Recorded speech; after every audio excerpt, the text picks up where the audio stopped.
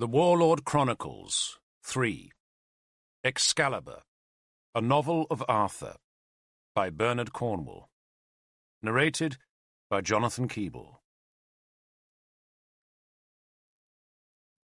Part 1. The Fires of May Dun. Women, how they do haunt this tale. When I began writing Arthur's story, I thought it would be a tale of men, a chronicle of swords and spears, of battles won and frontiers made, of ruined treaties and broken kings. For is that not how history itself is told? When we recite the genealogy of our kings, we do not name their mothers and grandmothers, but say Mordred ap Uther ap Custennin ap Cainar, and so on, all the way back to the great Belimar, who is the father of us all. History is a story told by men, and of men's making. But in this tale of Arthur, like the glimmer of salmon in peat-dark water, the women do shine. Men do make history, and I cannot deny that it was men who brought Britain low.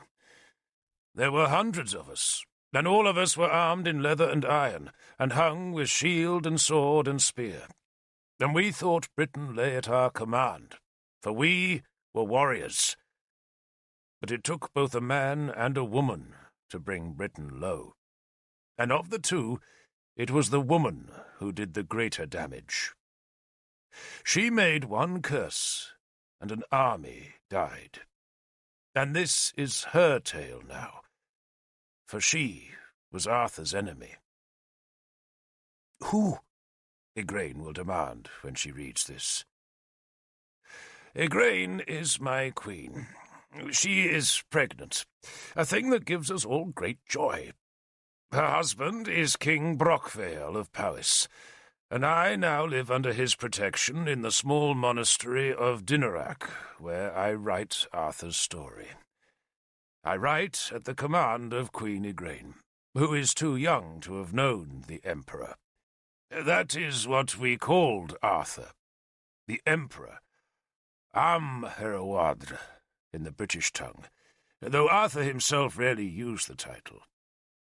I write in the Saxon tongue, for I am a Saxon, and because Bishop Sansom, the saint who rules our small community at Dinarac, would never allow me to write Arthur's tale. Sansom hates Arthur, reviles his memory, and calls him traitor. And so Igraine and I have told the saint that I am writing a gospel of our Lord Jesus Christ in the Saxon tongue. And because Sansom neither speaks Saxon nor can read any language, the deception has seen the tale safe this far. The tale grows darker now, and harder to tell. Sometimes when I think of my beloved Arthur, I see his noontime as a sun-bright day. Yet how quickly the clouds came. Later, as we shall see, the clouds parted, and the sun mellowed his landscape once more. But then came the night, and we have not seen the sun since. It was Guinevere who darkened the noonday sun. It happened during the rebellion when Lancelot, whom Arthur had thought a friend, tried to usurp the throne of Dumnonia. He was helped in this by the Christians, who had been deceived by their leaders, Bishop Sansom among them, into believing that it was their holy duty to scour the country of pagans and so prepare the island of Britain for the second coming of the Lord Jesus Christ in the year 500. Lancelot was also helped by the Saxon king Cerdic, who launched a terrifying attack along the valley of the Thames in an attempt to divide Britain. If the Saxons had reached the Severn Sea, then the British kingdoms of the north would have been cut off from those of the south. Yet, by the grace of the gods, we defeated not only Lancelot and his Christian rabble, but Cerdic also. But in the defeat, Arthur discovered Guinevere's treachery. He found her naked in another man's arms, and it was as though the sun had vanished from his sky. I don't really understand, Igraine said to me one day in late summer. What, dear lady, do you not understand? I asked. Arthur loved Guinevere, yes? He did. So why could he not forgive her? I forgave Brockvale over Niuch. Niuch had been Brockvale's lover, but she had contracted a disease of the skin which had disfigured her beauty. I suspect, but have never asked, that Igraine used a charm to bring the disease to her rival. My queen might call herself a Christian, but Christianity is not a religion that offers the solace of revenge to its adherents.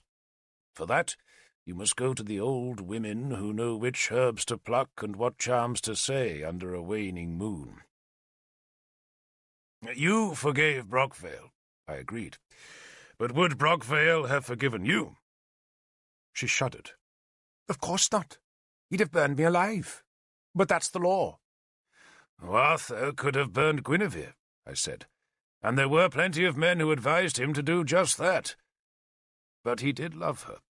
He loved her passionately, and that was why he could neither kill her nor forgive her. Not at first, anyway. Then he was a fool, Igraine said. Oh, she is very young, and has the glorious certainty of the young.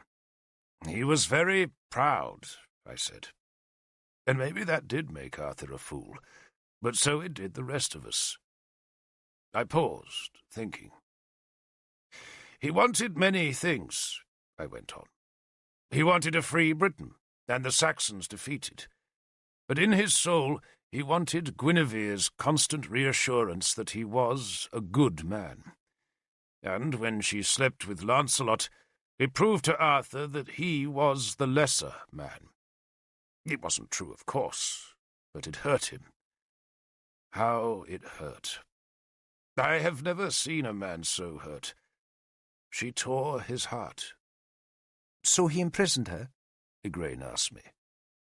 He imprisoned her, I said, and remembered how I had been forced to take Guinevere to the shrine of the Holy Thorn at Inniswydran, where Arthur's sister Morgan became her jailer. There was never any affection between Guinevere and Morgan. One was a pagan, the other a Christian, and the day I locked Guinevere into the shrine's compound was one of the few times I ever saw her weep. She will stay there, Arthur told me, till the day she dies. Men are fools, Igraine declared, then gave me a sidelong glance. Were you ever unfaithful to Cynwyn? No, I answered truthfully. Did you ever want to be? Oh, yes. Lust does not vanish with happiness, lady. Besides, what merit is there in fidelity if it is never tested? You think there is merit in fidelity? She asked, and I wondered which young, handsome warrior in her husband's care had taken her eye. Her pregnancy would prevent any nonsense for the moment, but I feared what might happen. Maybe nothing. I smiled.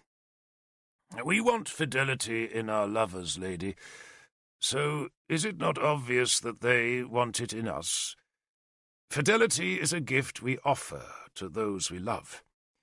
Arthur gave it to Guinevere, but she could not return it.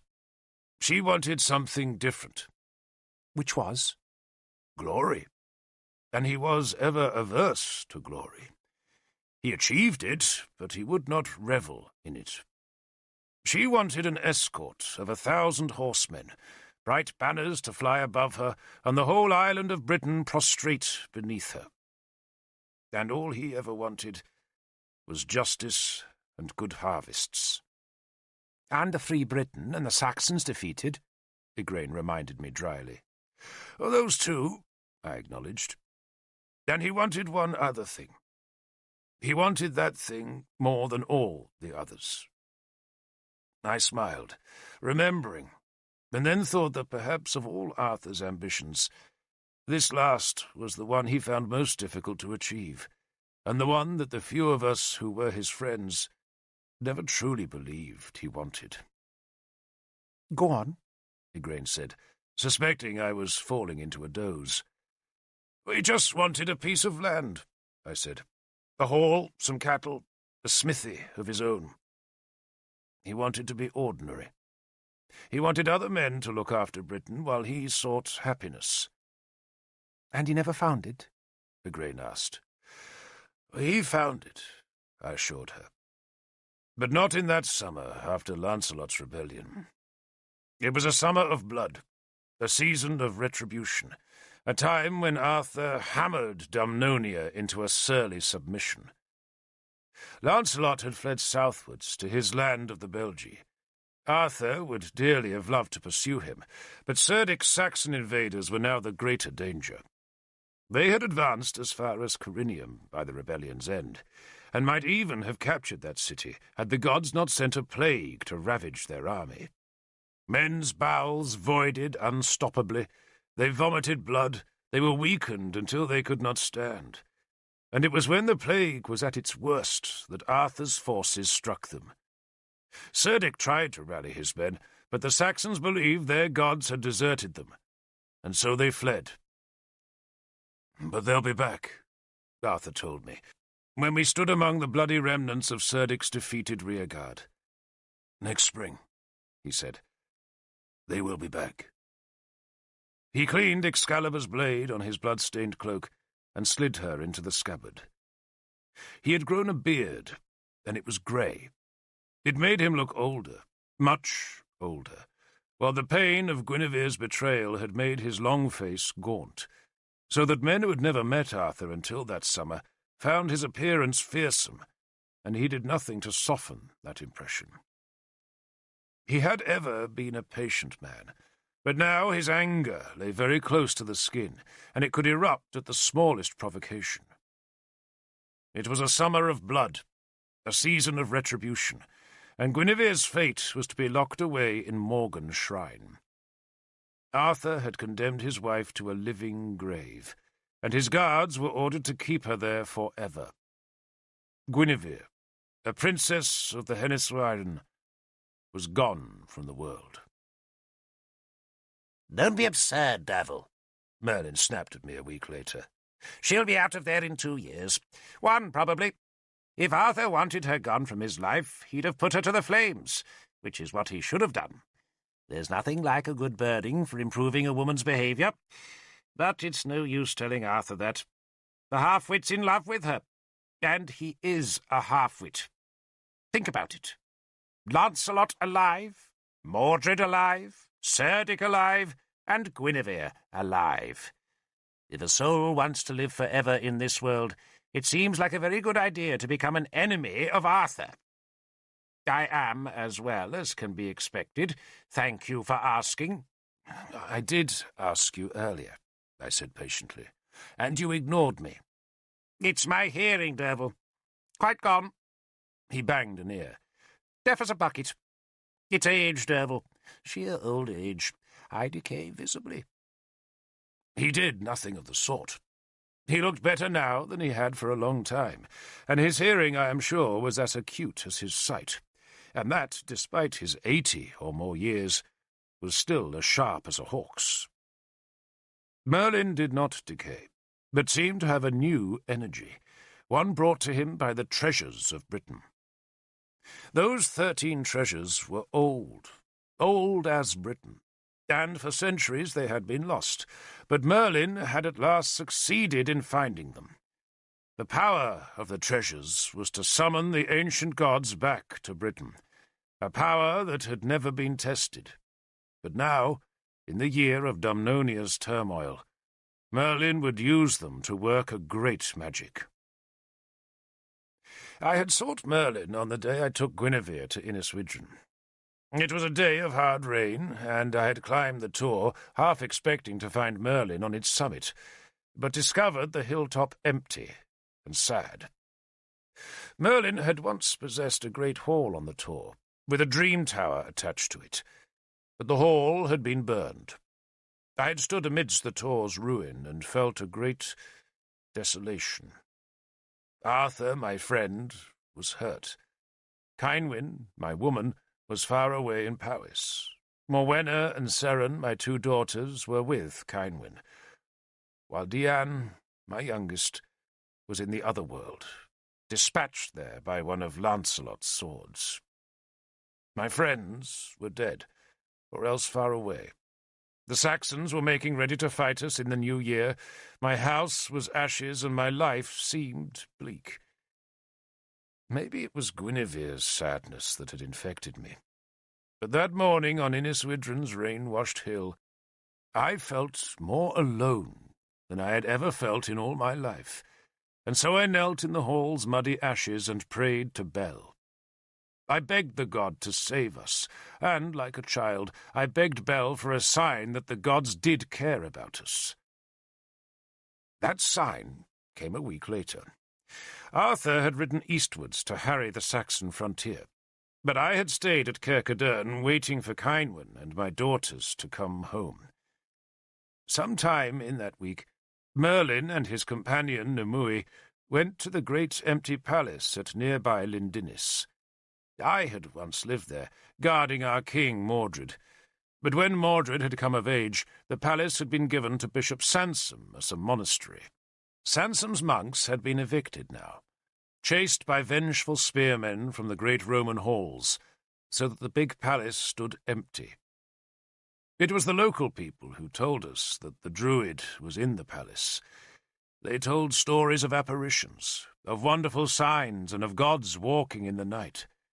And so I rode down to the palace, but found no sign of Merlin there. 200 or 300 people were camped outside the palace gates, and they excitedly repeated the tales of nighttime visions, and, hearing them, my heart sank. Dumnonia had just endured the frenzy of a Christian rebellion, fueled by just such crazed superstition, and now it seemed the pagans were about to match the Christian madness. I pushed open the palace gates, crossed the big courtyard, and strode through Lindinis's empty halls. I called Merlin's name, but there was no answer. I found a warm hearth in one of the kitchens, and evidence of another room recently swept, but nothing lived there except rats and mice. Yet all that day more folk gathered in Lindinis. They came from every part of Dumnonia, and there was a pathetic hope on all their faces.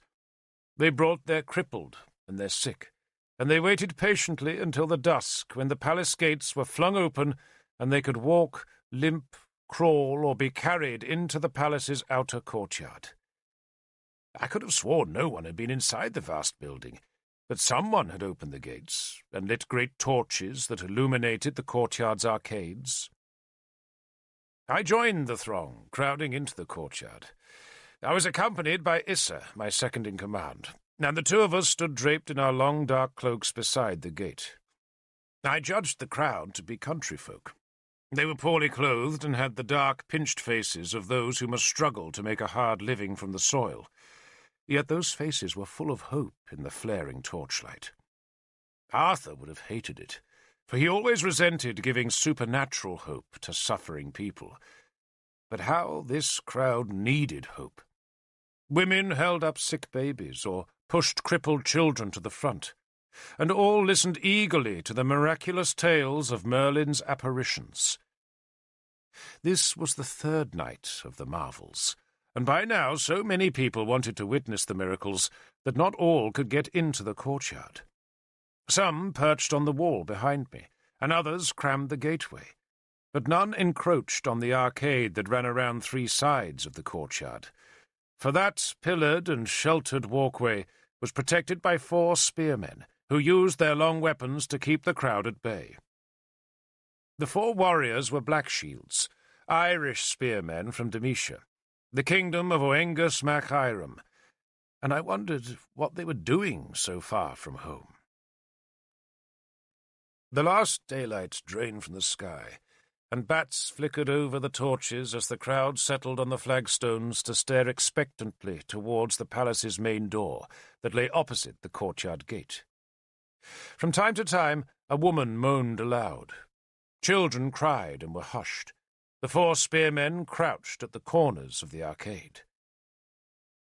We waited.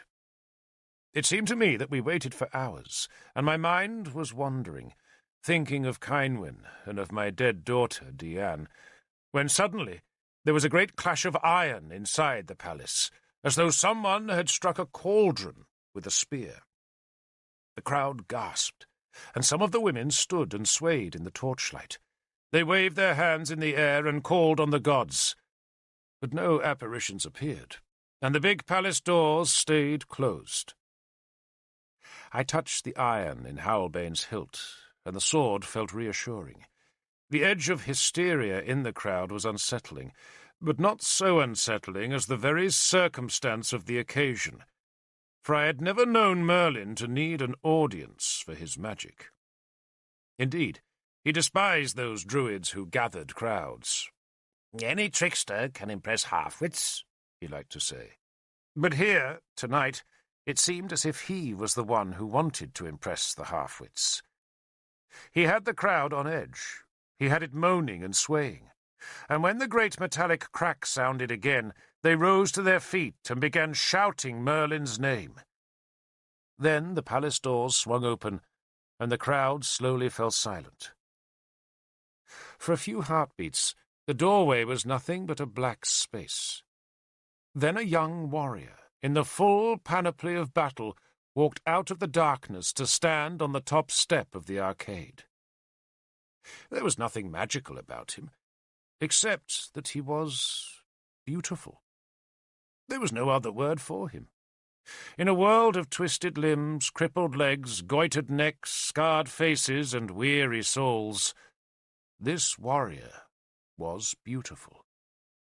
He was tall, thin, and golden-haired, and he had a serene face that could only be described as kind, even gentle. His eyes were a startling blue. He wore no helmet, so that his hair, which was as long as a girl's, hung straight down past his shoulders. He had a gleaming white breastplate, white greaves, and a white scabbard. The war gear looked expensive, and I wondered who he was. I thought I knew most of the warriors of Britain, at least those who could afford armour like this young man's. But he was a stranger to me. He smiled at the crowd, then raised both his hands and motioned that they were to kneel. Issa and I stayed standing. Maybe it was our warrior's arrogance, or perhaps we just wanted to see across the intervening heads. The long-haired warrior did not speak, but once the audience was down on its knees, he smiled his thanks at them, and then walked around the arcade, extinguishing the torches by taking them from their beckets and plunging them into water-filled barrels that stood ready. It was, I realized, a performance that had been carefully rehearsed. The courtyard became darker and darker, until the only remaining light came from the two torches flanking the great palace door. There was little moon, and the night was chilly dark. The white warrior stood between the last two torches. "Children of Britain," he said, and he had a voice to match his beauty, a gentle voice, full of warmth. "Pray to your gods. Within these walls are the treasures of Britain, and soon, very soon, their power will be unleashed. But now, so that you can see their power, we shall let the gods speak to us." With that, he extinguished the last two torches, and the courtyard was suddenly dark. Nothing happened. The crowd mumbled, calling on Bel and Gorfanon and Granos and Don to show their power. My skin crawled, and I clutched Howlbane's hilt. Were the gods circling us? I looked up to where a patch of stars glittered between the clouds, and imagined the great gods hovering in that upper air. And then Issa gasped, and I looked down from the stars. And I, too, gasped. For a girl, hardly more than a child on the very edge of womanhood, had appeared in the dark. She was a delicate girl, lovely in her youth and graceful in her loveliness, and she was as naked as a newborn. She was slender, with small high breasts and long thighs, and in one hand she carried a bunch of lilies, and in the other a narrow-bladed sword. And I just stared. For in the dark, the chill dark following the engulfment of the flames, the girl glowed. She actually glowed. She glistened with a shimmering white light. It was not a bright light. It did not dazzle. It was just there, like stardust brushed onto her white skin. It was a scattered, powdery radiance that touched her body and legs and arms and hair, though not her face. The lilies glowed, and the radiance glistened on the long, thin blade of her sword. The glowing girl walked the arcades. She seemed oblivious as the crowd in the courtyard held out their withered limbs and sick children. She ignored them, simply stepping delicately and lightly along the arcade, with her shadowed face staring down at the stones. Her steps were feather-light. She seemed self-absorbed, lost in her own dream, and the people moaned and called to her, but she did not look at them. She just walked on, and the strange light glimmered on her body, and on her arms and legs, and on her long black hair that grew close about her face, that was a black mask amidst the eerie glow. But somehow, instinctively perhaps, I sensed that her face was beautiful. She came close to where Issa and I were standing, and there she suddenly lifted that jet-black shadow of a face to stare in our direction. I smelt something that reminded me of the sea, and then, as suddenly as she had appeared, she vanished through a door, and the crowd sighed. "What was it?" Issa whispered to me. "I don't know," I answered. I was frightened.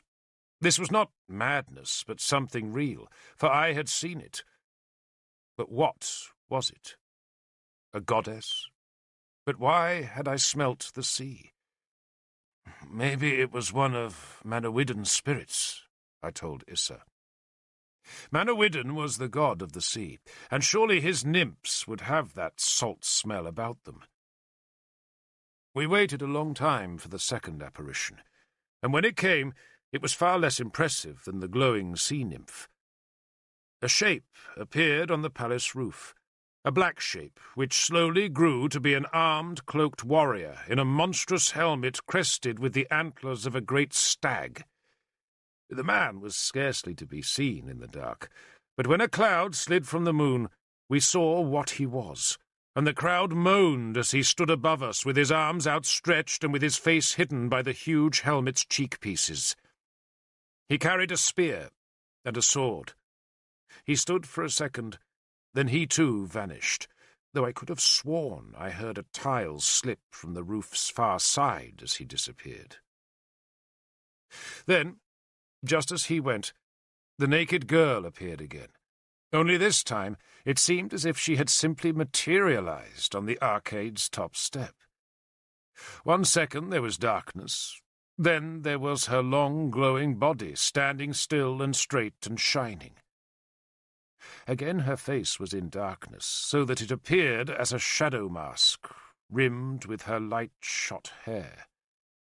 She stood still for a few seconds, then did a slow dance, delicately pointing her toes as she stepped in an intricate pattern that circled and crossed the same spot of the arcade. She stared down as she danced. It seemed to me that the glistening, unearthly light had been washed onto her skin, for I saw it was brighter in some places than others.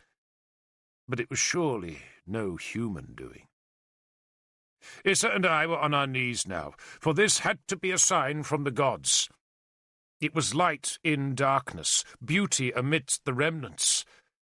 The nymph danced on, the light of her body slowly fading, and then, when she was only a hint of glistening loveliness in the arcade shadow, she stopped, spread her arms and legs wide to face us boldly, and then she vanished.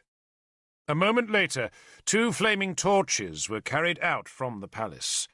The crowd was shouting now, calling to their gods and demanding to see Merlin, and at last he did appear from the palace entrance.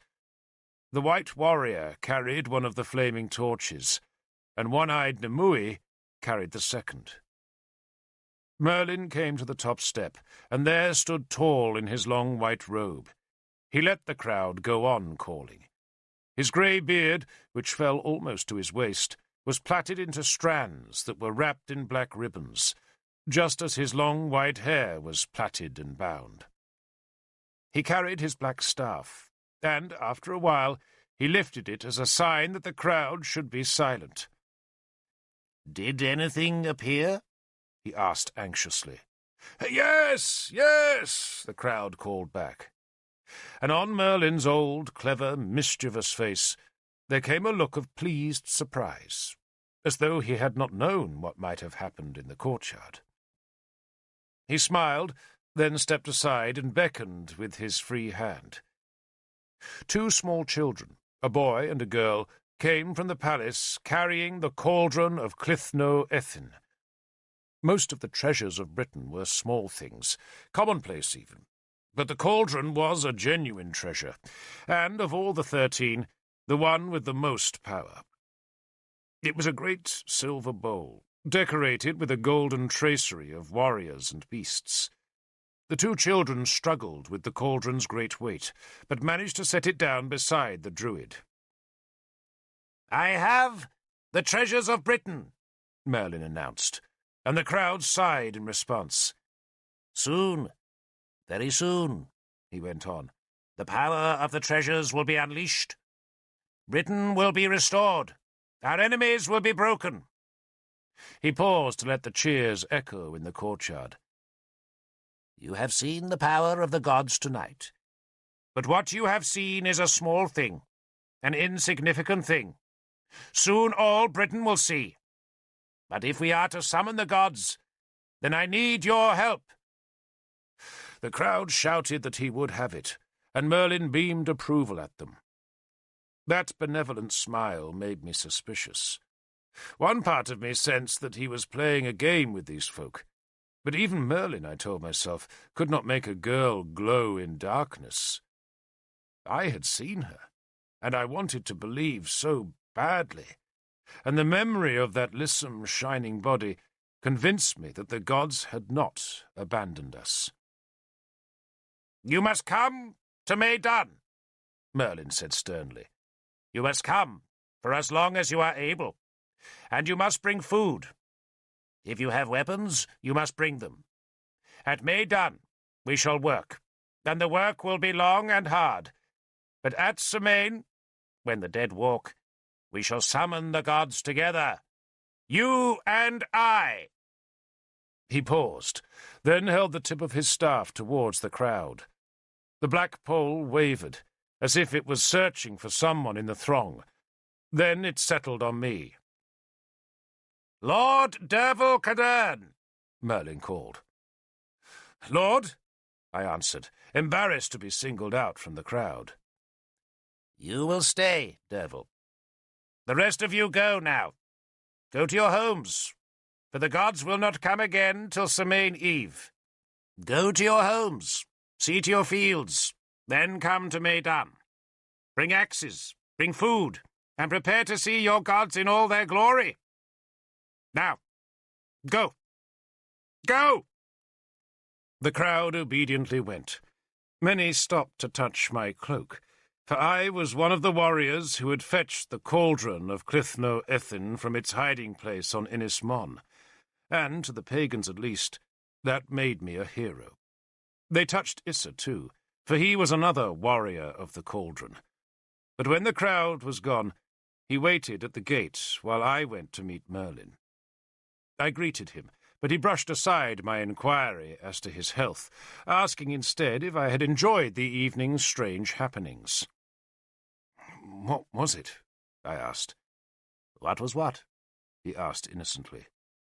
"The girl in the dark," I said. His eyes widened in mock astonishment. "She was here again, was she? How very interesting. Was it the girl with wings, or the one who shines?" The Shining Girl. I have no idea who she is, Derval. I cannot unriddle every mystery of this world. You have spent too long with Arthur, and like him you believe that everything must have a commonplace explanation. But alas, the gods rarely choose to make themselves clear. Would you be useful and carry the cauldron inside? I lifted the huge cauldron and took it into the palace's pillared reception hall. When I had been there earlier in the day, the room had been empty. But now there was a couch, a low table, and 4 iron stands, on which oil lamps stood. The young, handsome, white-armoured warrior, whose hair hung so long, smiled from the couch, while Nimue, dressed in a shabby black robe, carried a lit taper to the lamp's wicks. "This room was empty this afternoon," I said accusingly.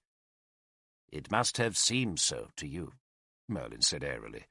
"But perhaps we simply chose not to show ourselves. Have you met the Prince Gawain?" He gestured to the young man who stood and bowed to me in greeting. "Gawain is son of King Boudic of Broceliande." Merlin introduced the prince. "Which makes him Arthur's nephew." "Lord Prince," I greeted Gawain. I had heard of Gawain, but had never met him. Broceliande was the British kingdom across the sea in Armorica, and of late, as the Franks pressed hard on their frontier, visitors from that kingdom had been rare. "I am honoured to meet you, Lord Derval," Gawain said courteously. "Your fame has gone far from Britain." "Don't be absurd, Gawain," Merlin snapped. "Derval's fame hasn't gone anywhere, except maybe to his fat head. Gawain is here to help me," he explained to me. "To do what?" I asked. "Protect the treasures, of course. He is a formidable spearman, or so I'm told. Is that true, Gawain? You're formidable?" Gawain just smiled. He did not look very formidable, for he was still a very young man, maybe only 15 or 16 summers, and he did not yet need to shave. His long, fair hair gave his face a girlish look, while his white armour, that I had earlier thought was so expensive, was now revealed to be nothing more than a coat of lime-wash painted on plain iron gear. If it had not been for his self-assurance and undeniable good looks, he would have been risible. "So, what have you been doing since last we met?" Merlin demanded of me. And it was then that I had told him of Guinevere, and he had scoffed at my belief that she would be imprisoned for life. "Arthur is a half-wit," he insisted. "Guinevere may be clever, but he doesn't need her. He needs something plain and stupid, something to keep his bed warm while he's worrying about the Saxons." He sat on the couch and smiled as the 2 small children who had carried the cauldron out to the courtyard now brought him a plate of bread and cheese with a flask of mead. "Supper," he said happily. "Do join me, Derval, for we wish to talk to you. Sit. You will find the floor quite comfortable. Sit beside Nimue." I sat. Nimue had ignored me thus far. The socket of her missing eye, that had been torn from her face by a king, was covered with an eye patch, and her hair, that had been cut so short before we went south to Guinevere's sea palace, was growing back, though it was still short enough to give her a boyish look. She seemed angry, but Nimue always seemed angry. Her life was devoted to one thing only, the pursuit of the gods, and she despised anything which deflected her from that search. And maybe she thought Merlin's ironic pleasantries were somehow a waste of time. She and I had grown up together, and in the years since our childhood, I had more than once kept her alive. I had fed her and clothed her, yet still she treated me as though I was a fool. "Who rules Britain?" she asked me abruptly. "The wrong question!" Merlin snapped at her with unexpected vehemence. "The wrong question." "Well?" she demanded of me, ignoring Merlin's anger. "No one rules Britain," I said. "The right answer," Merlin said vengefully. His bad temper had unsettled Gawain, who was standing behind Merlin's couch and looking anxiously at Nimue. He was frightened of her, but I cannot blame him for that. Nimue frightened most people. "So who rules Dumnonia?" she asked me. "Arthur does," I answered. Nimue gave Merlin a triumphant look, but the druid just shook his head. "The word is Rex," he said. "Rex. And if either of you had the slightest notion of Latin, you would know that Rex means king, not emperor. The word for emperor is imperator. Are we to risk everything because you are uneducated?" "Arthur rules Dumnonia," Nimue insisted. Merlin ignored her. "And who is king here?" he demanded of me. "Mordred, of course." "Of course," he repeated. "Mordred." He spat at Nimue. "Mordred!" She turned away as though he was being tedious. I was lost, not understanding in the least what their argument meant, and I had no chance to ask, for the two children appeared through the curtained doorway again to bring more bread and cheese. As they put the plates on the floor, I caught a hint of sea smell, that waft of salt and seaweed that had accompanied the naked apparition. But then the children went back through the curtain, and the smell vanished with them.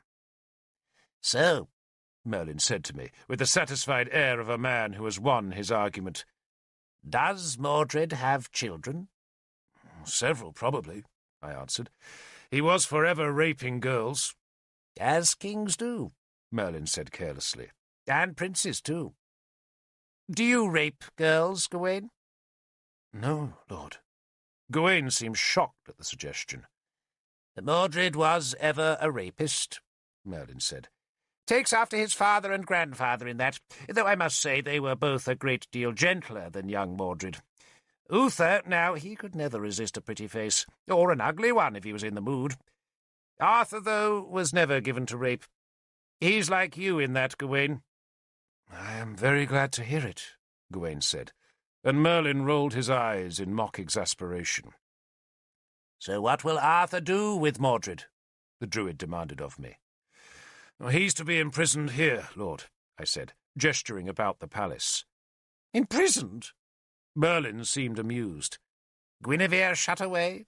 Bishop Sansom locked up? If life goes on like this, then everyone in Arthur's life will soon be imprisoned. We shall all be on water and mouldy bread. What a fool Arthur is! He should knock Mordred's brains out." Mordred had been a child when he inherited the kingship, and Arthur had wielded the royal power as the boy grew. But when Mordred came of age, and true to the promise he had given to High King Uther, Arthur handed the kingdom to Mordred. Mordred misused that power, and even plotted Arthur's death, and it was that plot which had encouraged Sansom and Lancelot in their revolt. Mordred was to be imprisoned now, though Arthur was determined that Dumnonia's rightful king, in whom the blood of the gods ran, should be treated with honour, even if he was not to be allowed power. He would be kept under guard in this lavish palace, given all the luxuries he craved, but kept from mischief. "So you think," Merlin asked me, "that Mordred does have whelps?" "Dozens, I should think." "If you ever do think," Merlin snapped, "give me a name, Derval. Give me a name." I thought for a moment. I was in a better position than most men to know Mordred's sins, for I had been his childhood guardian, a task I had done both reluctantly and badly. I had never succeeded in being a father to him, and though my Cynwyn had tried to be a mother, she too had failed, and the wretched boy had grown sullen and evil. "There was a servant girl here," I said, "and he kept her company for a long time." "Her name?" Merlin demanded with a mouthful of cheese. "Sualog." "Sualog?" He seemed amused by the name. "And you say he fathered a child on this Sualog?" "A boy," I said, "if it was his, which it probably was." "And this Sualog," he said, waving a knife, "where might she be?" "Probably somewhere very close," I answered. "She never moved with us to Ermid's Hall, and Cynwyn always supposed that Mordred had given her money." "So he was fond of her?" "I think he was, yes. How gratifying to know that there is some good in the horrible boy. Sualog, eh? You can find her, Gawain? I shall try, Lord, Gawain said eagerly. Not just try, succeed, Merlin snapped. What did she look like, Derval, this curiously named Sualog? Short, I said. Plumpish, black hair. So far we have succeeded in whittling our search down to every girl in Britain beneath the age of 20. Can you be more specific? How old would the child be now? 6, I said. And if I remember rightly, he had reddish hair. And the girl? I shook my head. Well, pleasant enough, but not really memorable. All girls are memorable, Merlin said loftily. Especially ones named Sualog. Find her, Gawain. Why do you want to find her? I asked. Do I poke my nose into your business? Merlin demanded. Do I come and ask you foolish questions about spears and shields? Am I forever pestering you with idiotic inquiries about the manner in which you administer justice? Do I care about your harvests? Have I, in short, made a nuisance of myself by interfering in your life, Derval? No, Lord. So pray do not be curious about mine. It is not given for shrews to understand the ways of the eagle. Now eat some cheese, Derval. Nimue refused to eat. She was brooding, angered by the way Merlin had dismissed her assertion that Arthur was the true ruler of Dumnonia. Merlin ignored her, preferring to tease Gawain. He did not mention Mordred again, nor would he talk about what he planned at Maidan, though he did finally speak of the treasures as he escorted me towards the palace's outer gate, where Issa still waited for me. The druid's black staff clicked on the stones as we walked through the courtyard, where the crowd had watched the apparitions come and go. I need people, you see, Merlin said, because if the gods are to be summoned, then there is work to be done, and Nimue and I cannot possibly do it all alone. We need 100 folk, maybe more. To do what? You'll see. You'll see. Did you like Gawain? He seems willing. Oh, he's willing, all right. But is that admirable? Dogs are willing. He reminds me of Arthur when he was young. All that eagerness to do good. He laughed. Lord, I said, anxious for reassurance, what will happen at Maidan? We shall summon the gods, of course. It's a complicated procedure, and I can only pray I do it right. I do fear, of course, that it will not work. Nimue, as you might have gathered, believes I am doing it all wrong. But we shall see. We shall see. He walked a couple of paces in silence. But if we do it right, Derval, if we do it right, then what a sight we shall witness. The gods coming in all their power. Madawidden striding from the sea all wet and glorious. Taranis splintering the skies with lightning. Bel trailing fire from heaven. And Dawn cleaving the clouds with her spear of fire. That should scare the Christians, eh? He danced a pair of clumsy steps for pure delight. The bishops will be pissing in their black robes then, eh?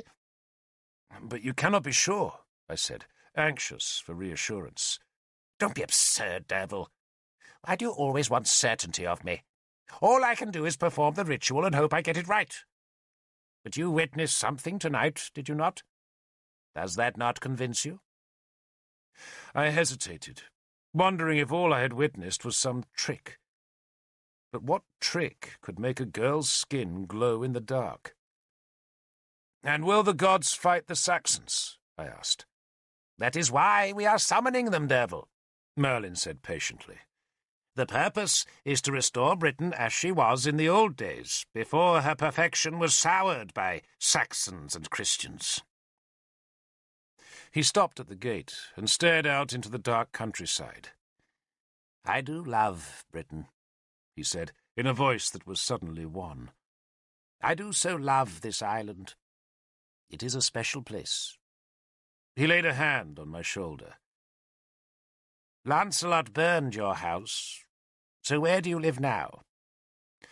I have to build a place, I said, though it would not be at Ermid's Hall, where my little Diane had died.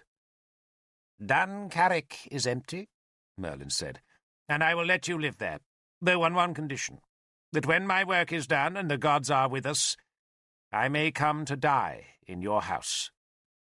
You may come and live there, Lord, I said. To die, Derval, to die. I am old. I have one task left, and that task will be attempted at May done. He kept his hand on my shoulder. You think I do not know the risks I run? I sensed fear in him. What risks, Lord? I asked awkwardly. A screech owl sounded from the dark, and Merlin listened with a cocked head for a repeat of the call, but none came. All my life, he said after a while, I have sought to bring the gods back to Britain. And now I have the means, but I don't know whether it will work, or whether I am the man to do the rites, or whether I'll even live to see it happen. His hand tightened on my shoulder. Go, Derval, he said. Go. I must sleep. For tomorrow I travel south, but come to Durnovaria at Semaine. Come and witness the gods. I will be there, Lord. He smiled and turned away, and I walked back to the care in a daze, full of hope and beset by fears, wondering where the magic would take us now, or whether it would take us nowhere but to the feet of the Saxons who would come in the spring. For if Merlin could not summon the gods, then Britain was surely doomed. Slowly, like a settling pool that had been stirred to turbidity, Britain calmed. Lancelot cowered in Venter, fearing Arthur's vengeance.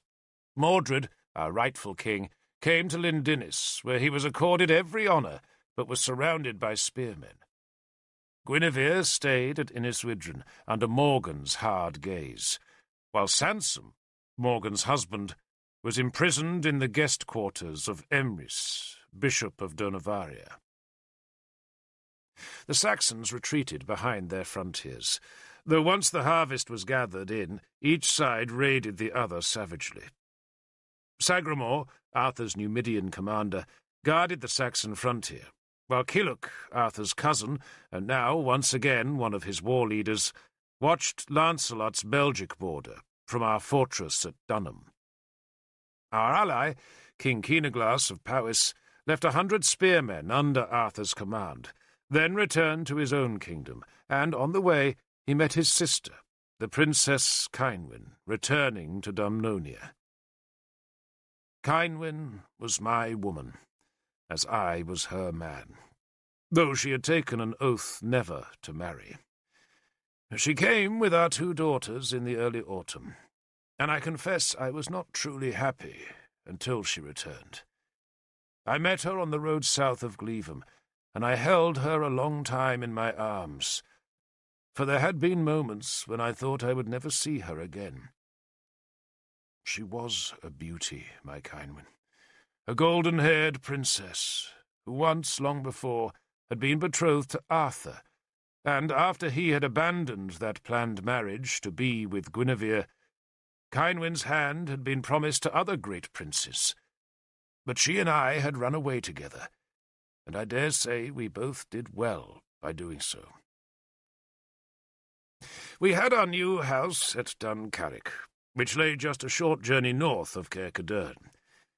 Dun Carrick means the hill by the pretty stream, and the name was apt, for it was a lovely place where I thought we would be happy.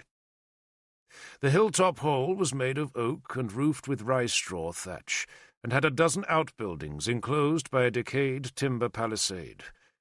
The folk who lived in the small village at the foot of the hill believed the hall to be haunted, for Merlin had let an ancient druid, Belize, live out his life in the place. But my spearmen had cleaned out the nests and vermin, then hauled out all Belize's ritual paraphernalia. I had no doubt that the villagers, despite their fear of the old hall, had already taken the cauldrons, tripods, and anything else of real value, so we were left to dispose of the snake-skins, dry bones, and desiccated corpses of birds, all of them thick with cobwebs. Many of the bones were human, great heaps of them, and we buried those remains in scattered pits, so that the souls of the dead could not re-knit and come back to stalk us. Arthur had sent me dozens of young men to train into warriors, and all that autumn I taught them the discipline of the spear and shield. And once a week, more out of duty than from pleasure, I visited Guinevere at nearby Iniswydren. I carried her gifts of food, and, as it got colder, a great cloak of bear fur.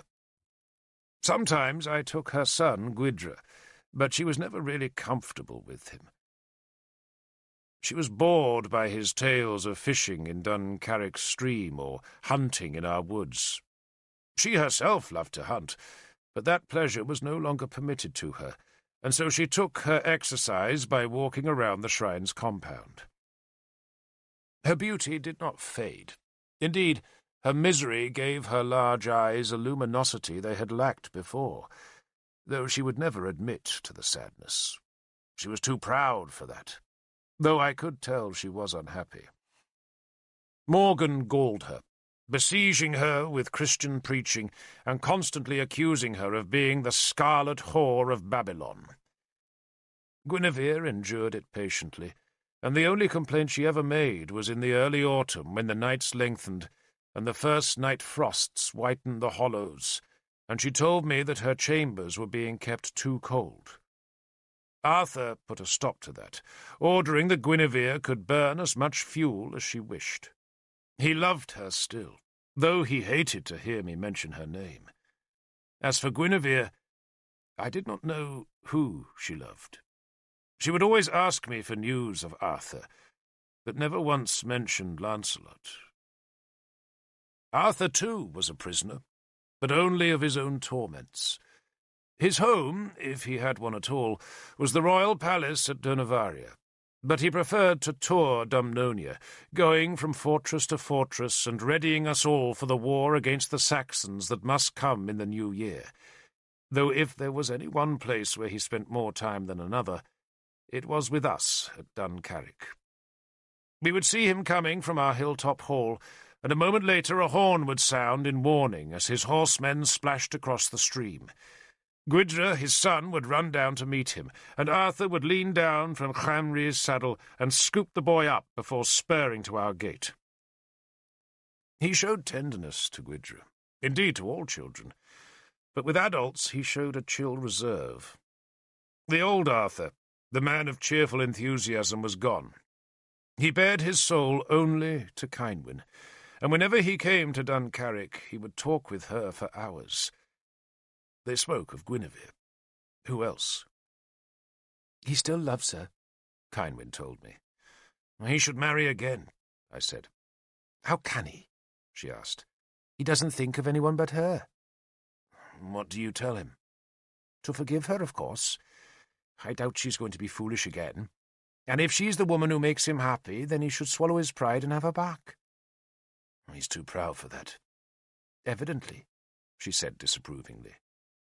She laid down her distaff and spindle. "I think maybe he needs to kill Lancelot first. That would make him happy." Arthur tried that autumn. He led a sudden raid on Venta, Lancelot's capital, but Lancelot had wind of the attack and fled to Cerdic, his protector. He took with him Amhar and Loholt, Arthur's sons by his Irish mistress, Eileen. The twins had ever resented their bastardy, and had allied themselves with Arthur's enemies. Arthur failed to find Lancelot, but he did bring back a rich haul of grain that was sorely needed, because the turmoil of the summer had inevitably affected our harvest. In mid-autumn, just 2 weeks before Semaine, and in the days following his raid on Venta, Arthur came again to Duncarrick. He had become still thinner, and his face even more gaunt. He had never been a man of frightening presence, but now he had become guarded, so that men did not know what thoughts he had, and that reticence gave him a mystery, while the sadness in his soul added a hardness to him. He had ever been slow to anger, but now his temper flared at the smallest provocation. Most of all, he was angry at himself, for he believed he was a failure. His first 2 sons had abandoned him. His marriage had soured, and Dumnonia had failed with it. He had thought he could make a perfect kingdom, a place of justice, security, and peace. But the Christians had preferred slaughter. He blamed himself for not seeing what was coming, and now, in the quiet after the storm, he doubted his own vision. "We must just settle for doing the little things, Derval," he said to me that day. It was a perfect autumn day. The sky was mottled with clouds, so that patches of sunlight raced across the yellow-brown landscape that lay to our west. Arthur, for once, did not seek Kynwyn's company, but led me to a patch of grass just outside Duncarrick's mended palisade, from where he stared moodily at the Tor rearing on the skyline. He stared at Inniswydran, where Guinevere lay. "The little things?" I asked him. "Defeat the Saxons, of course," he grimaced, knowing that defeating the Saxons was no small thing. "They are refusing to talk to us. If I send any emissaries, they will kill them. They told me so last week." "They?" I asked. "They," he confirmed grimly, meaning both Cerdic and Ael. The 2 Saxon kings were usually at each other's throats, a condition we encouraged with massive bribery. But now it seemed they had learned the lesson that Arthur had taught the British kingdoms so well, that in unity alone lies victory. The 2 Saxon monarchs were joining forces to crush Dumnonia, and their decision to receive no emissaries was a sign of their resolve, as well as a measure of self-protection. Arthur's messengers could carry bribes that might weaken their chieftains, and all emissaries, however earnestly they seek peace, serve to spy on the enemy. Cerdic and Ael were taking no chances. They meant to bury their differences and join forces to crush us. "I hoped the plague had weakened them," I said. "But new men have come, Derval," Arthur said. "We hear their boats are landing every day, and every boat is filled with hungry souls. They know we are weak, so thousands of them will come next year. Thousands upon thousands." Arthur seemed to revel in the dire prospect. "A horde. Maybe that is how we shall end, you and I. 2 old friends, shield beside shield, cut down by barbarian axemen. There are worse ways to die, Lord. And better," he said curtly. He was gazing towards the Tor. Indeed, whenever he came to Duncarrick, he would always sit on this western slope, never on the eastern side, nor on the south slope facing Caer Cadern, but always here, looking across the vale. I knew what he was thinking, and he knew that I knew, but he would not mention her name, for he did not want me to know that he woke each morning with thoughts of her, and prayed every night for dreams of her. Then he was suddenly aware of my gaze, and he looked down into the fields where Issa was training boys to be warriors. The autumn air was filled with the harsh clatter of spear-staves clashing, and of Issa's raw voice shouting to keep blades low and shields high. "How are they?" Arthur asked, nodding at the recruits. "Like us 20 years ago," I said. "And back then our elders said we would never make warriors. And 20 years from now those boys will be saying the same about their sons. They'll be good. One battle will season them, and after that they'll be as useful as any warrior in Britain." "One battle," Arthur said grimly. "We may only have one battle. When the Saxons come, Derval, they will outnumber us. Even if Powys and Gwent send all their men, we shall be outnumbered." He spoke a bitter truth. "Merlin says I shouldn't worry," Arthur added sarcastically. "He says his business on Meydan will make a war unnecessary. Have you visited the place?" "Not yet." "Hundreds of fools dragging firewood to the summit. Madness." He spat down the slope. "I don't put my trust in treasures, Derval, but in shield walls and sharp spears. And I have one other hope." He paused. "Which is?" I prompted him. He turned to look at me. "If we can divide our enemies one more time," he said, "then we still have a chance. If Cerdic comes on his own, we can defeat him, so long as Powys and Gwent help us. But I can't defeat Cerdic and Ael together. I might win if I had 5 years to rebuild our army, but I can't do it next spring. Our only hope, Derval, is for our enemies to fall out." It was our old way to make war. Bribe one Saxon king to fight the other. But from what Arthur had told me, the Saxons were taking good care to make sure it did not happen this winter. "I will offer Ael a permanent peace," Arthur went on. "He may keep all his present lands, and all the land he can take from Cerdic, and he and his descendants may rule those lands forever. You understand me? I yield him that land in perpetuity, if he will only side with us in the coming war." I said nothing for a while. The old Arthur, the Arthur who had been my friend before that night in Isis's temple, would never have spoken those words, for they were not true. No man would cede British land to the Sace. Arthur was lying, in the hope that Ael would believe the lie, and in a few years Arthur would break the promise and attack Ael. I knew that, but I knew better than to challenge the lie, for then I could not pretend to believe in it myself.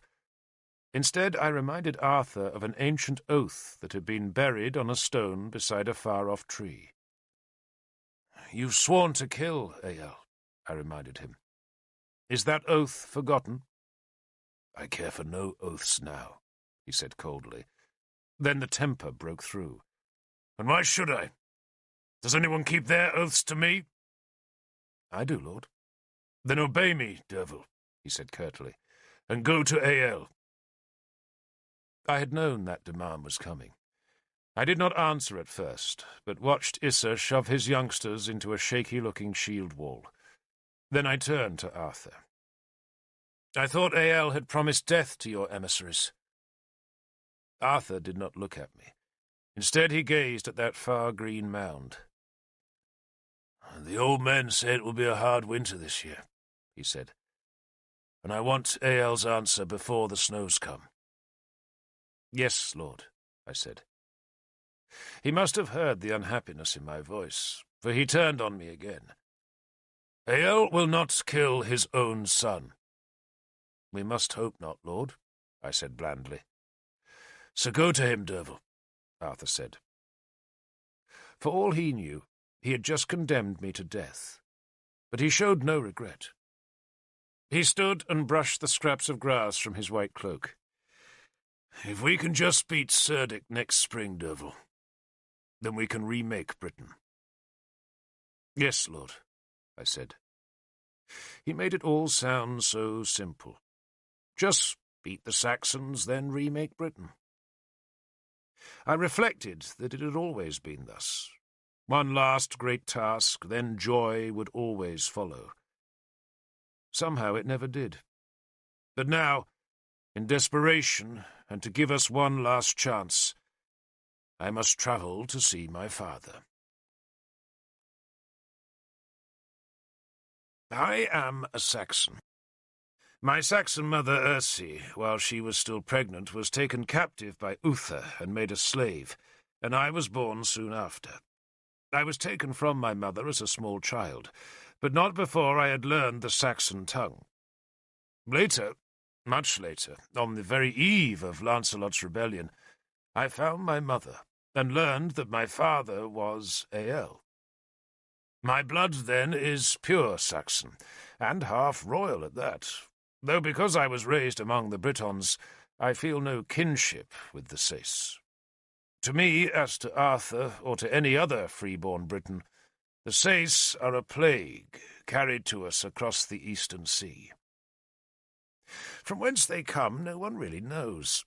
Sagramor, who has travelled more widely than any other of Arthur's commanders, tells me the Saxon land is a distant fog-shrouded place of bogs and woodland, though he admits he has never been there.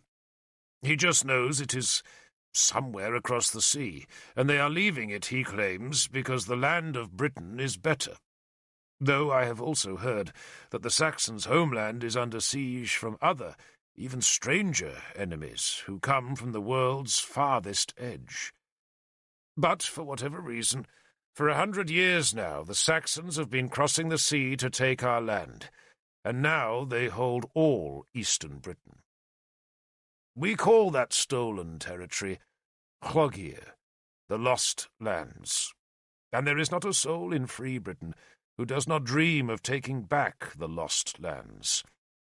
Merlin and Nimue believe that the lands will only be recovered by the gods, while Arthur wishes to do it with the sword. And my task was to divide our enemies to make the task easier for either the gods or for Arthur. I travelled in the autumn, when the oaks had turned to bronze, the beeches to red, and the cold was misting the dawn's white. I travelled alone, for if Ael was to reward an emissary's coming with death, then it was better that only one man should die. Cynwyn had begged me to take a war band. But to what purpose? One band could not hope to take on the power of Ael's whole army. And so, as the wind stripped the first yellow leaves from the elms, I rode eastwards. Cynwyn had tried to persuade me to wait until after Semaine, for if Merlin's invocations worked at Maydun, then there would surely be no need for any emissaries to visit the Saxons. But Arthur would not countenance any delay. He had put his faith in Ael's treachery, and he wanted an answer from the Saxon king. And so I rode, hoping only that I would survive, and that I would be back in Dumnonia by Semaine Eve. I wore my sword, and I had a shield hung on my back, but I carried no other weapons or armour. I did not ride directly eastwards, for that route would have taken me dangerously close to Cerdic's land. So instead I went north into Gwent, and then eastwards, aiming for the Saxon frontier where Ael ruled. For a day and a half I journeyed through the rich farmlands of Gwent, passing villas and homesteads where smoke blew from roof-holes. The fields were churned muddy by the hoofs of beasts being penned for the winter slaughter, and their lowing added a melancholy to my journey. The air had that first hint of winter, and in the mornings the swollen sun hung low and pale in the mist. Starlings flocked on fallow fields. The landscape changed as I rode eastwards. Gwent was a Christian country, and at first I passed large, elaborate churches. But by the second day the churches were much smaller, and the farms less prosperous, until at last I reached the Middle Lands, the waste places where neither Saxon nor Briton ruled, but where both had their killing grounds. Here the meadows that had once fed whole families were thick with oak saplings, hawthorn, birch, and ash. The villas were roofless ruins, and the halls were stark, burned skeletons. Yet some folk still lived here, and when I once heard footsteps running through a nearby wood, I drew a halbane in fear of the masterless men who had their refuge in these wild valleys. But no one accosted me, until that evening, when a band of spearmen barred my path. They were men of Gwent, and, like all King Muirig's soldiers, they wore the vestiges of old Rome's uniform: bronze breastplates, helmets crested with plumes of red-dyed horsehair, and rust-red cloaks. Their leader was a Christian named Carrig, and he invited me to their fortress that stood in a clearing on a high wooded ridge. Carrig's job was to guard the frontier, and he brusquely demanded to know my business, but inquired no further when I gave him my name and said I rode for Arthur. Carrig's fortress was a simple wooden palisade, inside which was built a pair of huts that were thick with smoke from their open fires. I warmed myself as Carrig's dozen men busied themselves with cooking a haunch of venison on a spit made from a captured Saxon spear. There were a dozen such fortresses within a day's march, all watching eastwards to guard against Ael's raiders. Domnonia had much the same precautions, though we kept an army permanently close to our border. The expense of such an army was exorbitant, and resented by those whose taxes of grain and leather and salt and fleeces paid for the troops. Arthur had always struggled to make the taxes fair, and keep their burden light, though now, after the rebellion, he was ruthlessly levying a stiff penalty on all those wealthy men who had followed Lancelot. That levy fell disproportionately on Christians, and Murig, the Christian king of Gwent, had sent a protest that Arthur had ignored. Carrig, Murig's loyal follower, treated me with a certain reserve, though he did do his best to warn me of what waited across the border. "You do know, Lord," he said, "that the Sace are refusing to let men cross the frontier?" I had heard, yes. "Two merchants went by a week ago," Carrig said. "They were carrying pottery and fleeces.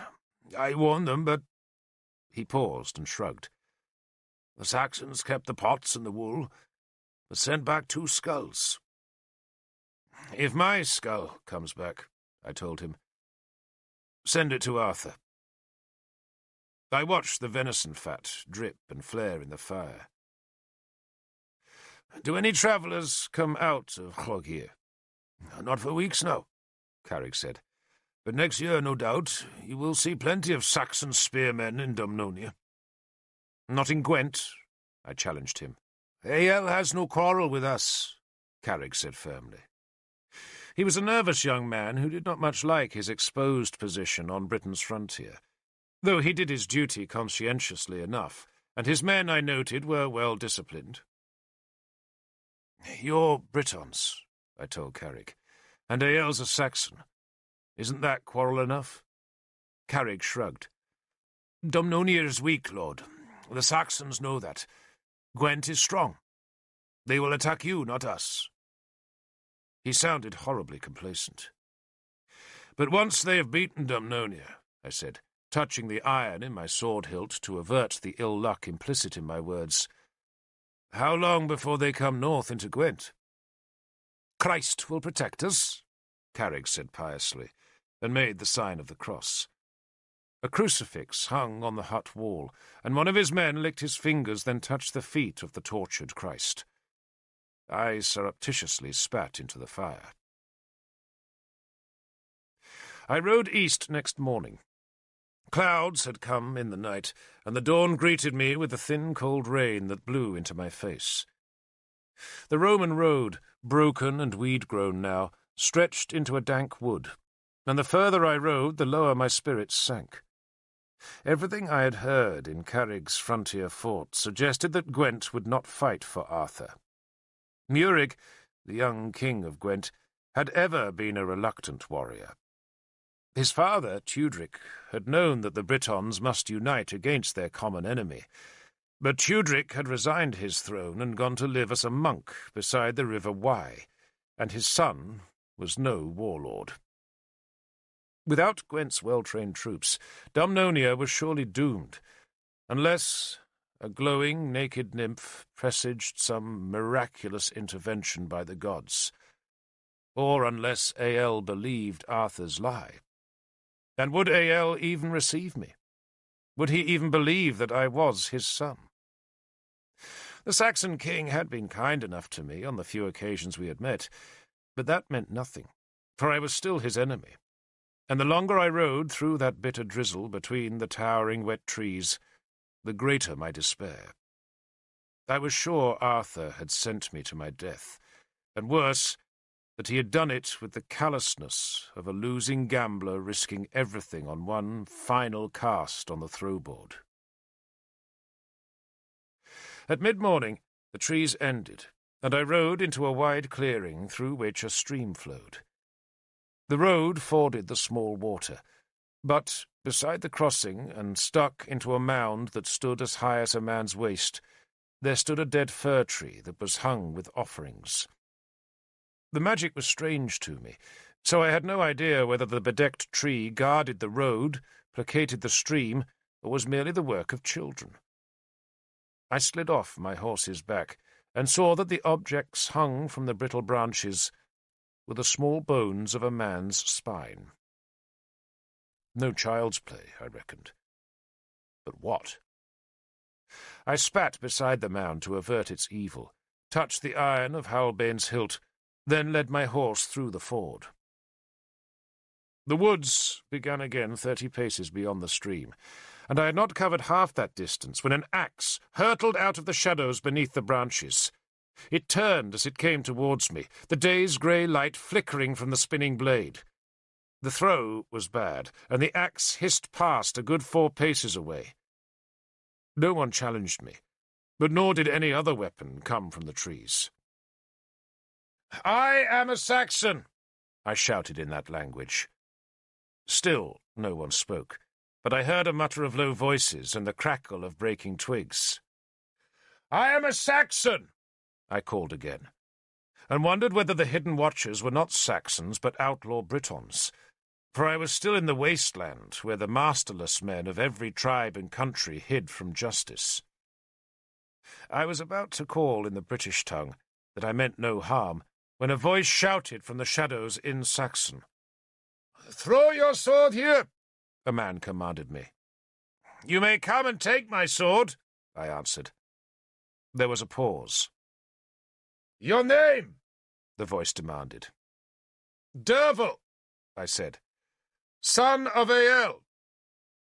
I called my father's name as a challenge, and it must have unsettled them, because once again I heard the low murmur of voices, and then, a moment later, 6 men pushed through the brambles to come into the clearing. All were in the thick furs that Saxons favoured as armour, and all carried spears. One of them wore a horned helmet, and he, evidently the leader, walked down the edge of the road towards me. "Derval," he said, stopping a 6 paces from me. "Derval," he said again. "I have heard that name, and it is no Saxon name." "It is my name," I answered, "and I am a Saxon." "A son of Ael?" He was suspicious. "Indeed." He considered me for a moment. He was a tall man with a mass of brown hair crammed into his horned helmet. His beard reached almost to his waist, and his moustaches hung to the top edge of the leather breastplate he wore beneath his fur cloak. I supposed he was a local chieftain, or maybe a warrior deputed to guard this part of the frontier. He twisted one of his moustaches in his free hand, then let the strands unwind.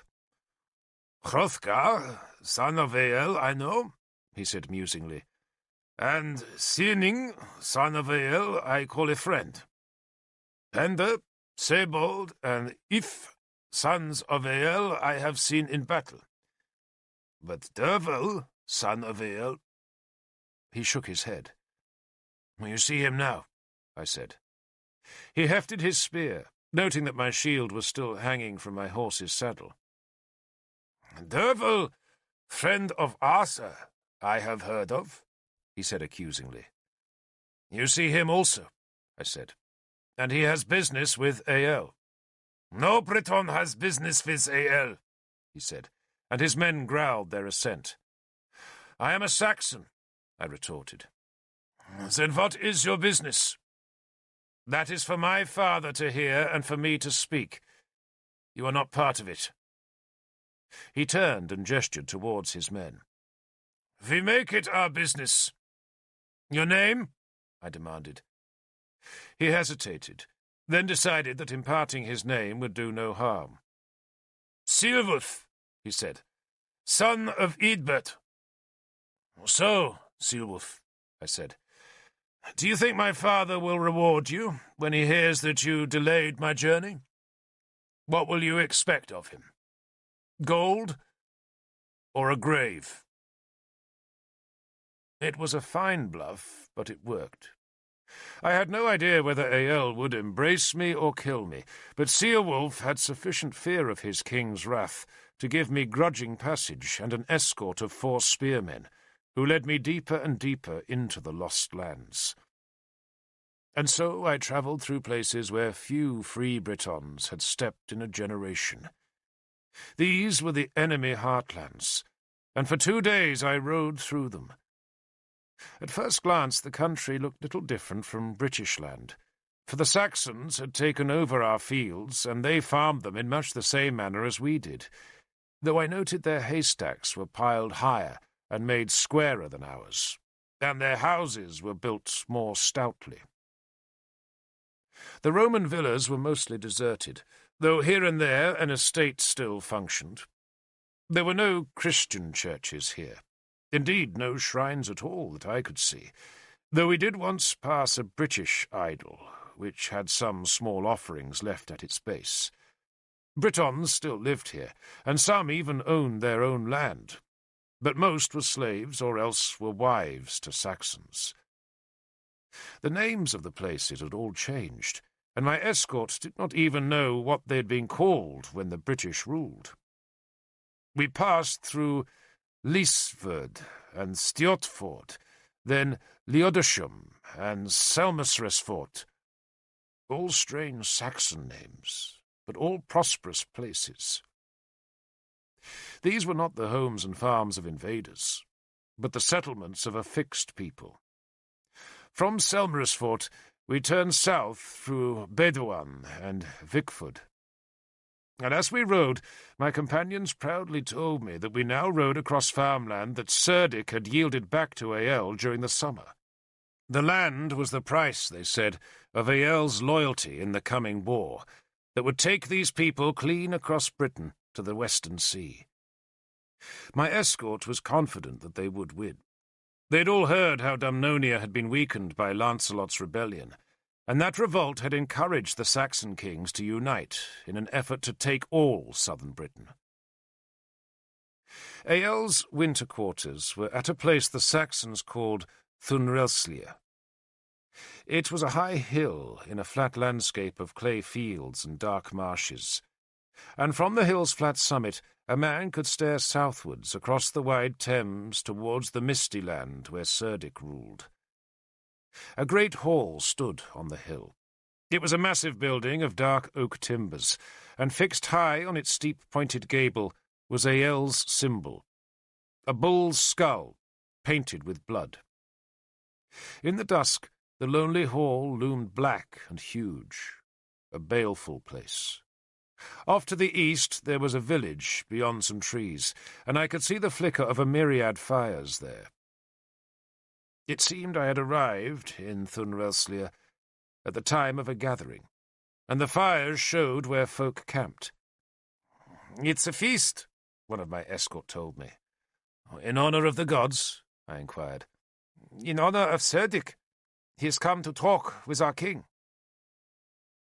My hopes, that were already low, plummeted. With Ael I stood some chance of survival, but with Cerdic, I thought, there was none. Cerdic was a cold, hard man, while Ael had an emotional, even a generous soul. I touched Halbane's hilt and thought of Cynwyn. I prayed the gods would let me see her again. And then it was time to slide off my weary horse's back, twitch my cloak straight, unhook the shield from my saddle's pommel, and go to face my enemies. 300 warriors must have been feasting on the rush-covered floor of that high, gaunt hall on its damp hilltop. 300 raucous, cheerful men, bearded and red-faced, who, unlike us Britons, saw nothing wrong in carrying weapons into a lord's feasting hall. 3 huge fires flared in the hall's centre, and so thick was the smoke that at first I could not see the men sitting behind the long table at the hall's far end. No one noticed my entrance, for with my long fair hair and thick beard I looked like a Saxon spearman. But as I was led past the roaring fires, a warrior saw the 5-pointed white star on my shield, and he remembered facing that symbol in battle. A growl erupted through the tumult of talk and laughter. The growl spread until every man in that hall was howling at me as I walked towards the dais on which the high table stood. The howling warriors put down their horns of ale and began to beat their hands against the floor or against their shields, so that the high roof echoed with the death beat. The crash of a blade striking the table ended the noise. Ael had stood, and it was his sword that had driven splinters from the long, rough table where a dozen men sat behind heaped plates and full horns. Cerdic was beside him, and on Cerdic's other side was Lancelot. Nor was Lancelot the only Briton there. Bors, his cousin, slouched beside him, while Amhar and Loholt, Arthur's sons, sat at the table's end. All of them were enemies of mine, and I touched Halbane's hilt and prayed for a good death. Ael stared at me. He knew me well enough, but did he know I was his son? Lancelot looked astonished to see me. He even blushed. Then he beckoned to an interpreter, spoke to him briefly, and the interpreter leant towards Cerdic and whispered in the monarch's ear. Cerdic also knew me, but neither Lancelot's words nor his recognition of an enemy changed the impenetrable expression on his face. It was a clerk's face, clean-shaven, narrow-chinned, and with a high, broad forehead. His lips were thin, and his sparse hair was combed severely back to a knot behind his skull. But the otherwise unremarkable face was made memorable by his eyes. They were pale eyes, merciless eyes, a killer's eyes. Ael seemed too astonished to speak. He was much older than Cerdic. Indeed, he was a year or two beyond 50, which made him an old man by any reckoning. But he still looked formidable. He was tall, broad-chested, and had a flat, hard face, a broken nose, scarred cheeks, and a full black beard. He was dressed in a fine scarlet robe, and had a thick gold torque at his neck, and more gold about his wrists. But no finery could disguise the fact that Ael was first and foremost a soldier, a great bear of a Saxon warrior. 2 fingers were missing from his right hand, struck off in some long-ago battle, where, I dare say, he had taken a bloody revenge. He finally spoke. "You dare come here?" "To see you, Lord King," I answered, and went down on one knee. I bowed to Ael, then to Cerdic, but ignored Lancelot. To me he was a nothing, a client king of Cerdic's, an elegant British traitor whose dark face was filled with loathing for me. Cerdic speared a piece of meat on a long knife, brought it towards his mouth, then hesitated. "We are receiving no messengers from Arthur," he said casually, "and any who are foolish enough to come are killed." He put the meat in his mouth, then turned away as though he had disposed of me as a piece of trivial business. His men bayed for my death. Ael again silenced the hall by banging his sword-blade on the table. "Do you come from Arthur?" he challenged me. I decided that gods would forgive an untruth. "I bring you greetings, Lord King," I said, "from Ersi, and the filial respect of Ersi's son, who is also, to his joy, your own." The words meant nothing to Cerdic. Lancelot, who had listened to a translation, again whispered urgently to his interpreter, and that man spoke once more to Cerdic. I did not doubt that he had encouraged what Cerdic now uttered. "He must die," Cerdic insisted. He spoke very calmly, as though my death were a small thing. "We have an agreement," he reminded Ael. "Our agreement says we shall receive no embassies from our enemies," Ael said, still staring at me. "And what else is he?" Cerdic demanded, at last showing some temper. "He is my son," Ael said simply. And a gasp sounded all around the crowded hall. "He is my son," Ael said again. "Are you not?" "I am, Lord King." "You have more sons," Cerdic told Ael carelessly, and gestured towards some bearded men who sat at Ael's left hand. Those men, I presume they were my half-brothers, just stared at me in confusion. "He brings a message from Arthur," Cerdic insisted. "That dog," he pointed his knife towards me, "always serves Arthur." "Do you bring a message from Arthur?" Ael asked. "I have a son's words for a father," I lied again. "Nothing more." "He must die," Cerdic said curtly, and all his supporters in the hall growled their agreement. "I will not kill my own son," Ael said, "in my own hall." "Then may I?" Cerdic asked acidly. "If a Briton comes to us, then he must be put to the sword." He spoke those words to the whole hall. "That is agreed between us," Cerdic insisted, and his men roared their approval and beat spear shafts against their shields. "That thing," Cerdic said, flinging a hand towards me, "is a Saxon who fights for Arthur. He is vermin. And you know what we do with vermin?" The warriors bellowed for my death, and their hounds added to the clamour with howls and barks. Lancelot watched me, his face unreadable, while Amhar and Loholt looked eager to help put me to the sword.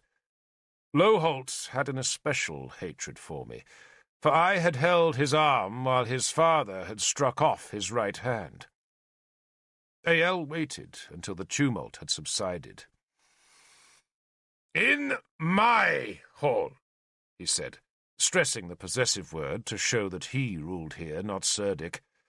"A warrior dies with his sword in his hand.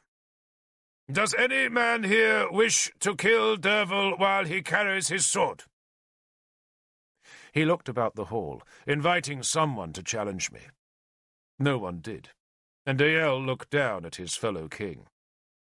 "I will break no agreement with you, Cerdic. Our spears will march together, and nothing my son says can prevent that victory." Cerdic picked a scrap of meat from between his teeth.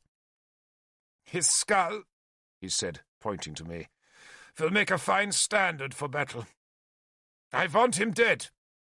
"Then you kill him," Ael said scornfully. They might have been allies, but there was little affection between them. Ael resented the younger Cerdic as an upstart, while Cerdic believed the older man lacked ruthlessness. Cerdic half smiled at Ael's challenge. "Not me," he said mildly, "but my champion will do the work." He looked down the hall, found the man he wanted, and pointed a finger. "Leofa, there is vermin here. Kill it." The warriors cheered again. They relished the thought of a fight, and doubtless, before the night was over, the ale they were drinking would cause more than a few deadly battles. But a fight to the death between a king's champion and a king's son was a far finer entertainment than any drunken brawl, and a much better amusement than the melody of the two harpists who watched from the hall's edges. I turned to see my opponent, hoping he would prove to be already half drunk, and thus easy meat for Howlbane. But the man who stepped through the feasters was not at all what I had expected. I thought he would be a huge man, not unlike Ael, but this champion was a lean, lithe warrior, with a calm, shrewd face that carried not a single scar. He gave me an unworried glance as he let his cloak fall. Then he pulled a long, thin-bladed sword from its leather scabbard. He wore little jewellery, nothing but a plain silver torque, and his clothes had none of the finery that most champions affected. Everything about him spoke of experience and confidence, while his unscarred face suggested either monstrous good luck or uncommon skill. He also looked frighteningly sober as he came to the open space in front of the high table and bowed to the kings. Ael looked troubled. "The price for speaking with me," he told me, "is to defend yourself against Leofa. Or you may leave now and go home in safety." The warriors jeered that suggestion. "I would speak with you, Lord King," I said. Ael nodded, then sat. He still looked unhappy, and I guessed that Leofa had a fearsome reputation as a swordsman. He had to be good, or else he would not be Serdik's champion. But something about Eäl's face told me that Leoffer was more than just good. Yet I, too, had a reputation, and that seemed to worry Bors, who was whispering urgently in Lancelot's ear. Lancelot, once his cousin had finished, beckoned to the interpreter, who in turn spoke with Serdik. The king listened, then gave me a dark look. "How do we know," he asked, "that this son of yours, Eäl, is not wearing some charm of Merlin's?" The Saxons had always feared Merlin, and the suggestion made them growl angrily. Eäl frowned. "Do you have one, devil?" "No, Lord King." Serdik was not convinced. "These men would recognize Merlin's magic," he insisted, waving at Lancelot and Bors. Then he spoke to the interpreter, who passed on his orders to Bors. Bors shrugged, stood up and walked round the table and off the dais. He hesitated as he approached me, but I spread my arms as though to show that I meant him no harm. Bors examined my wrists, maybe looking for strands of knotted grass or some other amulet, then tugged open the laces of my leather jerkin. "Be careful of him, Derval," he muttered in British, and I realized with surprise that Bors was no enemy after all. He had persuaded Lancelot and Serdik that I needed to be searched, just so that he could whisper his warning to me. "He's quick as a weasel," Bors went on, "and he fights with both hands. Watch the bastard when he seems to slip." He saw the small golden brooch that had been a present from Kynwyn. "Is it charmed?" he asked me. "No." "I'll keep it for you anyway," he said, unpinning the brooch and showing it to the hall, and the warriors roared their anger that I might have been concealing the talisman. "And give me your shield," Bors said, for Leoffer had none. I slipped the loops from my left arm and gave the shield to Bors. He took it and placed it against the dais, then balanced Kynwyn's brooch on the shield's top edge. He looked at me as if to make sure I had seen where he put it, and I nodded. Serdik's champion gave his sword a cut in the smoky air. "I have killed 48 men in single combat," he told me in a mild, almost bored voice, "and lost count of the ones who have fallen to me in battle." He paused and touched his face. "In all those fights," he said, "I have not once taken a scar. You may yield to me now if you want your death to be swift." "You may give me your sword," I told him, "and spare yourself a beating." The exchange of insults was a formality. Leoffer shrugged away my offer and turned to the kings. He bowed again, and I did the same. We were standing 10 paces apart in the middle of the open space between the dais and the nearest of the 3 big fires, and on either flank the hall was crammed with excited men. I could hear the chink of coins as wagers were placed. Eäl nodded to us, giving his permission for the fight to begin. I drew Howlbane and raised her hilt to my lips. I kissed one of the little slivers of pig bone that were set there. The 2 bone scraps were my real talismans, and they were far more powerful than the brooch, for the pig bones had once been a part of Merlin's magic. The scraps of bone gave me no magical protection, but I kissed the hilt a second time, then faced Leoffer. Our swords are heavy and clumsy things that do not hold their edge in battle, and so become little more than great iron clubs that take considerable strength to wield. There is nothing delicate about sword fighting, though there is skill. The skill lies in deception, in persuading an opponent that a blow will come from the left, and, when he guards that side, striking from the right, though most sword fights are not won by such skill, but by brute strength. One man will weaken, and so his guard will be beaten down, and the winner's sword will hack and beat him to death. But Leoffer did not fight like that. Indeed, before or since, I have never fought another quite like Leoffer. I sensed the difference as he approached me, for his sword blade, though as long as Howlbane, was much slimmer and lighter. He had sacrificed weight for speed, and I realized that this man would be as fast as Bors had warned me, lightning fast.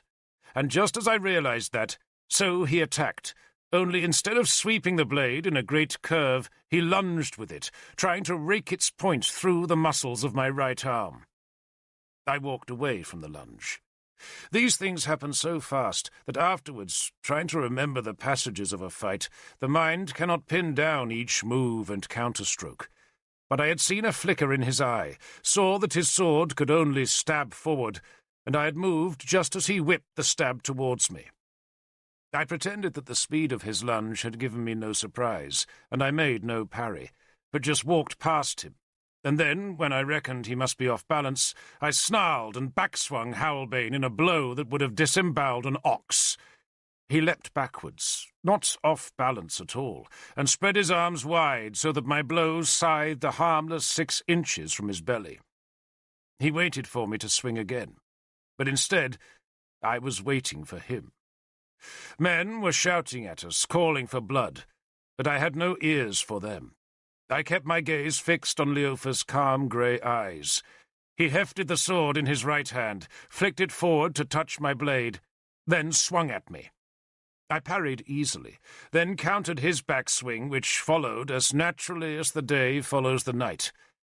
The clangour of the swords was loud, but I could feel that there was no real effort in Leofa's blows. He was offering me the fight I might have expected, but he was also judging me as he edged forward and as he swung blow after blow. I parried the cuts, sensing when they became harder, and just when I expected him to make a real effort, he checked a blow, let go of the sword in mid-air, snatched it with his left hand, and slashed it straight down towards my head. He did it with the speed of a viper striking. Howlbane caught that downward cut. I do not know how she did it. I had been parrying a sideways blow, and suddenly there was no sword there, but only death above my skull. Yet somehow my blade was in the right place, and his lighter sword slid down to Howlbane's hilt, and I tried to convert the parry into a countercut, but there was no force in my response, and he leapt easily backwards. I kept going forward, cutting as he had cut, only doing it with all my strength, so that any one of the blows would have gutted him, and the speed and force of my attacks gave him no choice but to retreat. He parried the blows as easily as I had parried his, but there was no resistance in the parries. He was letting me swing, and instead of defending with his sword, he was protecting himself by constantly retreating. He was also letting me exhaust my strength on thin air, instead of on bone and muscle and blood. I gave a last, massive cut, checked the blade in mid-air, and twisted my wrist to lunge Howlbane at his belly. His sword edged towards the lunge, then whipped back at me as he sidestepped. I made the same quick sidestep, so that each of us missed. Instead, we clashed, breast to breast, and I smelt his breath. There was a faint smell of ale, though he was certainly not drunk. He froze for a heartbeat, then courteously moved his sword arm aside and looked quizzically at me, as if to suggest that we agree to break apart. I nodded, and we both stepped backwards, swords held wide, while the crowd talked excitedly. They knew they were watching a rare fight. Leofa was famous among them, and I dare say my name was not obscure, but I knew I was probably outmatched. My skills, if I had any, were a soldier's skills. I knew how to break a shield wall. I knew how to fight with spear and shield, or with sword and shield. But Leofa, Serdik's champion, had only one skill, and that was to fight man on man with a sword. He was lethal. We drew back 6 or 7 paces. Then Leofa skipped forward, as light on his feet as a dancer, and cut at me fast. Howlbane met the cut hard, and I saw him draw back from the solid parry with a flinch. I was faster than he expected. Or maybe he was slower than usual, for even a small amount of ale will slow a man. Some men only fight drunk, but those who live longest fight sober. I wondered about that flinch. He had not been hurt, yet I had obviously worried him. I cut at him, and he leapt back, and that leap gave me another pause to think. What had made him flinch? Then I remembered the weakness of his parries, and I realized he dared not risk his blade against mine, for it was too light. If I could strike that blade with all my force, then it would as like as not break, and so I slashed again, only this time I kept slashing, and I roared at him as I stamped towards him. I cursed him by air, by fire, and by sea. I called him woman. I spat on his grave, and on the dog's grave where his mother was buried, and all the while he said not a word, but just let his sword meet mine and slide away, and always he backed away, and those pale eyes watched me. Then he slipped. His right foot seemed to slide on a patch of rushes, and his leg went out from under him. He fell backwards, and reached out with his left hand to check himself, and I roared his death and raised Halbane high. Then I stepped away from him, without even trying to finish the killing blow. I had been warned of that slip by Bors, and I had been waiting for it. To watch it was marvellous, and I had very nearly been fooled, for I could have sworn the slip was an accident. But Leofa was an acrobat as well as a sword fighter, and the apparently unbalanced slip turned into a sudden supple motion that swept his sword around to where my feet should have been. I can still hear that long, slim blade hissing as it swept just inches above the floor rushes. The blow should have sliced into my ankles, crippling me. Only I was not there. I had stepped back, and now watched him calmly. He looked up ruefully. "Stand, Leofa," I said, and my voice was steady, telling him that all my rage had been a pretense. I think he knew then that I was truly dangerous. He blinked once or twice, and I guessed he had used his best tricks on me, but none had worked, and his confidence was sapped. But not his skill.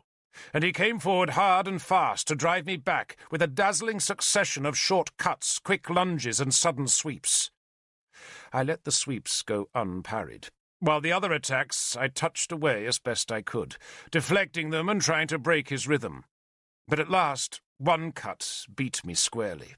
I caught it on my left forearm, and the leather sleeve broke the sword's force, though I bore a bruise for the best part of a month afterwards. The crowd sighed. They had watched the fight keenly, and were eager to see the first blood drawn. Leofa ripped the blade back from my forearm, trying to saw its edge through the leather to the bone, but I flicked my arm out of the way, lunged with Halbane, and so drove him back.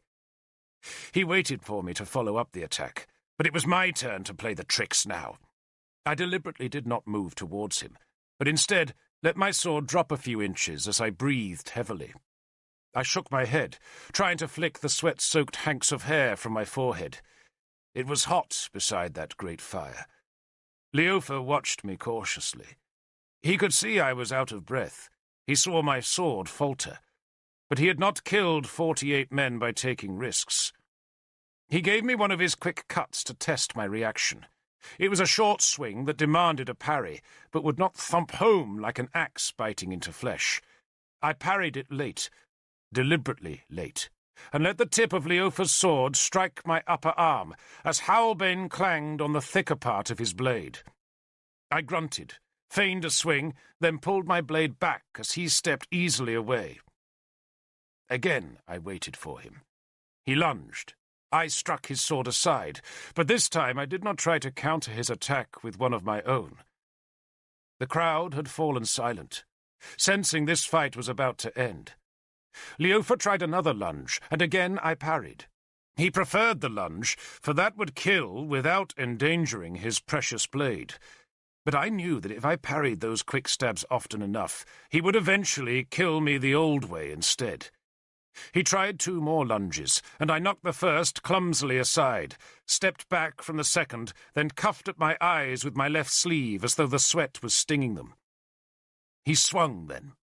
He shouted aloud for the first time as he gave a mighty swing that came from high above his head and angled down towards my neck.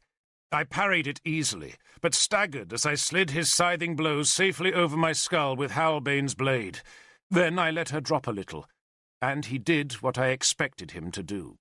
He backswung with all his force. He did it fast and well, but I knew his speed now, and I was already bringing Halbane up in a counterstroke that was just as fast.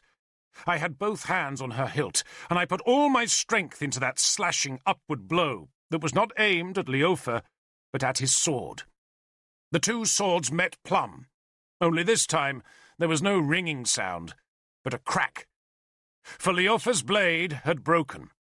The outer 2/3 of it sheared clean away to fall among the rushes, leaving only a stump in his hand. He looked horrified. Then, for a heartbeat, he seemed tempted to attack me with the remnants of his sword, but I gave Halbane 2 fast cuts that drove him back. He could see now that I was not tired at all. He could also see that he was a dead man, but still he tried to parry Halbane with his broken weapon, but she beat that feeble metal stump aside, and then I stabbed, and held the blade still at the silver talk about his throat. "Lord King!" I called, but keeping my eyes on Leofa's eyes. There was a silence in the hall. The Saxons had seen their champion beaten, and they had no voices left. "Lord King!" I called again. "Lord Devil," Ael answered. "You asked me to fight King Cerdic's champion. You did not ask me to kill him. I beg his life of you." Ael paused. "His life is yours, Devil." "Do you yield?" I asked Leofa. He did not answer at once.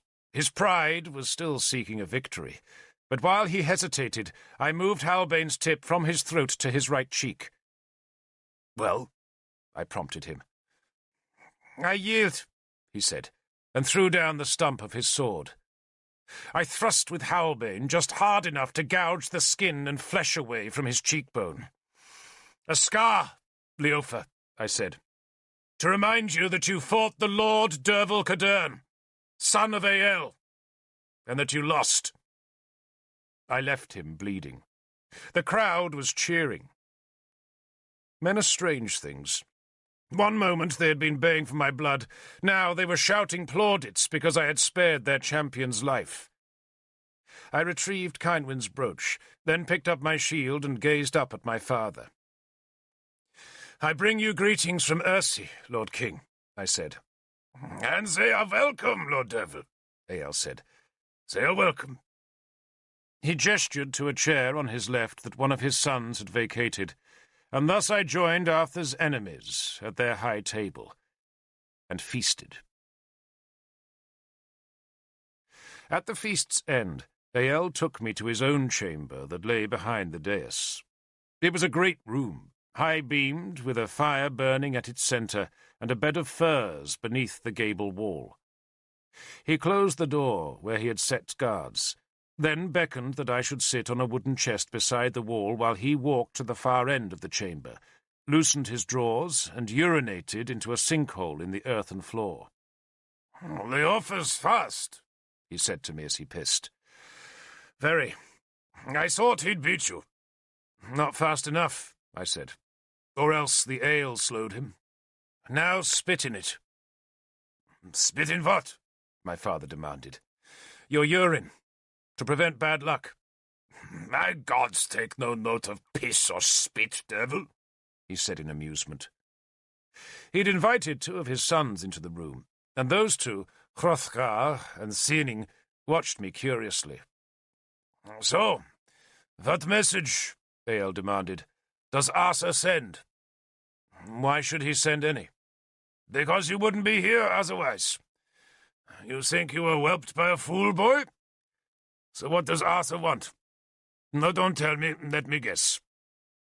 He tied the rope belt of his trews, then went to sit in the room's only chair, a Roman armchair made of black wood and inset with ivory, though much of the ivory pattern had lifted from its setting. "He will offer me security of land. Is that it?" Ael asked. "If I attack Cerdic next year?" "Yes, Lord." "The answer is no," he growled. "A man offers me what is already mine. What kind of an offer is that?" A perpetual peace, Lord King, I said. Ael smiled. When a man promises something forever, he is playing with the truth. Nothing is forever, boy. Nothing. Tell Arthur my spears march with Cerdic next year. He laughed. You wasted your time, Derval, but I am glad you came. Tomorrow we shall talk of Ersi. You want a woman for the night? No, Lord King. Your princess will never know, he teased me. No, Lord King. And he calls himself a son of mine. Ael laughed, and his sons laughed with him. They were both tall, and though their hair was darker than mine, I suspect they resembled me, just as I suspected that they had been brought to the chamber to witness the conversation, and so pass on Ael's flat refusal to the other Saxon leaders. You can sleep outside my door, Ael said, waving his sons out of the chamber. You'll be safe there. He waited as Hrothgar and Seaning went out of the room, then checked me with a hand. Tomorrow, my father said in a lower voice, Cerdic goes home, and he takes Lancelot with him. Cerdic will be suspicious as I let you live, but I will survive his suspicions. We shall talk tomorrow, Derval, and I'll have a longer answer for your Arthur. It won't be the answer he wants, but maybe it's one he can live with. Go now. I have company coming. I slept in the narrow space between the dais and my father's door. In the night a girl slipped past me to Ael's bed, while in the hall the warriors sang and fought and drank and eventually slept, though it was dawn before the last man began snoring. That was when I woke to hear the cockerels calling on Thun Relslier's hill, and I strapped on Howlbane, picked up my cloak and shield, and stepped past the embers of the fires to go out into the raw, chill air. A mist clung to the high plateau, thickening to a fog as the land dropped down to where the Thames widened into the sea. I walked away from the hall to the hill's edge, from where I stared down into the whiteness above the river. "My Lord King," a voice said behind me, "ordered me to kill you if I found you alone." I turned to see Bors, Lancelot's cousin and champion. "I owe you thanks," I said, "for warning you about Leofa." Bors shrugged as though his warning had been a small thing. "He's quick, isn't he? Quick and lethal." Bors came to stand beside me where he bit into an apple, decided it was pulpy, and so threw it away. He was another big warrior, another scarred and black-bearded spearman who had stood in too many shield walls and seen too many friends cut down. He gave a belch. "I never minded fighting to give my cousin Dumnonia's throne," he said. "But I never wanted to fight for a Saxon, and I didn't want to watch you being cut down to amuse Cerdic. But next year, Lord," I said, "you will be fighting for Cerdic." "Will I?" he asked me. He sounded amused. "I don't know what I shall do next year, Derval. Maybe I'll sail away to Lyonesse. They tell me the women there are the most beautiful in all the world. They have hair of silver, bodies of gold, but no tongues." He laughed, then took another apple from a pouch and polished it against his sleeve. "My Lord King, now," he said, meaning Lancelot. "He'll fight for Cerdic. But what other choice does he have? Arthur won't welcome him." I realized then what Bors was hinting. "My Lord Arthur," I said carefully, "has no quarrel with you." "Nor I with him," Bors said through a mouthful of apple. "So maybe we shall meet again, Lord Derval. It's a great pity I couldn't find you this morning. My Lord King would have rewarded me richly if I had killed you." He grinned and walked away. 2 hours later, I watched Bors leave with Cerdic, going down the hill where the clearing mist shredded among red-leaved trees. 100 men went with Cerdic, most of them suffering from the night's feast, just like Ael's men who formed an escort for their departing guests. I rode behind Ael, whose own horse was being led while he walked beside King Cerdic and Lancelot. Just behind them walked two standard-bearers, one carrying Ael's blood-spattered bull skull on a staff, the other hoisting aloft Cerdic's red-painted wolf skull that was hung with a dead man's flayed skin. Lancelot ignored me. Earlier in the morning, when we had unexpectedly encountered each other close to the hall, he had simply looked through me, and I made nothing of the encounter. His men had murdered my youngest daughter, and though I had killed the murderers, I would still have liked to avenge Diane's soul on Lancelot himself. But Ael's hall was not the place to do it. Now, from a grassy ridge above the muddy banks of the Thames, I watched as Lancelot and his few retainers walked towards Cerdic's waiting ships. Only Amhar and Loholt dared challenge me. The twins were sullen youths who hated their father and despised their mother. In their own eyes they were princes, but Arthur, who disdained titles, refused to give them the honour, and that had only increased their resentment. They believed they had been cheated of royal rank, of land, of wealth, and of honour, and they would fight for anyone who tried to defeat Arthur, whom they blamed for all their ill fortune. The stump of Loholt's right arm was sheathed in silver, to which he had attached a pair of bear's claws. It was Loholt who turned back to me. "We shall meet next year," he told me. I knew he was spoiling for a fight, but I kept my voice mild. "I look forward to the meeting." He held up his silver-sheathed stump, reminding me how I had held his arm as his father had struck with Excalibur. "You owe me a hand, Derval." I said nothing. Amhar had come to stand beside his brother. They both had their father's big-boned, long-jawed face, but in them it had been soured, so that they showed none of Arthur's strength. Instead, they looked cunning, almost wolf-like. "Did you not hear me?" Loholt demanded. "Be glad," I told him, "that you still have one hand. And as for my debt to you, Loholt, I shall pay it with Halbane." They hesitated, but they could not be certain that Cerdic's guards would support them if they drew their swords, and so at last they contented themselves with spitting at me, before turning and strutting down to the muddy beach where Cerdic's two boats waited. This shore beneath Thunreslia was a miserable place, half land and half sea, where the meeting of the river and the ocean had spawned a dull landscape of mudbanks, shoals, and tangling sea creeks.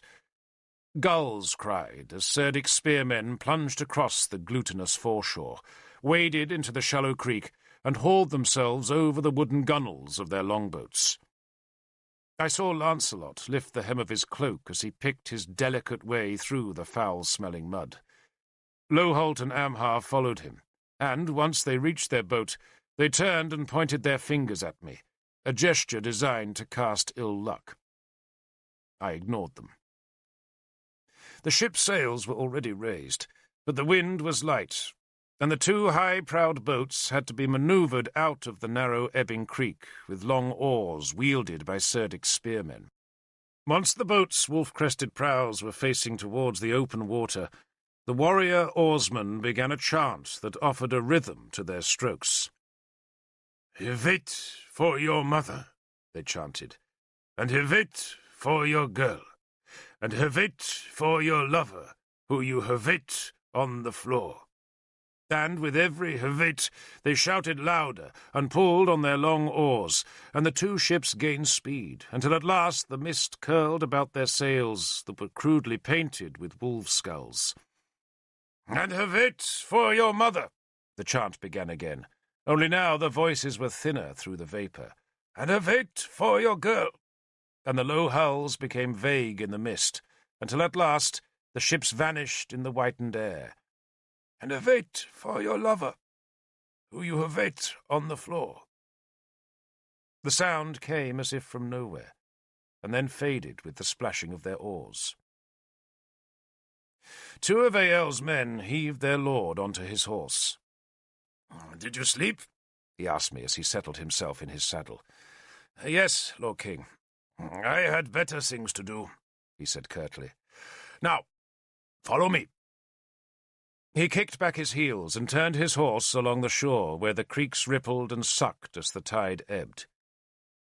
This morning, in honour of his departing guests, Ael had dressed as a warrior king. His iron helmet was trimmed with gold and crowned with a fan of black feathers. His leather breastplate and long boots were dyed black, while from his shoulders there fell a long black bearskin cloak that dwarfed his small horse. A dozen of his men followed us on horseback, one of them carrying the bull skull standard. Ael, like me, rode clumsily.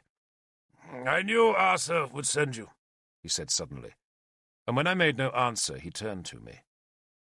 "So, you found your mother?" "Yes, Lord King." "How is she?" "Old," I said truthfully. "Old, fat, and sick."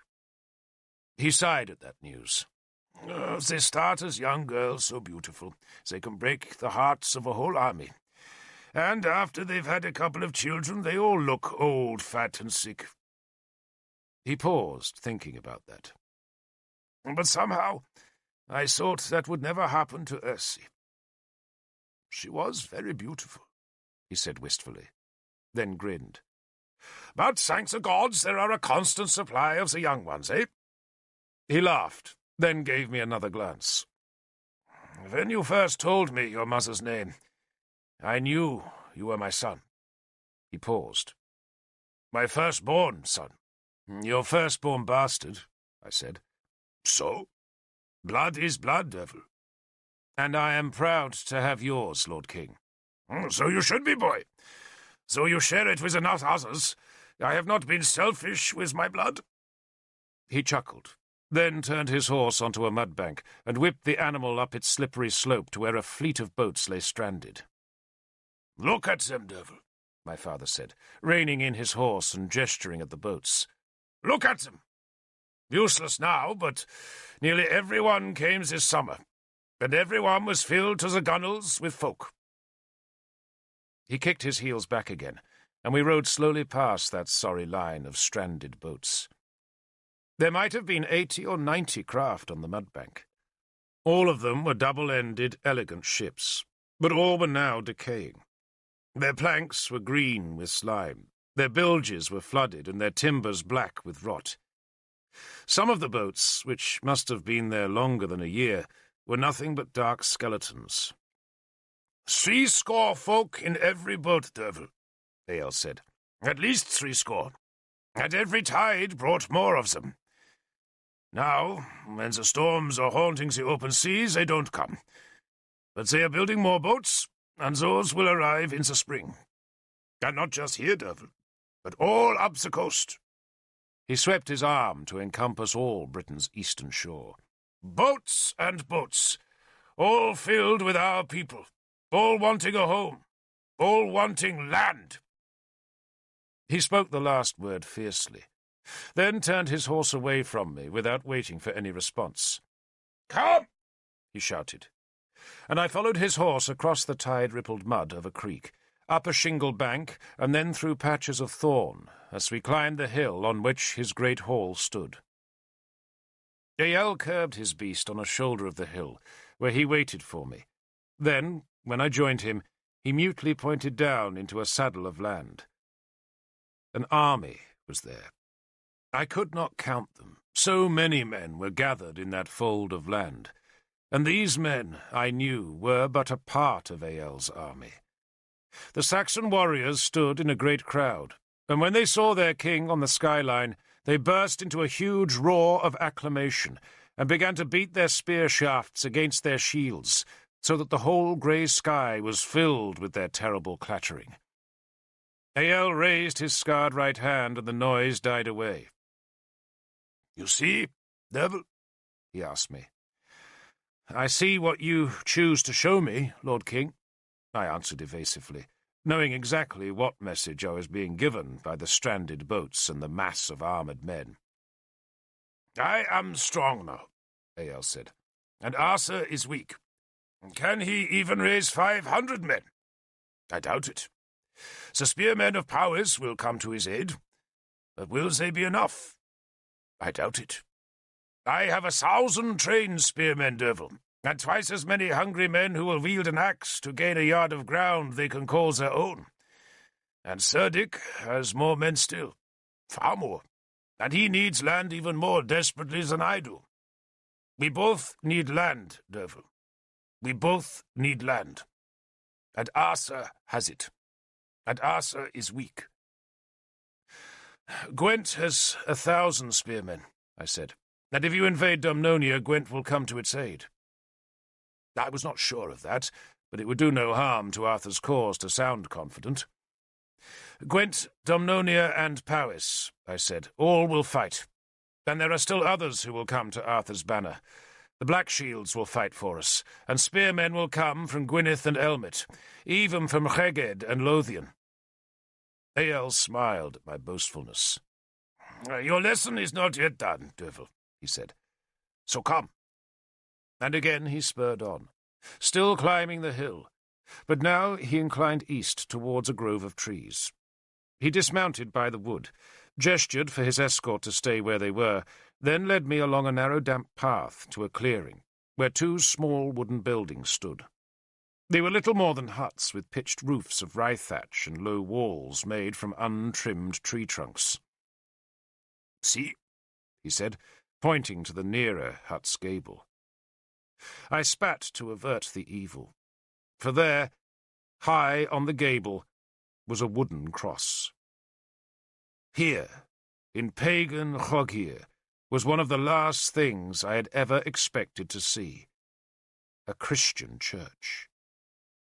The second hut, slightly lower than the church, was evidently living quarters for the priest, who greeted our arrival by crawling out through the low door of his hovel.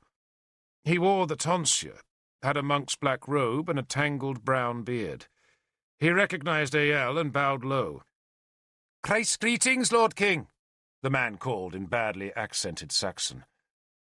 "Where are you from?" I asked in the British tongue. He looked surprised to be spoken to in his native language. "From Gobanium, Lord," he told me. The monk's wife, a draggled creature with resentful eyes, crawled from the hovel to stand beside her man. "What are you doing here?" I asked him. "The Lord Christ Jesus has opened King Eyal's eyes, Lord," he said, "and invited us to bring the news of Christ to his people. I am here with my brother priest, Goffith, to preach the gospel to the Sis." I looked at Eyal, who was smiling slyly. "Missionaries from Gwent?" I asked. "Feeble creatures, are they not?" Eyal said, gesturing the monk and his wife back into their hut. "But they think they will turn us from the worship of Thunor and Siaxnet, and I am content to let them think as much. For now." "Because," I said slowly, "King Murig has promised you a truce so long as you let his priests come to your people." Eyal laughed. "He is a fool, that Murig. He cares more for the souls of my people than for the safety of his land. And 2 priests are a small price for keeping Gwent's 1,000 spearmen idle, while we take Dumnonia." He put an arm about my shoulders and led me back towards the horses. "You see, Derval, Gwent will not fight. Not while their king believes there is a chance of spreading his religion among my people." "And is the religion spreading?" I asked. He snorted. "Among a few slaves and women, but not many, and it won't spread far. I'll see to that. I saw what that religion did to Dumnonia, and I'll not allow it here. Our old gods are good enough for us, Derval, so why should we need new ones? That's half the trouble with the Britons. They've lost their gods." "Merlin has not," I said. That checked Eyal. He turned in the shadow of the trees, and I saw the worry on his face. He had always been fearful of Merlin. "I hear tales," he said uncertainly. "The treasures of Britain," I said. What are they? He demanded. Nothing much, Lord King, I said, honestly enough. Just a tattered collection of old things. Only two are of any real value. A sword and a cauldron. You have seen them? He asked fiercely.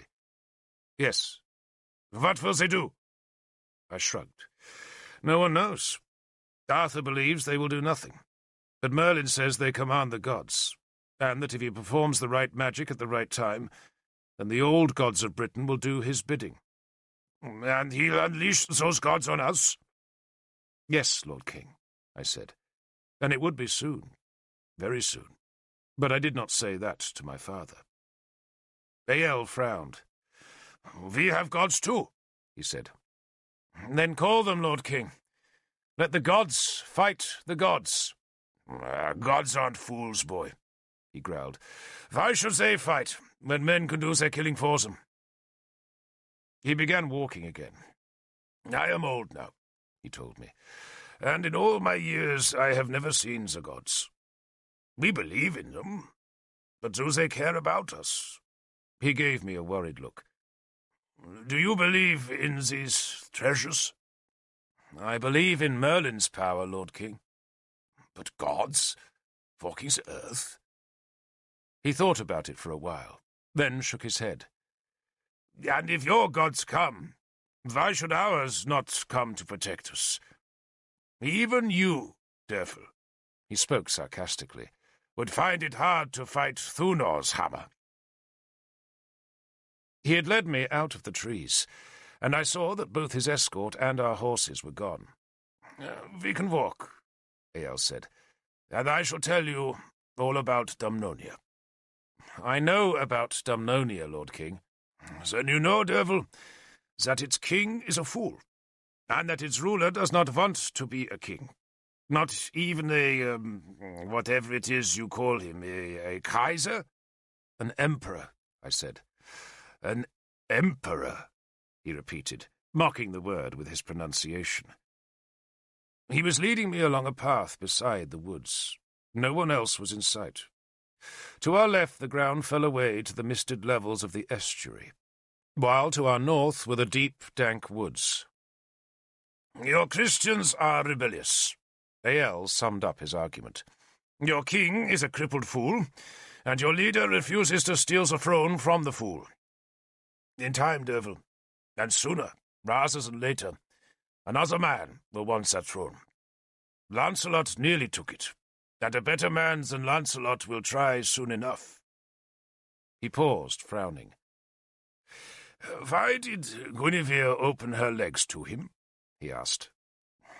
Because Arthur wouldn't become king, I said bleakly. Then he is a fool, and next year he'll be a dead fool. Unless he accepts a proposal. What proposal, Lord King? I asked, stopping beneath a fiery red beech. He stopped and placed his hands on my shoulders. Tell Arthur to give the throne to you, Derfel. I stared into my father's eyes. For a heartbeat I thought he must be jesting, then saw he was as earnest as a man could be. Me? I asked, astonished. You, Ael said, and you swear loyalty to me. I shall want land from you, but you can tell Arthur to give the throne to you, and you can rule Dumnonia. My people will settle and farm the land, and you shall govern them, but as my client king. We shall make a federation, you and I, father and son. You rule Dumnonia, and I rule England. England? I asked, for the word was new to me. He took his hands from my shoulders and gestured about the countryside. Here, you call us Saxons, but you and I are Ingles. Cerdic is a Saxon, but you and I are the English, and our country is England. This is England. He said it proudly, looking about that damp hilltop. What of Cerdic? I asked him. You and I will kill Cerdic, he said frankly. Then plucked my elbow and began walking again, Only now he led me onto a track that led between the trees where pigs rooted for beech mast among the newly fallen leaves. "Tell Arthur what I suggest," Earl said. "Tell him he can have the throne rather than you, if that's what he wants. But whichever of you takes it, you take it in my name." "I shall tell him, Lord King," I said, though I knew Arthur would scorn the proposal.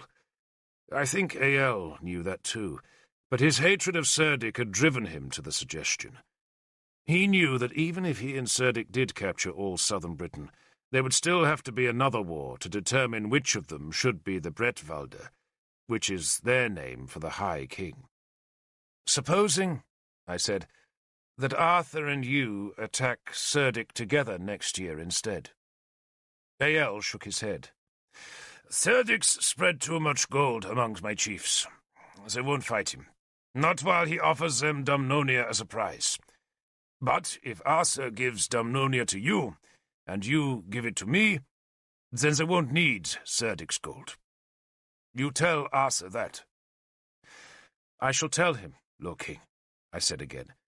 But I still knew Arthur would never agree to the proposal, for it would mean breaking his oath to Uther, the oath that promised to make Mordred king, and that oath lay at the taproot of all Arthur's life.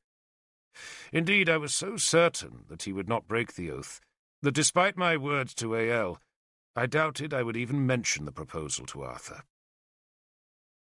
Ael now led me into a wide clearing, where I saw that my horse was waiting, and with it an escort of mounted spearmen.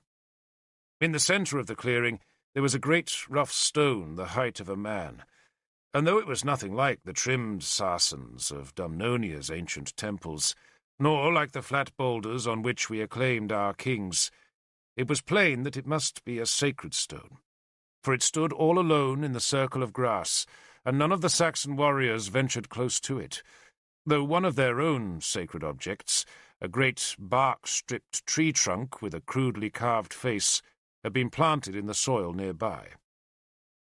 Ael led me towards the great rock, but stopped short of it, and fished in a pouch that hung from his sword-belt.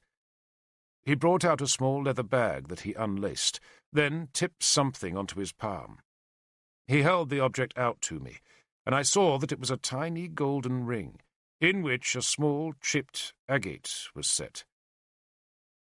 "I was going to give this to your mother," he told me, "but Uther captured her before I had the chance, and I've kept it ever since. Take it." I took the ring. It was a simple thing, country-made. It was not Roman work, for their jewels are exquisitely fashioned, nor was it Saxon-made, for they like their jewellery heavy. But the ring had probably been made by some poor Briton who had fallen to a Saxon blade. The square green stone was not even set straight, but still the tiny ring possessed an odd and fragile loveliness. "I never gave it to your mother," Ael said, "and if she's fat, then she can't wear it now. So give it to your Princess of Powys. I hear she is a good woman." "She is, Lord King." "Give it to her," Ael said, "and tell her that if our countries do come to war, then I shall spare the woman wearing that ring, her and all her family." "Thank you, Lord King," I said, and put the little ring in my pouch. "I have one last gift for you," he said, and put an arm on my shoulders and led me to the stone. I was feeling guilty that I had not brought him any gift. Indeed, in my fear of coming into Chogir, the thought had not even occurred to me. But Ael overlooked the omission. He stopped beside the boulder. "This stone once belonged to the Britons," he told me, "and was sacred to them. There is a hole in it, see? Come to the side, boy. Look." I walked to the side of the stone, and saw there was indeed a great black hole running into the heart of the stone. "I talked once with an old British slave," Ael said, "and he told me that by whispering into that hole, you can talk with the dead." "But you don't believe that?"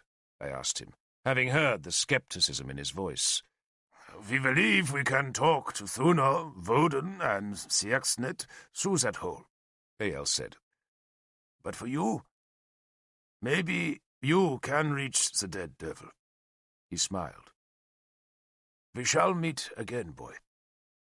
I hope so, Lord King, I said. And then I remembered my mother's strange prophecy, that Ael would be killed by his son, and I tried to dismiss it as the ravings of a mad old woman. But the gods often choose such women as their mouthpieces, and I suddenly had nothing to say. Ael embraced me, crushing my face into the collar of his great fur cape. "Has your mother long to live?" he asked me. "No, Lord King." "Bury her," he said, "with her feet to the north. It is a way of our people." He gave me a last embrace. "You'll be taken safe home," he said, then stepped back. "To talk to the dead," he added gruffly, "you must walk 3 times around the stone, then kneel to the hole. Give my granddaughter a kiss from me." He smiled, pleased to have surprised me by revealing such an intimate knowledge of my life, and then he turned and walked away. The waiting escort watched as I walked thrice round the stone, then as I knelt and leaned to the hole. I suddenly wanted to weep, and my voice choked as I whispered my daughter's name. "Diane," I whispered into the stone's heart. "My dear Diane, wait for us, my darling, and we will come to you. Diane." My dead daughter, my lovely Diane, murdered by Lancelot's men. I told her we loved her. I sent her Ael's kiss. Then I leaned my forehead on the cold rock and thought of her little shadow body, all alone in the other world. Merlin, it is true, had told us that children play happily beneath the apples of Anwin in that death world. But I still wept as I imagined her suddenly hearing my voice. Did she look up? Was she, like me, crying? I rode away. It took me 3 days to reach Duncarrick, and there I gave Cynwyn the little golden ring. She had always liked simple things, and the ring suited her far better than some elaborate Roman jewel. She wore it on the small finger of her right hand, which was the only finger it fitted. "I doubt it will save my life, though," she said ruefully. "Why not?" I asked. She smiled, admiring the ring. "What Saxon will pause to look for a ring? Reap first and plunder after, isn't that the spearman's rule?" "You won't be here when the Saxons come," I said. "You must go back to Powys." She shook her head. "I shall stay. I can't always run to my brother when trouble comes." I let that argument rest until the time came, and instead sent messages to Durnovaria and Kirkadern to let Arthur know I had returned. 4 days later he came to Duncarrick, where I reported Ael's refusal to him. Arthur shrugged, as if he had expected nothing else. "It was worth a try," he said dismissively. I did not tell him of Ael's offer to me, for in his sour mood he would probably think I was tempted to accept, and he might never have trusted me again. Nor did I tell him that Lancelot had been at Thunrelslia, for I knew how he hated even the mention of that name. I did tell him about the priests from Gwent, and that news made him scowl. "I suppose I shall have to visit Murig," he said bleakly, staring at the tor. Then he turned to me. "Did you know," he asked me accusingly, "that Excalibur is one of the treasures of Britain?" "Yes, Lord," I admitted. Merlin had told me so long before, but he had sworn me to secrecy, for fear that Arthur might destroy the sword to demonstrate his lack of superstition. "Merlin has demanded its return," Arthur said. He had always known that demand might come, right from the distant day when Merlin had given the young Arthur the magical sword. You will give it to him? I asked anxiously. He grimaced. If I don't, Derval, will that stop Merlin's nonsense? If it is nonsense, Lord, I said. And I remembered that shimmering naked girl, and told myself she was a harbinger of wondrous things. Arthur unbuckled the belt with its cross-hatched scabbard. You take it to him, Derval, he said grudgingly. You take it to him. He pushed the precious sword into my hands. But tell Merlin I want her back. I will, Lord, I promised. For if the gods did not come on Semain Eve, then Excalibur would have to be drawn and carried against the army of all the Saxons. But Semain Eve was very near now, and on that night of the dead, the gods would be summoned. The next day, I carried Excalibur south to make it happen. Maydun is a great hill that lies to the south of Durnovaria, and at one time it must have been the greatest fortress in all Britain. It has a wide, gently domed summit stretching east and west, around which the old people built 3 huge walls of steeply embanked turf. No one knows when it was built, or even how, and some believe that the gods themselves must have dug the ramparts, for that triple wall seems much too high, and its ditches far too deep for mere human work, though neither the height of the walls nor the depth of the ditches prevented the Romans from capturing the fortress and putting its garrison to the sword. Maydun has lain empty since that day, but for a small stone temple of Mithras that the victorious Romans built at the eastern end of the summit plateau. In summer the old fortress is a lovely place, where sheep graze the precipitous walls and butterflies flicker above the grass, wild thyme, and orchids. But in late autumn, when the nights close in early and the rains sweep across Dumnonia from the west, the summit can be a chill, bare height where the wind bites hard. The main track to the summit leads to the maze-like western gate, and the path was slippery with mud as I carried Excalibur to Merlin. A horde of common folk trudged with me. Some had great bundles of firewood on their backs, others were carrying skins of drinking water, while a few were goading oxen that dragged great tree trunks or pulled sledges heaped with trimmed branches. The oxen's flanks ran with blood as they struggled to haul their loads up the steep, treacherous path, to where, high above me on the outermost grass rampart, I could see spearmen standing guard. The presence of those spearmen confirmed what I had been told in Durnovaria, that Merlin had closed Maydun to all except those who came to work. 2 spearmen guarded the gate. Both were Irish Black-Shield warriors, hired from Oengus mac Hiram, and I wondered how much of Merlin's fortune was being spent on readying this desolate grass fort for the coming of the gods. The men recognized that I was not one of the folk working at Maydun, and came down the slope to meet me. "You have business here, Lord?" one of them asked respectively. I was not in armour, but I wore Howlbane, and her scabbard alone marked me as a man of rank. "I have business with Merlin," I said. The Black-Shield did not stand aside. "Many folk come here, Lord," he said, "and claim to have business with Merlin. But does Lord Merlin have business with them?"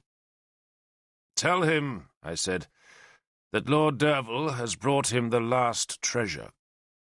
I tried to imbue the words with a due sense of ceremony, but they did not seem to impress the Black-Shields. The younger man climbed away with the message, while the older chatted to me. Like most of Oengus's spearmen, he seemed a cheerful rogue.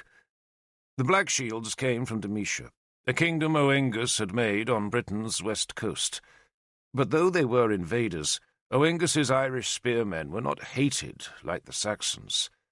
The Irish fought us, they stole from us, they enslaved us, and they took our land. But they spoke a language close to ours. Their gods were our gods, and when they were not fighting us, they mingled easily enough with the native Britons. Some, like Oengus himself, now seemed more British than Irish, For his native island, which had always taken pride in never having been invaded by the Romans, had now succumbed to the religion the Romans had brought. The Irish had adopted Christianity, though the lords across the sea, who were those Irish kings like Oengus who had taken land in Britain, still clung to their older gods. And next spring, I reflected, unless Merlin's rites brought those gods to our rescue, these Black-Shield spearmen would doubtless fight for Britain against the Saxons. It was young Prince Gawain who came from the summit to meet me. He strode down the track in his lime-washed war gear, though his splendour was spoilt when his feet shot out from under him on a muddy patch, and he bumped a few yards on his bottom. "Lord Derval," he called as he scrambled up again. "Lord Derval, come, welcome." He beamed a wide smile as I approached. "Is not this the most exciting thing?" he demanded. "I don't know yet, Lord Prince."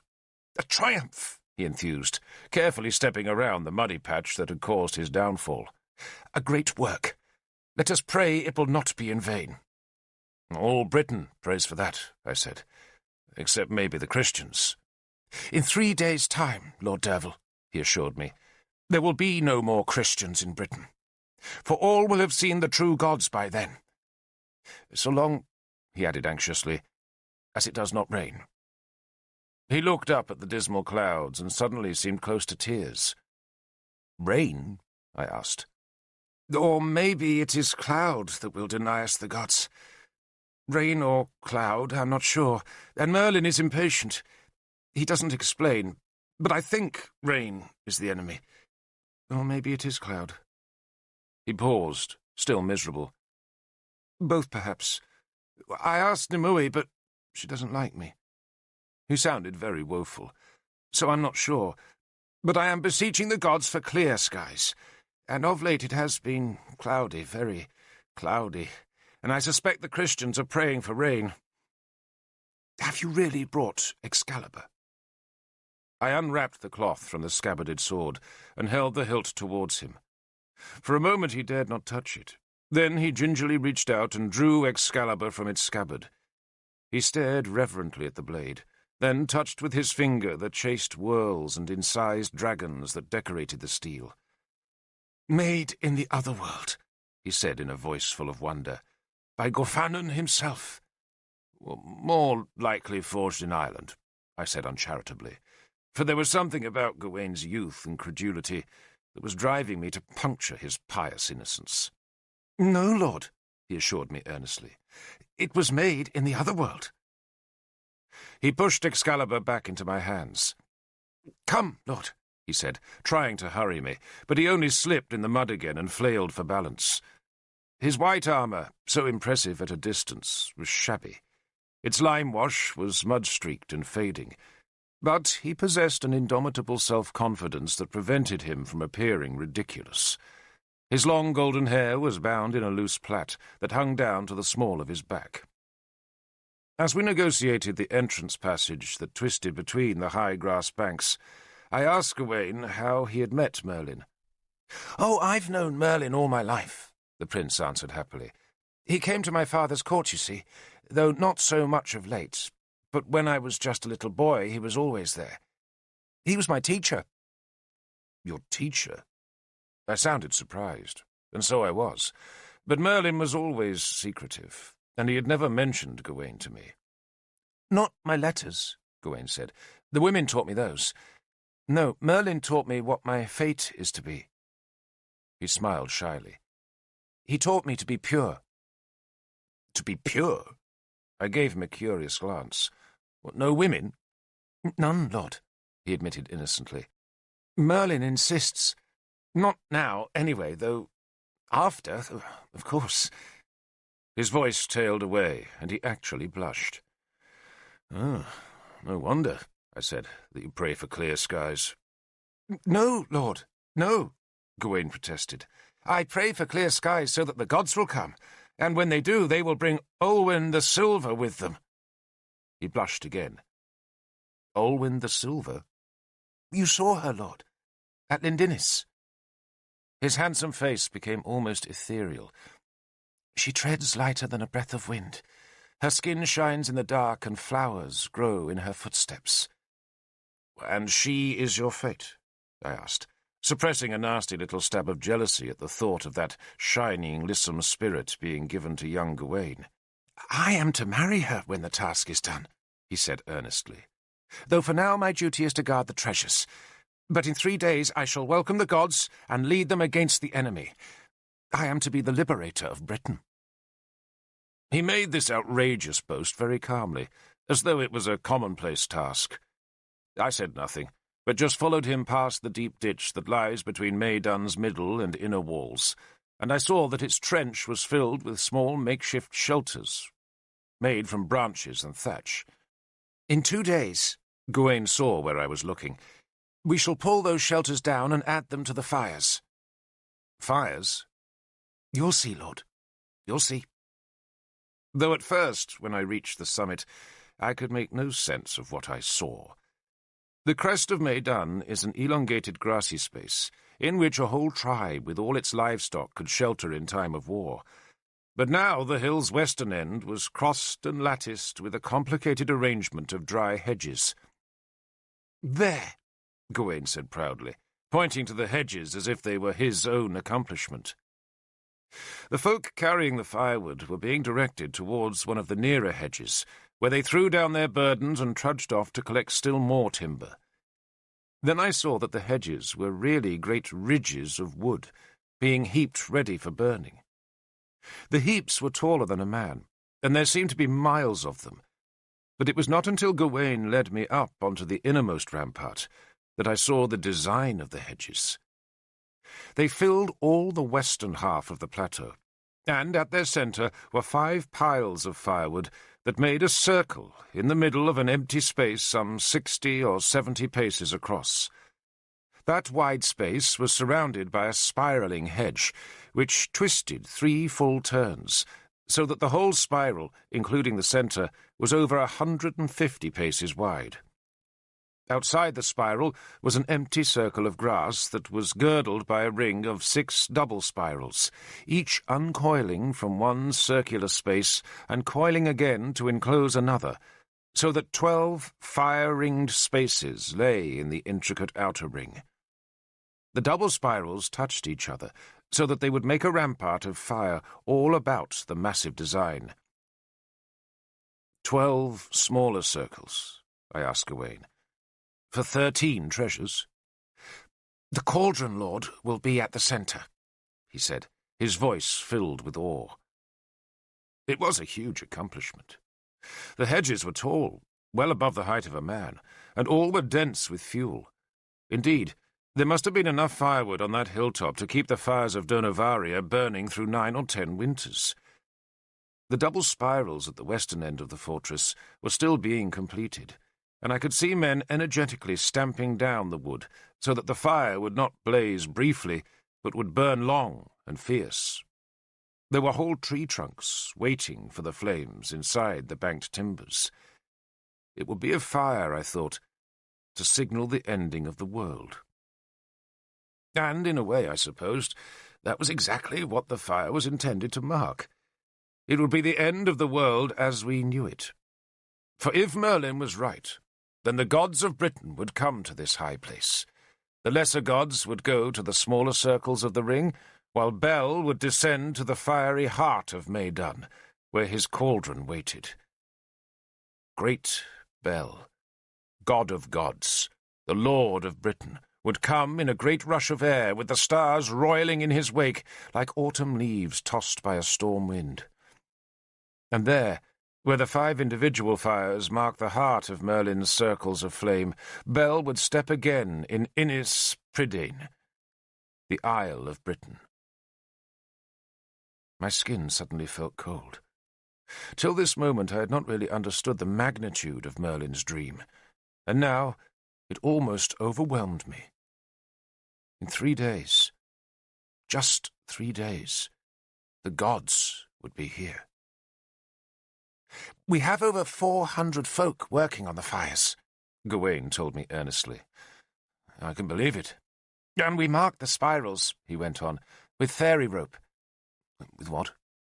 A rope, Lord, knotted from the hair of a virgin and merely one strand in width. Nimue stood in the centre, and I paced about the perimeter, and my Lord Merlin marked my steps with elf-stones. The spirals had to be perfect. It took a week to do, for the rope kept breaking, and every time it did, we needed to begin again. Maybe it wasn't fairy rope after all, Lord Prince, I teased him. Oh, it was, Lord, Gawain assured me. It was knotted from my own hair. And on Semaine Eve, I said, you light the fires and wait. 3 hours on 3, Lord, the fires must burn, and at the 6th hour we begin the ceremony. And sometime after that, the night would turn to day, the sky would fill with fire, and the smoky air would be lashed into turmoil by the gods' beating wings. Gawain had been leading me along the fort's northern wall, but now gestured down to where the small temple of Mithras stood, just to the east of the firewood rings. "You can wait there, Lord," he said, "while I fetch Merlin." "Is he far off?" I asked, thinking that Merlin might be in one of the temporary shelters thrown up on the plateau's eastern end. "I'm not certain where he is," Gawain confessed, "but I know he went to fetch Anbar, and I think I know where that might be." "Anbar?" I asked. I only knew Anbar from stories, where he was a magical horse, an unbroken stallion reputed to gallop as fast across water as he could across land. "I will ride Anbar alongside the gods," Gawain said proudly, "and carry my banner against the enemy." He pointed to the temple, where a huge flag leaned unceremoniously against the low-tiled roof. "The banner of Britain," Gawain added, and he led me down to the temple, where he unfurled the standard. It was a vast square of white linen, on which was embroidered the defiant red dragon of Dumnonia. The beast was all claws, tail, and fire. "It's really the banner of Dumnonia," Gawain confessed, "but I don't think the other British kings will mind, do you?" "Well, not if you drive the Sace into the sea," I said. "That is my task, Lord," Gawain said very solemnly. "With the help of the gods, of course, and of that." He touched Excalibur, that was still under my arm. "Excalibur?" I sounded surprised, for I could not imagine any man other than Arthur carrying the magical blade. "What else?" Gawain asked me. "I am to carry Excalibur, ride Anbar, and drive the enemy from Britain." He smiled delightedly, then gestured at a bench beside the temple door. "If you will wait, Lord, I shall seek Merlin." The temple was guarded by 6 Black-Shield spearmen, but as I had come to the place in Gawain's company, they made no effort to stop me ducking under the doorway's low lintel. I was not exploring the little building from curiosity, but rather because Mithras was my chief god in those days. He was the soldier's god, the secret god. The Romans had brought his worship to Britain, and even though they had long gone, Mithras was still a favourite amongst warriors. This temple was tiny, merely 2 small rooms that were windowless, to imitate the cave of Mithras's birth. The outer room was filled with wooden boxes and wicker baskets, which, I suspected, contained the treasures of Britain, though I lifted none of the lids to look. Instead, I crawled through the inner door into the black sanctuary, and saw, glimmering there, the great silver-gold cauldron of Clythno Ethin. Beyond the cauldron, and only just visible in the small grey light that seeped through the 2 low doors, was the altar of Mithras. Either Merlin or Nimue, who both ridiculed Mithras, had placed a badger's skull on the altar to avert the god's attention. I swept the skull away, then knelt beside the cauldron and said a prayer. I begged Mithras to help our other gods, and I prayed he would come to Maidan and lend his terror to the slaughter of our enemies. I touched the hilt of Excalibur to his stone, and wondered when a bull had last been sacrificed in this place. I imagined the Roman soldiers forcing the bull to its knees, then shoving its rump and tugging its horns to cram it through the low doors, until once in the inner sanctuary it would stand and bellow with fear, smelling nothing but the spearmen all about it in the dark. And there, in the terrifying dark, it would be hamstrung. It would bellow again, collapse, but still thrash its great horns at the worshippers. But they would overpower it and drain its blood, and the bull would slowly die, and the temple would fill with the stink of its dung and blood. Then the worshippers would drink the bull's blood in memory of Mithras, just as he had commanded us. The Christians, I was told, had a similar ceremony, but they claimed that nothing was killed in their rites, though few pagans believed it, for death is the due we owe to the gods in return for the life they give us. I stayed on my knees in the dark, a warrior of Mithras come to one of his forgotten temples, and there, as I prayed, I smelt the same sea smell that I remembered from Lindinis, the seaweed and salt tang that had touched our nostrils as Olwyn the Silver had stalked so slim and delicate and lovely down Lindinis's arcade. For a moment I thought a god was present, or maybe that Olwyn the Silver had come to Maidan herself. But nothing stirred. There was no vision, no glowing naked skin, just the thin sea salt smell and the soft whisper of the wind outside the temple. I turned back through the inner door, and there, in the outer room, the smell of the sea was stronger. I tugged open box lids and lifted sacking covers from the wicker baskets, and I thought I had found the source of the sea smell when I discovered that 2 of the baskets were filled with salt that had become heavy and clotted in the damp autumn air. But the sea smell did not come from the salt, but from a 3rd basket that was crammed with wet bladderwrack. I touched the seaweed, then licked my finger and tasted salt water. A great clay pot was stoppered next to the basket, and, when I lifted the lid, I found the pot was filled with seawater, presumably to keep the bladderwrack moist, and so I dug into the basket of seaweed and found, just beneath the surface, a layer of shellfish. The fish had long, narrow, elegant, double-sided shells, and looked something like mussels, only these were a little larger than mussels, and their shells were a greyish-white instead of black. I lifted one, smelt it, and supposed that it was merely some delicacy that Merlin liked to eat. The shellfish, perhaps resenting my touch, cracked open its shell and pissed a squirt of liquid onto my hand.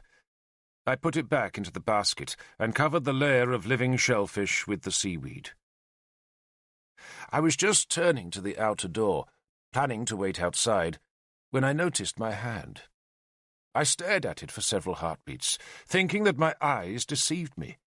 But in the one light by the outer door, I could not be certain, so I ducked back through the inner door to where the great cauldron waited by the altar, and there, in the darkest part of Mithras's temple, I held my right hand before my face, and saw that it was glowing. I stared. I did not really want to believe in what I saw, but my hand did glow. It was not luminous, not an inner light, but a wash of unmistakable brightness on my palm. I drew a finger through the wet patch left by the shellfish, and so made a dark streak through the shimmering surface. So, Olwyn the Silver had been no nymph, no messenger from the gods after all, but a human girl smeared with the juices of shellfish. The magic was not of the gods, but of Merlin, and all my hopes seemed to die in that dark chamber. I wiped my hand on my cloak and went back to the daylight. I sat down on the bench by the temple door and gazed at the inner rampart, where a group of small children tumbled and slid in boisterous play. The despair that had haunted me on my journey into Chogir returned. I so wanted to believe in the gods, yet was so filled with doubt. What did it matter, I asked myself, that the girl was human, and that her inhuman luminous shimmer was a trick of Merlin's? That did not negate the treasures, but whenever I had thought about the treasures, and whenever I had been tempted to doubt their efficacy, I had reassured myself with the memory of that shining naked girl. And now, it seemed, she was no harbinger of the gods at all, but merely one of Merlin's illusions. "Lord?" A girl's voice disturbed my thoughts. "Lord?" she asked again. And I looked up to see a plump, dark-haired young woman smiling nervously at me. She was dressed in a simple robe and cloak, had a ribbon round her short dark curls, and was holding the hand of a small, red-haired boy. "You don't remember me, Lord?" she asked, disappointed. "Quilog," I said, recalling her name. She had been one of our servants at Lindinis, where she had been seduced by Mordred. I stood. "How are you?" I asked. "Good as can be, Lord," she said, pleased that I had remembered her. "And this is little Marduk. Takes after his father, doesn't he?" I looked at the boy. He was perhaps 6 or 7 years old, and was sturdy, round-faced, and had stiff, bristling hair, just like his father, Mordred. "But not in himself. He don't take after his father," Quilog said. "He's a good little boy, he is. Good as gold, Lord. Never been a minute's trouble, not really, have you, my darling?" She stooped and gave Marduk a kiss. The boy was embarrassed by the show of affection, but grinned anyway. "How's the Lady Cainwyn?" Quilog asked me. "Very well. She'll be pleased we met." "Always kind to me, she was," Quilog said. "I would have gone to your new home, Lord, only I met a man. Married now, I am." "Who is he?" "Idfail ap Merrick, Lord. He serves Lord Lanville now." Lanville commanded the guard that kept Mordred in his gilded prison. "We thought you left our household," I confessed to Quilog, "because Mordred gave you money." "Him? Give me money?" Quilog laughed. "I'll live to see the stars fall before that happens, Lord." "Oh, he was a fool back then," Quilog confessed to me cheerfully. "Of course, I didn't know what kind of a man Mordred was, and he weren't really a man, not then, and I suppose I had my head turned, him being the king. But I wasn't the first girl, was I? And I dare say I won't be the last. But it all turned out for the best. My Idfail's a good man, and he don't mind young Marduk being a cuckoo in his nest." "Well, that's what you are, my lovely," she said. "A cuckoo." Then she stooped and cuddled Marduk, who squirmed in her arms and then burst out laughing when she tickled him. "What are you doing here?" I asked her. "Lord Merlin asked us to come," Quilog said proudly. "He's taken a liking to young Marduk, he has. He spoils him. Always feeding him, he is. And you'll get fat. Yes, you will. You'll be fat like a pig." And she tickled the boy again, who laughed, struggled, and at last broke free. He did not run far, but stood a few feet away, from where he watched me with his thumb in his mouth. "Merlin asked you to come?" I asked. "Needed a cook, Lord. That's what he said, and I dare say I'm as good a cook as the next woman. And with the money he offered, well, Idfail said I had to come. Not that Lord Merlin eats much. He likes his cheese, he does, but that doesn't need a cook, does it?" "Does he eat shellfish?" "He likes his cockles, but we don't get many of those. No, it's mostly cheese he eats, cheese and eggs. He's not like you, Lord. You were a great one for meat, I remember." "I still am," I said. "They were good days," Quilog said. "Little Marduk here is the same age as your Diane. I often thought they'd make good playmates. How is she?" "She's dead, Quilog," I said. Her face dropped. "Oh, no, Lord. Say that isn't true." "She was killed by Lancelot's men." She spat onto the grass. "Wicked men. All of them. I am sorry, Lord." "But she's happy in the other world," I assured her. "And one day we'll all join her there." "You will, Lord. You will. But the others?" "Morwenna and Seren are fine." "That's good, Lord." She smiled. "Will you be staying here for the summons?" The summons? That was the first time I had heard it called that. "No," I said. "I haven't been asked. I thought I'd probably watch from Donovaria." "It'll be something to see," she said. Then she smiled and thanked me for talking to her, and afterwards she pretended to chase Marduk, who ran away from her, squealing with delight. I sat, pleased to have met her again, and then wondered what games Merlin was playing. Why had he wanted to find Quilog? And why hire a cook when he had never before employed someone to prepare his meals? A sudden commotion beyond the ramparts broke my thoughts and scattered the playing children. I stood up just as two men appeared, dragging on a rope. Gawain hurried into sight an instant later, and then, at the rope's end, I saw a great, fierce, black stallion. The horse was trying to pull free, and very nearly dragged the two men back off the wall, but they snatched at the halter and were hauling the terrified beast forward when the horse suddenly bolted down the steep inner wall and pulled the men behind him. Gawain shouted at them to take care, then half slid and half ran after the great beast. Merlin, apparently unconcerned by the small drama, followed with Nimue. He watched as the horse was led to one of the eastern shelters. Then he and Nimue came down to the temple. "Ah, Derval," he greeted me carelessly. "you look very glum. Is it toothache?" "I brought you Excalibur," I said stiffly. "I can see that with my own eyes. I'm not blind, you know. A little deaf at times, and the bladder is feeble, but what can one expect at my age?" He took Excalibur from me, drew its blade a few inches from the scabbard, then kissed the steel. "The sword of Rithak," he said in awe. And for a second his face bore an oddly ecstatic look. Then he abruptly slammed the sword home and let Nimue take it from him. "So you went to your father," Merlin said to me. "Did you like him?" "Yes, Lord."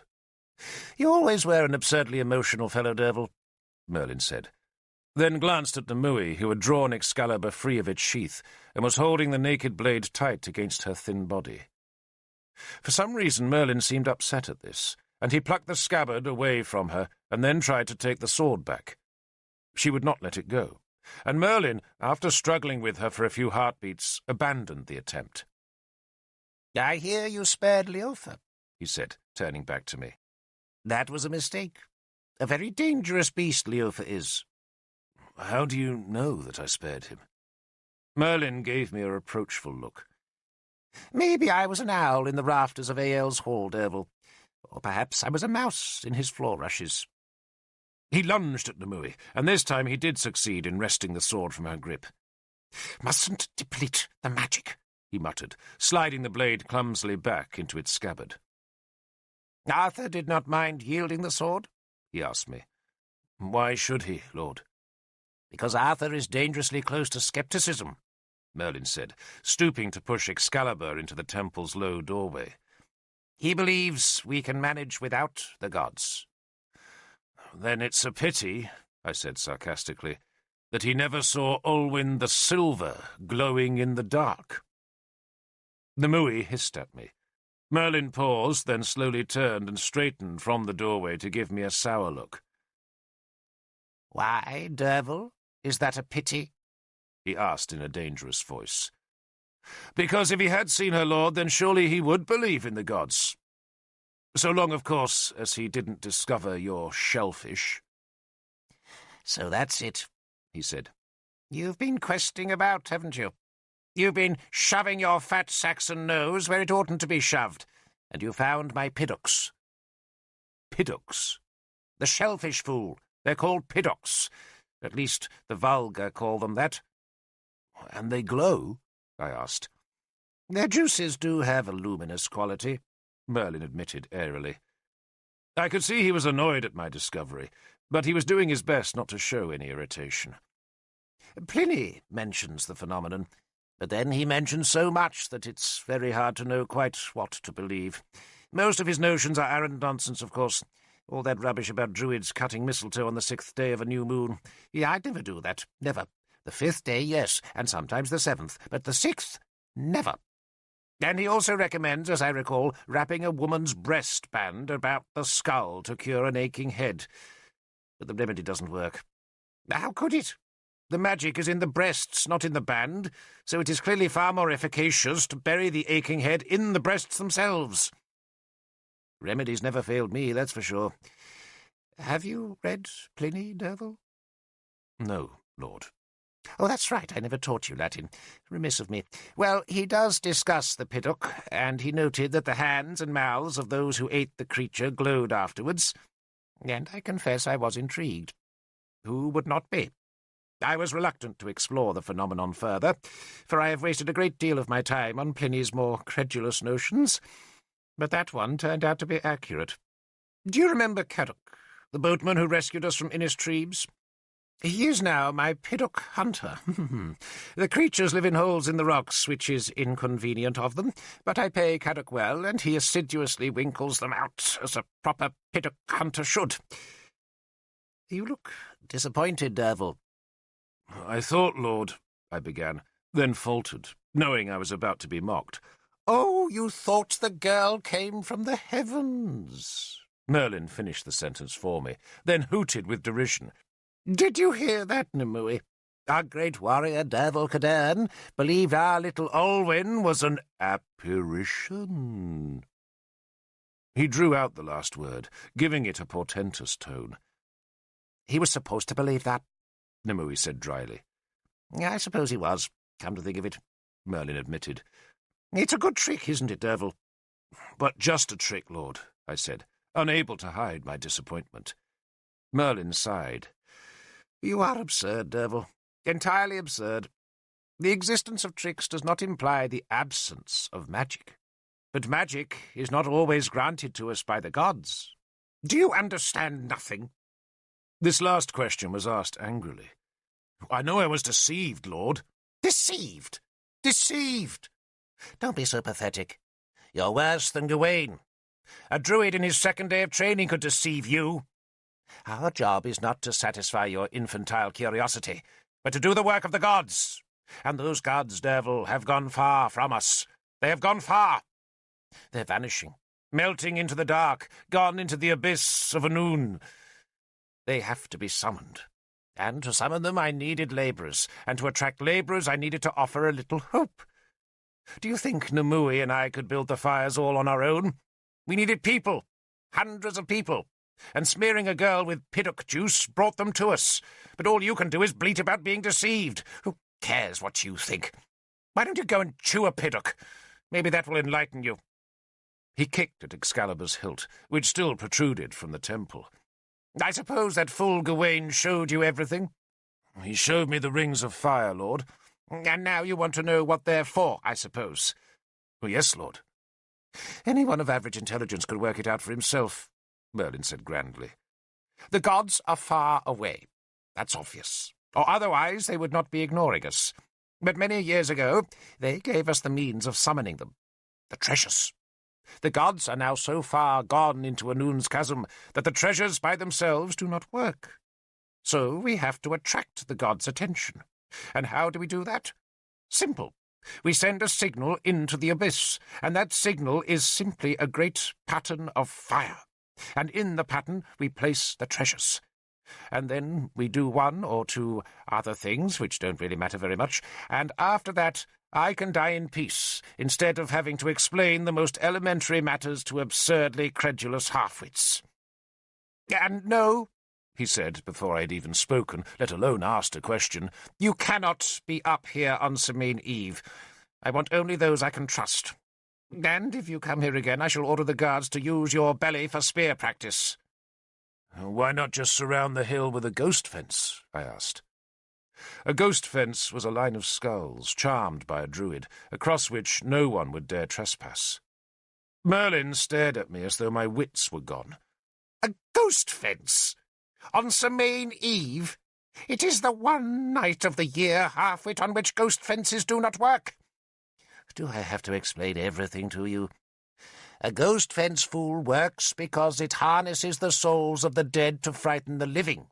But on Semaine Eve, the souls of the dead are freed to wander, and so cannot be harnessed. On Semaine Eve, a ghost fence is about as much use to the world as your wits.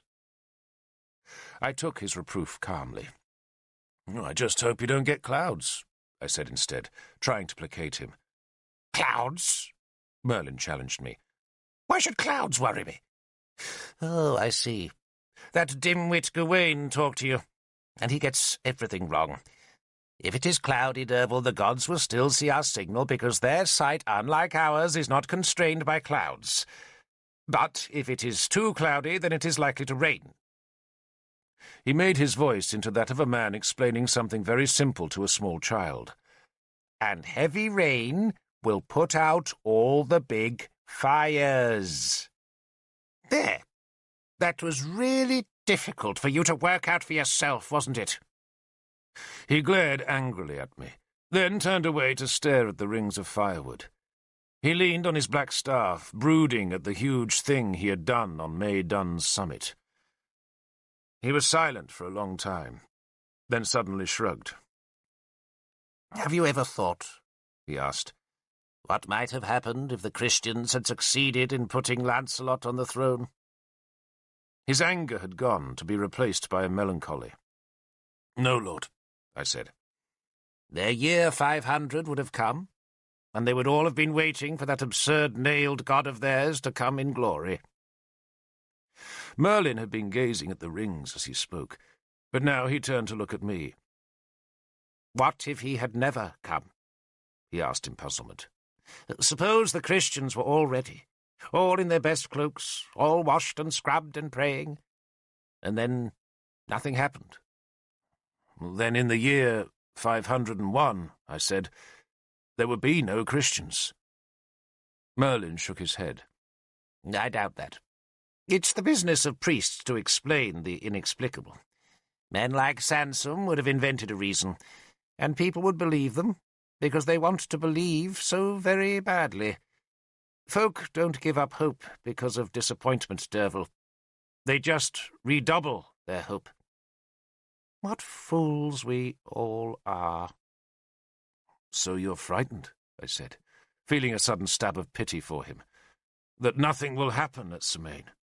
"Of course I'm frightened, you half-wit." "Nimue isn't." He glanced at Nimue, who was watching us both with a sullen look. "You're full of certainty, my little one, aren't you?" Merlin mocked her. "But as for me, Derval, I wish this had never been necessary. We don't even know what's supposed to happen when we light the fires. Maybe the gods will come, but perhaps they'll bide their time." He gave me a fierce look. "If nothing happens, Derval, that doesn't mean that nothing happened. Do you understand that?" "I think so, Lord." "I doubt you do. I don't even know why I bother wasting explanations on you. Might as well lecture an ox on the finer points of rhetoric. Absurd man that you are. You can go now. You've delivered Excalibur." "Arthur wants it back," I said, remembering to deliver Arthur's message. "I'm sure he does. And maybe he will get it back when Gawain's finished with it. Or maybe not. What does it matter? Stop worrying me with trifles, Derval, and goodbye." He stalked off, angry again, but stopped after a few paces to turn and summon Nimue. "Come, girl." "I shall make sure Derval leaves," Nimue said. And with those words she took my elbow and steered me towards the inner rampart. "Nimue!" Merlin shouted. She ignored him, dragging me up the grass slope to where the path led along the rampart. I stared at the complex rings of firewood. "It's a lot of work you've done," I said lamely. "And all wasted, if we don't perform the proper rituals," Nimue said waspishly. Merlin had been angry with me, but his anger was mostly feigned, and it had come and gone like lightning. But Nimue's rage was deep and forceful, and had drawn her white, wedge-shaped face tight. She had never been beautiful, and the loss of her eye had given her face a dreadful cast. But there was a savagery and intelligence in her looks that made her memorable. And now, on that high rampart in the west wind, she seemed more formidable than ever. "Is there some danger," I asked, "that the ritual will not be done properly?" "Merlin's like you," she said angrily, ignoring my question. "He's emotional."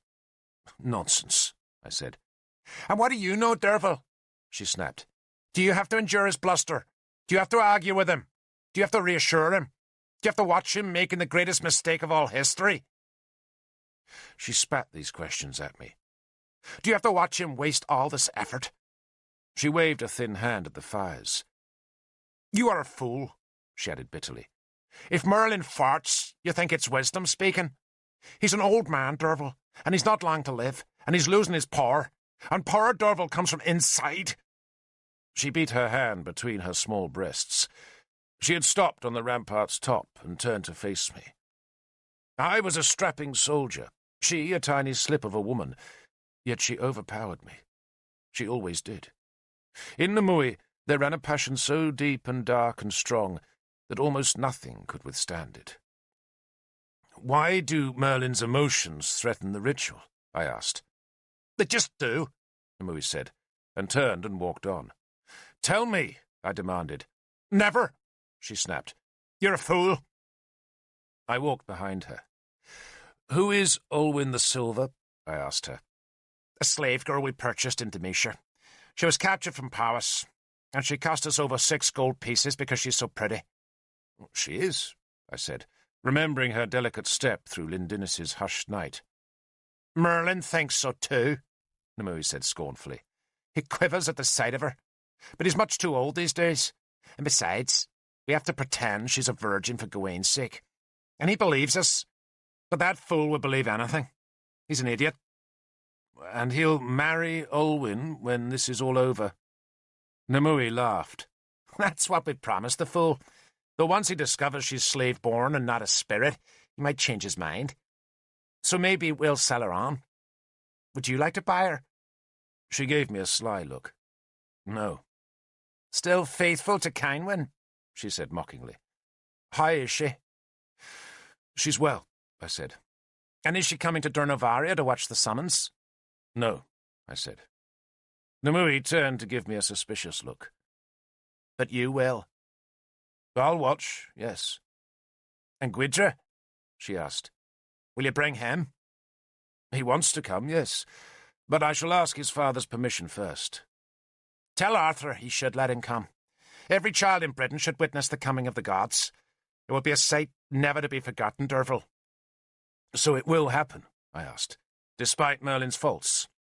"It will happen," Nimue said vengefully. "Despite Merlin. It will happen because I will make it happen. I'll give that old fool what he wants, whether he likes it or not." She stopped, turned, and seized my left hand to stare with her one eye at the scar on its palm. That scar bound me by oath to do her bidding, and I sensed she was about to make some demand of me, but then some impulse of caution stopped her. She took a breath, stared at me, then let my scarred hand drop. "You can find your own way now," she said in a bitter tone, then walked away. I went down the hill. The folk still trudged to Maydun's summit with their loads of firewood. For 9 hours, Gawain had said, the fires must burn. 9 hours to fill a sky with flame and bring the gods to earth. Or maybe, if the rites were done wrong, the fires would bring nothing. And in 3 nights, we would discover which it would be. Cynwyn would have liked to come to Durnovaria to witness the summoning of the gods, but Semain Eve is the night when the dead walk the earth, and she wanted to be certain that we left gifts for Dian, and she thought the place to leave those gifts was where Dian had died, and so she took our 2 living daughters to the ruins of Ermid's Hall, and there, among the hall's ashes, she placed a jug of diluted mead, some buttered bread, and a handful of the honey-covered nuts Dian had always loved so much. Dian's sisters put some walnuts and hard-boiled eggs in the ashes. Then they all sheltered in a nearby forester's hut, guarded by my spearmen. They did not see Dian, for on Semain Eve the dead never show themselves. But to ignore their presence is to invite misfortune. In the morning, Cynwyn told me later, the food was all gone, and the jug was empty. I was in Durnovaria, where Issa joined me with Gwydra. Arthur had given his son permission to watch the summoning, and Gwydra was excited. He was 11 years old that year, full of joy and life and curiosity. He had his father's lean build, but he had taken his good looks from Guinevere, for he had her long nose and bold eyes. There was mischief in him, but no evil, and both Cynwyn and I would have been glad if his father's prophecy came true and he married our Morwenna.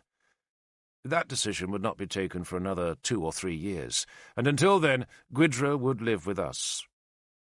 He wanted to be on the summit of May Dun, and was disappointed when I explained that no one was permitted to be there other than those who would perform the ceremonies. Even the folk who had built the great fires were sent away during the day. They, like the hundreds of other curious folk who had come from all over Britain, would watch the summons from the fields beneath the ancient fort. Arthur arrived on the morning of Semaine Eve, and I saw the joy with which he greeted Gwyddra. The boy was his one source of happiness in those dark days. Arthur's cousin, Killoch, arrived from Dunham with a half-dozen spearmen. "Arthur told me I shouldn't come," he told me with a grin, "but I wouldn't miss this." Killoch limped to greet Galahad, who had spent the last months with Sagramore, guarding the frontier against Ael's Saxons. And while Sagramore had obeyed Arthur's orders to stay at his post, he had asked Galahad to go to Durnavaria to carry news of the night's events back to his forces. The high expectations worried Arthur, who feared his followers would feel a terrible disappointment if nothing happened. The expectations only increased, for that afternoon King Keenaglas of Powys rode into the town, and brought with him a dozen men, including his son Perthel, who was now a self-conscious youth trying to grow his first moustaches. Keenaglas embraced me. He was Kynwyn's brother, and a more decent, honest man never lived. He had called on Murig of Gwent on his journey south, and now confirmed that monarch's reluctance to fight the Saxons. "He believes his God will protect him," Keenaglas said grimly. "So do we," I said, gesturing out of Durnavaria's palace window to the lower slopes of May Dun, that were thick with people hoping to be close to whatever the momentous night might bring.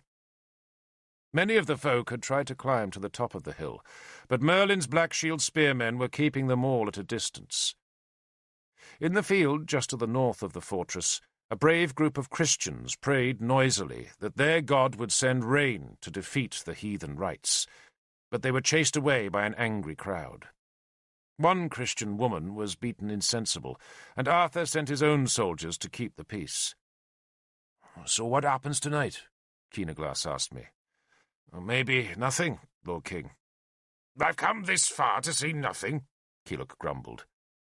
He was a squat, bellicose, foul-mouthed man, whom I counted among my closest friends. He had limped ever since a Saxon blade had scored deep into his leg in the battle against Ael's Saxons outside London, but he made no fuss about the thickly scarred wound, and claimed he was still as formidable a spearman as ever. "And what are you doing here?" he challenged Galahad. "I thought you were a Christian." "I am."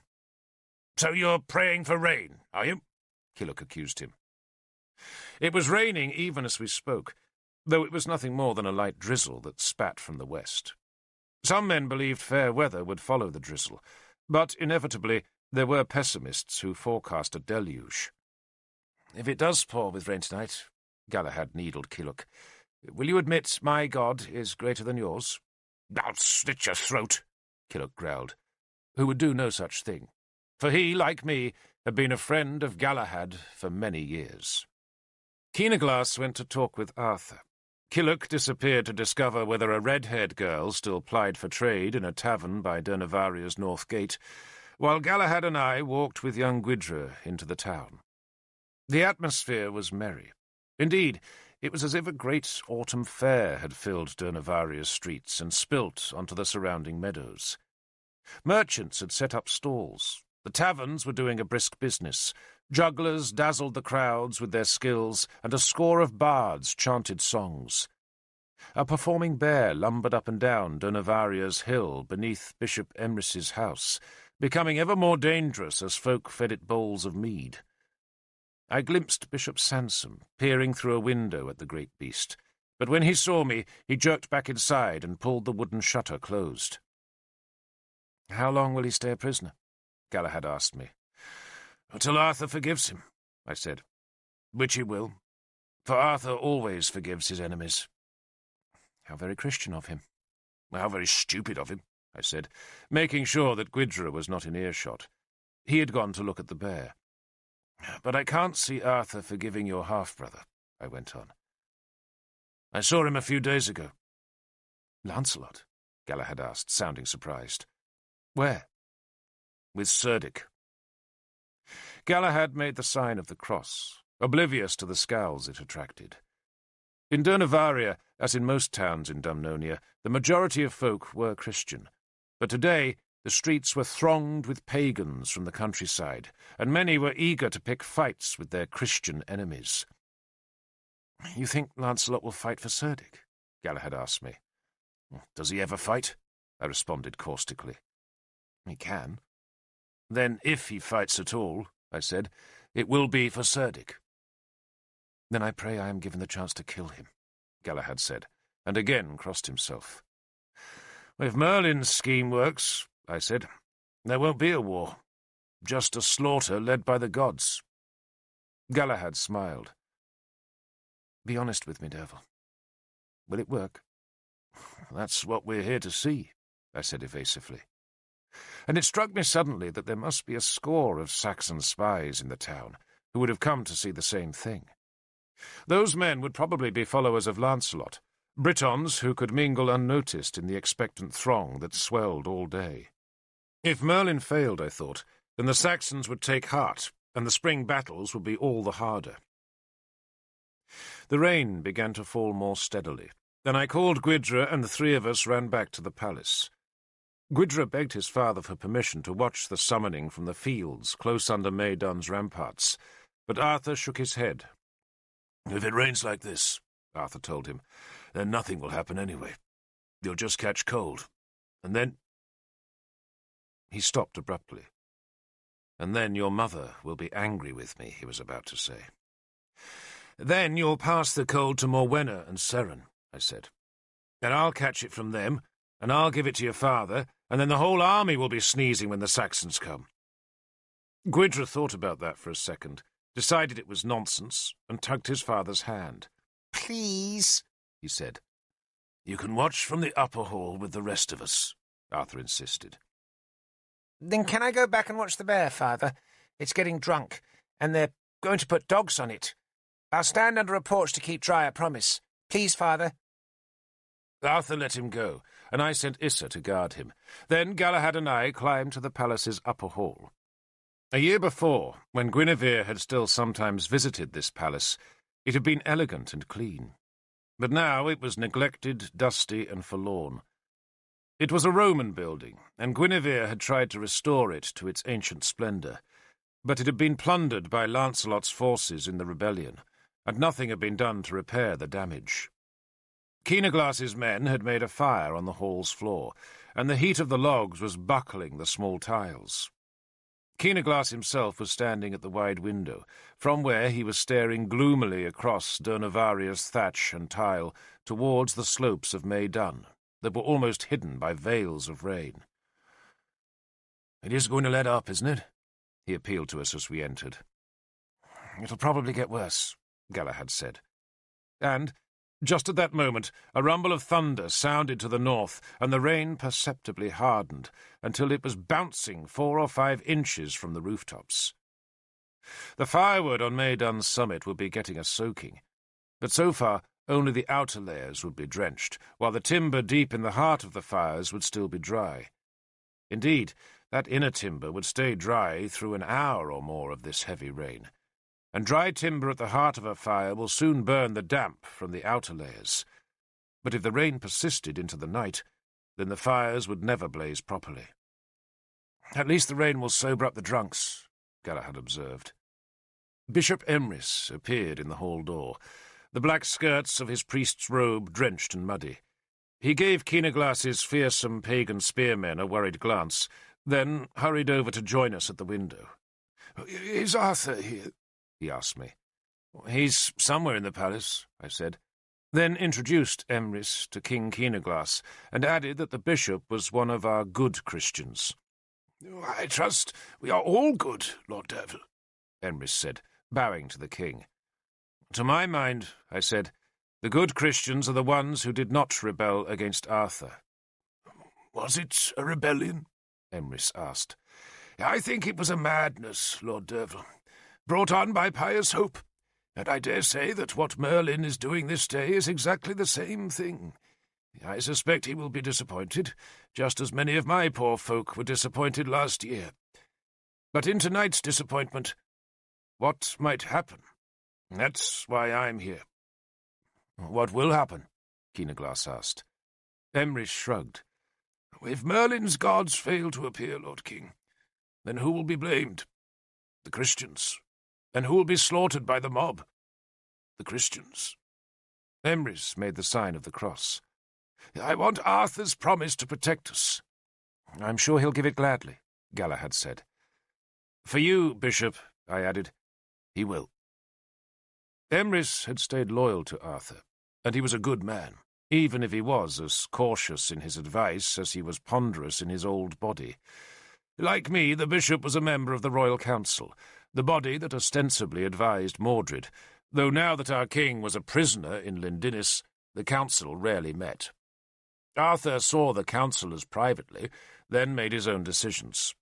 But the only decisions that really needed to be made were those that prepared Dumnonia for the Saxon invasion, and all of us were content to let Arthur carry that burden.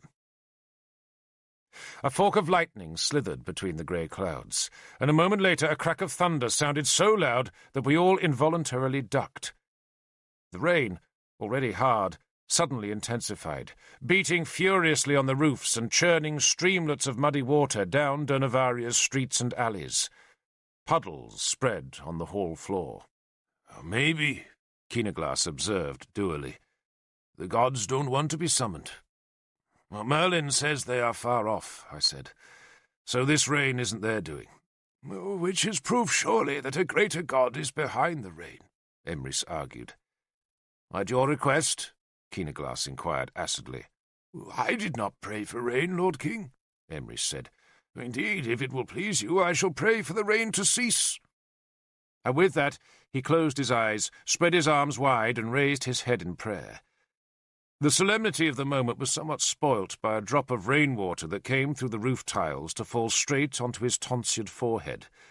But he finished his prayer and made the sign of the cross. And, miraculously, just as Emrys's pudgy hand formed the sign of the cross on his dirty gown, the rain began to relent. A few flurries still came hard on the west wind, but the drumming on the roof ceased abruptly, and the air between our high window and May Dunn's crest began to clear. The hill still looked dark under the grey clouds, and there was nothing to be seen on the old fortress except for a handful of spearmen guarding the ramparts, and below them a few pilgrims who had lodged themselves as high as they dared on the hill's slopes. Emrys was not certain whether to be pleased or downcast at the efficacy of his prayer, but the rest of us were impressed, especially as a rift opened in the western clouds and a watery shaft of sunlight slanted down to turn the slopes of May Dun green. Slaves brought us warmed mead and cold venison, but I had no appetite. Instead, I watched as the afternoon sank into evening and as the clouds grew ragged. The sky was clearing, and the west was becoming a great furnace blaze of red above distant Lyonesse. The sun was sinking on Semaine Eve, and all across Britain, and even in Christian Ireland, folk were leaving food and drink for the dead, who would cross the gulf of noon on the Bridge of Swords.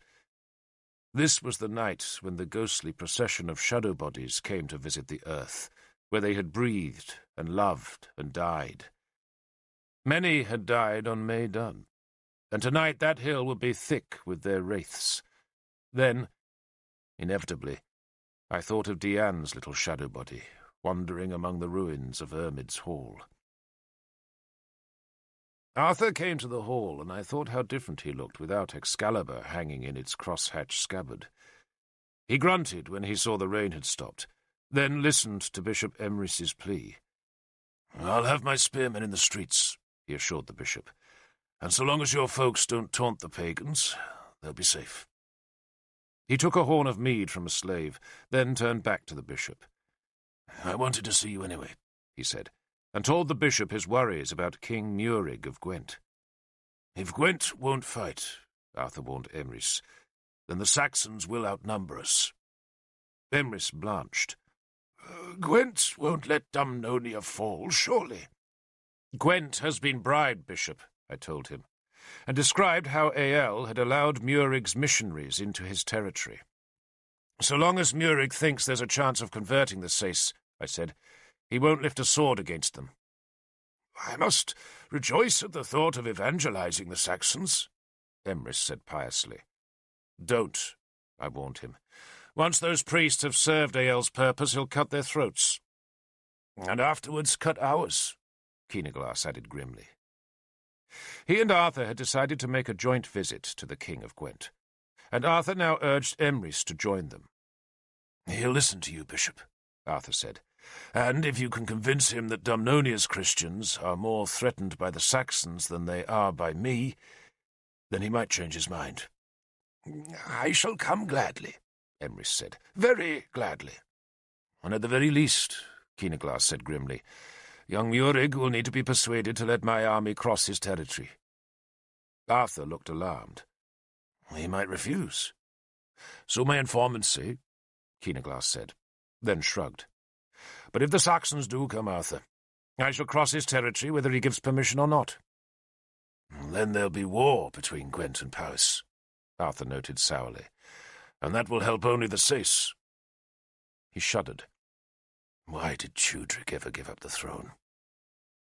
Tudric was Muirig's father, and though Tudric had been a Christian, he had always led his men against the Saxons at Arthur's side. The last red light in the west faded. For a few moments the world was suspended between light and dark, and then the gulf swallowed us. We stood in the window, chilled by the damp wind, and watched the first stars prick through the chasms in the clouds. The waxing moon was low over the southern sea, where its light was diffused around the edges of a cloud that hid the stars, forming the head of the Snake constellation. It was nightfall on Semain Eve, and the dead were coming. A few fires lit Durnavaria's houses, but the country beyond was utterly black, except where a shaft of moonlight silvered a patch of trees on the shoulder of a distant hill. Maidan was nothing but a looming shadow in the darkness, a blackness at the dead night's black heart. The dark deepened. More stars appeared, and the moon flew wild between ragged clouds. The dead were streaming over the Bridge of Swords now, and were here, among us, though we could not see them or hear them. But they were here, in the palace, in the streets, in every valley and town and household of Britain, while on the battlefields where so many souls had been torn from their earthly bodies, the dead were wandering as thick as starlings. Diane was under the trees at Ermid's Hall, and still the shadow bodies streamed across the Bridge of Swords to fill the Isle of Britain. One day, I thought, I too would come on this night to see my children, and their children, and their children's children. For all time, I thought, my soul would wander the earth each Semain Eve. The wind calmed.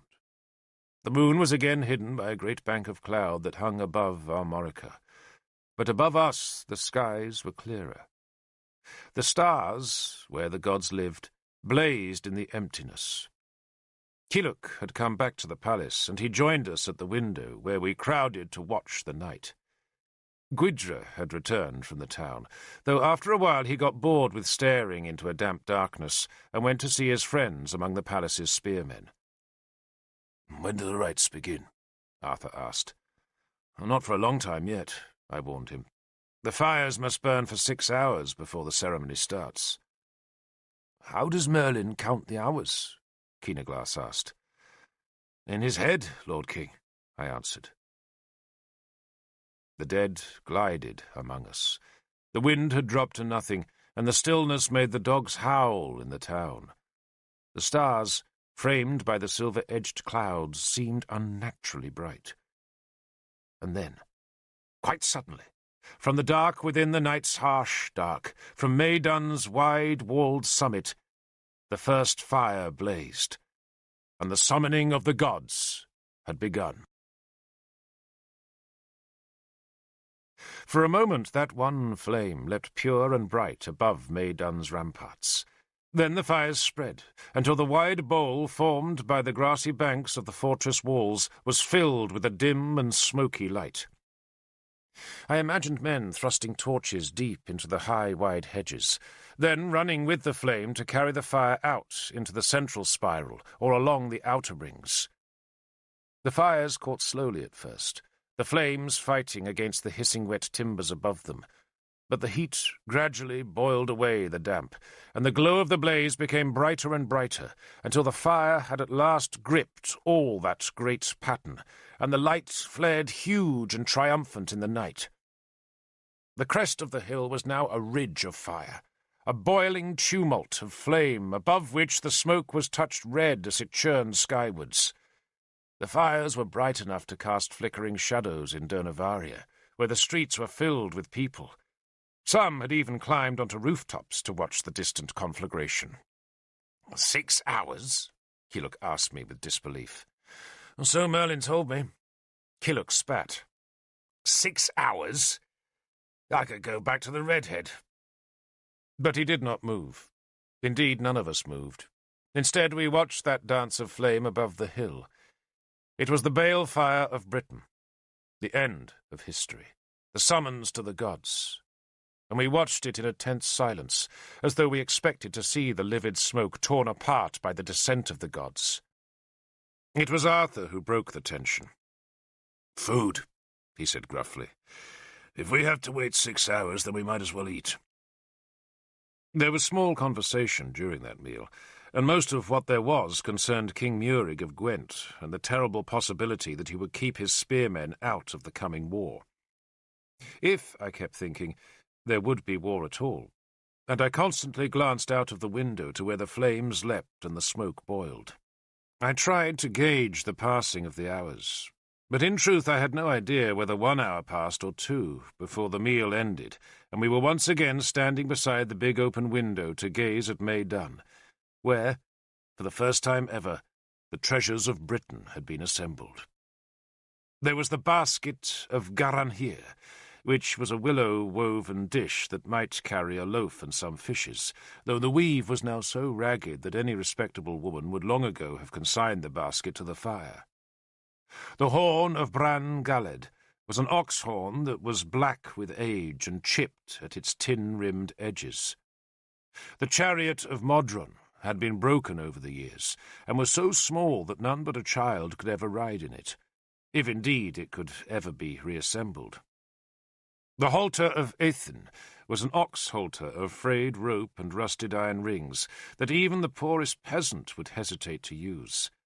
The knife of Lal Frodeth was blunt and broad-bladed, and had a broken wooden handle, while the whetstone of Tudwal was an abraded thing any craftsman would be ashamed to possess.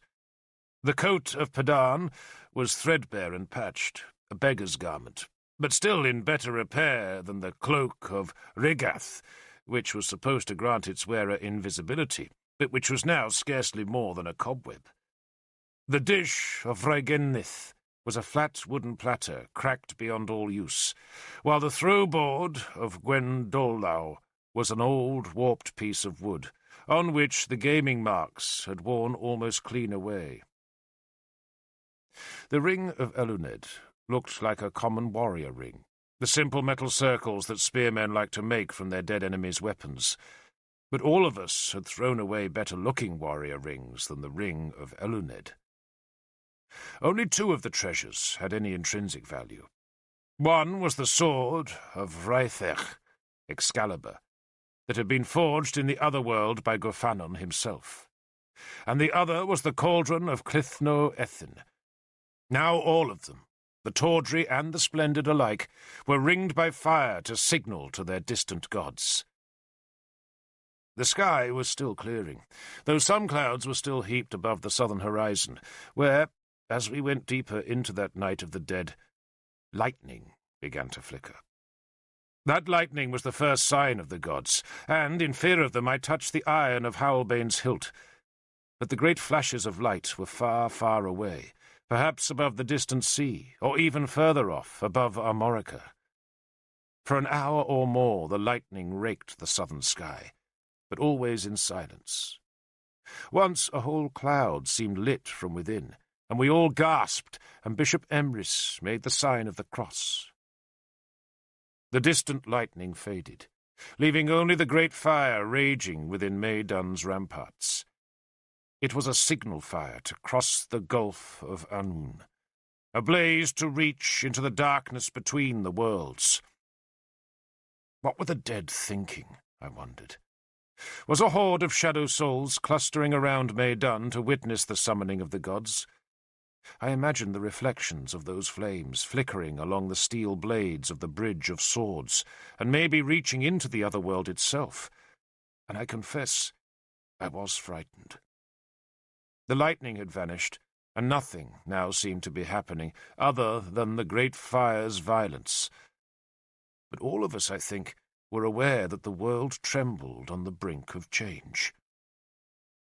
Then, sometime in the passing of those hours, the next sign came. It was Galahad who first saw it. He crossed himself, stared out of the window as though he could not believe what he was seeing, then pointed up above the great plume of smoke that was casting a veil across the stars. "Do you see it?" he asked, and we all pressed into the window to gaze upwards, and I saw that the lights of the night sky had come. We had all seen such lights before, though not often, but their arrival on this night was surely significant.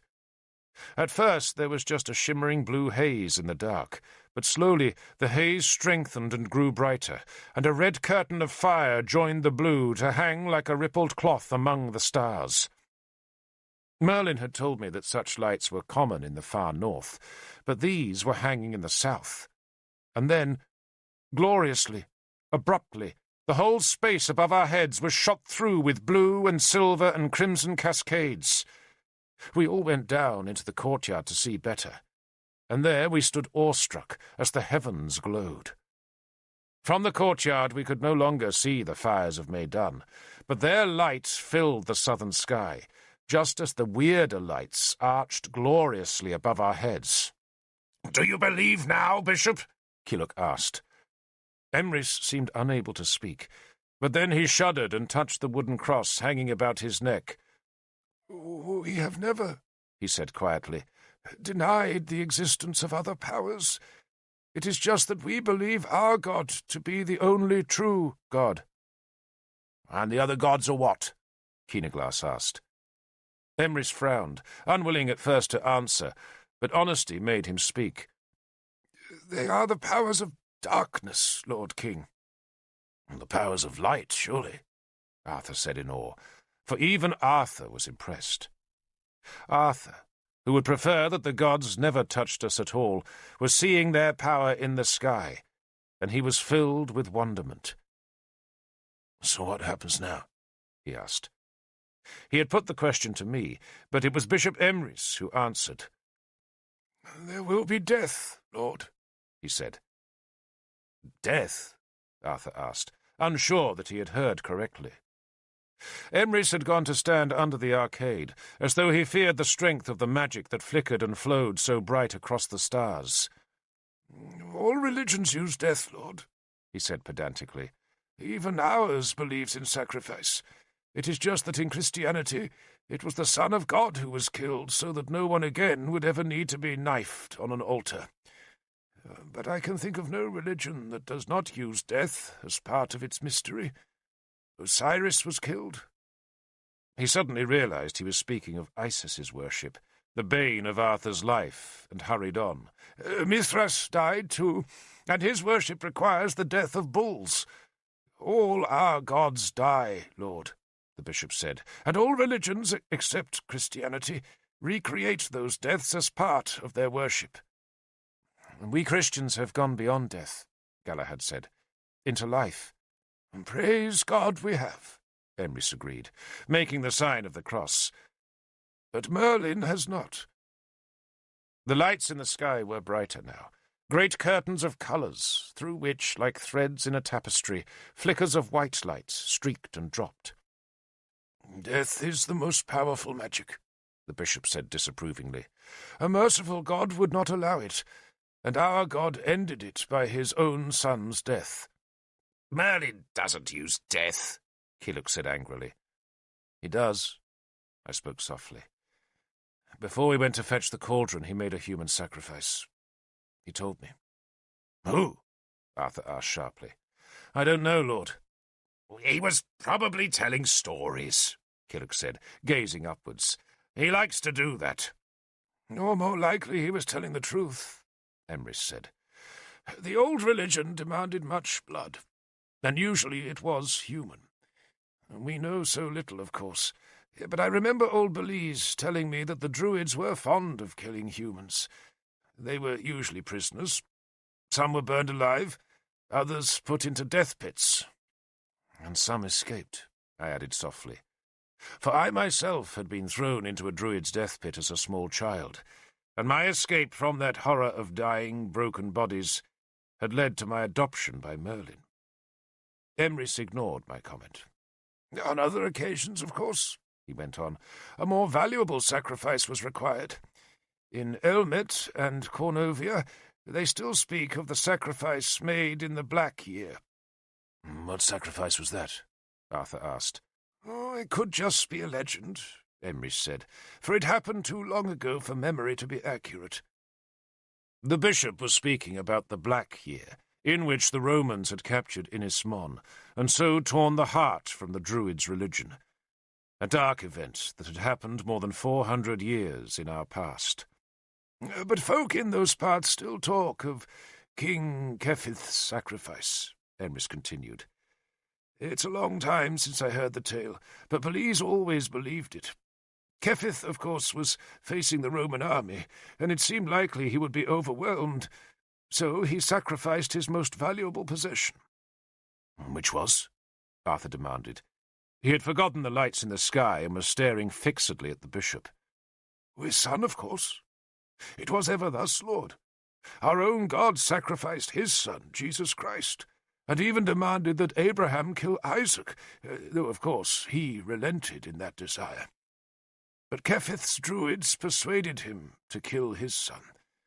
It didn't work, of course. History records that the Romans killed Kefith and all his army, and then destroyed the druids' groves on Inismon. I sensed the bishop was tempted to add some thanks to his god for that destruction, but Emrys was no Sansom, and thus was tactful enough to keep his thanks unspoken. Arthur walked to the arcade. "What is happening on that hilltop, Bishop?" he asked in a low voice. "I cannot possibly tell, Lord," Emrys said indignantly. "But you think there is killing?" "I think it is possible, Lord," Emrys said nervously. "I think it likely even." "Killing who?" Arthur demanded, and the harshness of his voice made every man in the courtyard turn from the glory in the sky to stare at him. "If it is the old sacrifice, Lord, and the supreme sacrifice," Emrys said, "then it will be the son of the ruler." "Gawain, son of Budic," I said softly. "And Marduk." "Marduk?" Arthur swung on me.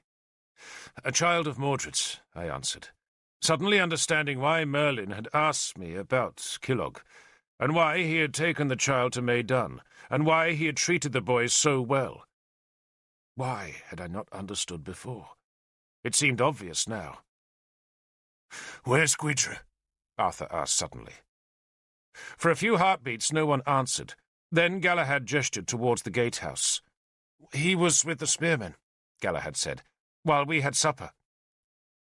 But Gwydra was there no longer, nor was he in the room where Arthur slept when he was in Durnavaria. He was nowhere to be found, and no one recalled having seen him since dusk. Arthur utterly forgot the magical lights as he searched the palace, hunting from the cellars to the orchard, but finding no sign of his son. I was thinking about Nemui's words to me on Maidan when she had encouraged me to bring Gwydra to Durnavaria, and remembering her argument with Merlin in Lindinis about who truly ruled Dumnonia, and I did not want to believe my suspicions, but could not ignore them.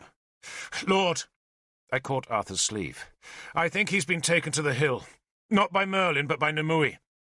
He's not a king's son, Emrys said very nervously. Gwydra is the son of a ruler, Arthur shouted. Does anyone here deny that? No one did, and suddenly no one dared say a thing. Arthur turned towards the palace. Higwyth! A sword, spear, shield. Llanri, quick! Lord! Killock intervened. Quiet! Arthur shouted. He was in a fury now, and it was me he vented his rage on, for I had encouraged him to allow Gwydra to come to Dernavaria. Did you know what was to happen? He asked me. Of course not, Lord. I still don't know. You think I would hurt Gwydra? Arthur stared grimly at me, then turned away. None of you need come, he said over his shoulder. But I am riding to Maidan to fetch my son. He strode across the courtyard to where Higwyth, his servant, was holding Llanri, while a groom saddled her. Galahad followed him quietly. I confess that for a few seconds I did not move. I did not want to move. I wanted the gods to come. I wanted all our troubles to be ended by the beat of great wings and the miracle of Belle-Moi striding the earth. I wanted Merlin's Britain.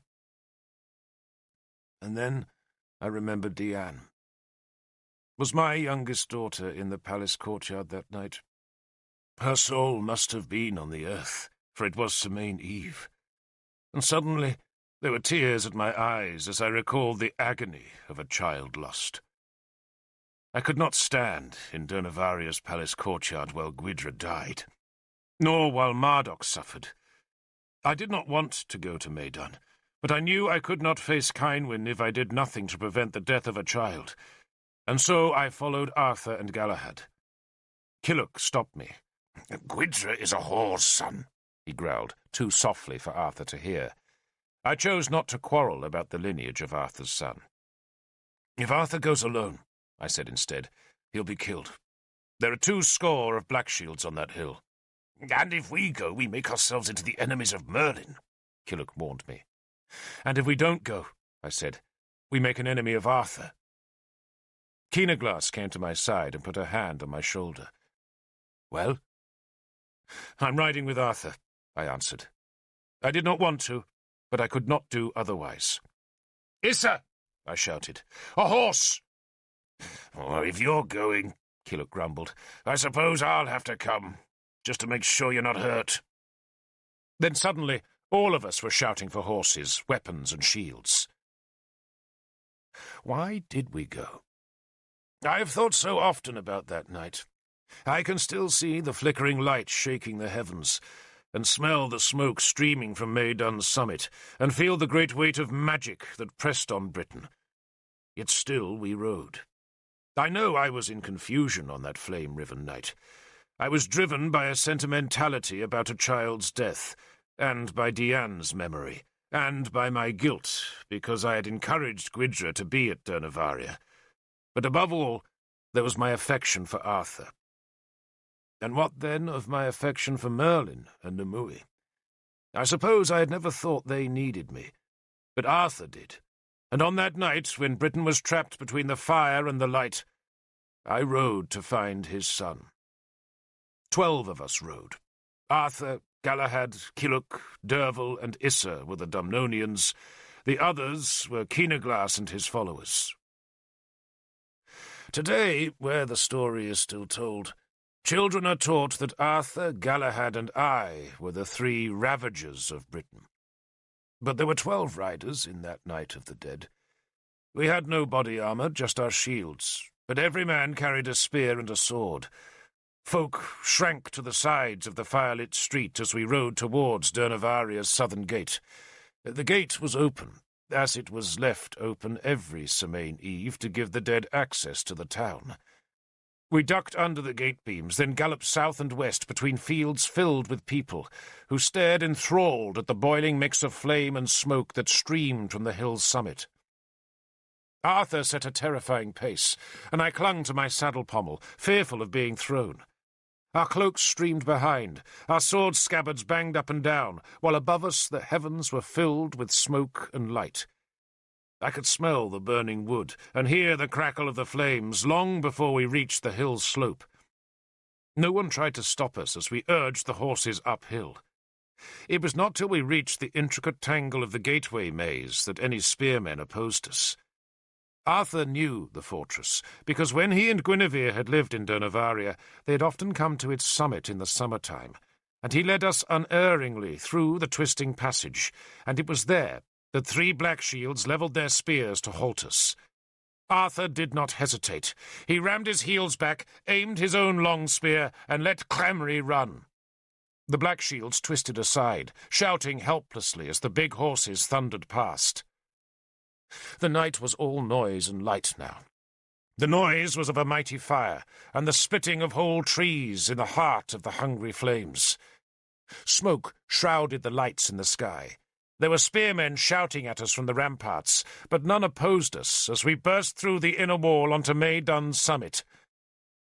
And there we were stopped, not by black shields, but by a blast of searing heat. I saw Clamry rear and twist away from the flames, saw Arthur clinging to her mane, and saw her eyes flash red with reflected fire. The heat was like 1,000 smithy furnaces, a bellowing blast of scorching air that made us all flinch and reel away. I could see nothing inside the flames, for the centre of Merlin's design was hidden by the seething walls of fire. Arthur kicked Clamry back towards me. "Which way?" he shouted. I must have shrugged. "How did Merlin get inside?" Arthur asked. I made a guess. "At the far side, Lord." The temple was on the eastern side of the fire maze, and I suspected a passage must surely have been left through the outer spirals. Arthur hauled on his rein, and urged Clamry up the slope of the inner rampart to the path that ran along its crest. The black shields scattered rather than face him. We rode up the rampart after Arthur, and though our horses were terrified of the great fire to their right, they followed Clamry through the whirling sparks and smoke. Once a great section of fire collapsed as we galloped past, and my horse swerved away from the inferno onto the outer face of the inner rampart. For a second I thought she was going to tumble down into the ditch, and I was hanging desperately out of the saddle with my left hand tangled in her mane. But somehow she found her footing, regained the path, and galloped on.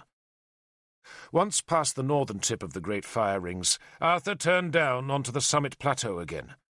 A glowing ember had landed on his white cloak and started the wool smouldering, and I rode alongside him and beat the small fire out. "Where?"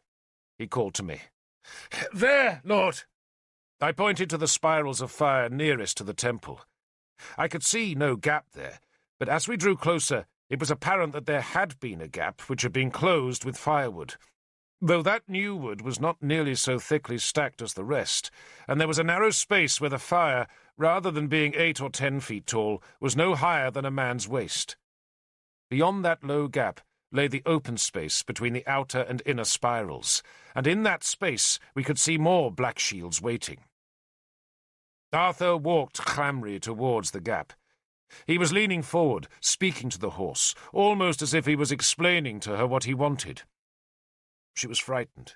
Her ears kept pricking back, and she took short, nervous steps, but she did not shy from the raging fires that burned on either side of the only passage into the heart of the hilltop fire. Arthur stopped her a few paces short of the gap and calmed her, though her head kept tossing and her eyes were wide and white. He let her look at the gap. Then he patted her neck, spoke to her again, and wheeled away. He trotted in a wide circle, spurred her into a canter, then spurred her again as he aimed at the gap. She tossed her head, and I thought she would balk, but then she seemed to make up her mind and flew at the flames. Keenaglass and Galahad followed. Killock cursed at the risk we were taking. Then all of us kicked our horses in Clamry's wake. Arthur crouched over the mare's neck as she pounded towards the fire. He was letting Clamry choose her pace, and she slowed again. I thought she would shy away. Then I saw she was gathering herself for the leap between the flames. I was shouting, trying to cover my fear. Then Clamry jumped, and I lost sight of her as the wind snatched a cloak of flaming smoke over the gap. Galahad was next into the space, but Keenaglass's horse swerved away. I was galloping hard behind Killock, and the heat and clamour of the fires was filling the noisy air. I think I half wanted my horse to refuse, but she kept on, and I closed my eyes as the flame and smoke surrounded me. I felt the horse rise, heard her whinny, then we thumped down inside the outer ring of flame, and I felt a vast relief and wanted to shout in triumph. Then a spear ripped into my cloak just behind my shoulder. I had been so intent on surviving the fire that I had not thought about what waited for us inside the flame ring. A black shield had lunged at me and had missed, but now he abandoned the spear and ran to pull me from the saddle. He was too close for my own spear blade to be of use, so I simply rammed the staff down at his head and kicked my horse on. The man seized my spear. I let it go, drew halbane and hacked back once. I glimpsed Arthur circling on Cramry and flailing left and right with his sword, and now I did the same. Galahad kicked a man in the face, speared another, then spurred away. Kilhuch had seized a black shield's helmet crest and was dragging the man towards the fire. The man tried desperately to untie the chin strap, then screamed as Kilhuch hurled him at the flames before wheeling away. Issa was through the gap now, and so were Keenaglass and his 6 followers. The surviving black shields had fled towards the centre of the maze of fire, and we followed them, trotting between 2 leaping walls of flame. The borrowed sword in Arthur's hand was red with light. He kicked Cramry, and she began to canter, and the black shields, knowing they must be caught, ran aside and dropped their spears to show they would fight no more. We had to ride halfway around the circle to find the entrance to the inner spiral. The gap between the inner and outer fires was a good 30 paces across, wide enough to let us ride without being roasted alive. But the space inside the spiral's passage was less than 10 paces in width, and these were the biggest fires, the fiercest, and we all hesitated at the entrance. We could still see nothing of what happened within the circle. Did Merlin know we were here? Did the gods? I looked up, half expecting a vengeful spear to hurtle down from heaven, but there was only the twisting canopy of smoke shrouding the fire-tortured, light-cascading sky. And so we rode into the last spiral. We rode hard and fast, galloping in a tightening curve between the roaring blast of leaping flames. Our nostrils filled with smoke as embers scorched our faces, but turn by turn we drew ever nearer to the mystery's centre. The noise of the fires obscured our coming. I think that Merlin and Nimue had no idea that their ritual was about to be ended, for they did not see us. Instead, the guards at the circle's centre saw us first, and they shouted in warning and ran to oppose us. But Arthur came out of the fires like a demon cloaked in smoke. Indeed, his clothes streamed smoke as he shouted a challenge and rammed Cramry hard into the Black Shield's hasty, half-formed shield wall. He broke that wall by sheer speed and weight, and the rest of us followed, swords swinging, while the handful of loyal Black Shields scattered. Gwydra was there, and Gwydra lived. He was in the grip of 2 Black Shields, who, seeing Arthur, let the boy go free. Nimue screamed at us, winging curses across the central ring of 5 fires, as Gwydra ran sobbing to his father's side.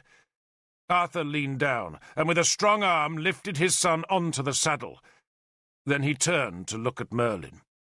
Merlin, his face streaming with sweat, gazed calmly at us. He was halfway up a ladder that was leaning against a gallows made of 2 tree trunks struck upright in the ground and crossed by a third. And that gallows now stood in the very centre of the 5 fires that formed the middle ring. The druid was in a white robe, and the sleeves of that robe were red with blood from their cuffs to the elbow. In his hand was a long knife, but on his face, I swear, there was a momentary look of utter relief. The boy Marduk lived, though he would not have lived for long.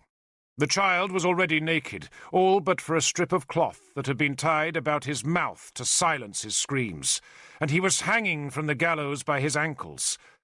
Next to him, also hanging by the ankles, was a pale, thin body that looked very white in the flamelight, except that the corpse's throat had been cut almost to the spine, and all the man's blood had run down into the cauldron, and still it ran to drip from the lank, reddened ends of Gawaine's long hair. The hair was so long that its gory tresses fell inside the golden rim of the silver cauldron of Clithno Ethin, and it was only by that long hair that I knew it was Gawain who hung there, for his handsome face was sheeted with blood, hidden by blood, cloaked in blood. Merlin, still with the long knife that had killed Gawain in his hand, seemed dumbstruck by our coming.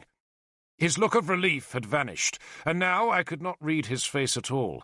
But Nimue was shrieking at us. She held up her left palm, the one with the scar that was the twin of the scar on my left palm. "Kill Arthur!" she shouted at me. "Derval, you are my sworn man! Kill him!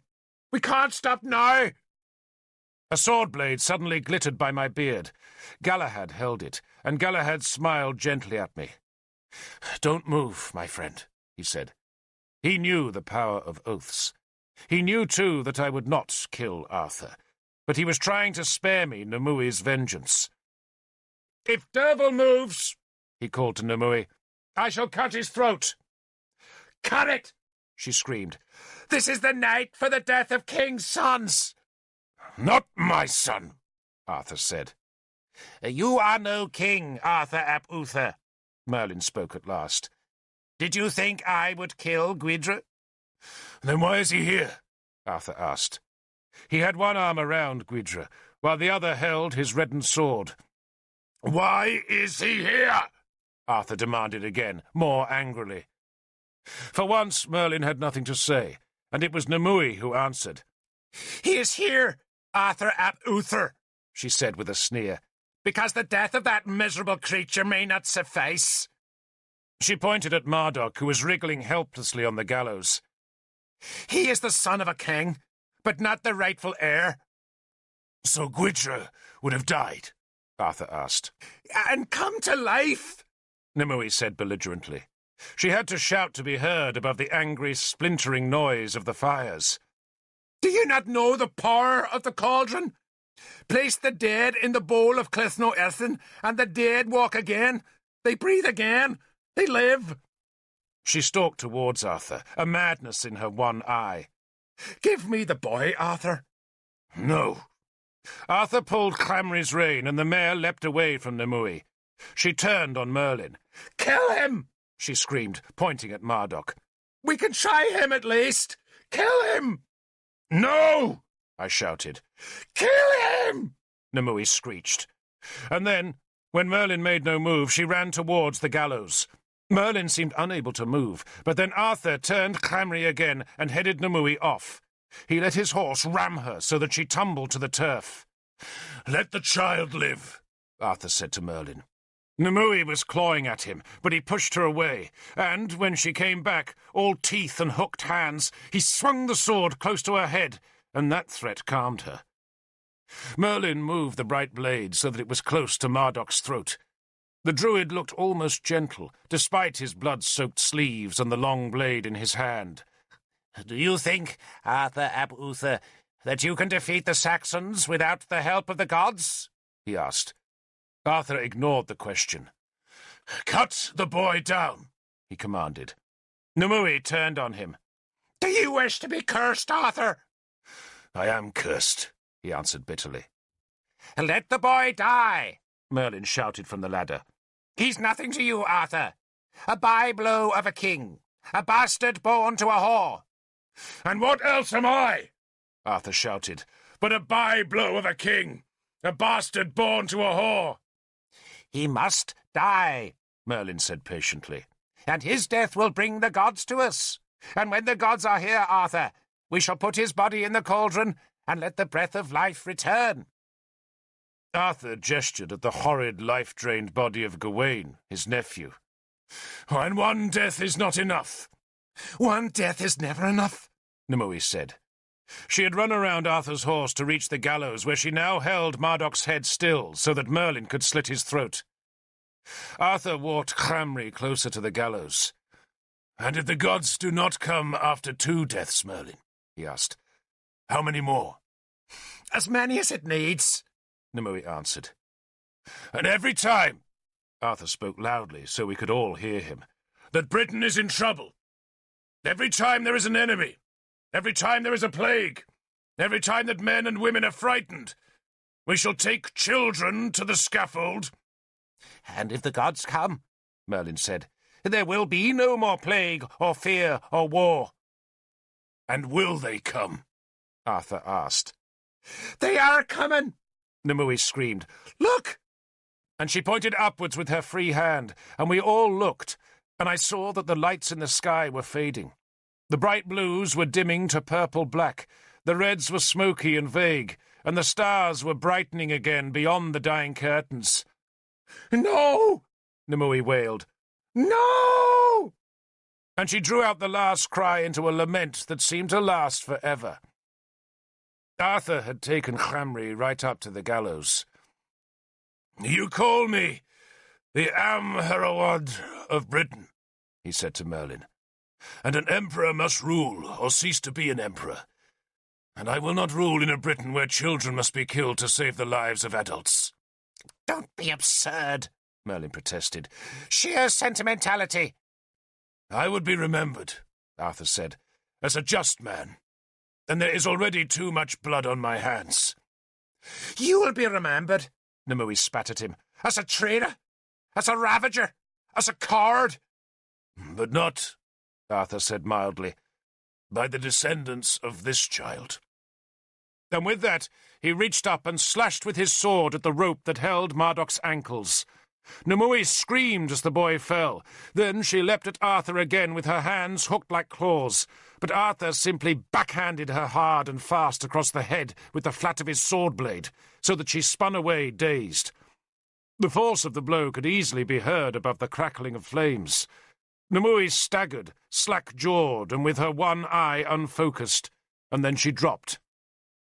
"I should have done that to Guinevere," Killuck growled to me.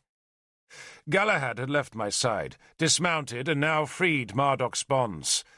The child immediately began screaming for his mother. "I never could abide noisy children," Merlin said mildly. Then he shifted the ladder so that it rested beside the rope holding Gawain to the beam. He climbed the rungs slowly. "I don't know," he said as he clambered upwards, "whether the gods have come or not. You, all of you, expected too much. And maybe they are here already. Who knows? But we shall finish without the blood of Mordred's child." And with that, he sawed clumsily at the rope holding Gawain's ankles. The body swayed as he cut, so that the blood-soaked hair slapped at the cauldron's edge. But then the rope parted, and the corpse dropped heavily into the blood that splashed up to stain the cauldron's rim. Merlin climbed slowly down the ladder, then ordered the Black Shields, who had been watching the confrontation, to fetch the great wicker baskets of salt that were standing a few yards away. The men scooped the salt into the cauldron, packing it tight around Gawain's hunched and naked body. "What now?" Arthur asked, sheathing his sword. "Nothing," Merlin said. "It is over." "Excalibur?" Arthur demanded. "She is in the southernmost spiral," Merlin said, pointing that way. "Though I suspect you will have to wait for the fires to burn out before you can retrieve her." "No!" Nimue had recovered enough to protest. She spat blood from the inside of her cheek that had been split open by Arthur's blow. "The treasures are ours." "The treasures," Merlin said wearily, "have been gathered and used. They are nothing now. Arthur may have his sword. He'll need it." He turned and threw his long knife into the nearest fire, then turned to watch as the two Black Shields finished packing the cauldron. The salt turned pink as it covered Gawain's hideously wounded body. "In the spring," Merlin said, "the Saxons will come, and then we shall see if there was any magic here this night." Nimue screamed at us. She wept and raved. She spat and cursed. She promised us death by air, by fire, by land, and by sea.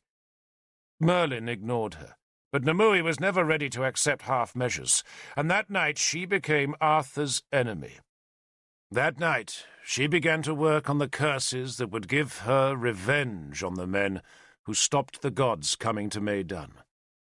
She called us the Ravagers of Britain, and she promised us horror. We stayed on the hill all night, The gods did not come, and the fires burned so fiercely that it was not till the following afternoon that Arthur could retrieve Excalibur.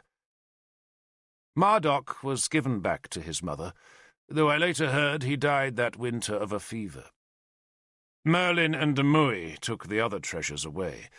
An ox cart carried the cauldron with its ghastly contents. Nimue led the way, and Merlin, like an old obedient man, followed her. They took Anbar, Gawaine's uncut, unbroken black horse, and they took the great banner of Britain. And where they went, none of us knew.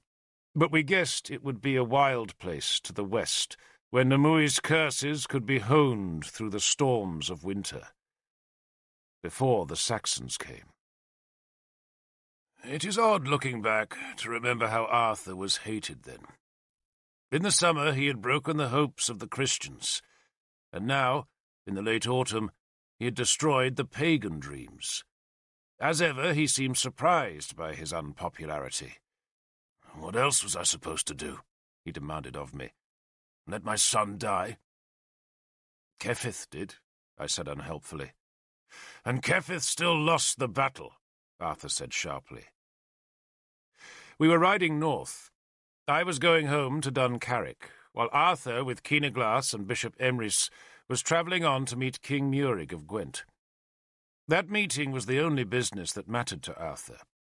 He had never trusted the gods to save Britain from the Sace, but he reckoned that 800 or 900 of Gwent's well-trained spearmen could tip the balance. His head seethed with numbers that winter. Dumnonia, he reckoned, could field 600 spearmen, of whom 400 had been tested in battle. Keenaglas would bring another 400, the Blackshield Irish another 150, and to those we could add maybe 100 masterless men who might come from Armorica or the northern kingdoms to seek plunder. "Say 1,200 men," Arthur would guess. Then he would worry the figure up or down according to his mood. But if his mood was optimistic, he sometimes dared add 800 men from Gwent, to give us a total of 2,000 men. Yet even that, he claimed, might not be enough, because the Saxons would probably field an even larger army. Ael could assemble at least 700 spears, and his was the weaker of the two Saxon kingdoms. We estimated Cerdic spears at 1,000, and rumours were reaching us that Cerdic was buying spearmen from Clovis, the king of the Franks. Those hired men were being paid in gold, and had been promised more gold when victory yielded them the treasury of Dumnonia. Our spies also reported that the Saxons would wait until after the Feast of Eoster, their spring festival, to give the new boats time to come from across the sea. "They'll have 2,500 men," Arthur reckoned, and we had only 1,200 if Murig would not fight. We could raise the levy, of course, but no levy would stand against properly trained warriors, and our levy of old men and boys would be opposed by the Saxon feared. "So without Gwent's spearmen," I said gloomily, "we're doomed." Arthur had rarely smiled since Guinevere's treachery, but he smiled now. "Doomed? Who says that?" "You do, Lord. The numbers do." "You've never fought and won when you've been outnumbered?" "Yes, Lord, I have." "So why can't we win again?" "Only a fool seeks a battle against a stronger enemy, Lord," I said. "Only a fool seeks a battle," he said vigorously. "I don't want to fight in the spring. It's the Saxons who want to fight, and we have no choice in the matter. Believe me, Derval, I don't wish to be outnumbered, and whatever I can do to persuade Murig to fight, I will do. But if Gwent won't march, then we shall have to beat the Saxons by ourselves. And we can beat them. Believe that, Derval." I believed in the treasures, Lord. He gave a derisory bark of laughter. "This is the treasure I believe in," he said, patting Excalibur's hilt. "Believe in victory, Derval. If we march against the Saxons like beaten men, then they'll give our bones to the wolves. But if we march like winners, we'll hear them howl." It was a fine bravado, but it was hard to believe in victory. Dumnonia was shrouded with gloom. We had lost our gods, and folks said it was Arthur who had driven them away. He was not just the enemy of the Christian god. Now he was the enemy of all the gods, and men said that the Saxons were his punishment. Even the weather presaged disaster, for on the morning after I parted from Arthur, it began to rain, and it seemed as though that rain would never stop. Day after day brought low grey clouds, a chill wind, and insistent driving rain. Everything was wet. Our clothes, our bedding, our firewood, the floor rushes, the very walls of our houses seemed greasy with damp. Spears rusted in their racks, stored grain sprouted or grew mouldy, and still the rain drove relentlessly from the west. Cynwyn and I did our best to seal Dun Carrick's hall. Her brother had brought her a gift of wolf pelts from Powys, and we used them to line the timber walls, but the very air beneath the roof beams seemed sodden. Fires burned sullen to grudge us a spitting and smoky warmth that reddened our eyes. Both our daughters were cross-grained that early winter. Morwenna, the eldest, who was usually the most placid and contented of children, became shrewish and so insistently selfish that Cynwyn took a belt to her. "She misses Gwydra," Cynwyn told me afterwards. Arthur had decreed that Gwydra would not leave his side, and so the boy had gone with his father to meet King Murig.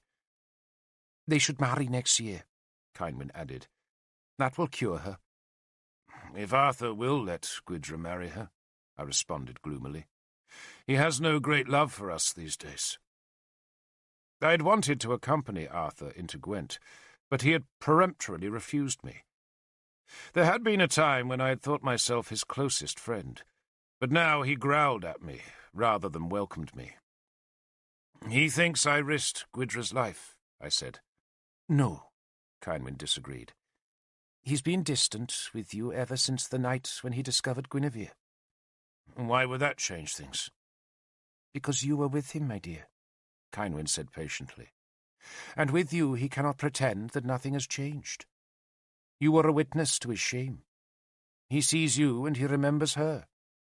He's also jealous." "Jealous?" She smiled. "He thinks you are happy. He thinks now that if he had married me, then he too would be happy." "He probably would," I said. "He even suggested it," Cynwyn said carelessly. "He did what?" I erupted. She soothed me. "It wasn't serious, Devil. The poor man needs reassurance.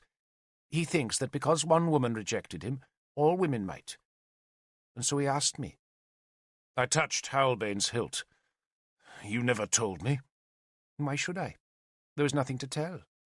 He asked a very clumsy question, and I told him I was sworn to the gods to be with you. I told him very gently, and afterwards he was very ashamed. I also promised him that I would not tell you, and I've now broken that promise, which means I shall be punished by the gods." She shrugged as if to suggest that the punishment would be deserved, and thus accepted. "He needs a wife," she added wryly. "Or a woman." "No," Cynwyn said. "He isn't a casual man. He can't lie with a woman and walk away afterwards. He confuses desire with love. When Arthur gives his soul, he gives everything, and he cannot give just a little bit of himself." I was still angry. "What did he think I would do while he married you?" "He thought you would rule Dunnonia as Mordred's guardian," Cynwyn said. "He had this odd idea that I would go with him to Broceliande, and there we would live like children under the sun. And you would stay here and defeat the Saxons." She laughed. "When did he ask?" "The day he ordered you to go and see Ael. I think he thought I'd run away with him while you were gone." "Oh, he hoped Ael would kill me," I said resentfully, remembering the Saxon promise to slaughter any emissary. "He was very ashamed afterwards," Cynwyn assured me earnestly. "And you're not to tell him I told you." She made me promise that, and I kept the promise. "It really wasn't important," she added, ending the conversation. "He'd have been truly shocked if I'd said yes. He asked, Devil, because he's in pain. and men in pain behave desperately. What he really wants is to run away with Guinevere, but he can't, because his pride won't let him, and he knows we all need him to defeat the Saxons. We needed Muirig's spearmen to do that, but we heard no news of Arthur's negotiations with Gwent. Weeks passed, and still no certain news came from the north. A travelling priest from Gwent told us that Arthur, Muirig, Keenaglas, and Emrys had talked for a week in Buriam, Gwent's capital, but the priest knew nothing of what had been decided. The priest was a small dark man with a squint and a wispy beard that he moulded with beeswax into the shape of a cross. He had come to Duncarrick because there was no church in the small village, and he wanted to establish one. Like many such itinerant priests, he had a band of women, 3 drab creatures who clustered protectively about him. I first heard of his arrival when he began to preach outside the smithy beside the stream, and I sent Issa and a pair of spearmen to stop his nonsense and bring him up to the hall. We fed him a gruel of sprouted barley grains that he ate greedily, spooning the hot mixture into his mouth and then hissing and spluttering because the food burned his tongue. Scraps of gruel lodged on his odd-shaped beard. His women refused to eat until he had finished. "All I know, Lord," he answered our impatient questions, "is that Arthur has now travelled west." "Where?" "To Demetia, Lord, to meet Oengus mac Chairim." "Why?" He shrugged. "I don't know, Lord." "Does King Muirig make preparations for war?" I asked. "He is prepared to defend his territory, Lord." "And to defend Dumnonia?" "Only if Dumnonia recognises the one God, the true God," the priest said, crossing himself with the wooden spoon and splattering his dirty gown with scraps of the barley gruel. "Our king is fervent for the cross, and his spears won't be offered to pagans." He looked up at the ox skull that was nailed onto one of our high beams and made the sign of the cross again. "If the Saxons take Dumnonia," I said, "then Gwent won't be far behind." "Christ will protect Gwent," the priest insisted. He gave the bowl to one of his women, who scooped up his scant leavings with a dirty finger. "Christ will protect you, Lord," the priest continued, "if you humble yourself before him. If you renounce your gods and are baptized, then you will have victory in the new year." "Then why was Lancelot not victorious last summer?" Kynwyn asked. The priest looked at her with his good eye, while the other wandered off into the shadows. "King Lancelot, lady, was not the chosen one. King Muirig is. It says in our scriptures that one man will be chosen, and it seems King Lancelot was not that man." "Chosen to do what?" Kynwyn asked. The priest stared at her. She was still such a beautiful woman, so golden and calm, the star of Powys. "Chosen, lady," he said, "to unite all the peoples of Britain under the living God. Saxon and Briton, Gwentian and Dumnonian, Irish and Pict, all worshipping the one true God, and all living in peace and love." "And what if we decide not to follow King Muirig?" Kynwyn asked. "Then our God will destroy you." "And that," I asked, "is the message you have come here to preach?" "I can do no other, Lord. I am commanded." "By Muirig?" "By God." "But I am the lord of the land, both sides of the stream," I said, "and of all the land southwards to Caercadern, and northwards to Aquasulis, and you do not preach here without my permission." "No man can countermand the God's word, Lord," the priest said.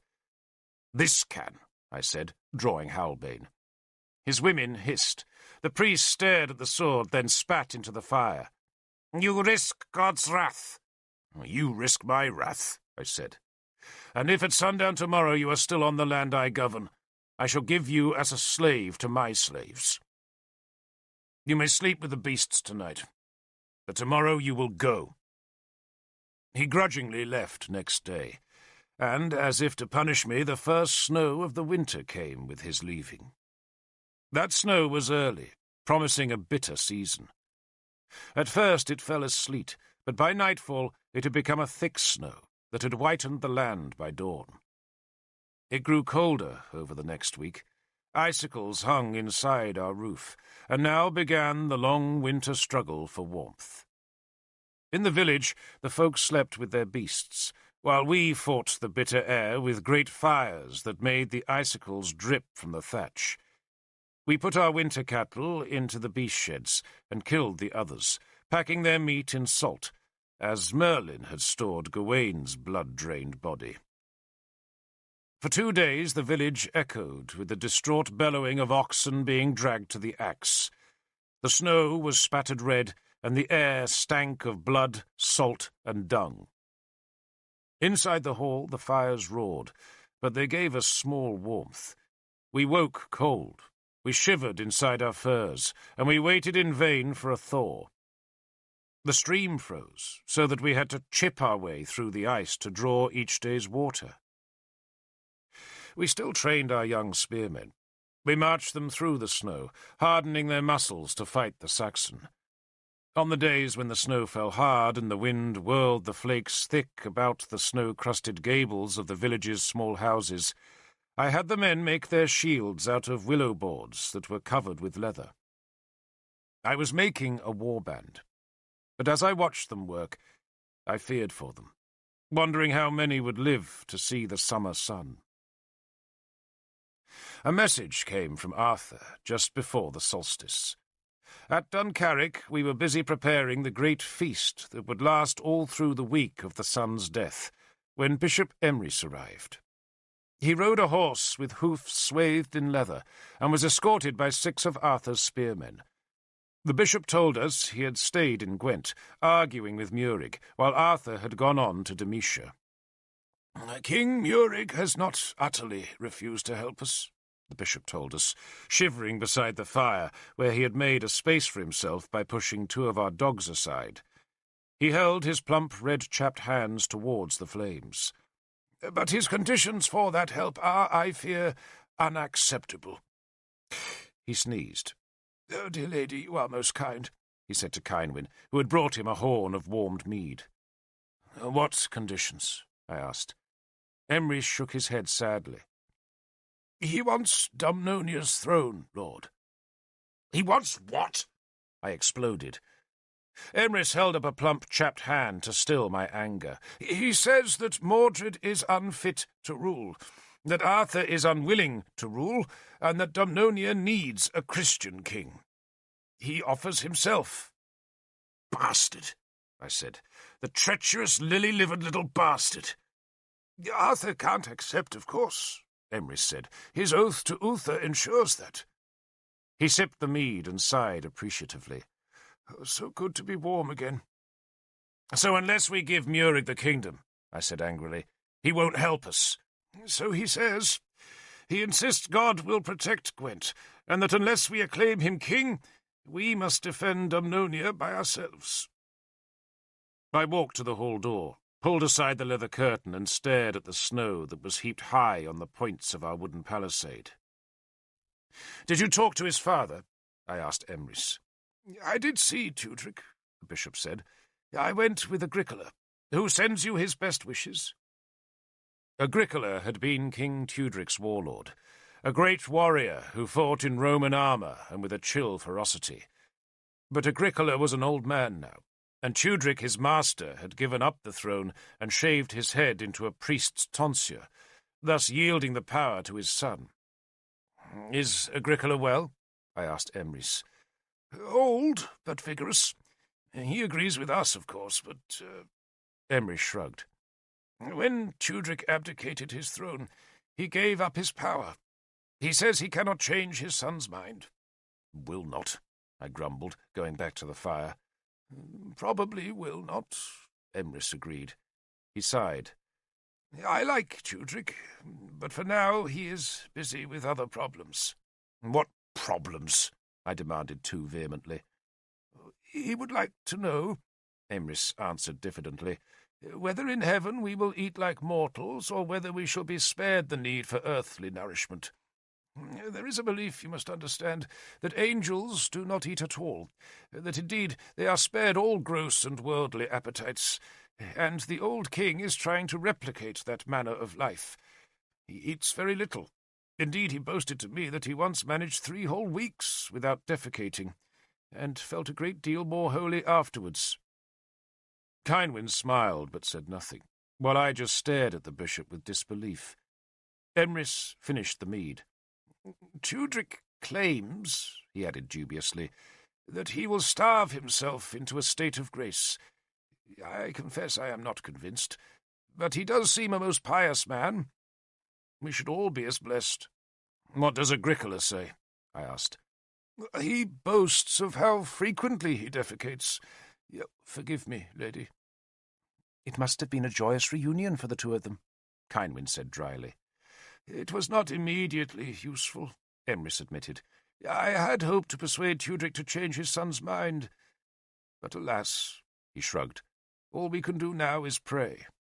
And keep our spears sharp, I said wanly. Well, that too, the bishop agreed.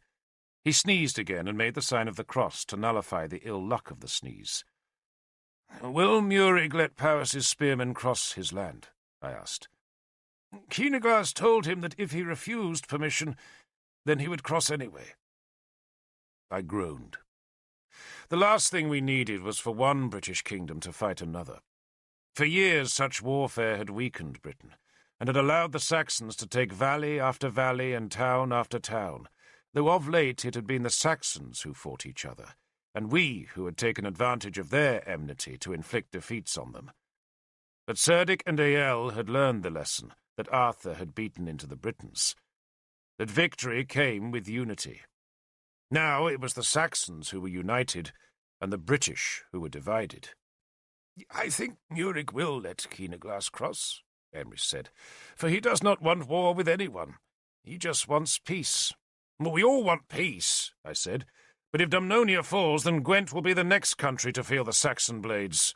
Murig insists not, the bishop said, and he is offering sanctuary to any Dumnonian Christian who wishes to avoid the war. That was bad news, for it meant that anyone who had no stomach to face Ael and Cerdic need only claim the Christian faith to be given refuge in Murig's kingdom. Does he really believe his God will protect him? I asked Emrys. He must, Lord. For what other use is God? But God, of course, may have other ideas. It is so very hard to read his mind. The bishop was now warm enough to risk shedding the big cloak of bear fur from his shoulders. Beneath it he wore a sheepskin jerkin. He put his hand inside the jerkin, and I assumed he was scratching for a louse, but instead he brought out a folded parchment that was tied with a ribbon and sealed with a melted drop of wax. Arthur sent this to me from Demetia, he said, offering me the parchment, and asked that you should deliver it to the Princess Guinevere. Of course, I said, taking the parchment. I confess I was tempted to break the seal and read the document, but resisted the temptation. Do you know what it says? I asked the bishop. Alas, Lord, no, Emrys said, though without looking at me, and I suspected the old man had broken the seal and did know the letter's contents, but was unwilling to admit that small sin. I'm sure it's nothing important, the bishop said, but he particularly asked that she should receive it before the solstice. Before he returns, that is. Why did he go to Demetia? Kynwyn asked. To assure himself that the Black Shields will fight this spring, I assume, the bishop said. But I detected an evasion in his voice. I suspected the letter would contain the real reason for Arthur's visit to Oengus Machaerum, but Emrys could not reveal that without also admitting that he had broken the seal. I rode to Inniswydran next day. It was not far, but the journey took most of the morning, for in places I had to lead my horse and mule through drifts of snow. The mule was carrying a dozen of the wolf pelts that Keenaglas had brought us, and they proved a welcome gift, because Guinevere's timber-walled prison room was full of cracks, through which the wind hissed cold. I discovered her crouched beside a fire that burned in the centre of the room. She straightened when I was announced, then dismissed her two attendants to the kitchens. "I am tempted," she said, "to become a kitchen maid myself. The kitchen is at least warm, but sadly full of canting Christians. They can't break an egg without praising their wretched God." She shivered and drew her cloak tight about her slender shoulders. "The Romans," she said, "knew how to keep warm. but we seem to have lost that skill. Kynwyn sent you these, lady, I said, dropping the skins on the floor.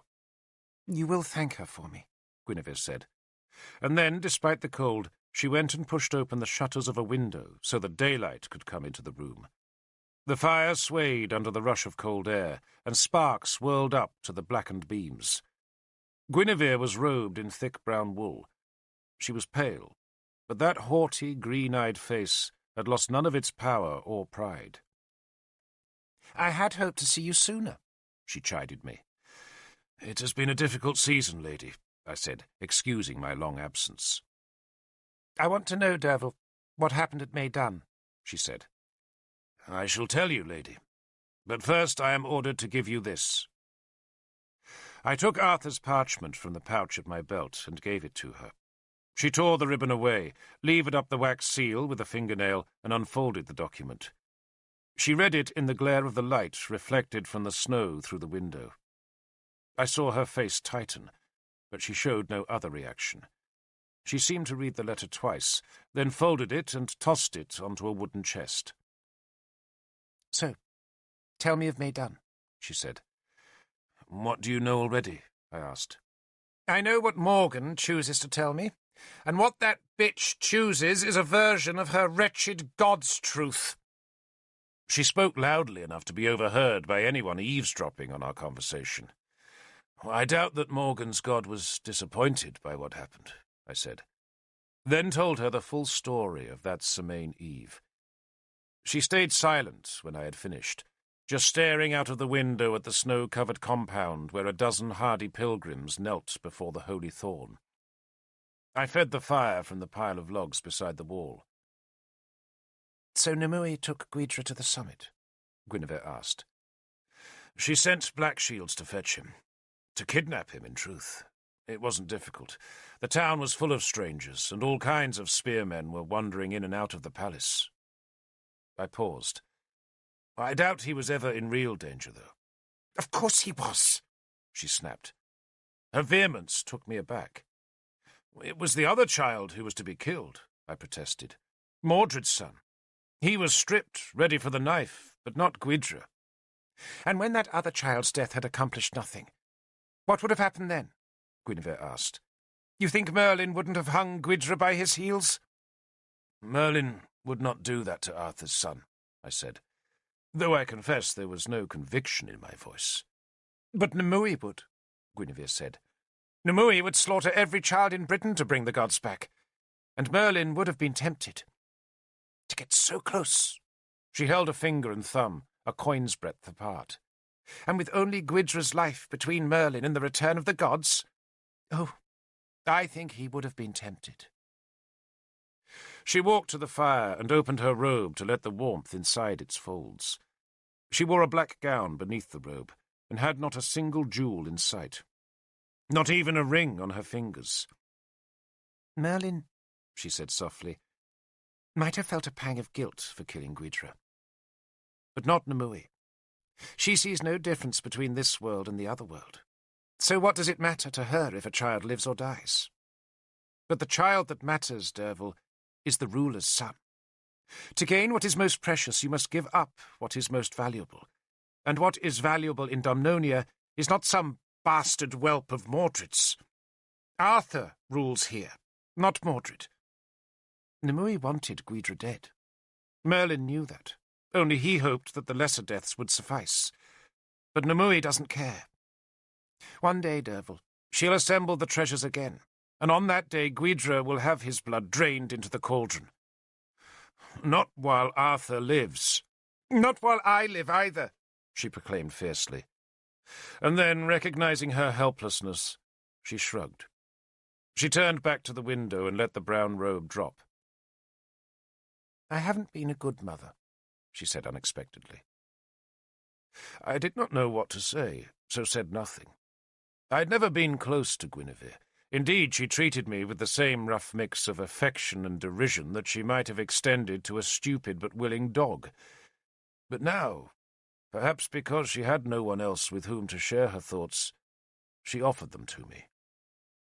I don't even like being a mother, she admitted. These women now, She indicated Morgan's white-robed women who hurried through the snow between the shrine's buildings. They all worship motherhood, but they're all as dry as husks. They weep for their Mary, and tell me that only a mother can know true sadness. But who wants to know that? She asked the question fiercely. It's all such a waste of life. She was bitterly angry now. Cows make good mothers, and sheep suckle perfectly adequately. So what merit lies in motherhood?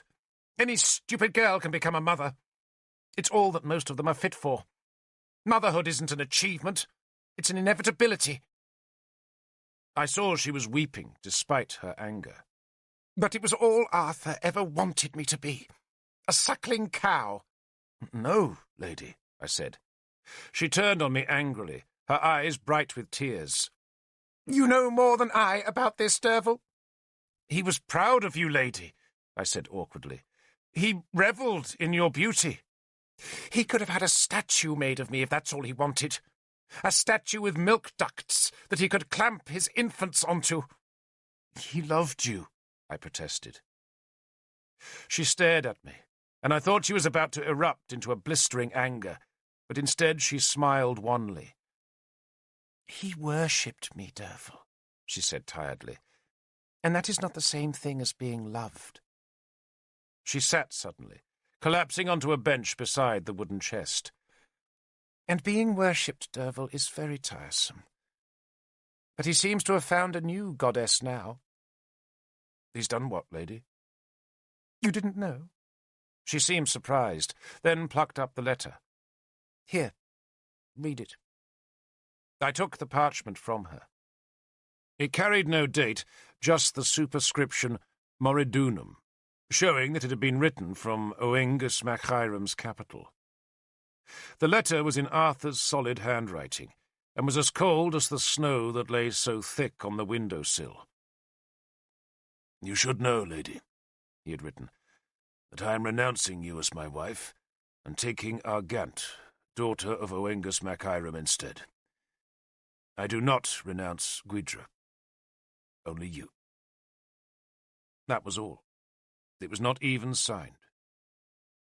You really didn't know? Guinevere asked me. No, lady, I said. I was far more astonished than Guinevere.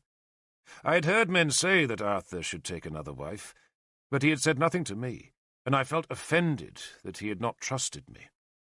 I felt offended and disappointed. I didn't know, I insisted. Someone opened the letter, Guinevere said in wry amusement.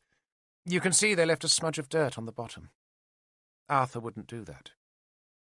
She leaned back so that her springing red hair was crushed against the wall. Why is he marrying? She asked. I shrugged. A man should be married, lady. Nonsense. You don't think any the less of Galahad because he's never married? A man needs... I began. Then my voice tailed away. I know what a man needs, Guinevere said with amusement. But why is Arthur marrying now? You think he loves this girl? I hope so, lady. She smiled. He's marrying Derval to prove that he doesn't love me. I believed her, but I dared not agree with her. I'm sure it is love, lady, I said instead. She laughed at that. How old is this Argant? 15, I guessed. Maybe only 14. She frowned, thinking back.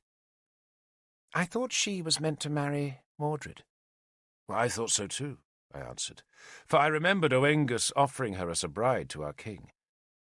But why should Oengus marry the child to a limping idiot like Mordred, when he can put her into Arthur's bed? Guinevere said. Only 15, you think? If that. Is she pretty? I've never seen her, lady, but Oengus says she is. The Wylithran do breed pretty girls, Guinevere said. Was her sister beautiful? Isolde? Yes, in a way. This child will need to be beautiful, Guinevere said in an amused voice. Arthur won't look at her otherwise. All men have to envy him. That much he does demand of his wives. They must be beautiful and, of course, much better behaved than I was. She laughed and looked sideways at me. But even if she's beautiful and well-behaved, it won't work, Derval.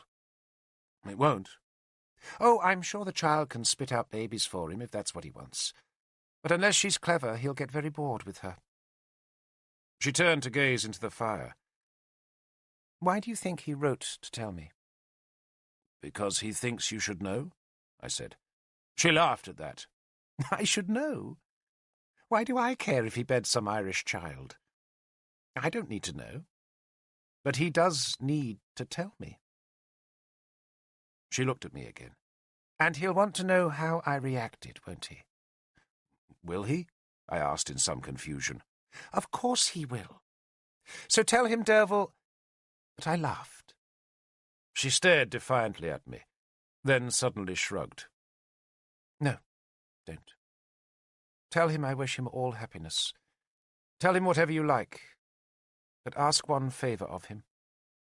She paused, and I realized how she hated asking for favours. I do not want to die, Derval, being raped by a horde of lice-ridden Saxon warriors. When Cerdic comes next spring, ask Arthur to move my prison to a safer place. I think he'll be safe here, lady, I said. Tell me why you think that, she demanded sharply. I took a moment to collect my thoughts. When the Saxons come, I said, they'll advance along the Thames Valley. Their aim is to reach the Severn Sea, and that is their quickest route. Guinevere shook her head. Ael's army will come along the Thames, Derval, but Cerdic will attack in the south and hook up north to join him. He'll come through here. Arthur says not, I insisted. He believes they don't trust each other, so they'll want to stay close together to guard against treachery. Guinevere dismissed that with another abrupt shake of her head. Ael and Cerdic aren't fools, Derval. They know they have to trust each other long enough to win. After that they can fall out, but not before. How many men will they bring? We think 2,000, maybe 2,500. She nodded. The first attack will be on the Thames, and that will be large enough to make you think it is their main attack. And once Arthur has gathered his forces to oppose that army, Cerdic will march in the south. He'll run wild, Derval, and Arthur will have to send men to oppose him, and when he does, Ael will attack the rest. Unless Arthur lets Cerdic run wild, I said, not believing her forecast for a moment. He could do that, she agreed. But if he does, then Inniswydran will be in Saxon hands, and I do not want to be here when that happens. If he won't release me, then beg him to imprison me in Gleavham. I hesitated. I saw no reason not to pass on her request to Arthur, but I wanted to make certain that she was sincere. If Cerdic does come this way, lady, I ventured, he's liable to bring friends of yours in his army. She gave me a murderous look. She held it for a long time before speaking. I have no friends in Llygir, she said at last, icily. I hesitated, then decided to forge on. I saw Cerdic not 2 months ago, I said, and Lancelot was in his company. I had never mentioned Lancelot's name to her before, and her head jerked as though I had struck her. What are you saying, Derval? She asked softly. I am saying, lady, that Lancelot will come here in the spring. I am suggesting, lady, that Cerdic will make him lord of this land. She closed her eyes, and for a few seconds I was not certain whether she was laughing or crying. Then I saw it was laughter that had made her shudder. You are a fool, she said, looking at me again. You're trying to help me. Do you think I love Lancelot? You wanted him to be king, I said. What does that have to do with love? She asked derisively. I wanted him to be king because he's a weak man, and a woman can only rule in this world through such a feeble man. Arthur isn't weak. She took a deep breath. But Lancelot is, and perhaps he will rule here when the Saxons come. But whoever controls Lancelot, it will not be me, nor any woman now, but Cerdic. And Cerdic, I hear, is anything but weak. She stood, crossed to me, and plucked the letter from my hands. She unfolded it, read it a last time, then tossed the parchment into the fire. It blackened, shriveled, then burst into flame. Go, she said, watching the flames. And tell Arthur that I wept at his news. That's what he wants to hear. So tell him. Tell him I wept." I left her. In the next few days the snow thawed, but the rains came again, and the bare black trees dripped onto a land that seemed to be rotting in the misty damp. The solstice neared, though the sun never showed. The world was dying in dark, damp despair. I waited for Arthur's return, but he did not summon me. He took his new bride to Donovaria, and there he celebrated the solstice. If he cared what Guinevere thought of his new marriage, he did not ask me. We gave the feast of the winter solstice in Dun Carrick's hall, and there was not a person present who did not suspect it would be our last. We made our offerings to the midwinter sun, but knew that when the sun rose again, it would not bring life to the land, but death. It would bring Saxon spears and Saxon axes and Saxon swords. We prayed, we feasted, and we feared that we were doomed. And still the rain would not stop. Part 2. Minith Badon. "Who?" Igraine demanded, as soon as she had read the first sheet of the latest pile of parchments. She has learned some of the Saxon tongue in the last few months, and is very proud of herself for that achievement, though in truth it is a barbarous language, and much less subtle than the British. Who? I echoed her question. Who was the woman who guided Britain to destruction? It was Nimue, wasn't it? If you give me time to write the tale, dear lady, you will find out. I knew you were going to say that. I don't even know why I asked. She sat on the wide ledge of my window-sill, with one hand on her swollen belly, and with her head cocked to one side as though she were listening.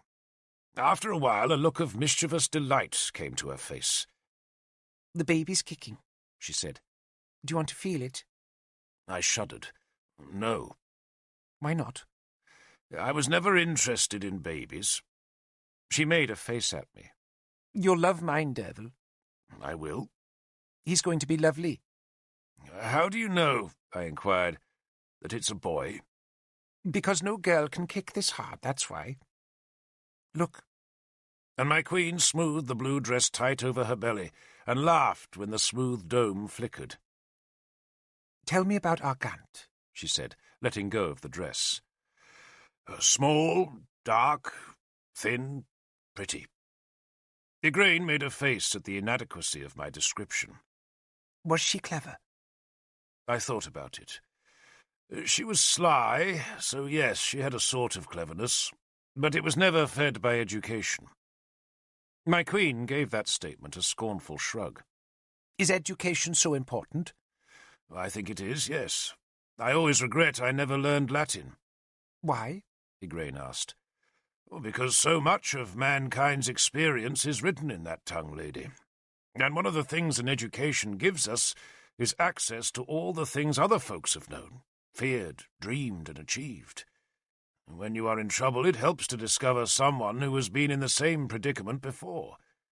It explains things. Like what?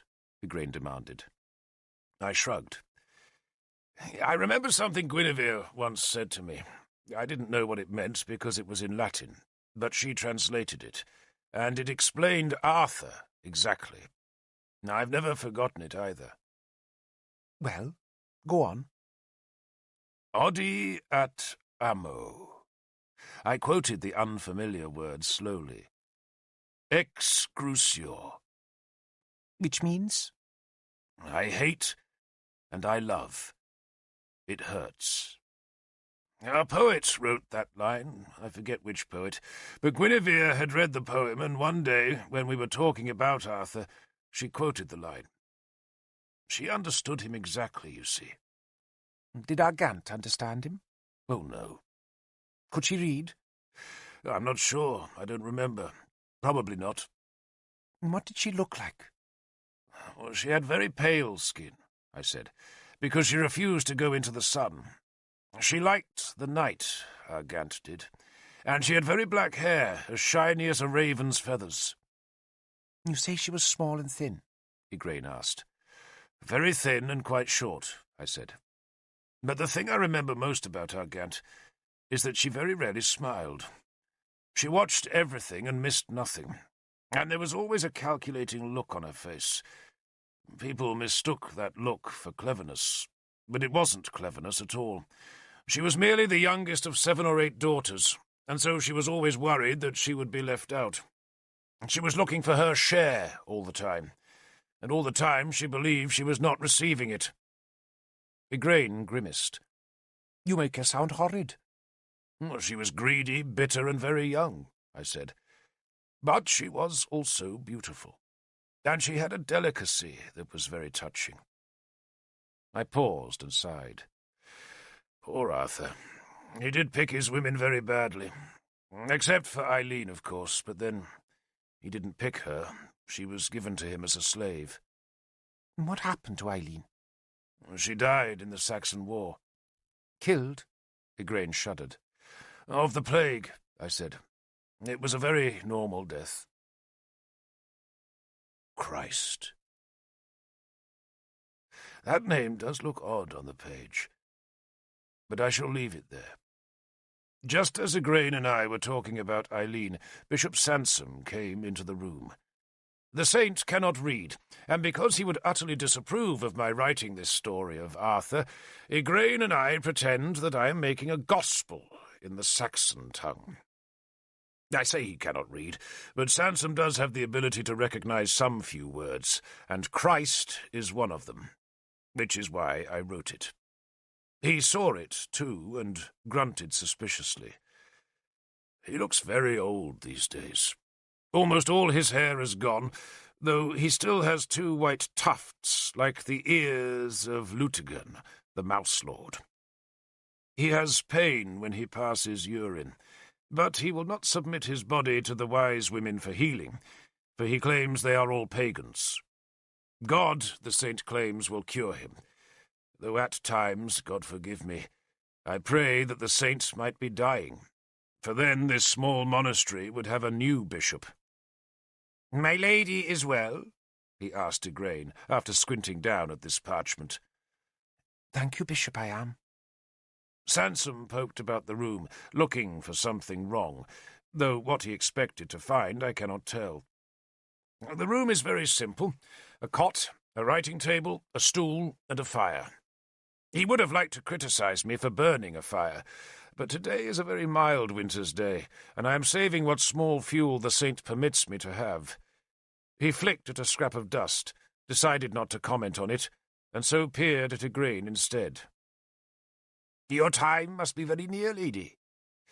"Less than 2 moons, they say, Bishop," Igraine said, and made the sign of the cross against her blue dress. "You will know, of course, that our prayers will echo throughout heaven on your ladyship's behalf," Sansom said, without meaning a word of it. "Pray too," Igraine said, "that the Saxons are not close." "Are they?" Sansom asked in alarm. "My husband fears they are readying to attack Rattay." "Rattay is far away," the bishop said dismissively. "A day and a half," Igraine said.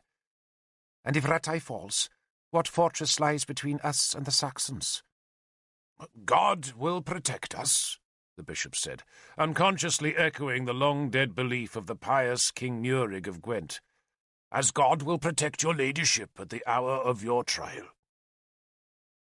He stayed a few more minutes, but had no real business with either of us. The saint is bored these days. He lacks mischief to foment. Brother Maelgwyn, who was the strongest of us and who carried much of the monastery's physical labour, died a few weeks ago, and with his passing the bishop lost one of his favourite targets for contempt. He finds little pleasure in tormenting me, for I endure his spite patiently, and besides, I am protected by Igraine and her husband. At last Sansom went, and Igraine made a face at his retreating back. "Tell me, Devil," she said when the saint was out of earshot. "What should I do for the birth?" "Why on earth do you ask me?" I said in amazement. "I know nothing about childbirth, thank God. I've never even seen a child born, and I don't want to." "But you know about the old things," she said urgently. "That's what I mean." "Oh, the women in your care will know much more than I do," I said. "But whenever Kynwyn gave birth, we always made sure there was iron in the bed, women's urine on the doorstep, mugwort on the fire, and, of course, we had a virgin girl ready to lift the newborn child from the birth straw. Most important of all," I went on sternly, "there must be no men in the room. Nothing brings so much ill luck as having a man present at a birth." I touched the protruding nail in my writing desk to avert the evil fortune of even mentioning such an unlucky circumstance. We Christians, of course, do not believe that touching iron will affect any fortune, whether evil or good, but the nail-head on my desk is still much polished by my touching. "Is it true about the Saxons?" I asked. Igraine nodded. "They're getting close to Derval." I rubbed the nail-head again. "Then warn your husband to have sharp spears." "He needs no warning," she said grimly. I wonder if the war will ever end. For as long as I have lived, the Britons have fought the Saxons, and though we did win one great victory over them, in the years since that victory we have seen more land lost, and with the land, the stories that were attached to the valleys and hilltops have been lost as well. History is not just a tale of men's making, but is a thing tied to the land. We call a hill by the name of a hero who died there, or name a river after a princess who fled beside its banks. And when the old names vanish, the stories go with them, and the new names carry no reminder of the past. The Sace take our land and our history. They spread like a contagion, and we no longer have Arthur to protect us. Arthur, scourge of the Sace, Lord of Britain, and the man whose love hurt him more than any wound from sword or spear. How I do miss Arthur. The winter solstice is when we prayed that the gods would not abandon the earth to the great darkness. In the bleakest of winters, those prayers often seem like pleas of despair, and that was never more so than in the year before the Saxons attacked, when our world was deadened beneath a shell of ice and crusted snow. For those of us who are adepts of Mithras, the solstice had a double meaning, for it is also the time of our god's birth, and after the big solstice feast at Duncarrick, I took Issa west to the caves where we held our most solemn ceremonies, and there I inducted him into the worship of Mithras. He endured the ordeal successfully, and so was welcomed into that band of elite warriors who keep the god's mysteries. We feasted afterwards.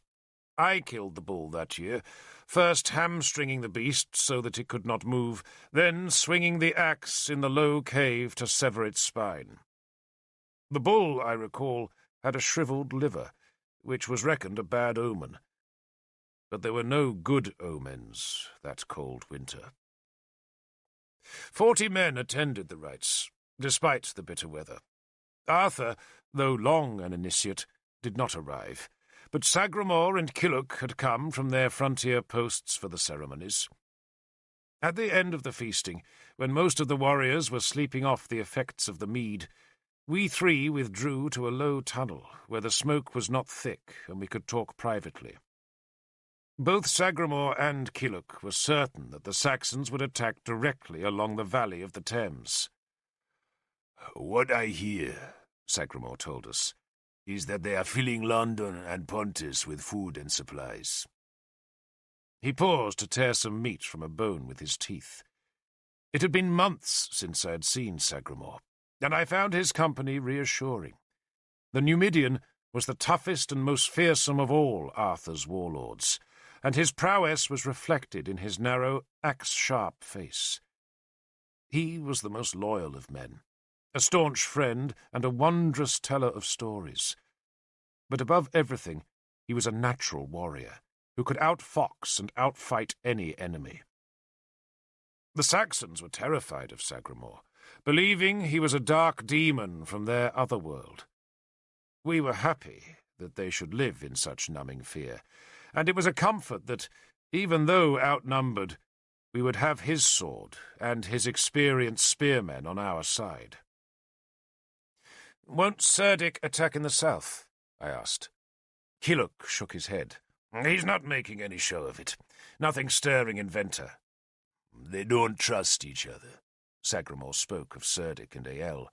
"They daren't let one another out of their sight. Cerdic fears we'll buy off Ael, and Ael fears that Cerdic will cheat him of the spoils. So they're going to stick closer than brothers." "So what will Arthur do?" I asked. "We hoped you'd tell us that," Killock answered. "Arthur doesn't speak to me these days," I said, not bothering to hide my bitterness. "That makes 2 of us," Killock growled. 3, Sagramore said. "He comes to see me, he asks questions, he rides on raids, and then he goes away. He says nothing." "Let's hope he's thinking," I said. "Too busy with that new bride, probably," Killock offered sourly. "Have you met her?" I asked. "An Irish kitten," he said dismissively. "with claws."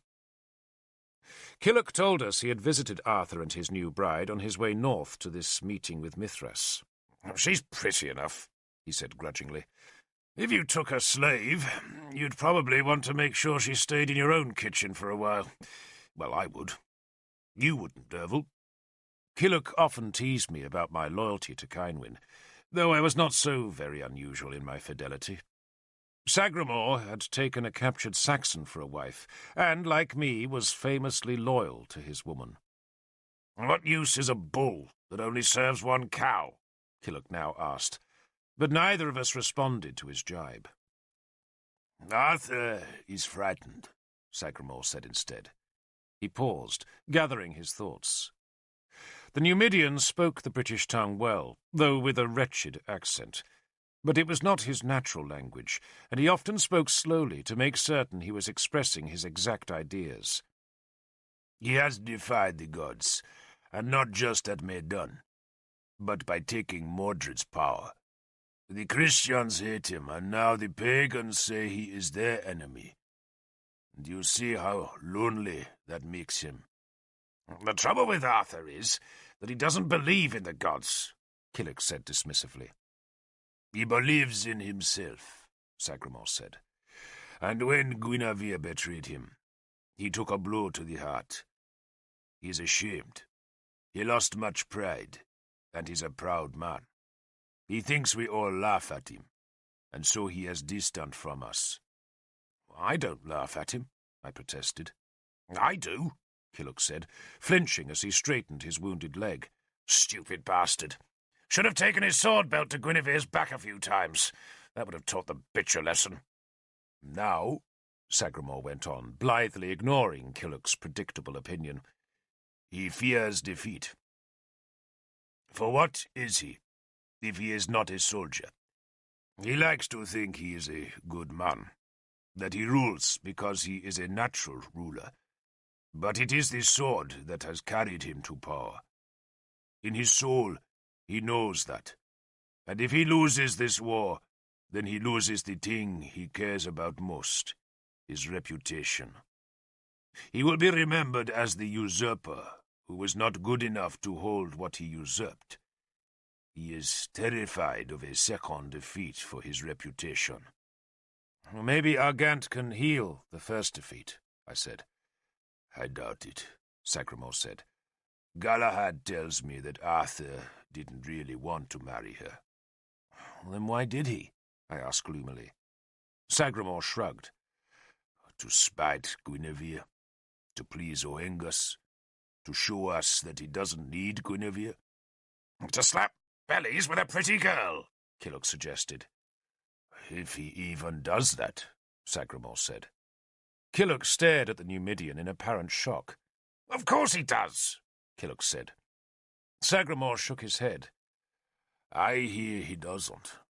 Only rumour, of course. A rumour is least trustworthy when it comes to the ways of a man and his woman. But I think this princess is too young for Arthur's tastes. Never too young, Killock growled. Sagramore just shrugged. He was a far more subtle man than Killock, and that gave him a much greater insight into Arthur, who liked to appear so straightforward, but whose soul was in truth as complicated as the twisted curves and spooling dragons that decorated Excalibur's blade. We parted in the morning, our spear and sword blades still reddened with the blood of the sacrificed bull. Issa was excited. A few years before he had been a farm boy, but now he was an adept of Mithras, and soon, he had told me, he would be a father, for Skarak, his wife, was pregnant. Issa, given confidence by his initiation into Mithras, was suddenly sure we could beat the Saxons without Gwent's help. But I had no such belief. I might not have liked Guinevere, but I had never thought her a fool, and I was worried about her forecast that Cerdic would attack in the south. The alternative made sense, of course.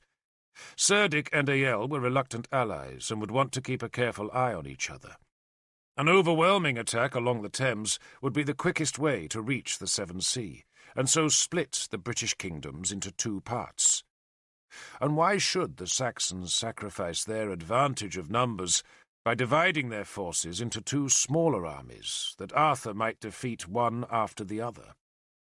Yet if Arthur expected just one attack, and only guarded against that one attack, the advantages of a southern assault were overwhelming. While Arthur was tangled with one Saxon army in the Thames Valley, the other could hook around his right flank and reach the Severn almost unopposed. Issa, though, was not worried by such things. He only imagined himself in the shield wall, where, ennobled by Mithras's acceptance, he would cut down Saxons like a farmer reaping hay. The weather stayed cold after the season of the solstice. Day after day dawned frozen and pale, with the sun little more than a reddened disk hanging low in the southern clouds. Wolves scavenged deep into the farmlands, hunting for our sheep that we had penned into hurdle folds. And one glorious day we hunted down 6 of the grey beasts, and so secured 6 new wolf-tails for my warband's helmets. My men had begun to wear such tails on their helmet crests in the deep woods of Armorica, where we had fought the Franks, and because we had raided them like scavenging beasts, they had called us wolves, and we had taken the insult as a compliment. We were the wolf-tails, though our shields, instead of bearing a wolf mask, were painted with a 5-pointed star, as a tribute to Cynwyn. Cynwyn was still insistent that she would not flee to Powys in the spring. Morwenna and Seren could go, she said, but she would stay. I was angry at that decision. "So the girls can lose both mother and father?" I demanded. "If that's what the gods decree, yes," she said placidly, then shrugged. "I may be being selfish, but that is what I want." "Well, you want to die? That's selfish?" "I don't want to be so far away, Devil," she said. "Do you know what it's like to be in a distant country when your man is fighting? You wait in terror. You fear every messenger. You listen to every rumour. This time I shall stay." "Well, to give me something else to worry about." "What an arrogant man you are," she said calmly. "You think I can't look after myself?" "Well, that little ring won't keep you safe from Saxons," I said, pointing to the scrap of agate on her finger. "So I shall keep myself safe. Don't worry, Devil. I won't be under your feet, and I won't let myself be taken captive." Next day, the first lambs were born in a sheepfold hard under Duncarrick's hill. It was very early for such births, but I took it as a good sign from the gods. Before Cynwyn could forbid it, the firstborn of those lambs was sacrificed to ensure that the rest of the lambing season would go well. The little beast's bloody pelt was nailed to a willow beside the stream, and beneath it, next day, a wolfsbane bloomed. its small yellow petals the first flash of colour in the turning year. That day, too, I saw 3 kingfishers flickering bright by the icy edges of the stream. Life was stirring. In the dawn, after the cockerels had woken us, we could again hear the songs of thrushes, robins, larks, wrens, and sparrows. Arthur sent for us 2 weeks after those first lambs were born. The snow had thawed, and his messenger had struggled through the muddy roads to bring us the summons that demanded our presence at the palace of Lindinnis. We were to be there for the feast of Imbolc, the first feast after the solstice, and one that is devoted to the goddess of fertility. At Imbolc, we drive newborn lambs through burning hoops, and afterwards, when they think no one is watching, the young girls will leap through the smouldering hoops and touch their fingers to the ashes of Imbolc's fires, and smear the grey dust high between their thighs. A child born in November is called a child of Imbolc, and has ash as its mother and fire as its father. Kynwyn and I arrived in the afternoon of Imbolc Eve, as the wintry sun was throwing long shadows across the pale grass. Arthur's spearmen surrounded the palace, guarding him against the sullen hostility of people who remembered Merlin's magical invocation of the glowing girl in the palace courtyard. To my surprise, I discovered the courtyard was prepared for Imbolc. Arthur had never cared for such things, leaving most religious observances to Guinevere, and she had never celebrated the crude country festivals like Imbolc.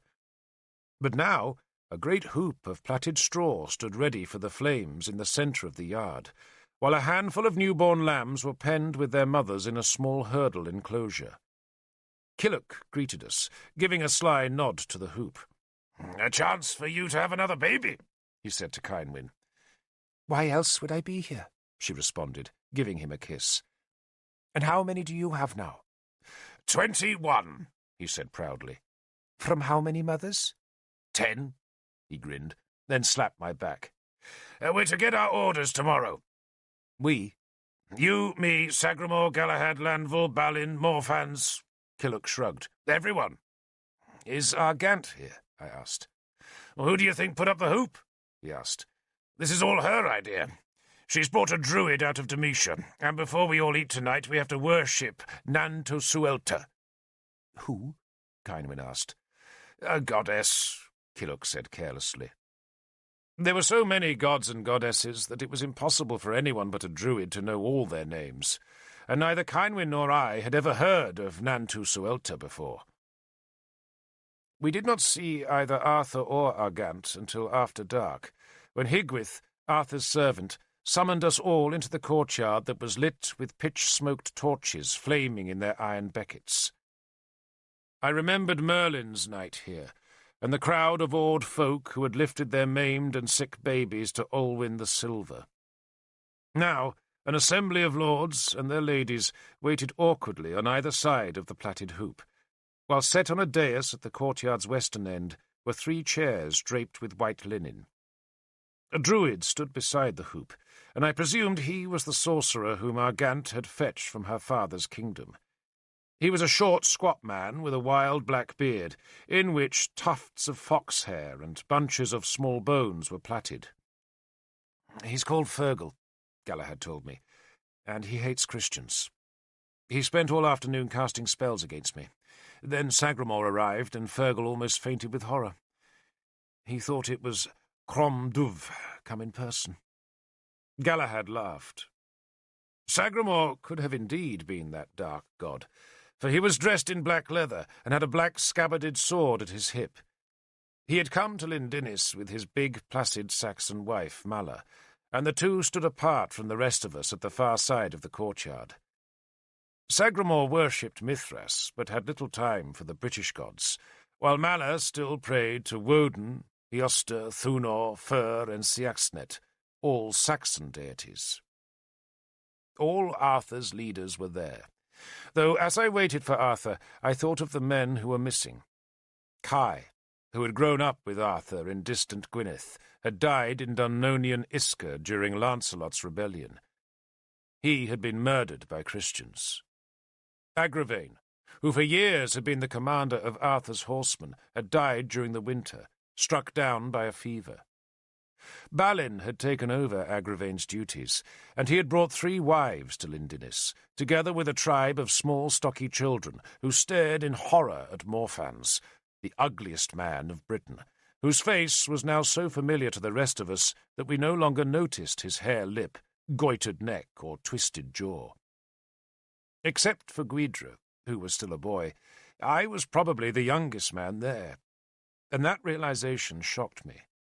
We needed new warlords, and I decided then and there that I would give Issa his own band of men as soon as the Saxon War was over. If Issa lived. If I lived. Galahad was looking after Guidra, and the 2 of them came to stand with Cynwyn and me.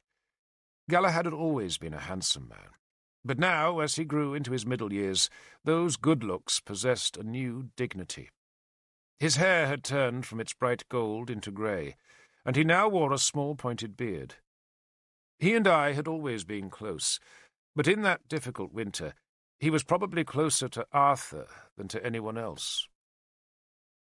Galahad had not been present at the Sea Palace to see Arthur's shame, and that, together with his calm sympathy, made him acceptable to Arthur. Cynwyn, keeping her voice low so that Guidra could not hear, asked him how Arthur was. "I wish I knew," Galahad said. "He's surely happy," Cynwyn observed. "Why? A new wife?" Cynwyn suggested. Galahad smiled. "When a man makes a journey, dear lady, and has his horse stolen in the course of it, he frequently buys a replacement too hastily." "And doesn't ride it thereafter, I hear," I put in brutally. "Do you hear that, Derval?" Galahad answered, neither confirming nor denying the rumour. He smiled. "Marriage is such a mystery to me," he added vaguely. Galahad himself had never married. Indeed, he had never really settled since in Istrebes his home had fallen to the Franks.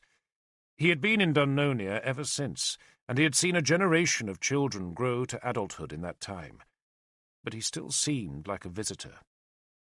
He had rooms in the palace at Donavaria, but kept little furniture there and scant comfort.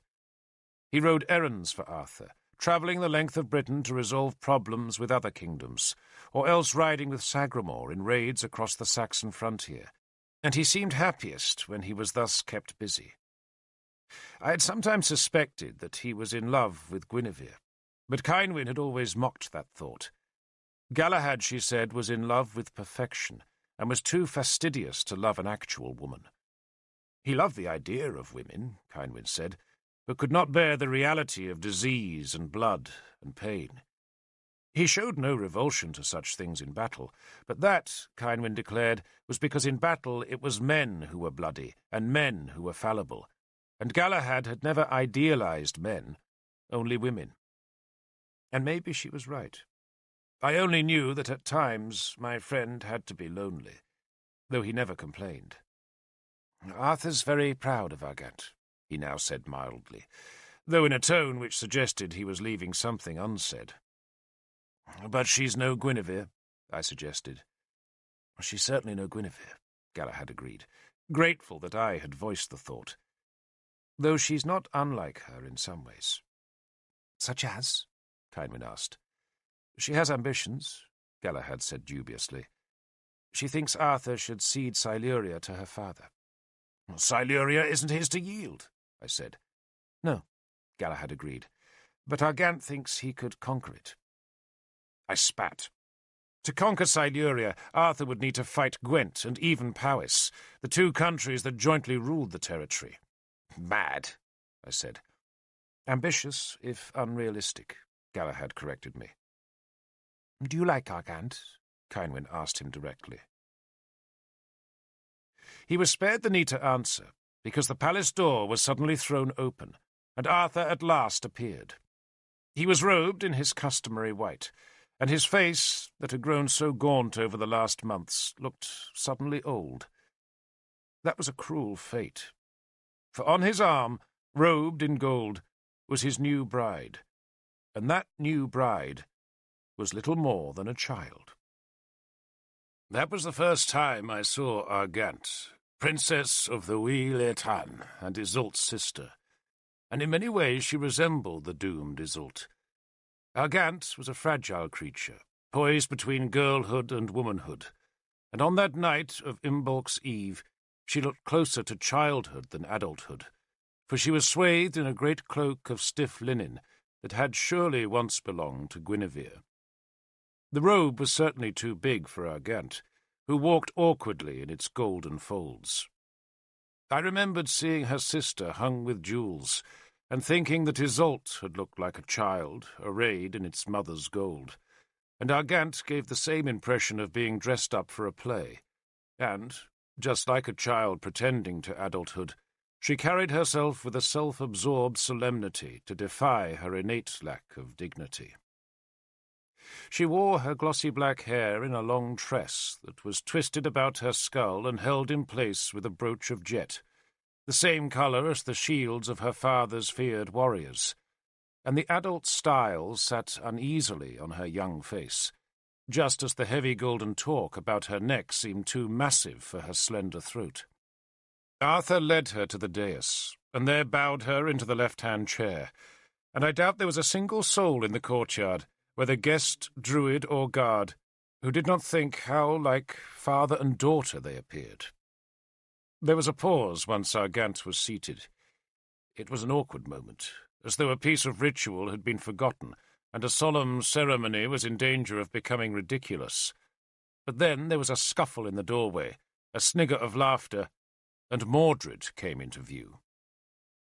Our king limped on his club foot, and with a sly smile on his face. Like Argant, he was playing a role, but unlike her, he was an unwilling player. He knew that every man in that courtyard was Arthur's man, and that all hated him, and that while they pretended he was their king, he lived only by their sufferance. He climbed the dais. Arthur bowed, and we all followed suit.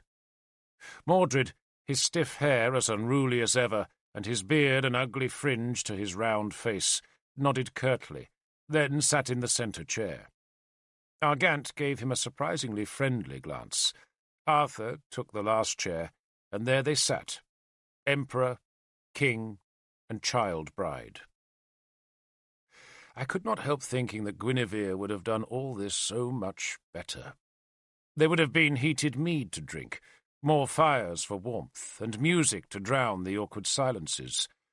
But on this night, no one seemed to know what was supposed to happen, until Argant hissed at her father's druid. Fergal glanced about nervously, then scuttled across the courtyard to snatch up one of the becketed torches. He used the torch to ignite the hoop, then muttered incomprehensible incantations as the flames seized the straw. The 5 newborn lambs were carried from the pen by slaves. The ewes called miserably for their missing offspring that wriggled in the slaves' arms. Fergal waited until the hoop was a complete circle of fire, then ordered the lambs he herded through the flames. Confusion followed.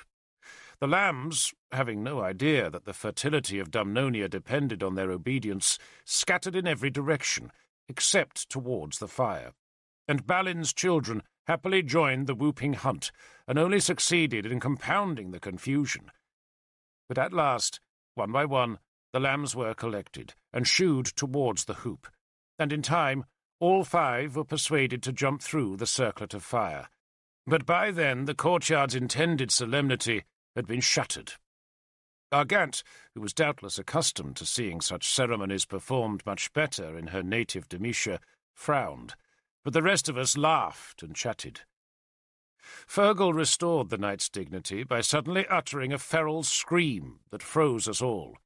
The druid was standing with his head thrown back, so that he stared up at the clouds, and in his right hand there was lifted a broad flint knife, and in his left, where it struggled helplessly, was a lamb. "Oh, no," Kynwyn protested, and turned away. Gwydra grimaced, and I put an arm about his shoulders. Fergal bellowed his challenge at the knight, then held both lamb and knife high over his head. He screamed again, then savaged the lamb, striking and tearing at its little body with the clumsy blunt knife. The lamb struggled ever more weakly and bleated to its mother that called hopelessly back, and all the while blood poured from its fleece onto Fergal's raised face and onto his wild, bone-hung, fox-plaited beard. "I am very glad," Galahad murmured in my ear, "that I do not live in Demetia." I glanced at Arthur while this extraordinary sacrifice was being performed, and I saw a look of utter revulsion on his face. Then he saw that I was watching him, and his face stiffened. Argant, her mouth open eagerly, was leaning forward to watch the druid. Mordred was grinning. The lamb died, and Fergal, to the horror of us all, began to prance about the courtyard, shaking the corpse and screaming prayers. Blood droplets spattered us. I threw my cloak protectively over Cynwyn as the druid, his own face streaming with rivulets of blood, danced past. Arthur plainly had no idea that this barbarous killing had been arranged. He had doubtless thought his new bride had planned some decorous ceremony to precede the feast, but the rite had become an orgy of blood. All 5 lambs were slaughtered, and when the last small throat had been cut by the black flint blade, Fergal stepped back and gestured at the hoop. "Nantusuelta awaits you," he called to us. "Here she is! Come to her!" Clearly he expected some response, but none of us moved. Sagramor stared up at the moon, and Killuck hunted a louse in his beard. Small flames flickered along the hoop, and scraps of burning straw fluttered down to where the torn, bloody corpses lay on the courtyard stones. And still none of us moved. "Come to Nantusuelta," Fergal called hoarsely. Then Argant stood. She shrugged off the stiff golden robe to reveal a simple blue woolen dress that made her look more childlike than ever. She had narrow, boyish hips, small hands, and a delicate face as white as the lamb's fleeces had been before the black knife took their little lives. Fergal called to her. "Come," he chanted. "Come to Nantusuelta. Nantusuelta calls you. Come to Nantusuelta." And on he crooned, summoning Argant to her goddess. Argant, almost in a trance now, stepped slowly forward, each step a separate effort, so that she moved and stopped, as the druid beguiled her onwards. "Come to Nantusuelta," Fergal intoned. "Nantusuelta calls you. Come to Nantusuelta." Argant's eyes were closed.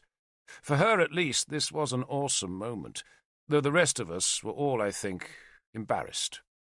Arthur looked appalled, and no wonder, for it seemed that he had only exchanged Isis for Nantusuelta, though Mordred, who had once been promised Argant as his own bride, watched with an eager face as the girl shuffled forward. "Come to Nantusuelta! Nantusuelta calls you!" Fergal beckoned her on, only now his voice had risen to a mock female screech. Argant reached the hoop, and as the heat of the last flames touched her face, she opened her eyes and almost seemed surprised to find herself standing beside the goddess's fire. She looked at Fergal, then ducked swiftly through the smoky ring. She smiled triumphantly, and Fergal clapped her, inviting the rest of us to join the applause. Politely we did so, though our unenthusiastic clapping ceased as Argant crouched down beside the dead lambs. We were all silent as she dipped a delicate finger into one of the knife wounds. She withdrew her finger and held it up so that we could all see the blood thick on its tip. Then she turned so that Arthur could see. She stared at him as she opened her mouth, baring small white teeth, then slowly placed the finger between her teeth and closed her lips around it. She sucked it clean. Gwydra, I saw, was staring in disbelief at his stepmother. She was not much older than Gwydra. Cynwyn shuddered, her hand firmly clasping mine. Argant was still not finished. She turned, wet her finger with blood again, and stabbed the bloody finger into the hot embers of the hoop. Then, Crouching still, she groped under the hem of her blue dress, transferring the blood and ashes to her thighs. She was ensuring that she would have babies. She was using Nantusuelta's power to start her own dynasty, and we were all witnesses to that ambition. Her eyes were closed again, almost in ecstasy. Then suddenly, the rite was over. She stood, her hand visible again, and beckoned Arthur. She smiled for the first time that evening, and I saw she was beautiful. But it was a stark beauty, as hard in its way as Guinevere's, but without Guinevere's tangle of bright hair to soften it. She beckoned to Arthur again, for it seemed the ritual demanded that he too must pass through the hoop. For a second he hesitated. Then he looked at Gwyndra, and, unable to take any more of the superstition, he stood up and shook his head. "We shall eat," he said harshly. Then softened the curt invitation by smiling at his guests. But at that moment I glanced at Agant, and saw a look of utter fury on her pale face. For a heartbeat I thought she would scream at Arthur. Her small body was tensed rigid, and her fists were clenched. But Fergal, who alone, except for me, seemed to have noticed her rage, whispered in her ear, and she shuddered as the anger passed. Arthur had noticed nothing. "Bring the torches," he ordered the guards, and the flames were carried inside the palace to illuminate the feasting hall. "Come," Arthur called to the rest of us, and we gratefully moved towards the palace doors. Agant hesitated, but again Fergal whispered to her, and she obeyed Arthur's summons. The druid stayed beside the smoking hoop. Cynwyn and I were the last of the guests to leave the courtyard. Some impulse had held me back, and I touched Cynwyn's arm and drew her aside into the arcade shadow, from where we saw that one other person had also stayed in the courtyard. Now, when it seemed empty of all but the bleating ewes and the blood-soaked druid, that person stepped from the shadows. It was Mordred.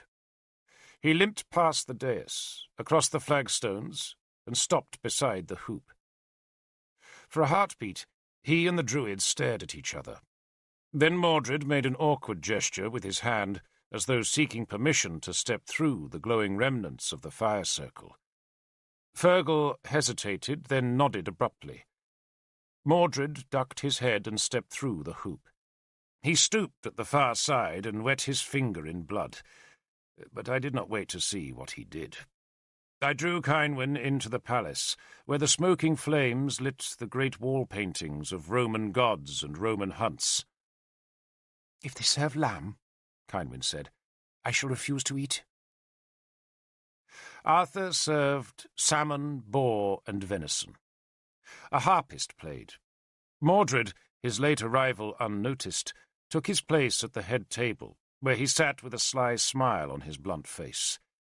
He spoke to no one, and no one spoke to him, but at times he glanced across at the pale, thin Agant, who, alone in the room, seemed to take no pleasure from the feast.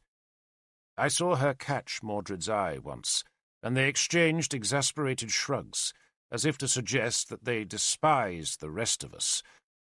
But other than that one glance, she merely sulked, and Arthur was embarrassed for her, while the rest of us pretended not to notice her mood.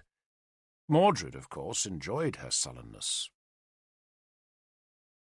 Next morning we hunted. A dozen of us rode, all men. Cynwyn liked to hunt, but Arthur had asked her to spend the morning with Agant, and Cynwyn had reluctantly agreed. We drew the western woods, though without much hope, for Mordred frequently hunted among these trees, and the huntsman doubted we would find game. Guinevere's deerhounds, now in Arthur's care, loped off among the black trunks, and managed to start a doe, which gave us a fine gallop through the woods, but the huntsman called off the hounds when he saw that the animal was pregnant. Arthur and I had ridden at a tangent to the chase, thinking to head off the prey at the edge of the woods, but we reined in when we heard the horns. Arthur looked about him, as if expecting to find more company, then grunted when he saw I was alone with him. "A strange business last night," he said awkwardly. But women like these things, he added dismissively. Kynwyn doesn't, I said. He gave me a sharp look. He must have been wondering if she had told me about his proposal of marriage, but my face betrayed nothing, and he must have decided she had not spoken. No, he said. He hesitated again, then laughed awkwardly. Argant believes I should have stepped through the flames as a way of marking the marriage. But I told her I don't need dead lambs to tell me I'm married. I never had a chance to congratulate you on your marriage, I said very formally. So let me do so now. She's a beautiful girl. That pleased him. She is, he said, then blushed. But only a child. Killock says they should all be taken young, Lord, I said lightly. He ignored my levity. I hadn't meant to marry, he said quietly. I said nothing. He was not looking at me, but staring across the fallow fields. But a man should be married, he said firmly, as if trying to convince himself. Indeed, I agreed. And Oengus was enthusiastic. Come spring, Derval, he'll bring all his army. And they're good fighters, the Black Shields. None better, Lord, I said. But I reflected that Oengus would have brought his warriors whether Arthur had married Argant or not. What Oengus had really wanted, of course, was Arthur's alliance against Keenaglas of Powys, whose lands Oengus's spearmen were forever raiding. But doubtless the wily Irish king had suggested to Arthur that the marriage would guarantee the arrival of his Black Shields for the spring campaign. The marriage had plainly been arranged in haste, and now, just as plainly, Arthur was regretting it. She wants children, of course, Arthur said, still thinking of the horrid rites that had bloodied Lindinus's courtyard. Don't you, Lord? Not yet, he said curtly. Better to wait, I think, till the Saxon business is over. Speaking of which, I said, I have a request from the Lady Guinevere. Arthur gave me another sharp look, but said nothing. Guinevere fears, I went on, that she will be vulnerable if the Saxons attack in the south. She begs you to move her prison to a safer place. Arthur leaned forward to fondle his horse's ears. I had expected him to be angry at the mention of Guinevere, but he showed no irritation. The Saxons might attack in the south, he said mildly. In fact, I hope they do, for then they'll split their forces into two and we can pluck them one at a time. But the greater danger, Derval, is if they make one single attack along the Thames, and I must plan for the greater, not the lesser danger. But it would surely be prudent, I urged him, to move whatever is valuable from southern Dumnonia. He turned to look at me. His gaze was mocking, as though he despised me for showing sympathy to Guinevere. Is she valuable, Derval? He asked. I said nothing, and Arthur turned away from me to stare across the pale fields where thrushes and blackbirds hunted the furrows for worms. Should I kill her? He suddenly asked me. Kill Guinevere? I responded, shocked at the suggestion, then decided that Argant was probably behind his words. She must have resented that Guinevere still lived after committing an offence for which her sister had died. The decision, Lord, I said, is not mine, but surely if it was death she deserved, it should have been given months ago. Not now. He grimaced at that advice. What will the Saxons do with her? He asked. She thinks they'll rape her. I suspect they'll put her on a throne. He glowered across the pale landscape. He knew I meant Lancelot's throne, and he was imagining the embarrassment of his mortal enemy on Dumnonia's throne with Guinevere beside him, and Cerdic holding their power. It was an unbearable thought. If she's in any danger of capture, he said harshly, then you will kill her. I could hardly believe what I had heard. I stared at him, but he refused to look me in the eyes. It's simpler, surely, I said, to move her to safety. Can't she go to Gleavham? I have enough to worry about, he snapped, without wasting thought on the safety of traitors. For a few heartbeats his face looked as angry as I had ever seen it. But then he shook his head and sighed. "Do you know who I envy?" he asked. "Tell me, Lord." "Tudrick." I laughed. "Tudrick? You want to be a constipated monk?" "He's happy," Arthur said firmly. "He has found the life he always wanted. I don't want the tonsure, and I don't care for his god, but I envy him all the same." He grimaced. "I wear myself out getting ready for a war no one except me believes we can win, and I want none of it. None of it. Mordred should be king. We took an oath to make him king, and if we beat the Saxons, Derval, I'll let him rule." He spoke defiantly, and I did not believe him. "All I ever wanted," he went on, "was a hall, some land, some cattle, crops in season, timber to burn, a smithy to work iron, a stream for water. Is it too much?" He rarely indulged in such self-pity, and I just let his anger talk itself out. He had often expressed such a dream of a household tight in its own palisade, shielded from the world by deep woods and wide fields, and filled with his own folk. But now, with Cerdic and Ael gathering their spears, he must have known it was a hopeless dream. "I can't hold Dumnonia forever," he said, "and when we've beaten the Saxons, it might be time to let other men bridle Mordred. As for me, I'll follow Tudrick into happiness." He gathered his reins. "I can't think about Guinevere now," he said, "but if she's in any danger, you deal with her." And with that curt command, he clapped his heels back and drove his horse away. I stayed where I was. I was appalled, but if I had thought beyond my disgust at his order, I should surely have known what was in his mind. He knew I would not kill Guinevere, and he knew, therefore, that she was safe. But by giving me the harsh order, he was not required to betray any affection for her. Odi at amo excrucio. We killed nothing that morning. In the afternoon, the warriors gathered in the feasting hall. Mordred was there, hunched in the chair that served as his throne. He had nothing to contribute, for he was a king without a kingdom, yet Arthur accorded him a proper courtesy.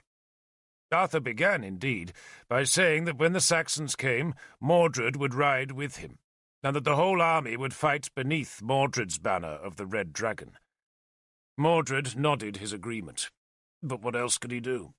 In truth, and we all knew it, Arthur was not offering Mordred a chance of redeeming his reputation in battle, but ensuring that he could make no mischief. Mordred's best chance of regaining his power was to ally himself with our enemies by offering himself as a puppet king to Cerdic, but instead he would be a prisoner of Arthur's hard warriors. Arthur then confirmed that King Murig of Gwent would not fight. That news, though no surprise, was met by a growl of hatred. Arthur hushed the protest. Murig, he said, was convinced that the coming war was not Gwent's battle, but the king had still given his grudging permission for Keenaglass to bring the army of Powys south across Gwent's land, and for Oengus to march his black shields through his kingdom. Arthur said nothing of Murig's ambition to rule Dumnonia, perhaps because he knew that such an announcement would only make us even angrier with the King of Gwent, and Arthur still hoped that somehow he could change Murig's mind, and so did not want to provoke more hatred between us and Gwent. The forces of Powys and Demetia, Arthur said, would converge on Corinium, for that walled Roman city was to be Arthur's base, and the place where all our supplies were to be concentrated. "And we start supplying Corinium tomorrow," Arthur said. "I want it crammed with food, for it's there we shall fight our battle." He paused. "One vast battle," he said, "with all their forces against every man we can raise." "A siege?" Killock asked, surprised. "No," Arthur said. Instead, he explained, he intended to use Corinium as a lure. The Saxons would soon hear that the town was filled with salted meat, dried fish, and grain, and, like any great horde on the march, they would be short of food themselves, and so would be drawn to Corinium like a fox to a duck pond. And there he planned to destroy them. "They will besiege it," he said, "and Morfans will defend it." Morfans, forewarned of that duty, nodded his agreement. "But the rest of us," Arthur went on, "will be in the hills north of the city. Cerdic will know he has to destroy us, and he'll break off his siege to do that. Then we'll fight him on ground of our choosing." The whole plan depended on both Saxon armies advancing up the valley of the Thames, and all the signs indicated that this was indeed the Saxon intention. They were piling supplies into London and Pontus, and making no preparations on the southern frontier. Kilhuch, who guarded that southern border, had raided deep into Llogir, and told us that he had found no concentration of spearmen, nor any indication that Cerdic was hoarding grain or meat in Venta, or any other of the frontier towns. Everything pointed, Arthur said, to a simple, brutal, and overwhelming assault up the Thames, aimed at the shore of the Severn Sea, with the decisive battle being fought somewhere near Corinium.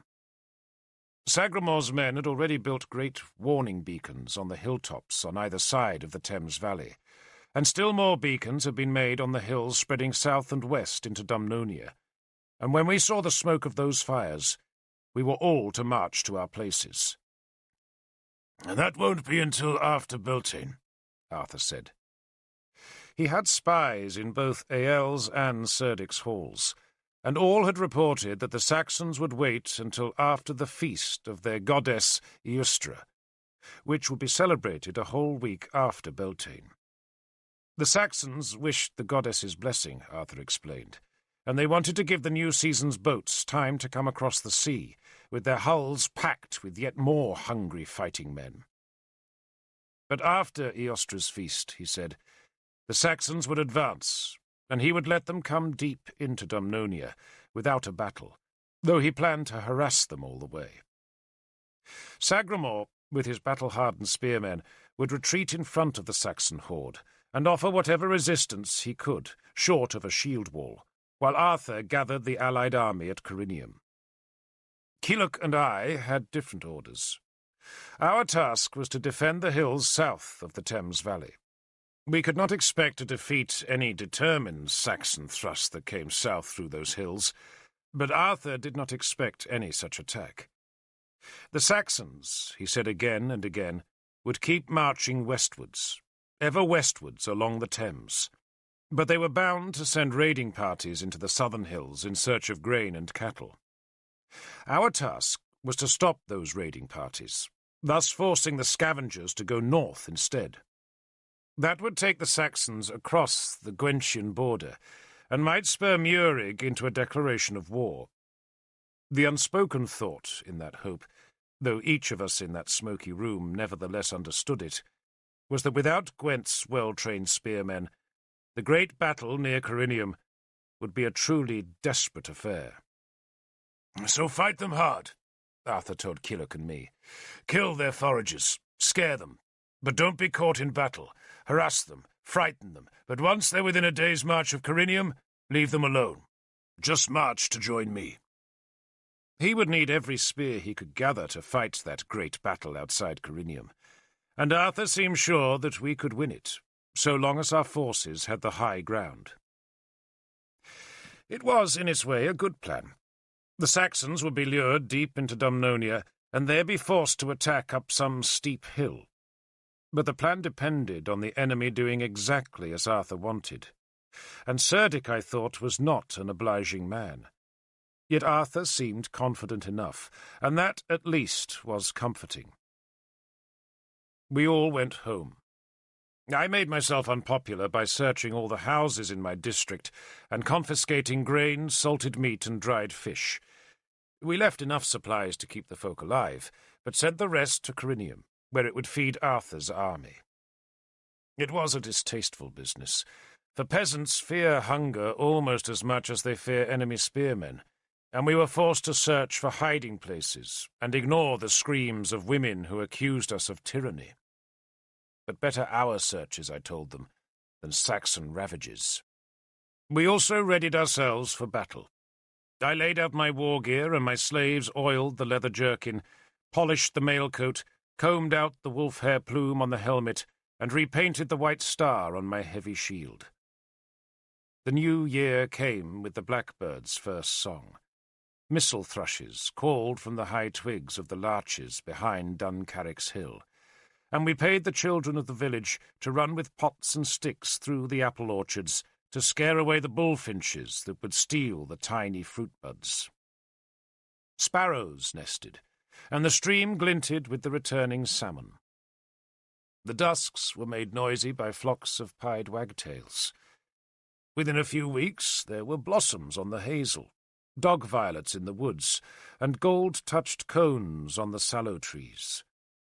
Buck hares danced in the fields where the lambs played.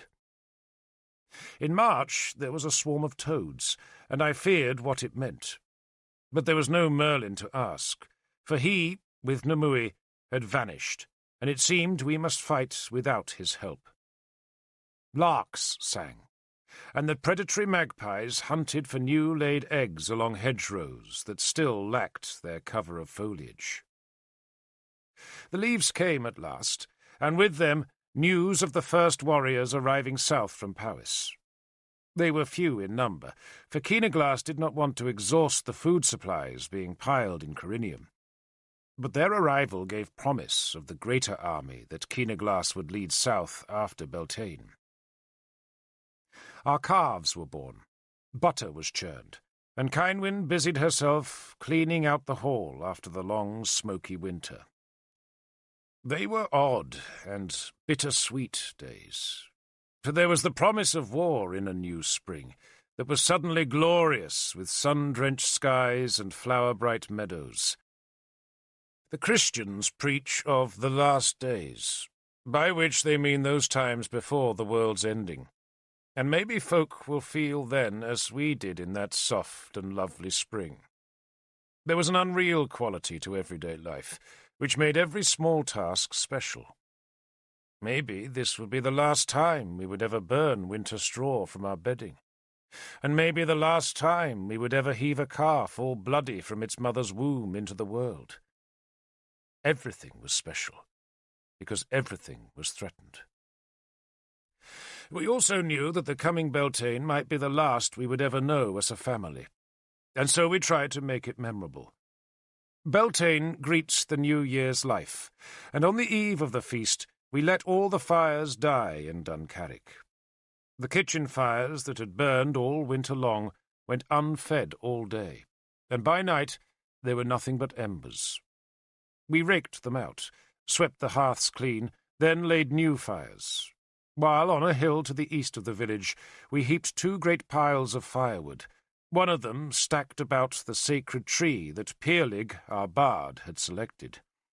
It was a young hazel that we had cut down and carried ceremonially through the village, across the stream and up the hill. The tree was hung with scraps of cloth, and all the houses, like the hall itself, were decked with new young hazel boughs. That night, all across Britain, the fires were dead. On Beltane Eve, darkness rules. The feast was laid in our hall, but there was no fire to cook it, and no flame to light the high rafters. There was no light anywhere, except in the Christian towns, where folks heaped their fires to defy the gods. But in the countryside, all was dark. At dusk we had climbed the hill, a mass of villagers and spearmen driving cattle and sheep that were folded into wattle enclosures.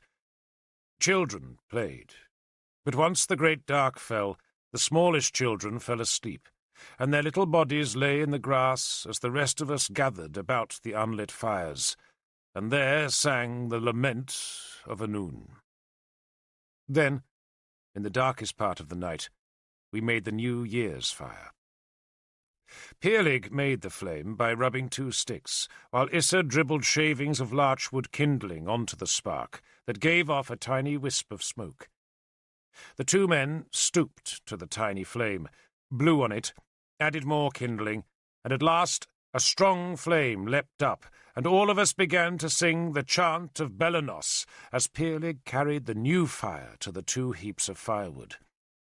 The sleeping children awoke and ran to find their parents as the Beltane fires sprang high and bright. A goat was sacrificed once the fires were burning. Kynwyn, as ever, turned away as the beast's throat was cut, and as Peerlig scattered its blood on the grass. He tossed the goat's corpse onto the fire, where the sacred hazel was burning. Then the villagers fetched their cattle and sheep and drove them between the 2 great blazes. We hung plaited straw collars about the cows' necks, and then watched as young women danced between the fires to seek the blessing of the gods on their wombs. They had danced through fire at Imbolc, but always did it again at Beltane.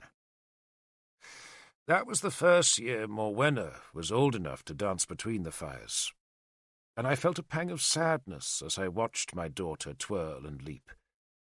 She looked so happy. She was thinking of marriage and dreaming of babies, yet within a few weeks I thought she could be dead or enslaved. That thought filled me with a huge anger, and I turned away from our fires and was startled to see the bright flames of other Beltane fires burning in the distance. All across Dumnonia the fires were burning to greet the newly arrived year. My spearmen had brought 2 huge iron cauldrons to the hilltop, and we filled their bellies with burning wood, then hurried down the hill with the 2 flaming pots. Once in the village, the new fire was distributed, each cottage taking a flame from the fire and setting it to the waiting wood in the hearth. We went to the hall last, and there carried the new fire into the kitchens. It was almost dawn by then, and the villagers crowded into the palisade to wait for the rising sun. The instant that its first brilliant shard of light showed above the eastern horizon, we sang the song of Lug's birth, a joyous, dancing hymn of merriment. We faced the east as we sang our welcome to the sun, and right across the horizon we could see the dark dribble of Beltane smoke rising into the ever-paler sky. The cooking began as the hearth fires became hot. I had planned a huge feast for the village, thinking that this might be our last day of happiness for a long time. The common folk rarely ate meat, but on that Beltane we had 5 deer, 2 boars, 3 pigs, and 6 sheep to roast. We had barrels of newly brewed mead, and 10 baskets of bread that had been baked on the old season's fires. There was cheese, honeyed nuts, and oatcakes, with the cross of Beltane scorched onto their crusts. In a week or so, the Saxons would come. So this was a time to give a feast that might help our people through the horrors to come. The villagers played games as the meat cooked.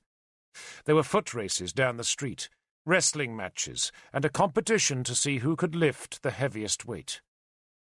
The girls wove flowers in their hair, and, long before the feast began, I saw the couples slipping away.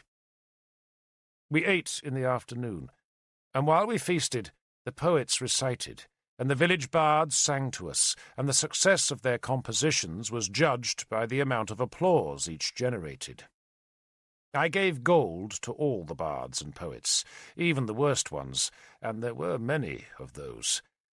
Most of the poets were young men who blushingly declaimed clumsy lines addressed to their girls, and the girls would look sheepish, and the villagers would jeer, laugh, and then demand that each girl reward the poet with a kiss, and if the kiss was too fleeting, the couple would be held face to face and made to kiss properly. The poetry became markedly better as we drank more. I drank too much. Indeed, we all feasted well and drank even better. At one point I was challenged to a wrestling match by the village's wealthiest farmer, and the crowd demanded I accept. And so, half drunk already, I clapped my hands on the farmer's body, and he did the same to me. and I could smell the reeking mead on his breath, as he could doubtless smell it on mine. He heaved, I heaved back, and neither of us could move the other, so we stood there, locked head to head like battling stags, while the crowd mocked our sad display. In the end I tipped him over, but only because he was more drunk than I was. I drank still more, trying, perhaps, to obliterate the future. By nightfall, I was feeling sick. I went to the fighting platform we had built on the eastern rampart, and there I leaned on the wall's top and stared at the darkening horizon. Twin wisps of smoke drifted from the hilltop where we had lit our night's new fires, though to my mead-fuddled mind it seemed as if there were at least a dozen smoke pyres. Kynwyn climbed up to the platform and laughed at my dismal face. "You're drunk," she said. "I am that," I agreed.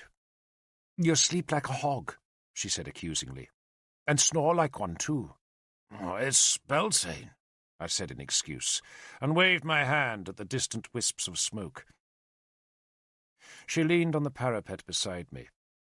She had sloe blossom woven into her golden hair, and looked as beautiful as ever. "We must talk to Arthur about Gwyndra," she said. "Marrying Morwenna?" I asked, then paused to collect my thoughts. "Arthur seems so unfriendly these days," I finally managed to say. "And maybe he has a mind to marry Gwyndra to someone else."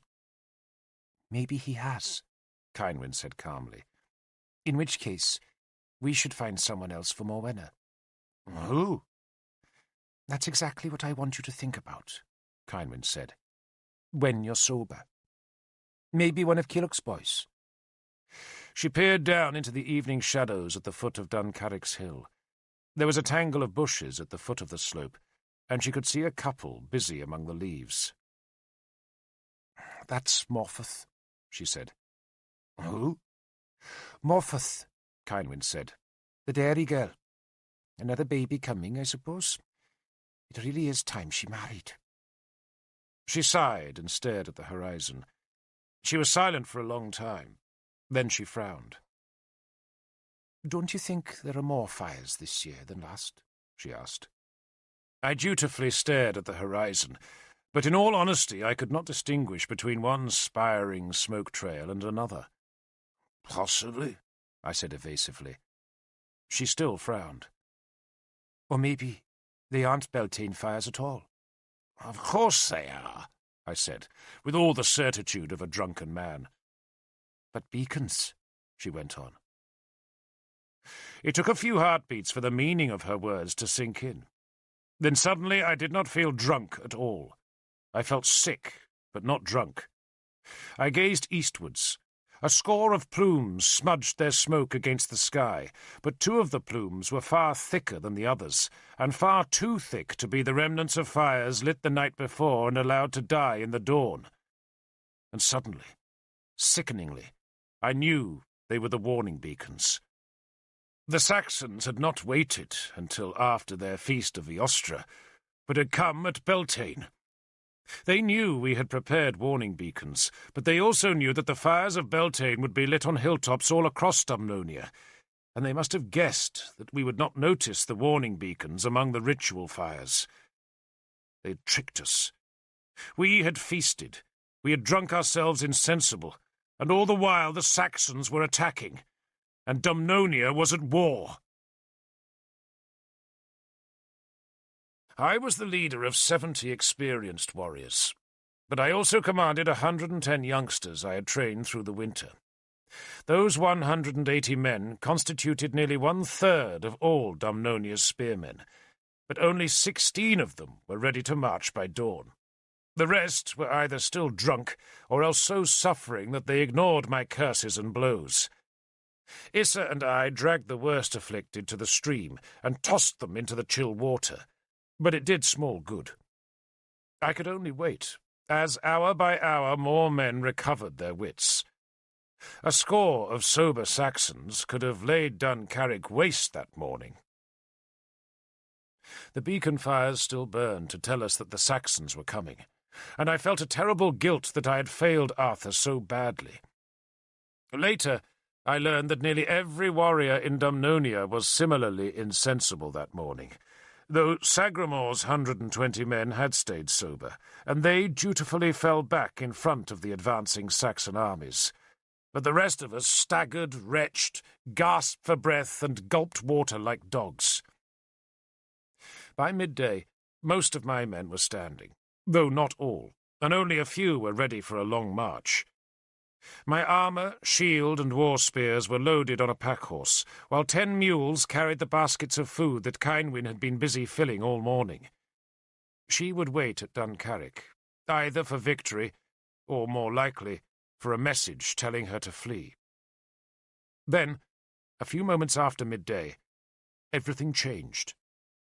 A rider came from the south on a sweating horse. He was Killock's eldest son, Ineon, and he had ridden himself and his horse close to exhaustion in his frantic attempt to reach us. He half fell from the saddle. "Lord," he gasped, then stumbled, found his feet, and gave me a perfunctory bow. For a few heartbeats he was too breathless to speak. Then the words tumbled out in frantic excitement. But he had been so eager to deliver his message, and had so anticipated the drama of the moment, that he was quite unable to make any sense, though I did understand he had come from the south, and that the Saxons were marching there. I led him to a bench beside the hall and sat him down. "Welcome to Duncarrick, Ineon ap Killock," I said very formally. "And say all that again." "The Saxons, Lord," he said, "have attacked Dunham." So Guinevere had been right, and the Saxons had marched in the south. They had come from Cerdick's land beyond Venter, and were already deep inside Dumnonia. Dunham, our fortress close to the coast, had fallen in yesterday's dawn. Killock had abandoned the fort, rather than have his 100 men overwhelmed, and now he was falling back in front of the enemy. Ineon, a young man with the same squat build as his father, looked up at me woefully. "There are just too many of them, Lord." The Saxons had made fools of us. First, they had convinced us that they meant no mischief in the south. Then they had attacked on our feast night, when they knew we would mistake the distant beacon fires for the flames of Beltane, and now they were loose on our southern flank.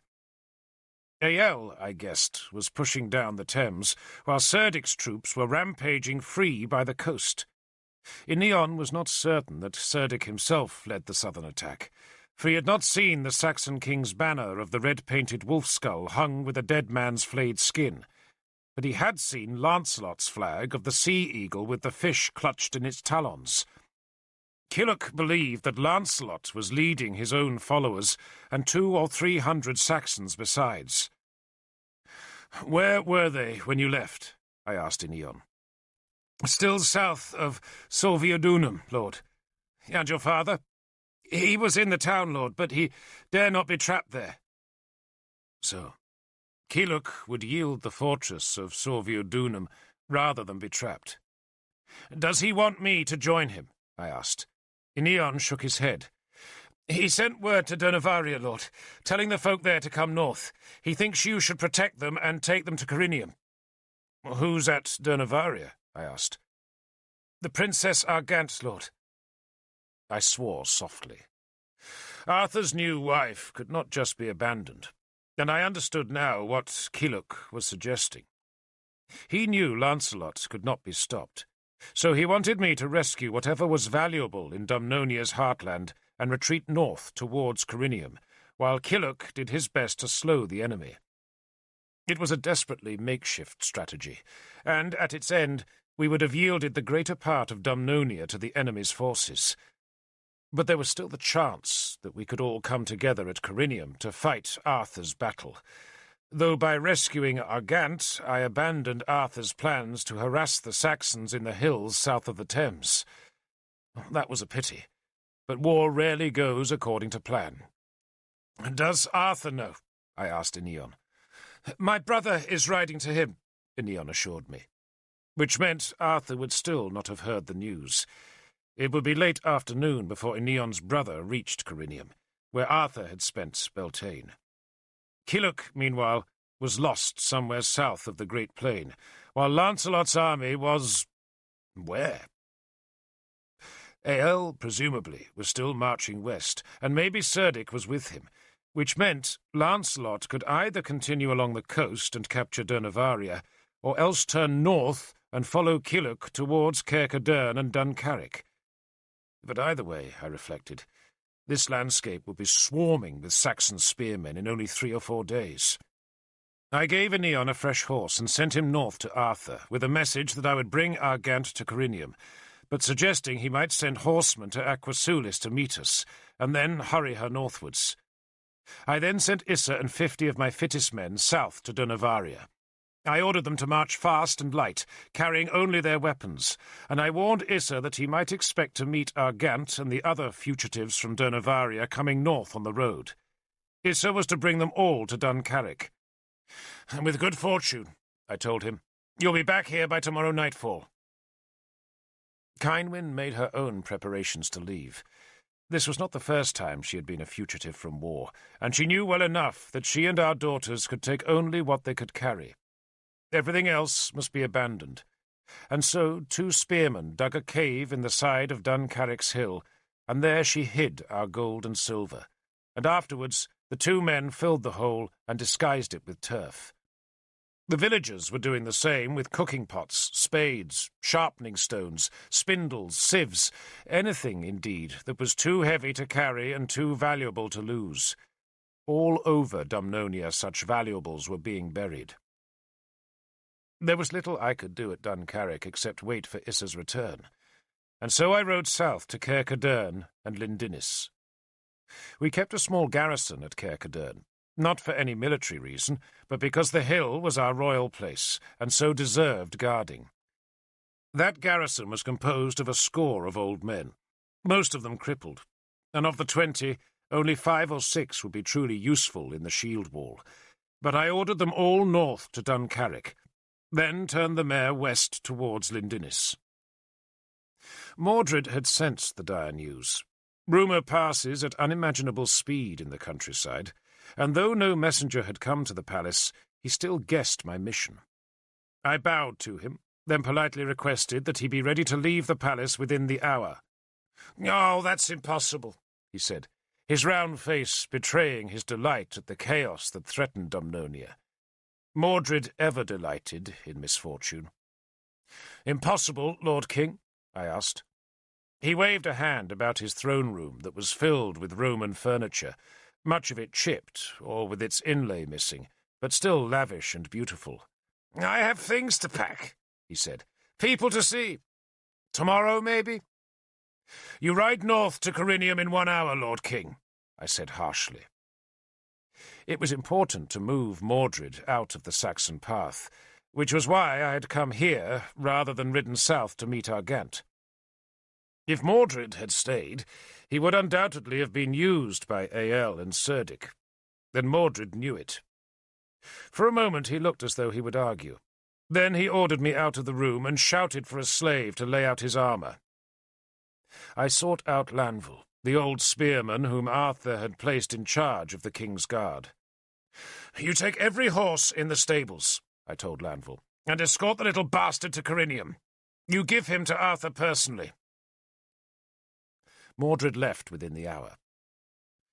The king rode in his armour, and with his standard flying. I almost ordered him to furl the standard, for the sight of the dragon would only provoke more rumours in the country. But maybe it was no bad thing to spread alarm, because folk needed time to prepare and to hide their valuables. I watched the king's horses clatter through the gate and turn north. Then I went back into the palace, where the steward, a lame spearman named Dirig, was shouting at slaves to gather the palace's treasures. Candlestands, pots, and cauldrons were being carried to the back garden to be concealed in a dry well, while bedspreads, linens, and clothes were being piled on carts to be hidden in the nearby woods. "The furniture can stay," Dirig told me sourly. "The Saxons are welcome to it." I wandered through the palace's rooms and tried to imagine the Saxons whooping between the pillars, smashing the fragile chairs and shattering the delicate mosaics. Who would live here I wondered. Cerdic? Lancelot? If anyone, I decided, it would be Lancelot, for the Saxons seemed to have no taste for Roman luxury. They left places like Lindinus to rot, and built their own timber and thatch halls nearby. I lingered in the throne room, trying to imagine it lined with the mirrors that Lancelot so loved. He existed in a world of polished metal, so that he could ever admire his own beauty. Or perhaps Cerdic would destroy the palace, to show that the old world of Britain was ended, and that the new, brutal reign of the Saxons had begun. It was a melancholy, self-indulgent moment, broken when Dirrig shuffled into the room trailing his maimed leg. "I'll save the furniture if you want," he said grudgingly. "No," I said. Dirrig plucked a blanket off a couch. "The little bastard left 3 girls here, and one of them's pregnant. I suppose I'll have to give them gold. He won't. No. What's this?" He had stopped behind the carved chair that served as Mordred's throne, and I joined him to see that there was a hole in the floor. "It wasn't there yesterday," Dirrig insisted. I knelt down and found that a complete section of the mosaic floor had been lifted. The section was at the edge of the room, where bunches of grapes formed a border to the central picture of a reclining god attended by nymphs, and one whole bunch of grapes had been carefully lifted out from the border. I saw that the small tiles had been glued to a piece of leather, cut to the shape of the grapes. Then, beneath them, there had been a layer of narrow Roman bricks that were now scattered under the chair. It was a deliberate hiding place, giving access to the flues of the old heating chamber that ran beneath the floor. Something glinted at the bottom of the heating chamber, and I leaned down and groped among the dust and debris to bring up 2 small gold buttons, a scrap of leather, and what, with a grimace, I realized were mice droppings. I brushed my hands clean, then handed one of the buttons to Dirrig. The other, which I examined, showed a bearded, belligerent, helmeted face. It was crude work, but powerful in the intensity of the stare. "Saxon-made," I said. "This one too, Lord," Dirrig said. And I saw that his button was almost identical to mine. I peered again into the heating chamber, but could see no more buttons or coins. Mordred had plainly hidden a hoard of gold there, but the mice had nibbled the leather bag, so that when he lifted the treasure free, a couple of the buttons had fallen out. "So why does Mordred have Saxon gold?" I asked. "You tell me, Lord," Dirrig said, spitting into the hole. I carefully propped the Roman bricks on the low stone arches that supported the floor, then pulled the leather-backed tiles into place. I could guess why Mordred had gold, and I did not like the answer. Mordred had been present when Arthur revealed the plans of his campaign against the Saxons, and that, I thought, was why the Saxons had been able to catch us off balance.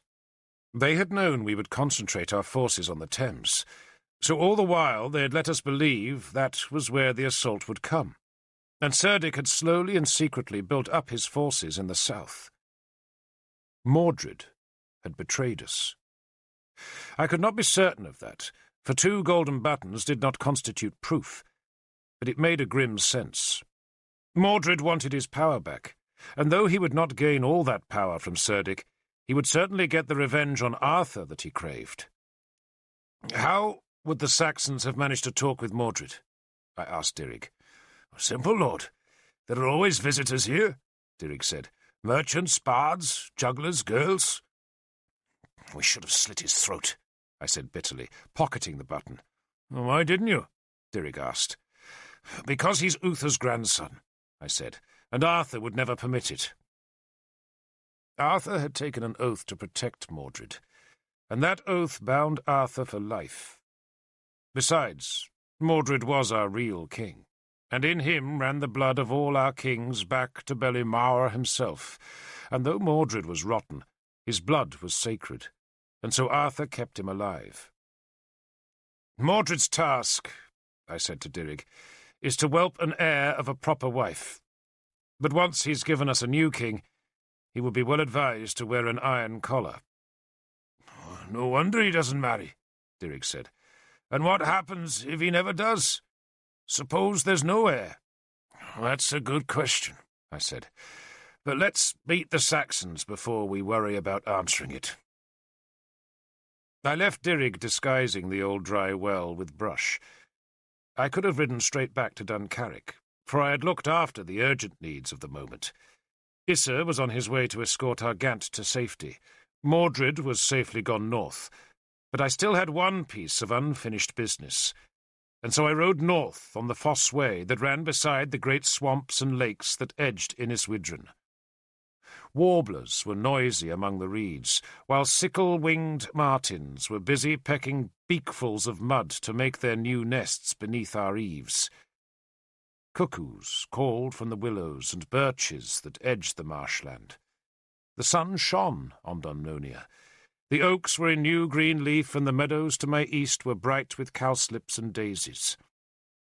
I did not ride hard, but let my mare amble, until a few miles north of Lindinnis I turned west onto the land bridge that reached towards Inniswydren. So far I had been serving Arthur's best interests by ensuring our Gant's safety and by securing Mordred, but now I risked his displeasure. Or maybe I did exactly what he had always wanted me to do. I went to the shrine of the Holy Thorn, where I found Morgan preparing to leave. She had heard no definite news, but rumour had done its work, and she knew Inniswydren was threatened. I told her what little I knew, and after she had heard that scanty news, she peered up at me from behind her golden mask. "So where is my husband?" she demanded shrilly. "I don't know, lady," I said. So far as I knew, Sansom was still a prisoner in Bishop Emrys's house in Donovaria. "You don't know?" Morgan snapped at me. "And you don't care?" "In truth, lady, I don't," I told her. "But I assume he'll flee north like everyone else." "Then tell him that we've gone to Siluria, to Iska." Morgan, naturally, was quite prepared for the emergency. She had been packing the shrine's treasures in anticipation of the Saxon invasion, and boatmen were ready to carry those treasures and the Christian women across Inniswydren's lakes to the coast, where other boats were waiting to carry them north across the Severn Sea to Siluria. "And tell Arthur I'm praying for him," Morgan added, "though he doesn't deserve my prayers. And tell him I have his whore safe." "No, lady," I said, for that was why I had ridden to Inniswydren. To this day I am not exactly sure why I did not let Guinevere go with Morgan, but I think the gods guided me. Or else, in the welter of confusion, as the Saxons tore our careful preparations to tatters, I wanted to give Guinevere one last gift. We had never been friends, but in my mind I associated her with the good times, and though it was her foolishness that brought on the bad, I had seen how stale Arthur had been ever since Guinevere's eclipse.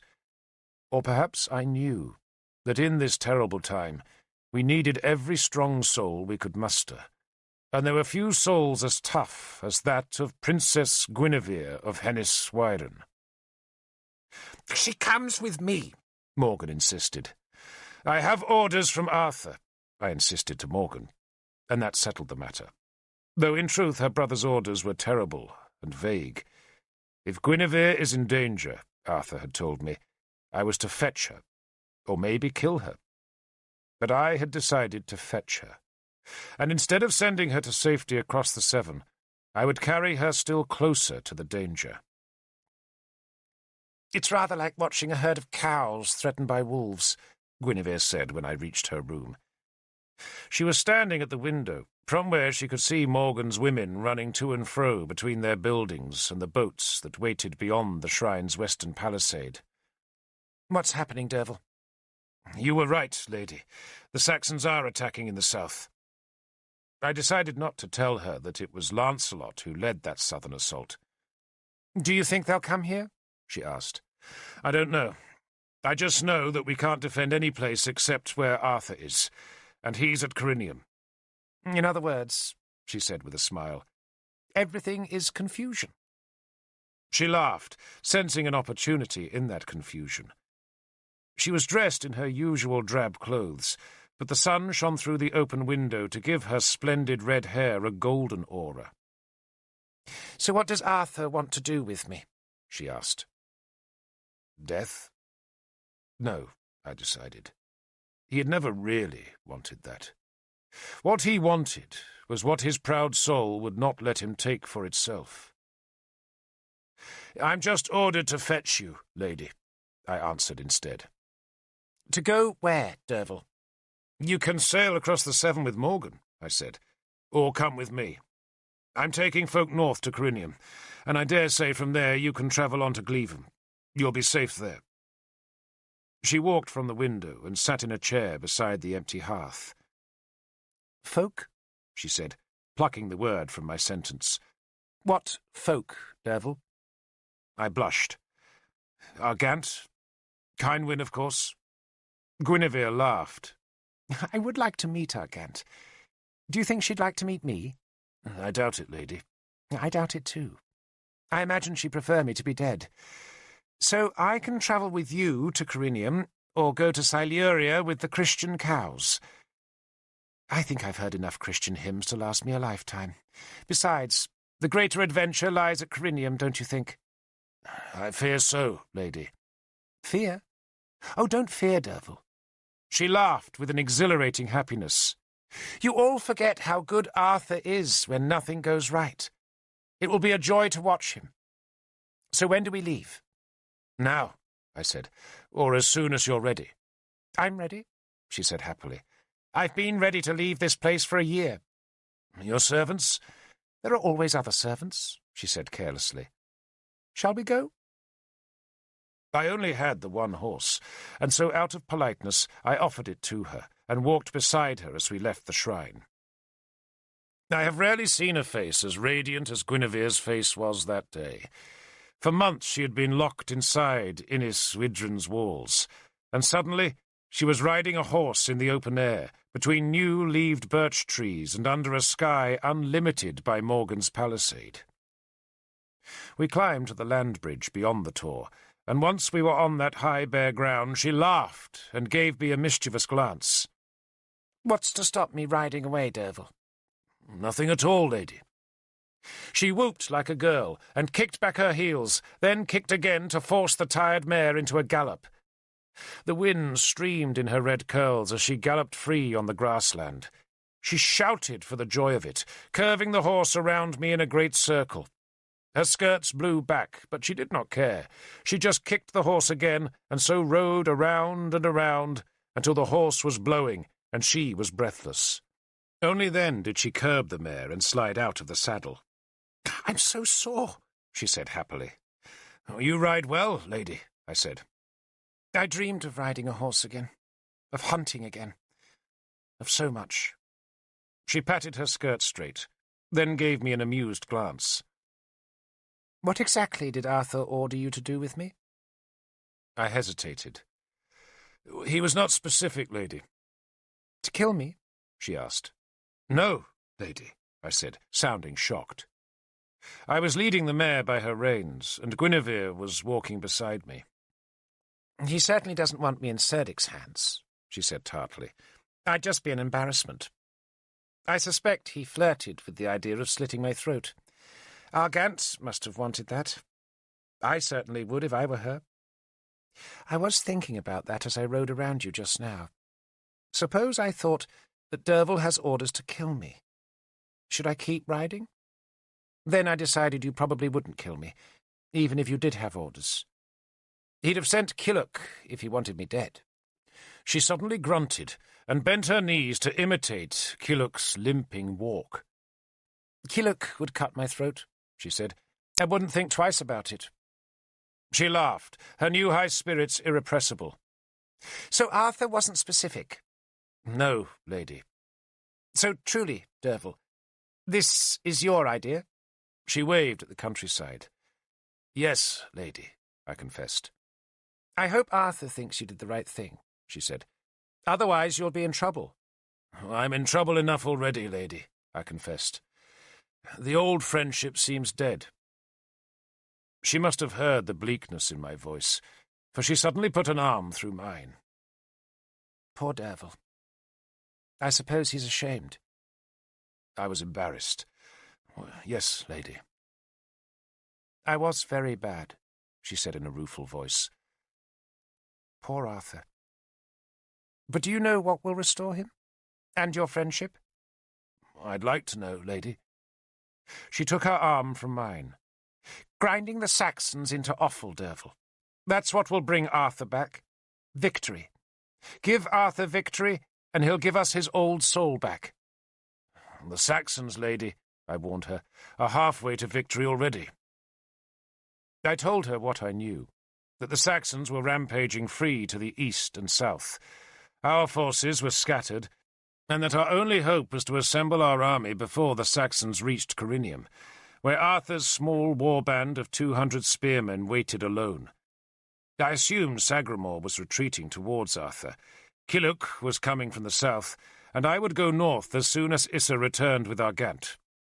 Keenaglas would doubtless march from the north, and Oengus Machaerum would hurry from the west the moment they heard the news. But if the Saxons reached Corinium first, then all hope was gone. There was little enough hope, even if we did win the race, for without Gwent's spearmen we would be so outnumbered that only a miracle could save us. Nonsense, Guinevere said when I had explained the situation. Arthur hasn't even begun to fight. We're going to win, Derval. We're going to win. And with that defiant statement, she laughed, and forgetting her precious dignity, danced some steps on the verge of the track.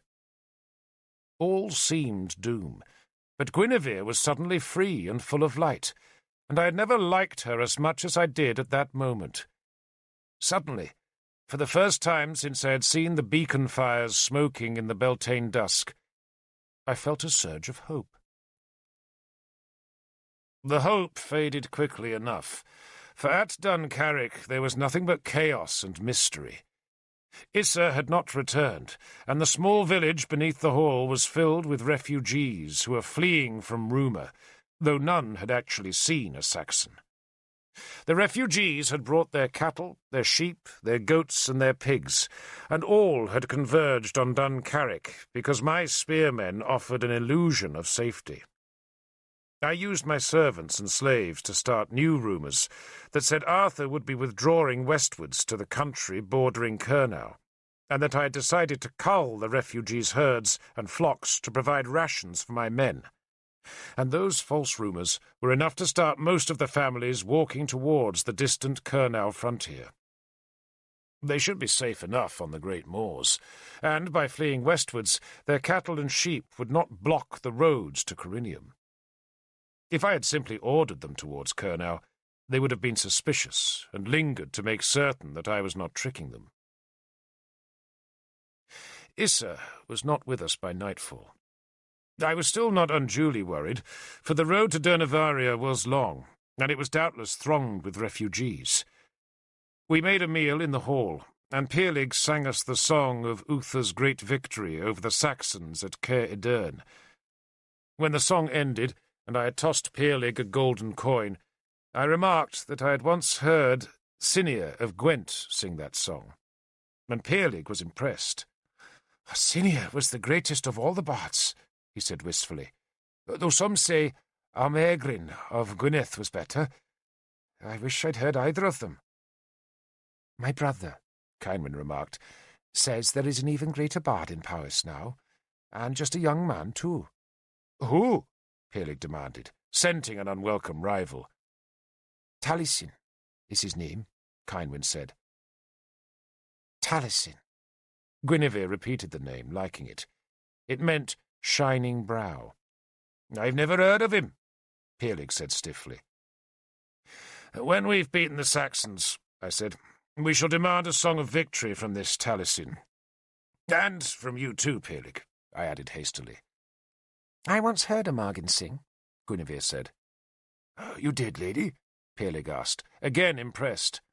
I was only a child, she said, but I remember he could make a hollow, roaring sound. It was very frightening. His eyes would go very wide. He swallowed air, then he bellowed like a bull.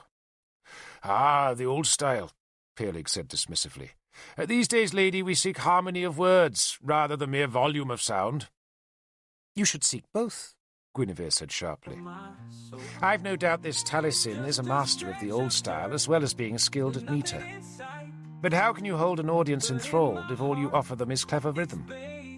You must make their blood run cold. You must make them cry. You must make them laugh. Oh, any man can make a noise, lady. Pearlig defended his craft. But it takes a skilled craftsman to imbue words with harmony. And soon the only people who can understand the intricacies of the harmony, Guinevere argued, are other skilled craftsmen.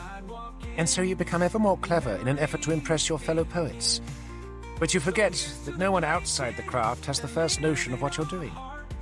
Bard chants to bard, while the rest of us wonder what all the noise is about. Your task, Pearlig, is to keep the people's stories alive. And to do that, you cannot be rarefied. You would not have us be vulgar, lady, Pearlig said, and in protest struck the horsehair strings of his harp. I would have you be vulgar with the vulgar, and clever with the clever, Guinevere said, and both, mark you, at the same time. But if you can only be clever, then you deny the people their stories, and if you can only be vulgar, then no lord or lady will toss you gold. Except the vulgar lords, Kynwyn put in slyly. Guinevere glanced at me, and I saw she was about to launch an insult at me, and then she recognized the impulse herself and burst into laughter. If I had gold, Pearlig, she said instead, I would reward you, for you sing beautifully, but alas, I have none. Your praise is reward enough, lady, Pearlig said. Guinevere's presence had startled my spearmen, and all evening I saw small groups of men come to stare at her in wonderment.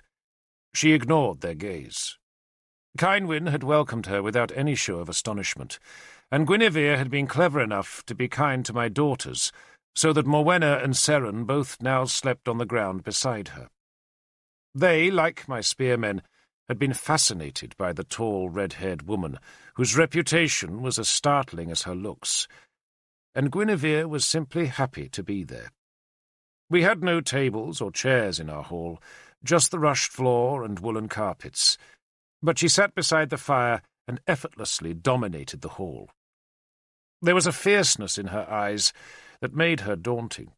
Her cascade of tangled red hair made her striking, and her joy at being free was infectious. "How long will she stay free?" Kynwyn asked me later that night. We had given up our private chamber to Guinevere, and were in the hall with the rest of our people. I don't know. So what do you know? Kynwyn asked. We wait for Issa, then we go north. To Corinium? I shall go to Corinium, but I'll send you and the families to Gleavham. You'll be close enough to the fighting there, and if the worst happens, you can go north into Gwent. I began to fret next day, as Issa still did not appear. In my mind, we were racing the Saxons towards Corinium, and the longer I was delayed, the more likely that race would be lost. If the Saxons could pick us off warband by warband, then Dumnonia would fall like a rotted tree, and my warband, which was one of the strongest in the country, was stalled at Duncarrick because Issa and Argant had not appeared. At midday, the urgency was even greater, for it was then that we saw the first distant smears of smoke against the eastern and southern sky. No one commented on the tall, thin plumes, but we all knew that we saw burning thatch. The Saxons were destroying as they came, and they were close enough now for us to see their smoke. I sent a horseman south to find Issa, while the rest of us walked the 2 miles across the fields to the Foss Way, the great Roman road that Issa should have been using. I planned to wait for him, then continue up the Foss Way to Aquasulis, which lay some 25 miles northwards, and then to Corinium, which was another 30 miles further on. 55 miles of road. 3 days of long, hard effort. We waited in a field of molehills beside the road. I had over 100 spearmen, and at least that number of women, children, slaves, and servants.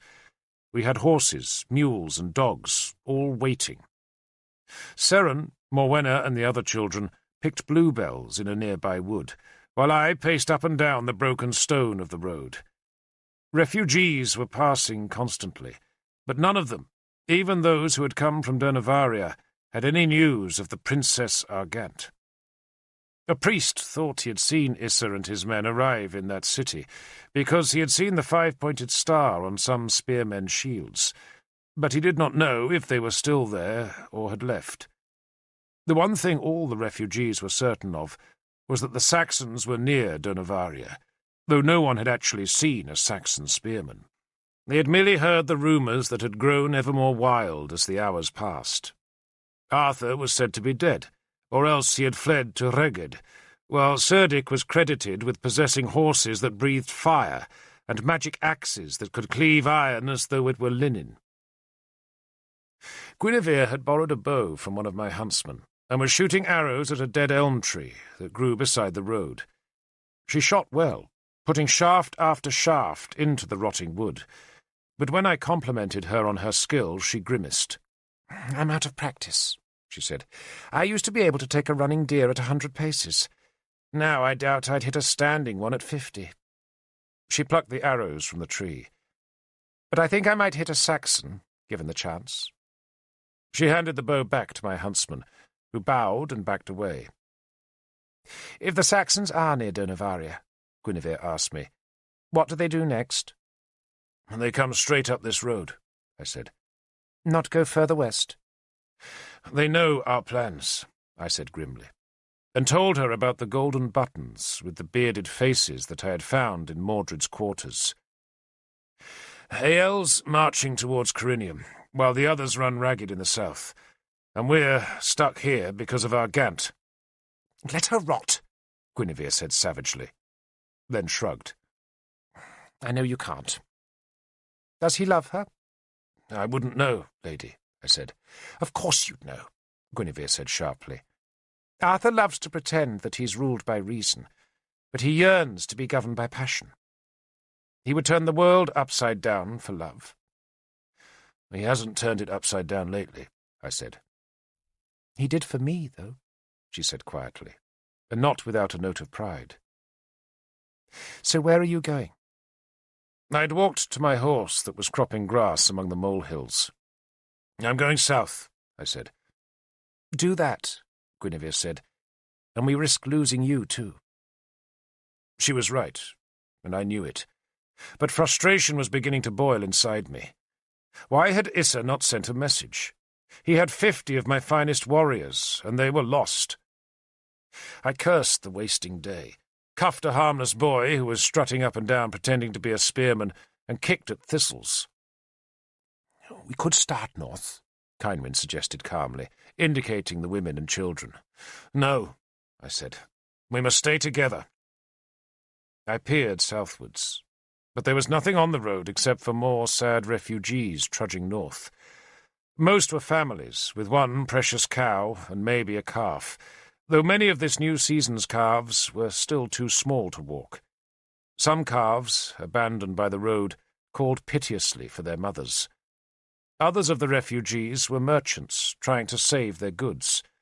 One man had an ox wagon filled with baskets of fuller's earth. Another had hides. Some had pottery. They glared at us as they passed, blaming us for not having stopped the Saxons sooner. Seren and Morwenna, bored with their attempt to denude the wood of bluebells, had found a nest of leverets under some ferns and honeysuckle at the tree's edge. They excitedly called Guinevere to come and look, then gingerly stroked the little fur bodies that shivered under their touch. Kynwyn watched them. "She's made a conquest of the girls," she said to me. "A conquest of my spearmen, too," I said. And it was true. Just a few months ago my men had been cursing Guinevere as a whore, and now they gazed at her adoringly. She had set out to charm them, and when Guinevere decided to be charming, she could dazzle. "Arthur will have a great deal of trouble putting her back behind walls after this," I said. "Which is probably why he wanted her released," Kynwyn observed. "He certainly didn't want her dead." "Argant does." "I'm sure she does," Kynwyn agreed. Then stared southwards with me. but there was still no sign of any spearmen on the long straight road. Issa finally arrived at dusk. He came with his 50 spearmen, with the 30 men who had been the guards on the palace at Durnovaria, with the dozen Black Shields who were Argant's personal soldiers, and with at least 200 other refugees. Worse, he had brought 6 ox-drawn wagons, and it was those heavy vehicles that had caused the delay. A heavily laden ox wagon's highest speed is slower than an old man's walk, and Issa had fetched the wagons all the way north at their snail's pace. "What possessed you?" I shouted at him. "There isn't time to haul wagons." "I know, Lord," he said miserably. Are you mad?" I was angry. I had ridden to meet him, and now wheeled my mare on the verge. "You've wasted hours!" I shouted. "I had no choice," he protested. "You've got a spear," I snarled. "That gives you the right to choose what you want." He just shrugged and gestured towards the Princess Argant, who rode atop the leading wagon.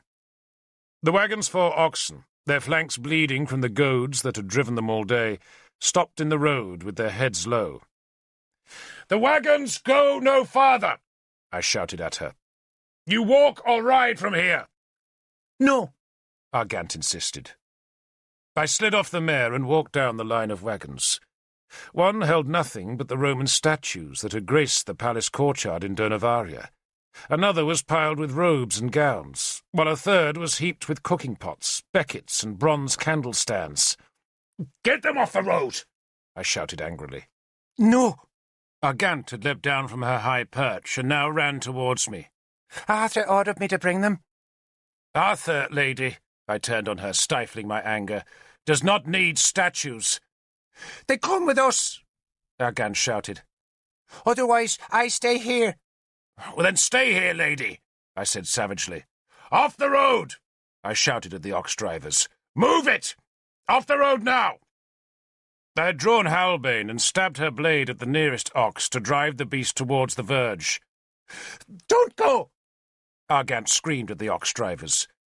She tugged at one of the oxen's horns, pulling the confused beast back onto the road. "I'm not leaving this for the enemy," she shouted at me.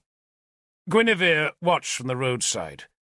There was a look of cool amusement on her face, and no wonder, for Argant was behaving like a spoiled child. Argant's druid, Fergal, had hurried to his princess's aid, protesting that all his magical cauldrons and ingredients were loaded on one of the wagons. "And the treasury?" he added as an afterthought. "What treasury?" I asked. "Arthur's treasury," Argant said sarcastically, as though by revealing the existence of the gold she had won her argument. "He wants it in Corinium." She went to the second wagon, lifted some of the heavy robes and wrapped a wooden box that was hidden beneath. "The gold of Dumnonia. You give it to the Saxons." "Rather that than give them you and me, lady," I said, and then I slashed with halbane, cutting loose the oxen's harness. Argant screamed at me, swearing she would have me punished and that I was stealing her treasures. But I just sawed at the next harness as I snarled at the ox drivers to release their animals. "Listen, lady," I said, "we have to go faster than oxen can walk." I pointed to the distant smoke. "That's the Saxons. They'll be here in a few hours." "We can't leave the wagons," she screamed. There were tears in her eyes. She might have been the daughter of a king, but she had grown up with few possessions, and now, married to Dumnonia's ruler, she was rich, and she could not let go of those new riches. "Don't undo that harness," she shouted at the drivers, and they, confused, hesitated. I sawed at another leather trace, and Argant began beating me with her fists, swearing that I was a thief and her enemy. I pushed her gently away, but she would not go, and I dared not be too forceful. She was in a tantrum now, swearing at me and hitting me with her small hands. I tried to push her away again, but she just spat at me, hit me again, then shouted at her Black Shield bodyguard to come to her aid. Those 12 men were hesitant, but they were her father's warriors and sworn to Argant's service, and so they came towards me with levelled spears. My own men immediately ran to my defence. The Black Shields were terribly outnumbered, but they did not back down. and their druid was hopping in front of them, his fox-hair woven beard wagging and the small bones tied to its hairs clicking, as he told the Black Shields that they were blessed and that their souls would go to a golden reward. "Kill him!" Argant screamed at her bodyguard and pointing at me. "Kill him now!" "Enough!" Guinevere called sharply. She walked into the centre of the road and stared imperiously at the Black Shields. "Don't be fools. Put your spears down. If you want to die, take some Saxons with you, not Dumnonians." She turned on Argant.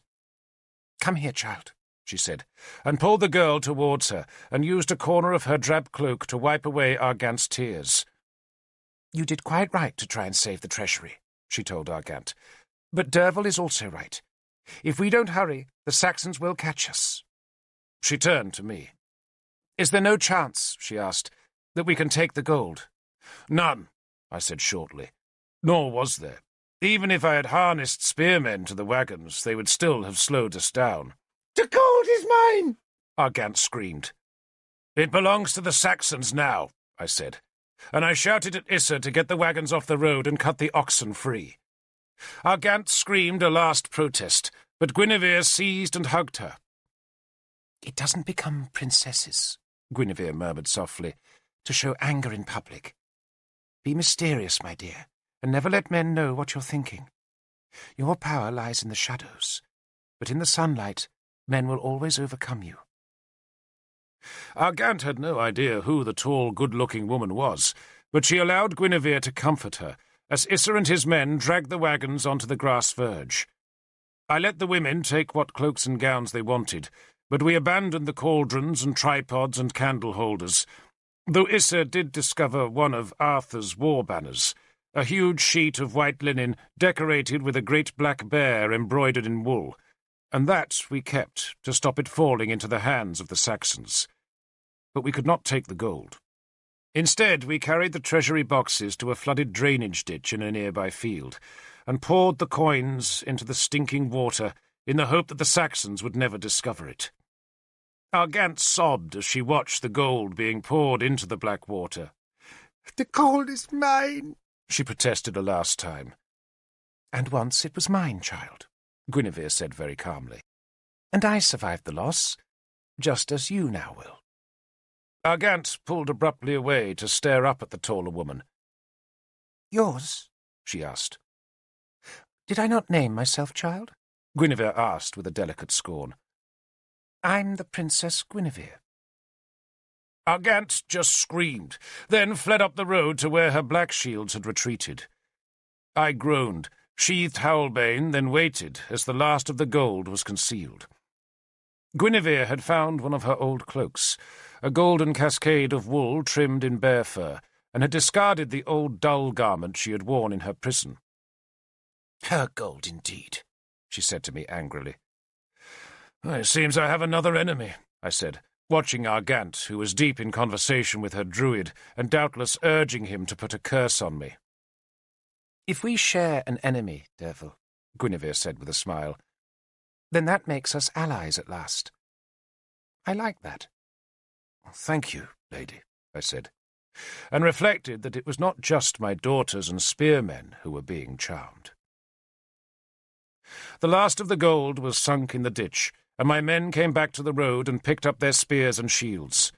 The sun flamed over the Severn Sea, filling the west with a crimson glow, as we, at last, started northwards to the war. We only made a few miles before the dark drove us off the road to find shelter, but at least we had reached the hills north of Inniswydren. We stopped that night at an abandoned hall, where we made a poor meal of hard bread and dried fish. Argant sat apart from the rest of us, protected by her druid and her guards, and though Kynwyn tried to draw her into our conversation, she refused to be tempted, and so we let her sulk. After we had eaten, I walked with Kynwyn and Guinevere to the top of a small hill, behind the hall, where two of the old people's grave mounds stood. I begged the dead's forgiveness and climbed to the top of one of the mounds, where Kynwyn and Guinevere joined me. The three of us gazed southwards. The valley beneath us was prettily white with moon-glossed apple blossom, but we saw nothing on the horizon except the sullen glow of fires. The Saxons move fast, I said bitterly. Guinevere pulled her cloak tight around her shoulders. "Where's Merlin?" she asked. "Vanished," I said. There had been reports that Merlin was in Ireland, or else in the northern wilderness, or perhaps in the wastes of Gwynedd, while still another tale claimed he was dead, and that Nimue had cut down a whole mountainside of trees to make his balefire. It was just rumour, I told myself. Just rumour. "No one knows where Merlin is," Kynwyn said softly. "But he'll surely know where we are." "I pray that he does," Guinevere said fervently. And I wondered to what god or goddess she prayed now. Still to Isis? Or had she reverted to the British gods? And maybe, I shuddered at the thought, those gods had finally abandoned us. Their balefire would have been the flames on May Dun, and their revenge was the war bands that now ravaged Dumnonia. We marched again at dawn. It had clouded over in the night, and a thin rain started with the first light. The Fosse Way was crowded with refugees, and even though I placed a score of armed warriors at our head, who had orders to thrust all ox wagons and herds off the road, our progress was still pitifully slow. Many of the children could not keep up, and had to be carried on the pack animals that bore our spears, armour, and food, or else hoisted onto the shoulders of the younger spearmen. Our Gant rode my mare, while Guinevere and Kynwyn walked, and took it in turns to tell stories to the children. The rain became harder, sweeping across the hilltops in vast grey swathes, and gurgling down the shallow ditches on either side of the Roman road.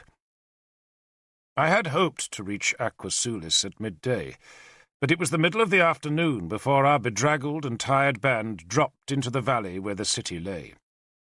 The river was in spate, and a choking mass of floating debris had become trapped against the stone piers of the Roman bridge to form a dam that had flooded the upstream fields on either bank. One of the duties of the city's magistrate was to keep the bridge spillways clear of just such debris, but the task had been ignored, just as he had ignored the upkeep of the city wall.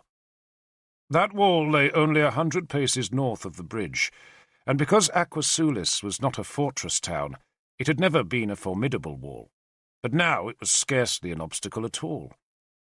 Whole stretches of the wooden palisade on top of the earth and stone rampart had been torn down for firewood or building, while the rampart itself had become so eroded that the Saxons could have crossed the city wall without breaking stride.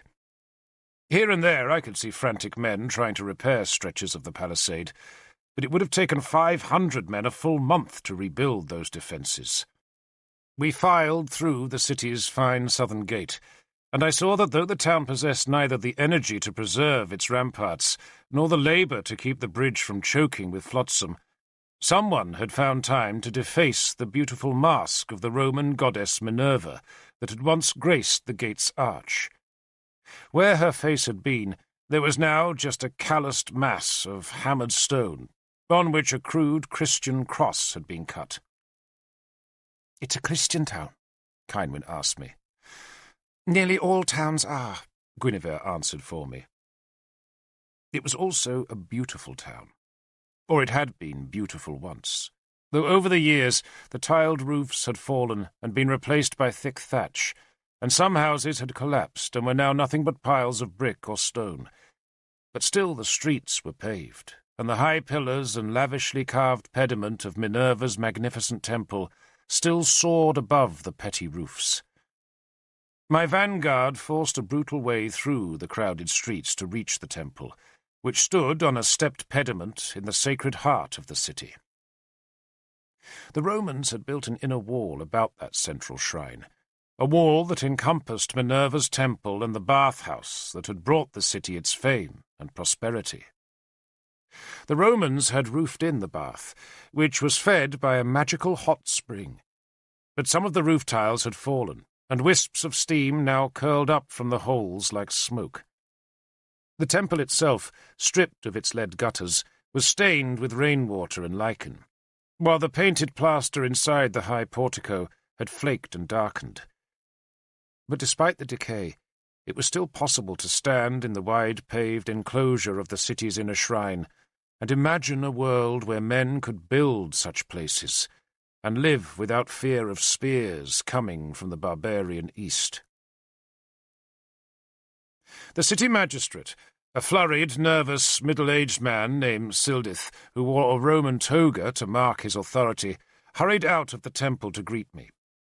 I knew him from the time of the rebellion, when, despite being a Christian himself, he had fled from the crazed fanatics who had taken over the shrines of Aqua Sulis. He had been restored to the magistracy after the rebellion, but I guessed his authority was slight. He carried a scrap of slate on which he had made scores of marks, evidently the numbers of the levy that was assembled inside the shrine's compound. Repairs are in hand, Sildith greeted me, without any other courtesy. I have men cutting timbers for the walls, or I did.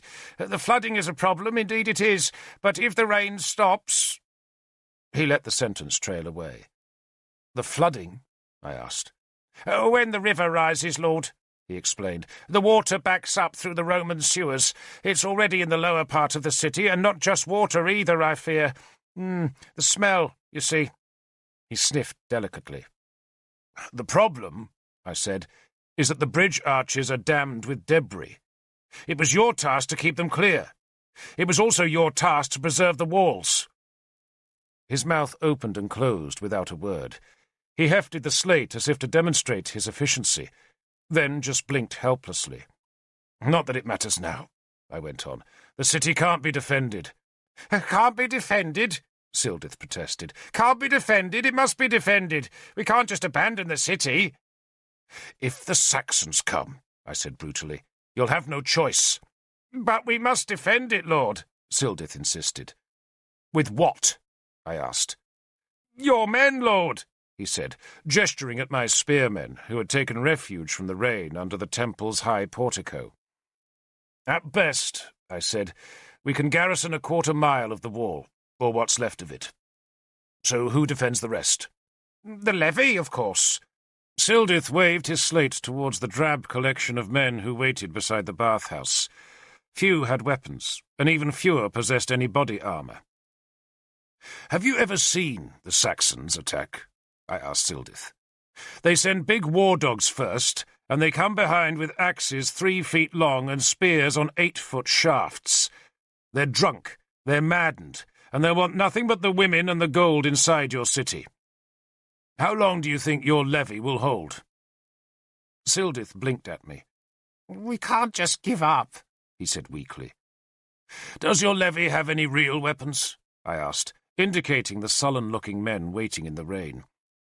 2 or 3 of the 60 men had spears. I could see one old Roman sword, and most of the rest had axes or mattocks. But some men did not even possess those crude weapons, but merely held fire-hardened stakes that had been sharpened to black points. We're searching the city, Lord, Sildith said. There must be spears. Spears or not, I said brutally.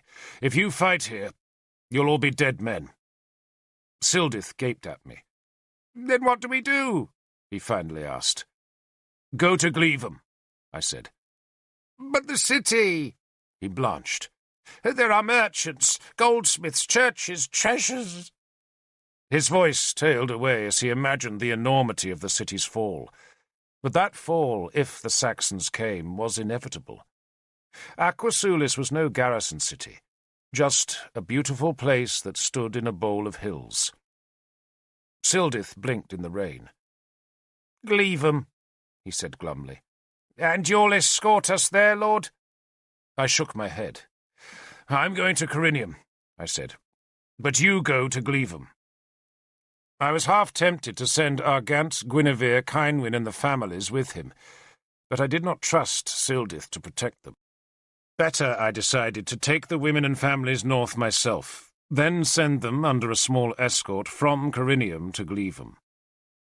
But at least Argant was taken from my hands, for as I was brutally destroying Sildith's slim hopes of garrisoning Aqua Sulis, a troop of armoured horsemen clattered into the temple precinct. They were Arthur's men, flying his banner of the bear, and they were led by Balin, who was roundly cursing the press of refugees. He looked relieved when he saw me, then astonished as he recognized Guinevere. "Did you bring the wrong princess, Derval?" he asked as he slid off his tired horse. "Argant's inside the temple," I said, jerking my head towards the great building where Argant had taken refuge from the rain. She had not spoken to me all day. "I'm to take her to Arthur," Balin said. He was a bluff, bearded man with the tattoo of a bear on his forehead and a jagged white scar on his left cheek. I asked him for news, and he told me what little he knew, and none of it was good. "The bastards are coming down the Thames," he said. "We reckon they're only 3 days' march from Corinium, and there's no sign of Keenaglass or Oengus yet. It's chaos, Derval. That's what it is. Chaos." He shuddered suddenly. "What's the stink here?" "Well, the sewers are backing up," I said. "All over Dumnonia," he said grimly. "I have to hurry," he went on. "Arthur wants his bride in Corinium the day before yesterday." "Do you have orders for me?" I called after him as he strode towards the temple steps. "Get yourself to Corinium, and hurry, and you're to send what food you can." He shouted the last order as he disappeared through the temple's great bronze doors. He had brought 6 spare horses, enough to saddle Argant, her maids, and Fergal the druid, which meant that the 12 men of Argant's Black Shield escort were left with me. I sensed they were as glad as I was to be rid of their princess. Balin rode north in the late afternoon. I'd wanted to be on the road myself, but the children were tired. The rain was incessant, and Kynwyn persuaded me that we would make better time if we all rested this night under Aquasulus's roofs and marched fresh in the morning. I put guards on the bathhouse and let the women and children go into the great steaming pool of hot water, then sent Issa and a score of men to hunt through the city for weapons to equip the levy. After that, I sent for Sildith and asked him how much food remained in the city. "Scarcely any, lord," he insisted, claiming he'd already sent 16 wagons of grain, dried meat, and salted fish north. "You searched folks' houses?" I asked. "The churches?" "Only the city granaries, lord." "Then let's make a proper search," I suggested. And by dusk we had collected 7 more wagon loads of precious supplies. I sent the wagons north that same evening, despite the lateness of the hour. Ox carts are slow, and it was better that they should start the journey at dusk than wait for the morning. Issa waited for me in the temple precinct. His search of the city had yielded 7 old swords and a dozen boar spears, while Sildith's men had turned up 15 more spears, 8 of them broken. But Issa also had news. "There are said to be weapons hidden in the temple, lord," he told me. "Who says?" Issa gestured at a young bearded man who was dressed in a butcher's bloody apron. "He reckons a hoard of spears was hidden in the temple after the rebellion, but the priest denies it." "Where is the priest?" "Inside, lord. He told me to get out when I questioned him." I ran up the temple steps and through the big doors. This had once been a shrine to Minerva and Sulis, the first a Roman and the second a British goddess. But the pagan deities had been ejected, and the Christian god installed. When I had last been in the temple, there had been a great bronze statue of Minerva, attended by flickering oil lamps. But the statue had been destroyed during the Christian rebellion, and now only the goddess's hollow head remained, and that had been impaled on a pole to stand as a trophy behind the Christian altar. The priest challenged me. "This is a house of God!" he roared. He was celebrating a mystery at his altar, surrounded by weeping women, but he broke off his ceremonies to face me. He was a young man, full of passion, one of those priests who had stirred up the trouble in Dumnonia, and whom Arthur had allowed to live, so that the bitterness of the failed rebellion would not fester. This priest, however, had clearly lost none of his insurgent fervour. "A house of God!" he shouted again. "And you defile it with sword and spear! Would you carry your weapons into your lord's hall? So why carry them into my lord's house?" "In a week," I said, "it will be a temple of Thunor, and they'll be sacrificing your children where you stand. Are there spears here?" "None," he said defiantly. The women screamed and shrank away as I climbed the altar steps. The priest held a cross towards me. "In the name of God," he said, "and in the name of his Holy Son, and in the name of the Holy Ghost, no!" This last cry was because I had drawn Halbane and used her to strike the cross out of his hand. The scrap of wood skittered across the temple's marble floor as I rammed the blade into his tangled beard. "I'll pull this place down stone by stone to find the spears," I said, "and bury your miserable carcass under its rubble. Now where are they?" His defiance crumpled. The spears, which he had been hoarding in hope of another campaign to put a Christian on Dumnonia's throne, were concealed in a crypt beneath the altar. The entrance to the crypt was hidden, for it was a place where the treasures donated by folk seeking Sulis's healing power had once been concealed. But the frightened priest showed us how to lift the marble slab to reveal a pit crammed with gold and weapons. We left the gold, but carried the spears out to Sildith's levy. I doubted the 60 men would be of any real use in battle, but at least a man armed with a spear looked like a warrior, and from a distance they might give the Saxons pause. I told the levy to be ready to march in the morning, and to pack as much food as they could find. We slept that night in the temple. I swept the altar clear of its Christian trimmings, and placed Minerva's head between 2 oil lamps so that she would guard us through the night. Rain dripped from the roof and puddled on the marble. But sometime in the small hours the rain stopped, and the dawn brought a clearing sky and a fresh chill wind from the east. We left the city before the sun rose. Only 40 of the city's levy marched with us, for the rest had melted away in the night. But it was better to have 40 willing men than 60 uncertain allies. Our road was clear of refugees now, for I had spread the word that safety did not lie in Corinium, but at Glevum, and so it was the western road that was crammed with cattle and folk. Our route took us east into the rising sun along the Fosse Way, which here ran straight as a spear between Roman tombs. Guinevere translated the inscriptions, marvelling that men were buried here who had been born in Greece or Egypt or Rome itself. They were veterans of the legions who had taken British wives and settled near the healing springs of Aqua Sulis, and their lichen-covered gravestones sometimes gave thanks to Minerva or to Sulis for the gift of years. After an hour, we left the tombs behind, and the valley narrowed as the steep hills north of the road came closer to the river meadows. Soon, I knew, the road would turn abruptly north to climb into the hills that lay between Aqua Sulis and Corinium. It was when we reached the narrow part of the valley that the ox drivers came running back. They had left Aqua Sulis the previous day, but their slow wagons had reached no further than the northwards bend in the road, and now, in the dawn, they had abandoned their 7 loads of precious food. "Sais!" one man shouted as he ran towards us. "There are sais!" "Fool!" I muttered, then shouted at Issa to stop the fleeing men.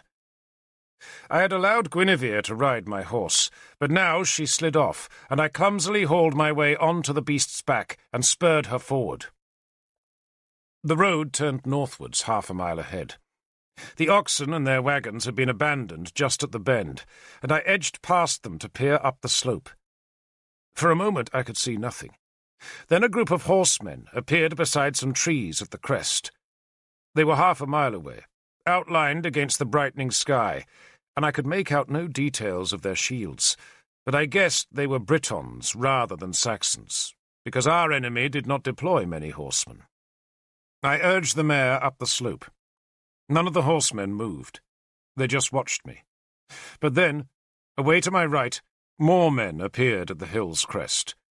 These were spearmen, and above them hung a banner that told me the worst. The banner was a skull, hung with what looked like rags, and I remembered Serdic's wolf-skull standard with its ragged tail of flayed human skin. The men were Saxons, and they barred our road. There were not many spearmen in sight, perhaps a dozen horsemen and 50 or 60 men on foot, but they had the high ground, and I could not tell how many more might be hidden beyond the crest. I stopped the mare and stared at the spearmen, this time seeing the glint of sunlight on the broad axe blades some of the men carried. They had to be Saxons. But where had they come from? Balin had told me that both Cerdic and Aiel were advancing along the Thames, so it seemed likely that these men had come south from the wide river valley. But maybe they were some of Cerdic's spearmen who served Lancelot. Not that it really mattered who they were. All that mattered was that our road was blocked.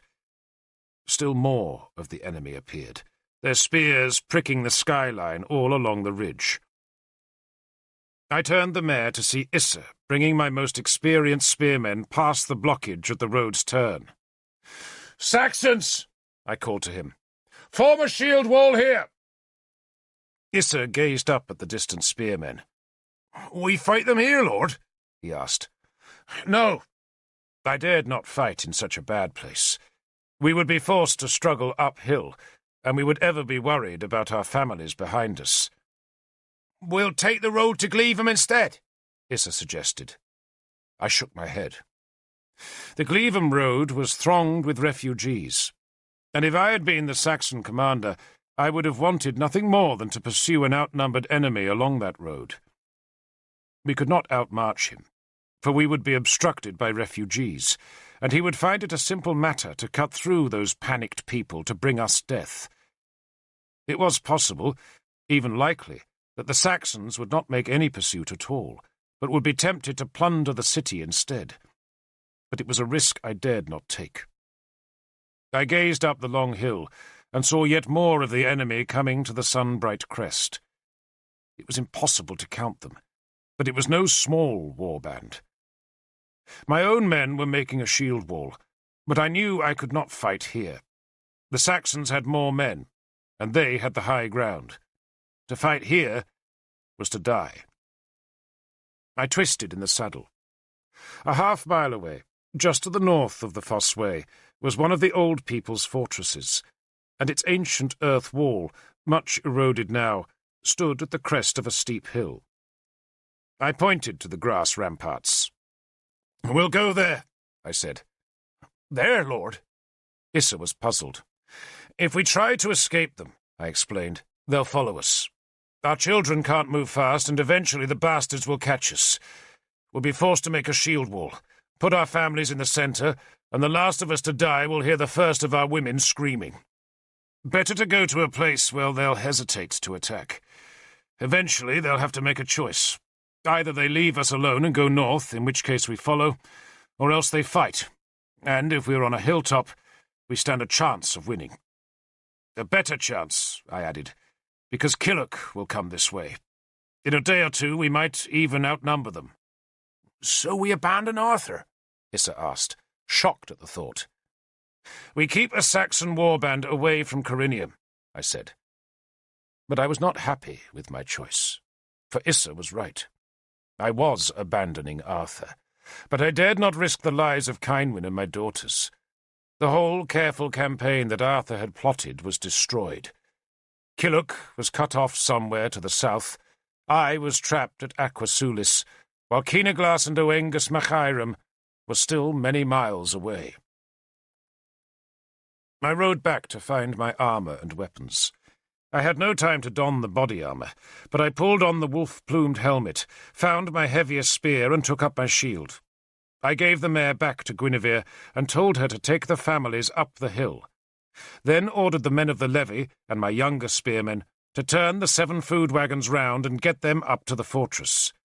"I don't care how you do it," I said to them, "but I want that food kept from the enemy.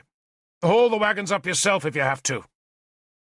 I might have abandoned our Gantz wagons, but in war a wagon load of food is far more precious than gold, and I was determined to keep those supplies from the enemy. If necessary, I would burn the wagons and their contents, but for the moment I would try to save the food. I went back to Issa and took my place at the centre of the shield wall. The enemy ranks were thickening, and I expected them to make a mad charge down the hill at any minute. They outnumbered us, but still they did not come, and every moment that they hesitated was an extra moment in which our families and the precious wagon-loads of food could reach the hill's summit. I glanced behind constantly, watching the wagon's progress, and when they were just over halfway up the steep slope, I ordered my spearmen back. That retreat spurred the Saxons into an advance. They screamed a challenge and came fast down the hill, but they had left their attack too late. My men went back along the road, crossed a shallow ford where a stream tumbled from the hills towards the river, and now we had the higher ground, for we were retreating uphill towards the fortress on its steep slope. My men kept their lines straight, kept their shields overlapping, and held their long spears steady, and that evidence of their training stopped the Saxon pursuit 50 yards short of us. They contented themselves with shouting challenges and insults, while one of their naked wizards, his hair spiked with cow dung, danced forward to curse us. He called us pigs, cowards, and goats. He cursed us, and I counted them. They had 170 men in their wall, and there were still more who had not yet come down the hill. I counted them, and the Saxon war leaders stood their horses behind their shield wall and counted us. I could see their banner clearly now, and it was Serdik's standard of a wolf skull hung with a dead man's flayed skin. But Serdik himself was not there. This had to be one of his warbands come south from the Thames. The warband far outnumbered us, but its leaders were too canny to attack. They knew that they could beat us, but they also knew the dreadful toll that 70 experienced warriors would cull from their ranks. It was enough for them to have driven us away from the road. We backed slowly up the hill. The Saxons watched us, but only their wizard followed us, and after a while he lost interest. He spat at us and turned away. We jeered mightily at the enemy's timidity, but in truth, I was feeling a huge relief that they had not attacked. It took us an hour to heave the 7 wagons of precious food over the ancient turf rampart, and so onto the hill's gently domed top. I walked that domed plateau, and discovered it to be a marvellous defensive position. The summit was a triangle, and on each of its 3 sides the ground fell steeply away, so that any attacker would be forced to labour up into the teeth of our spears. I hoped the steepness of that slope would keep the Saxon warband from making any attack, and that in a day or 2 the enemy would leave, and we would be free to find our way north to Corinium. We would arrive late, and Arthur would doubtless be angry with me, but for the moment I had kept this part of Dumnonia's army safe. We numbered over 200 spearmen, and we protected a crowd of women and children, 7 wagons and 2 princesses, and our refuge was a grassy hilltop high above a deep river valley. I found one of the levy and asked him the name of the hill. "It's named like the city, lord," he said, apparently bemused that I should even want to know the name. "Aquasulis?" I asked him. "Oh, no, lord, the old name. The name before the Romans came." "Badon," I said. "And this is Minith Badon, lord," he confirmed. Mount Badon. In time, the poets would make that name ring through all of Britain. It would be sung in 1,000 halls and fire the blood of children yet unborn. But for now it meant nothing to me. It was just a convenient hill, a grass-walled fort, and the place where, all unwillingly, I had planted my 2 banners in the turf. One showed Kynwyn's star, while the other, which we had found and rescued from our Gantz wagons, flaunted Arthur's banner of the bear. So, in the morning light, where they flapped in the drying wind, the bear and the star defied the Saxons on Minith Badon. The Saxons were cautious. They had not attacked us when they first saw us, and now that we were secure on Minith Badon's summit, they were content to sit at the southern base of the hill and simply watch us. In the afternoon, a large contingent of their spearmen walked to Aquasulis, where they must have discovered an almost deserted city. I expected to see the flare and smoke of burning thatch, but no such fires appeared, and at dusk the spearmen came back from the city laden with plunder. The shadows of nightfall darkened the river valley, and while we on Minithbadon's summit were still in the last wash of daylight, our enemies' campfires studded the dark beneath us. Still more fires showed in the hilly land to the north of us. Minithbadon lay like an offshore island to those hills, and was separated from them by a high, grassy saddle. I had half thought we might cross that high valley in the night, climb to the ridge beyond, and make our way across the hills towards Corinium. So, before dusk, I sent Issa and a score of men to reconnoitre the route. But they returned to say they were mounted Saxon scouts all across the ridge beyond the saddle. I was still tempted to try and escape northwards, but I knew the Saxon horsemen would see us, and that by dawn we would have their whole war band on our heels. I worried about the choice till deep into the night, then picked the lesser of the two evils. We would stay on Minithbadon. To the Saxons we must have appeared a formidable army. I now commanded 268 men, and the enemy were not to know that fewer than 100 of those were prime spearmen. 40 of the remainder were the city levy.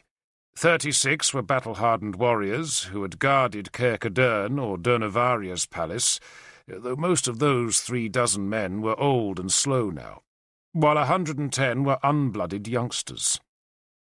My 70 experienced spearmen and Argant's 12 black shields were among the best warriors in Britain, and though I did not doubt that the 36 veterans would be useful, and that the youngsters might well prove formidable, it was still a pitifully small force with which to protect 114 women and 79 children. But at least we had plenty of food and water, for we possessed the 7 precious wagons, and there were 3 springs on Minithbadon's flanks. By nightfall on that first day, we had counted the enemy. There were about 360 Saxons in the valley, and at least another 80 on the land to the north. That was enough spearmen to keep us penned on Minithbadon, but probably not enough to assault us. Each of the flat and treeless summit's 3 sides was 300 paces in length, making a total that was far too great for my small numbers to defend. But if the enemy did attack, we would see them coming from a long way off, and I would have time to move spearmen to face their assault. I reckoned that even if they made 2 or 3 simultaneous assaults, I could still hold, for the Saxons would have a terrible steep slope to climb, and my men would be fresh. But if the enemy numbers increased, then I knew I must be overwhelmed. My prayer was that these Saxons were nothing more than a strong foraging band, and once they had stripped Aquasulis and its river valley of whatever food they could find, they would go back north to rejoin Ael and Cerdic. The next dawn showed that the Saxons were still in the valley, where the smoke of their campfires mingled with the river mist. As the mist thinned, we saw they were cutting down trees to make huts, depressing evidence that they intended to stay. My own men were busy on the mount slopes, chopping down the small hawthorns and the birch saplings that might give cover to an attacking enemy. They dragged the brush and small trees back to the summit and piled them as rudimentary breastworks on the remains of the old people's wall. I had another 50 men on the hill crest to the north of the saddle, where they were cutting firewood that we hauled back to the mount in one of the ox wagons we had emptied of food. Those men brought back enough timber to make a long wooden hut of our own, though our hut, unlike the Saxon shelters that were roofed with thatch or turf, was nothing but a ramshackle structure of untrimmed timbers, stretched between 4 of the wagons and crudely thatched with branches. But it was large enough to shelter the women and children. During the first night, I had sent 2 of my spearmen north, Both of them were cunning rogues from among the unblooded youngsters, and I ordered each to try and reach Corinium and tell Arthur of our plight. I doubted whether he could help us, but at least he would know what had happened. All next day I dreaded seeing those two young men again, fearing to see them being dragged as prisoners behind a Saxon horseman. But they vanished. Both, as I learned later, survived to reach Corinium. The Saxons built their shelters, and we piled more thorn and brush on our shallow wall. None of the enemy came near us, and we did not go down to challenge them. I divided the summit into sections, and assigned each to a troop of spearmen. My 70 experienced warriors, the best of my small army, guarded the angle of ramparts that faced due south towards the enemy. I split my youngsters into 2 troops, one on each flank of the experienced men, then gave the defence of the hill's northern side to the 12 Black Shields, supported by the levy and the guards from Caercadern and Durnovaria. The Black Shield's leader was a scarred brute named Niall, a veteran of 100 harvest raids, whose fingers were thick with warrior rings, and Niall raised his own makeshift banner on the northern rampart. It was nothing but a branch-stripped birch sapling, struck into the turf with a scrap of black cloak flying from its tip. But there was something wild and satisfyingly defiant about that ragged Irish flag. I still had hopes of escaping. The Saxons might be making shelters in the river valley, but the high northern ground went on tempting me. And on that second afternoon I rode my horse across the saddle of land beneath Niall's banner, and so up to the opposing crest. A great empty stretch of moorland lay under the racing clouds. Eachern, an experienced warrior whom I had put in command of one of the bands of youngsters cutting timber on the crest, came to stand beside my mare. He saw that I was staring at the empty moor, and guessed what was in my mind. He spat. "Bastards are out there. So they are," he said. "You're sure?" "They come and they go, Lord. Always horsemen." He had an axe in his right hand, and he pointed it westwards to where a valley ran northwest beside the moor. Trees grew thick in the small valley, though all we could see of them was their leafy tops. "There's a road in those trees," Eachern said, "and that's where they're lurking." "The road must go towards Gleavham," I said. "Goes to the Saxons first, Lord," Eachern said. "Bastards are there, so they are. I heard their axes." Which meant, I guessed, that the track in the valley was blocked with felled trees. I was still tempted. If we destroyed the food and left behind anything that could slow our march, then we might still break out of this Saxon ring and reach Arthur's army. All day my conscience had been nagging like a spur, for my clear duty was to be with Arthur, and the longer I was stranded on Minith Badon, the harder his task was. I wondered if we could cross the moorland at night. There would be a half-moon, enough to light the way, and if we moved fast, we would surely outrun the main Saxon warband. We might be harried by a handful of Saxon horsemen, but my spearmen could deal with those. But what lay beyond the moor? Hilly country for sure, and doubtless cut by rivers swollen by the recent rains. I needed a road. I needed fords and bridges. I needed speed, or else the children would lag behind. The spearmen would slow to protect them, and suddenly the Saxons would be on us like wolves outrunning a flock of sheep. I could imagine escaping from Minith Badon, but I could not see how we were to cross the miles of country between us and Corinium without falling prey to enemy blades. The decision was taken from me at dusk. I was still contemplating a dash north, and hoping that by leaving our fires burning brightly, we might deceive the enemy into thinking we remained on Minith Badon's summit. But during the dusk of that second day, still more Saxons arrived. They came from the northeast, from the direction of Corinium, and 100 of them moved on to the moorland I had hoped to cross, then came south to drive my woodcutters out of the trees, across the saddle, and so back onto Minith Badon. Now we were truly trapped.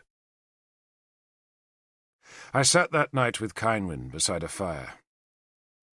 "It reminds me," I said, "of that night on Inis Mon." "I was thinking of that," she said. It was the night we had discovered the cauldron of Clithno Ethin, and we had huddled in a jumble of rocks with the forces of Diranak all about us. None of us had expected to live, but then Merlin had woken from the dead and mocked me. "Surrounded, are we?" he had asked me. "Outnumbered, are we?" I had agreed to both propositions, and Merlin had smiled. "And you call yourself a lord of warriors?" "You've landed us in a predicament," Cynwyn said, quoting Merlin, and she smiled at the memory, then sighed. "If we weren't with you," she went on, indicating the women and children about the fires, "what would you do?" "Go north. Fight a battle over there." I nodded towards the Saxon fires that burned on the high ground beyond the saddle. "And then keep marching north." I was not truly certain I would have done that, for such an escape would have meant abandoning any man wounded in the battle for the ridge. But the rest of us, unencumbered by women or children, could surely have outmarched the Saxon pursuit. "Suppose," Cynwyn said softly, "that you ask the Saxons to give the women and children safe passage." "They'll say yes," I said. "And as soon as you're out of range of our spears, they'll seize you, rape you, kill you, and enslave the children." "Not really a good idea, then?" she asked gently. "Not really." She leaned her head on my shoulder, trying not to disturb Seren, who was sleeping with her head pillowed on her mother's lap. "So how long can we hold?" Cynwyn asked. "I could die of old age on Minith Badon," I said, "so long as they don't send more than 400 men to attack us." "And will they?" "Probably not," I lied. And Cynwyn knew I lied. Of course they would send more than 400 men. In war, I have learned, the enemy will usually do whatever you fear the most, and this enemy would certainly send every spearman they had. Cynwyn lay silent for a while. Dogs barked among the distant Saxon encampments, their sound coming clear through the still night. Our own dogs began to respond, and little Seren shifted in her sleep. Cynwyn stroked her daughter's hair. "If Arthur's at Crinium," she asked softly, "then why are the Saxons coming here?" "I don't know." "You think they'll eventually go north to join their main army?" I had thought that, but the arrival of more Saxons had given me doubts. Now I suspected that we faced a big enemy warband that had been trying to march southwards around Corinium, looping deep into the hills to re-emerge at Glevum and so threaten Arthur's rear.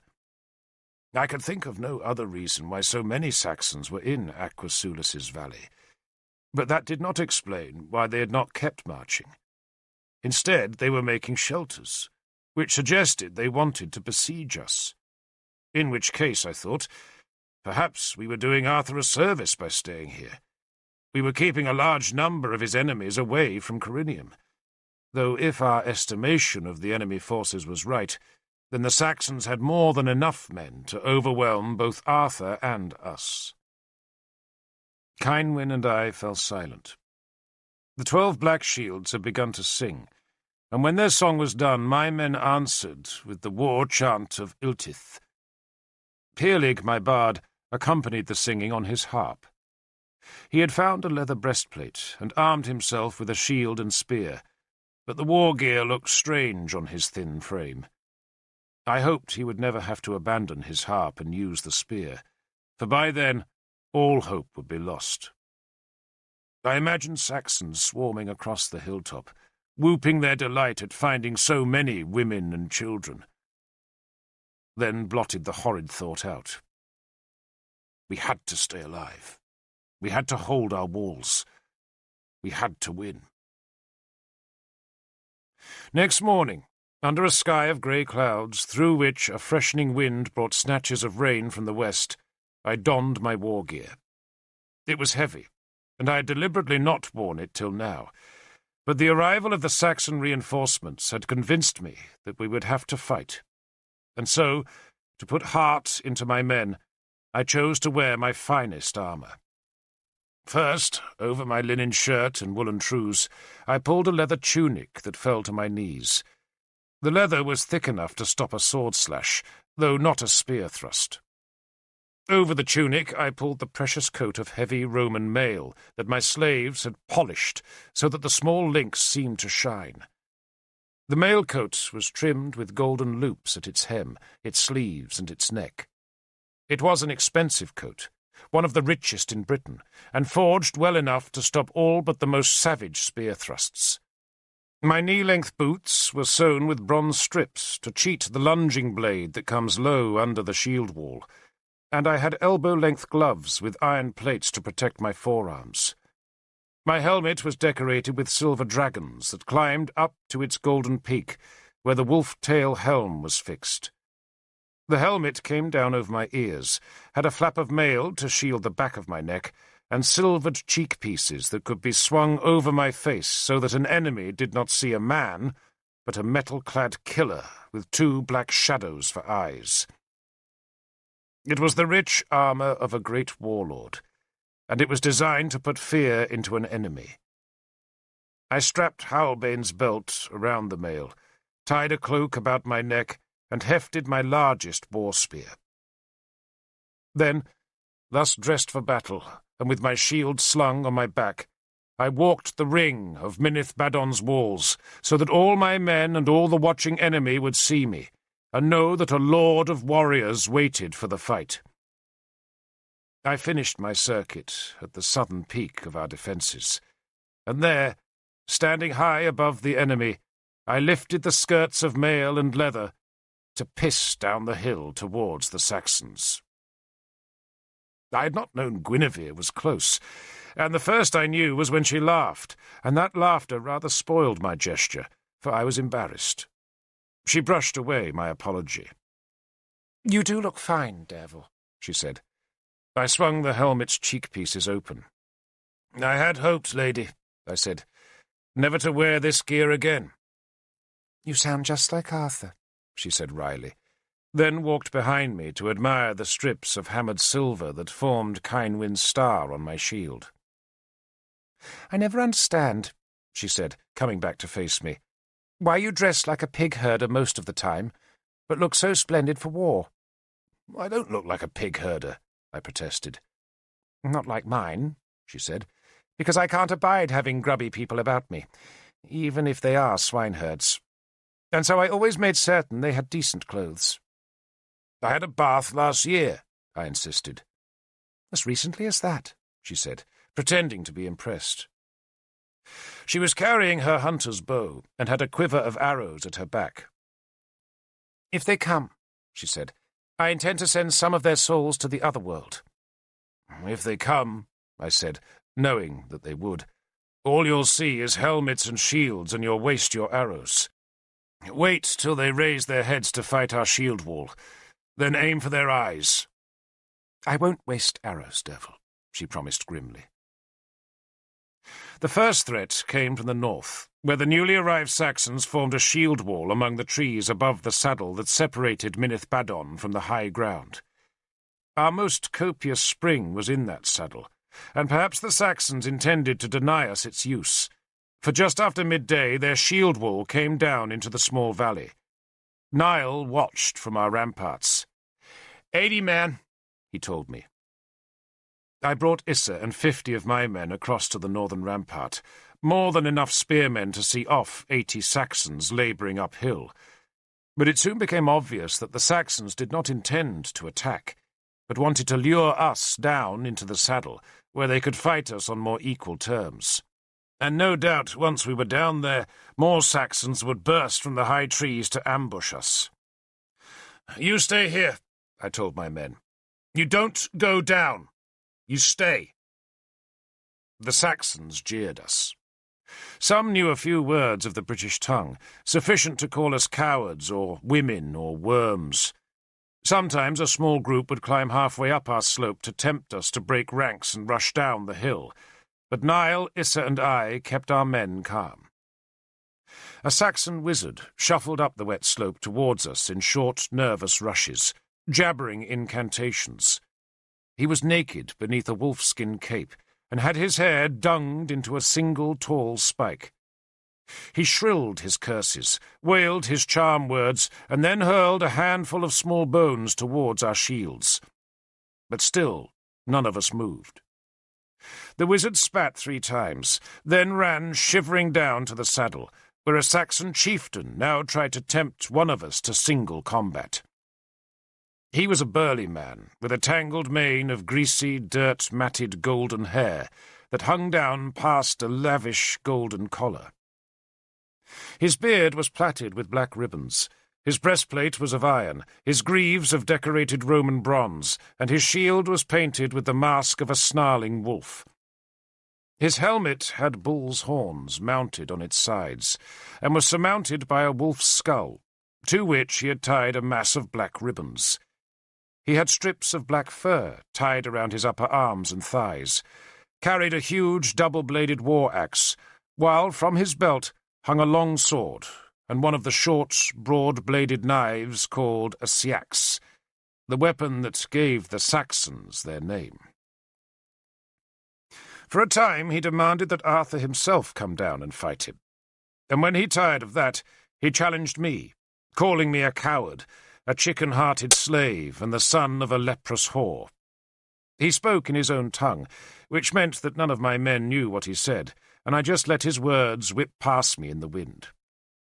Then, in the middle of the afternoon, when the rain had ended and the Saxons were bored with trying to lure us down to battle, they brought 3 captured children to the saddle. The children were very young, no more than 5 or 6 years old, and they were held with seaxes at their throats. "Calm down!" the big Saxon chieftain shouted. "Or they die!" Issa looked at me.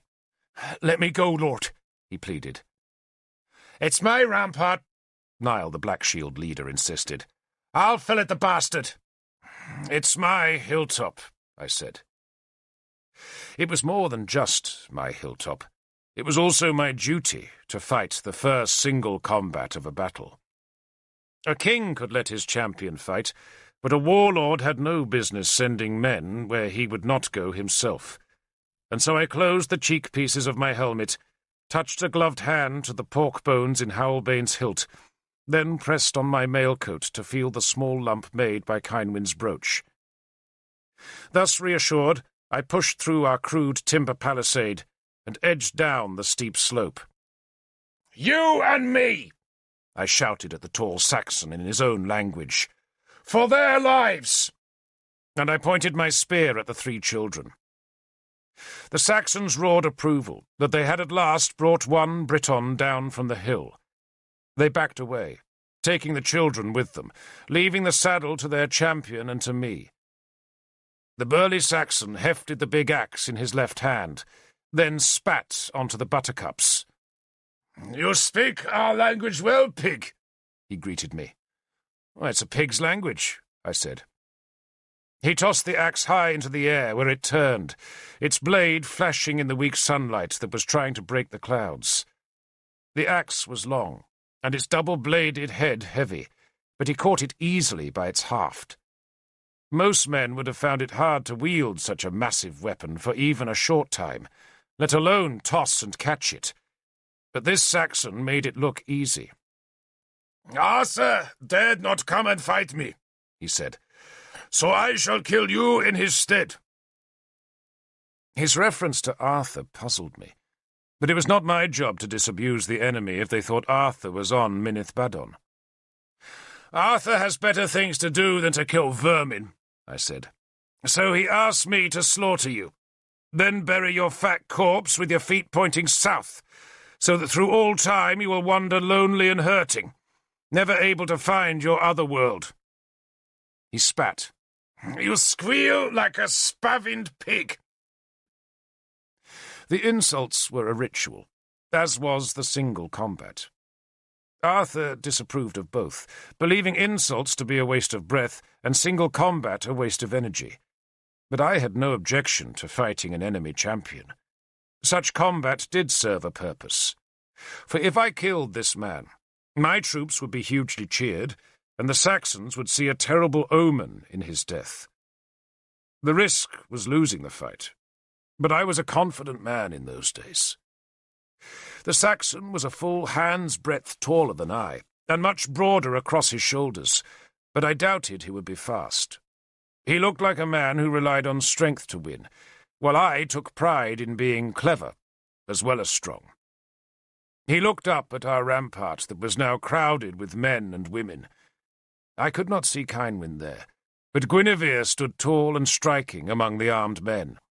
"Is that your whore?" the Saxon asked me, holding his axe towards her. "Tonight she'll be mine, you verm." He took 2 steps nearer me so that he was just a dozen paces away, then tossed the big axe up in the air again. His men were cheering him from the northern slope, while my men were shouting raucous encouragements from the ramparts. "If you're frightened," I said, "I can give you time to empty your bowels." "I'll empty them on your corpse," he spat at me. I wondered whether to take him with the spear or with Howlbane, and decided the spear would be faster, so long as he did not parry the blade. It was plain that he would attack soon, for he had begun to swing the axe in fast, intricate curves that were dazzling to watch, and I suspected his intention was to charge me with that blurring blade, knock my spear aside with his shield, then bury the axe in my neck. "My name is Wulfgeir," he said formally, "chief of the Sarnid tribe of Serdik's people, and this land shall be my land." I slipped my left arm out of the shield loops, transferred the shield to my right arm, and hefted the spear in my left hand. I did not loop the shield on my right arm, but just gripped the wooden handle tight. Wulfgeir of the Sarnid was left-handed, and that meant his axe would have attacked from my unguarded side if I had kept the shield on its original arm. I was not nearly so good with a spear in my left hand, but I had a notion that might finish this fight fast. "My name," I answered him formally, "is Derval, son of Ael, king of the English, and I am the man who put the scar on Leofa's cheek." My boast had been intended to unsettle him, and perhaps it did, but he showed little sign of it. Instead, with a sudden roar, he attacked, and his men cheered deafeningly. Wulfgeir's axe was whistling in the air, his shield was poised to knock my spear aside, and he was charging like a bull. But then I hurled my own shield at his face. I hurled it sideways on, so that it spun towards him like a heavy disc of metal-rimmed wood. The sudden sight of the heavy shield flying hard at his face forced him to raise his own shield and check the violent whirling of his blurring axe. I heard my shield clatter on his, but I was already on one knee, with my spear held low and lancing upwards. Wulfgeir of the Sarnid had parried my shield quickly enough, but he could not stop his heavy forward rush, nor could he drop his shield in time, and so he ran straight onto that long, heavy, wicked-edged blade. I had aimed at his belly, at a spot just beneath his iron breastplate, where his only protection was a thick leather jerkin, and my spear went through that leather like a needle slipping through linen. I stood up as the blade sank through leather, skin, muscle, and flesh to bury itself in Wulfgeir's lower belly. I stood and twisted the haft, roaring my own challenge now as I saw the axe blade falter. I lunged again, the spear still deep in his belly, and twisted the leaf-shaped blade a second time. And Wulfgeir of the Sarnid opened his mouth as he stared at me, and I saw the horror come to his eyes. He tried to lift the axe, but there was only a terrible pain in his belly and a liquefying weakness in his legs, and then he stumbled, gasped, and fell onto his knees. I let go of the spear and stepped back as I drew Howlbane. "This is our land, Wulfgeir of the Sarnid," I said loudly enough for his men to hear me. "And it stays our land." I swung the blade once, but swung it hard, so that it razored through the matted mass of hair at the nape of his neck and chopped into his backbone. He fell dead, killed in an eye blink. I gripped my spear shaft, put a boot on Wulfgeir's belly, and tugged the reluctant blade free. Then I stooped and wrenched the wolf skull from his helmet. I held the yellowing bone towards our enemies, then cast it on the ground and stamped it into fragments with my foot. I undid the dead man's golden collar, then took his shield, his axe, and his knife, and waved those trophies towards his men, who stood watching silently. My men were dancing and howling their glee. Last of all, I stooped and unbuckled his heavy bronze greaves, which were decorated with images of my god, Mithras. I stood with my plunder. "Send the children!" I shouted at the Saxons. "Come and fetch them!" a man called back. Then, with a swift slash, he cut a child's throat. The other 2 children screamed, then they too were killed, and the Saxons spat on their small bodies. For a moment I thought my men would lose control and charge across the saddle, but Issa and Niall held them to the rampart. I spat on Wulfgeir's body, sneered at the treacherous enemy, then took my trophies back up the hill. I gave Wulfgeir's shield to one of the levy, the knife to Niall and the axe to Issa. "Don't use it in battle," I said, "but you can chop wood with it." I carried the golden collar to Cynwyn, but she shook her head. "I don't like dead men's gold," she said. She was cradling our daughters, and I could see she had been weeping. Cynwyn was not a woman to betray her emotions. She had learned as a child that she could keep her fearsome father's affections by being bright-natured, and somehow that habit of cheerfulness had worked itself deep into her soul, but she could not hide her distress now. "You could have died," she said. I had nothing to say, so I just crouched beside her, plucked a handful of grass and scrubbed the blood from Howbane's edge. Cynwyn frowned at me. "They killed those children?" "Yes," I said. "Who were they?" I shrugged. "Who knows? Just children captured in a raid." Cynwyn sighed and stroked Morwenna's fair hair. "Did you have to fight?" "Would you rather I had sent Issa?" "No," she admitted. "So yes, I had to fight," I said. And in truth, I had enjoyed the fight. Only a fool wants war. But once a war starts, then it cannot be fought half-heartedly. It cannot even be fought with regret, but must be waged with a savage joy in defeating the enemy. And it is that savage joy that inspires our bards to write their greatest songs about love and war. We warriors dressed for battle as we decked ourselves for love. We made ourselves gaudy. We wore our gold. We mounted crests on our silver-chased helmets. We strutted, we boasted, and when the slaughtering blades came close, we felt as though the blood of the gods coursed in our veins. A man should love peace, but if he cannot fight with all his heart, then he will not have peace. "What would we have done if you had died?" Cynwyn asked, watching as I buckled Wulfgeir's fine greaves over my boots. "You would have burned me, my love," I said, "and sent my soul to join Dian." I kissed her, then carried the golden collar to Guinevere, who was delighted by the gift. She had lost her jewels with her freedom, and though she had no taste for heavy Saxon work, she placed the collar about her neck. "I enjoyed that fight," she said, patting the golden plates into place. "I want you to teach me some Saxon, Derval." "Of course." "Insults. I want to hurt them." She laughed. "Coarse insults, Derval. The coarsest that you know." Then there would be plenty of Saxons for Guinevere to insult, for still more enemy spearmen were coming to the valley. My men on the southern angle called to warn me, and I went to stand on the rampart beneath our twin banners and saw 2 long lines of spearmen winding down the eastern hills into the river meadows. "They started arriving a few moments ago," Eokern told me, "and now there's no end to them." Nor was there. This was no war band coming to fight, but an army, a horde, a whole people on the march. Men, women, beasts and children, all spilling from the eastern hills into Aquasulus's valley. The spearmen marched in their long columns, and between the columns were herds of cattle, flocks of sheep, and straggling trails of women and children. Horsemen rode on the flanks, and more horsemen clustered about the two banners that marked the coming of the Saxon kings. This was not one army, but two, the combined forces of Cerdic and Ael, and instead of facing Arthur in the valley of the Thames, they had come here, to me, and their blades were as numerous as the stars of the sky's great belt. I watched them come for an hour, and Eakern was right. There was no end to them.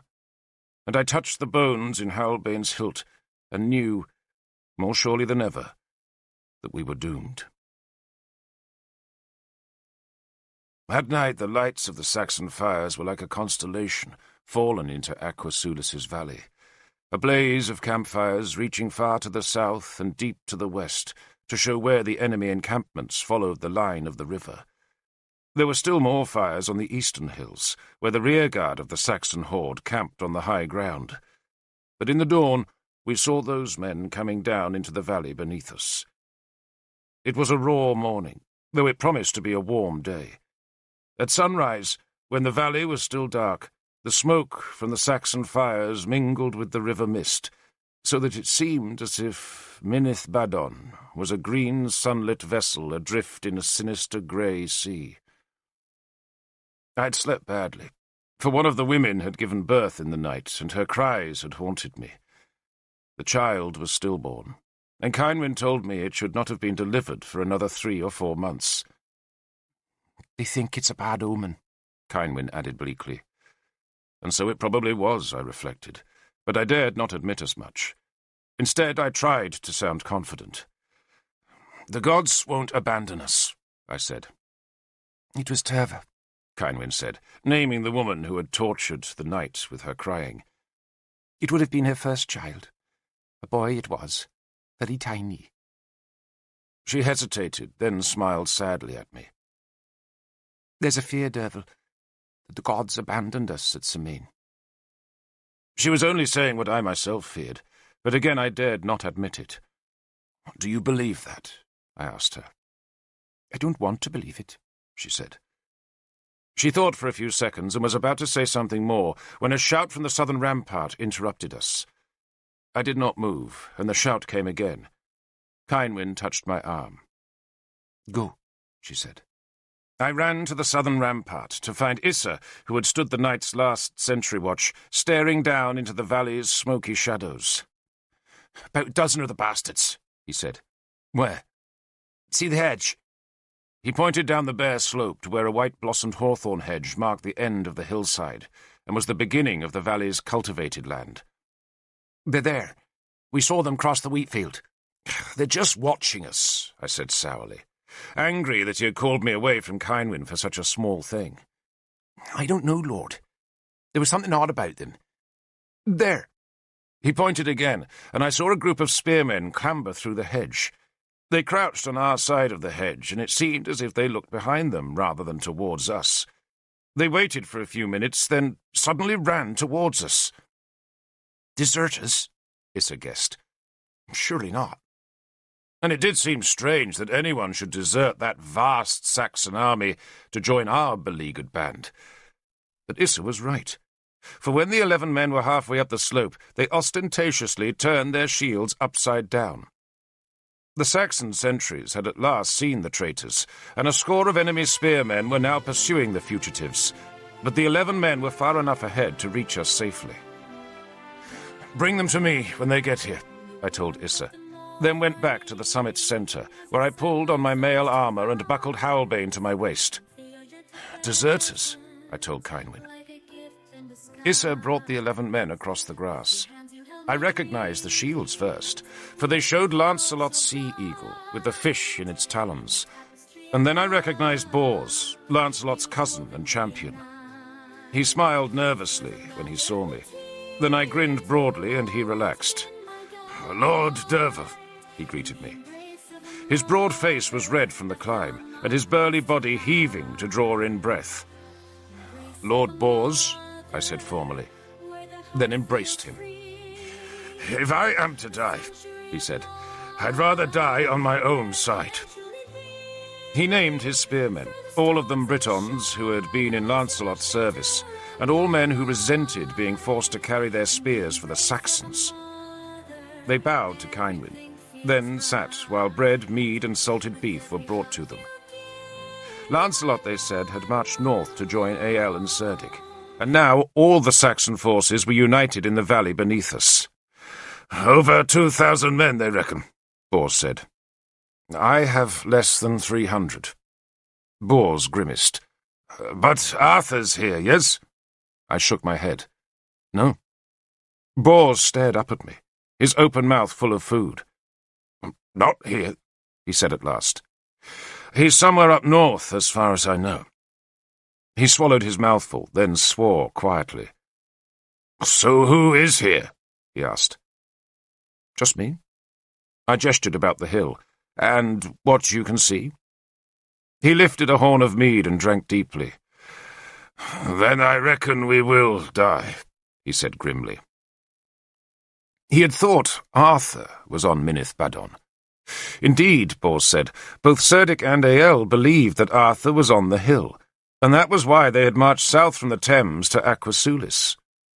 The Saxons, who had first driven us to this refuge, had seen Arthur's banner on Minith Badon's crest, and had sent news of its presence to the Saxon kings, who had been seeking Arthur in the upper reaches of the Thames. "The bastards know what your plans are," Bors warned me, "and they know Arthur wanted to fight near Corinium, but they couldn't find him there. And that's what they want to do, Derval. They want to find Arthur before Keenaglas reaches him. Kill Arthur, they reckon, and the rest of Britain will lose heart." But Arthur, clever Arthur, had given Cerdic and Ael the slip, and then the Saxon kings had heard that the banner of the bear was being flaunted on a hill near Aquasulis, and so they had turned their ponderous force southwards and sent orders for Lancelot's forces to join them. "Do you have any news of Killock?" I asked Bors. "He's out there somewhere," Bors said vaguely, waving to the south. "We never found him." He suddenly stiffened, and I looked round to see that Guinevere was watching us. She had abandoned her prison robe and was dressed in a leather jerkin, woolen trews and long boots. A man's clothes, like those she had used to wear when hunting. I later discovered she had found the clothes in Aquasulis, and though they were of poor quality, she somehow managed to imbue them with elegance. She had the Saxon gold at her neck, a quiver of arrows on her back, the hunter's bow in her hand, and a short knife at her wrist. "Lord Bors," she greeted her old lover's champion icily. "Lady?" Bors stood up and gave her a clumsy obeisance. She looked at his shield that still bore Lancelot's insignia, then raised an eyebrow. "Are you bored with him too?" she asked. "I'm a Briton, lady," Bors said stiffly. "And a brave Briton," Guinevere said warmly. "I think we're fortunate to have you here." Her words were precisely right, and Bors, who had been embarrassed by the encounter, suddenly looked coyly pleased. He muttered something about being happy to see Guinevere, but he was not a man who made compliments elegantly, and he blushed as he spoke. "Can I assume," Guinevere asked him, "that your old lord is with the Saxons?" "He is, lady." "Then I pray he comes within range of my bow," Guinevere said. "He might not, lady," Bors said, for he knew Lancelot's reluctance to place himself in danger. "But you'll have plenty of Saxons to kill before the day's out. More than enough." And he was right. For beneath us, where the last of the river mist was being burned away by the sun, the Saxon horde was gathering. Cerdic and Ael, still believing that their greatest enemy was trapped on Minith Badon, were planning an overwhelming assault. It would not be a subtle attack, for no spearmen were being mustered to take us in the flank, but rather it would be a simple, crude hammer blow that would come in overwhelming force straight up Minith Badon's southern face. Hundreds of warriors were being gathered for the attack, and their close-ranked spears glinted in the early light. "How many are there?" Guinevere asked me. "Too many, lady," I said bleakly. "Half their army," Bors said, and explained to her that the Saxon kings believed that Arthur and his best men were trapped on the hilltop. "So, he's fooled them?" Guinevere asked, not without a note of pride. "Oh, we have," I said glumly, indicating Arthur's banner that stirred fitfully in the small breeze. "So now we have to beat them," Guinevere responded briskly, though how I could not tell. Not since I had been trapped on Innis Mon by Dironac's men had I felt so helpless. But on that grim night I had possessed Merlin for an ally, and his magic had seen us out of the trap. I had no magic on my side now, and I could foresee nothing but doom. All morning long I watched the Saxon warriors assemble among the growing wheat, and I watched as their wizards danced along the lines and as their chiefs harangued the spearmen. The men in the front of the Saxon battle line were steady enough, for they were the trained warriors who had sworn oaths to their lords, but the rest of that vast assembly must have been the equivalent of our levy, the feared, the Saxons called it, and those men kept wandering away. Some went to the river, others back to the camps, and from our commanding height it was like watching shepherds trying to gather a vast flock. As soon as one part of the army was assembled, another would break apart, and the whole business would start over again. And all the time the Saxon drums sounded. They were using great hollow logs that they thumped with wooden clubs, so that their heartbeat of death echoed from the wooded slope on the valley's far side. The Saxons would be drinking ale, bolstering the courage needed to come up into our spears. Some of my own men were guzzling mead.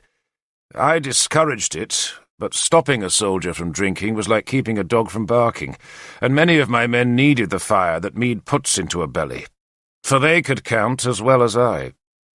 1,000 men were coming to fight, fewer than 300. Bors had asked that he and his men fight in the centre of our line, and I had agreed. I hoped he would die swiftly, cut down by an axe or a spear, for if he was taken alive, then his death would be long and horrible. He and his men had stripped their shields back to the bare wood, and now were drinking mead, and I did not blame them. Issa was sober.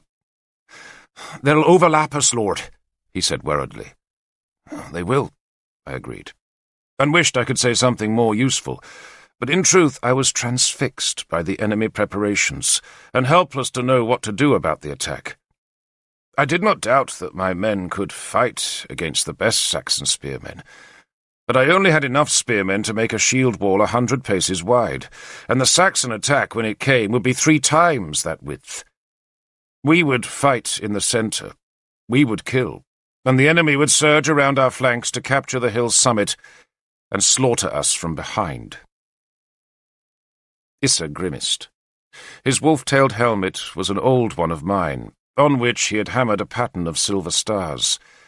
His pregnant wife, Scarach, had found some vervain growing near one of the springs, and Issa wore a sprig on his helmet, hoping it would keep him from harm.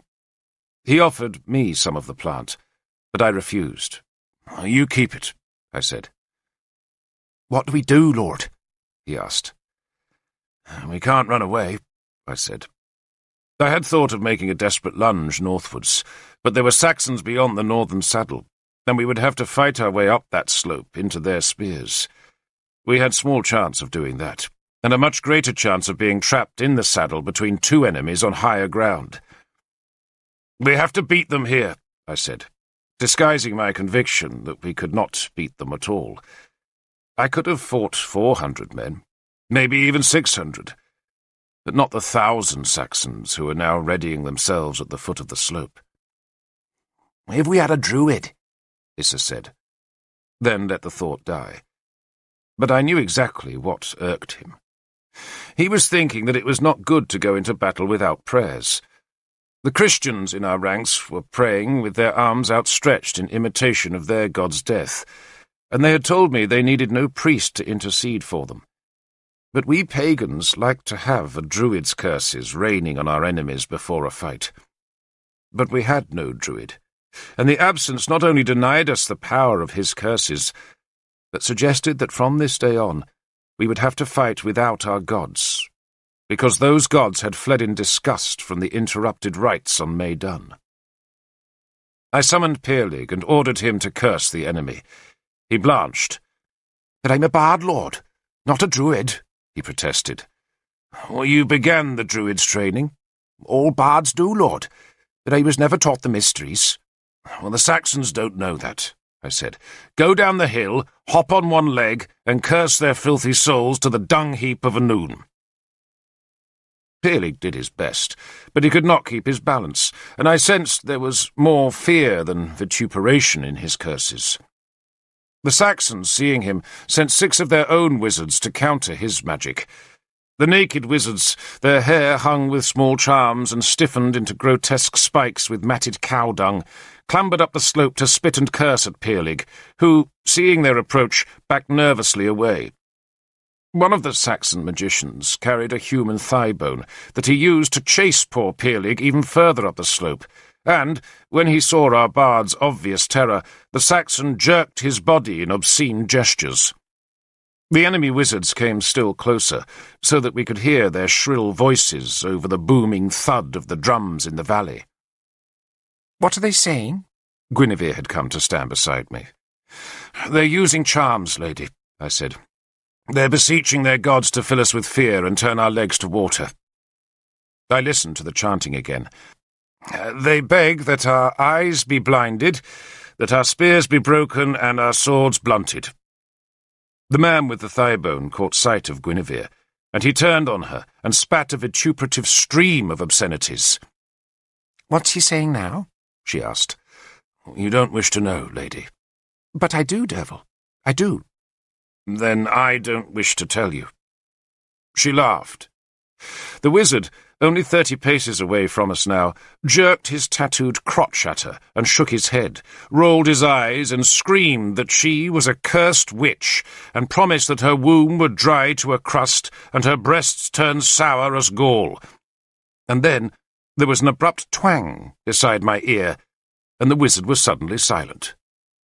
An arrow had transfixed his gullet, going clean through his neck, so that one half of the arrow jutted behind his nape, and the feathered shaft stuck out beneath his chin. He stared up at Guinevere. He gurgled, and then the bone dropped from his hand. He fingered the arrow, still staring at her, then shuddered and suddenly collapsed. "It's considered bad luck to kill an enemy's magicians," I said in gentle reproof. "Not now," Guinevere said vengefully. "Not now." She took another arrow from her quiver and fitted it to the string. But the other 5 wizards had seen the fate of their fellow magician and were bounding down the hill out of range. They were shrieking angrily as they went, protesting our bad faith.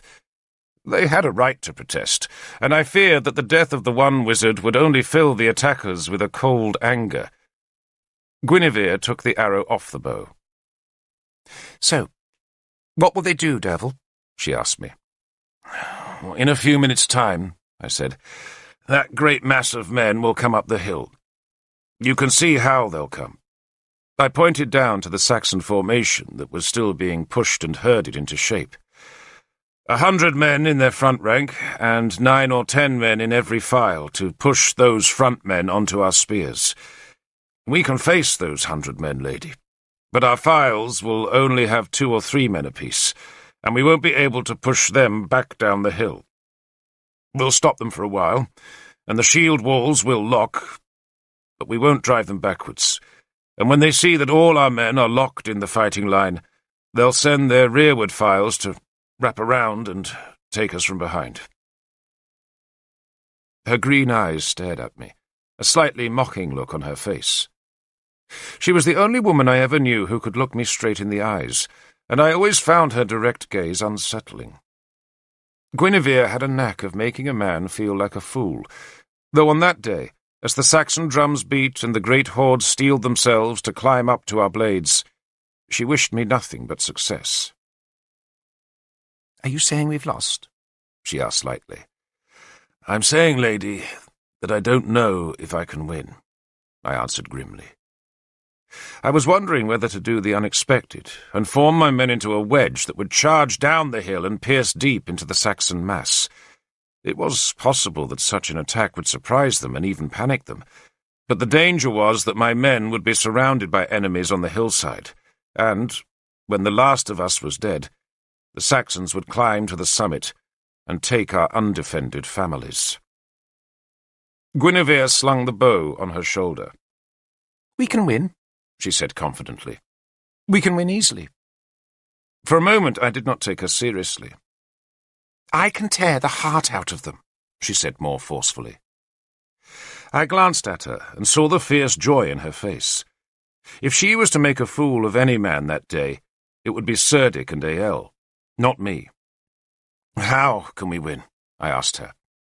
A mischievous look came to her face. Do you trust me, Derval? I trust you, lady. Then give me 20 fit men. I hesitated.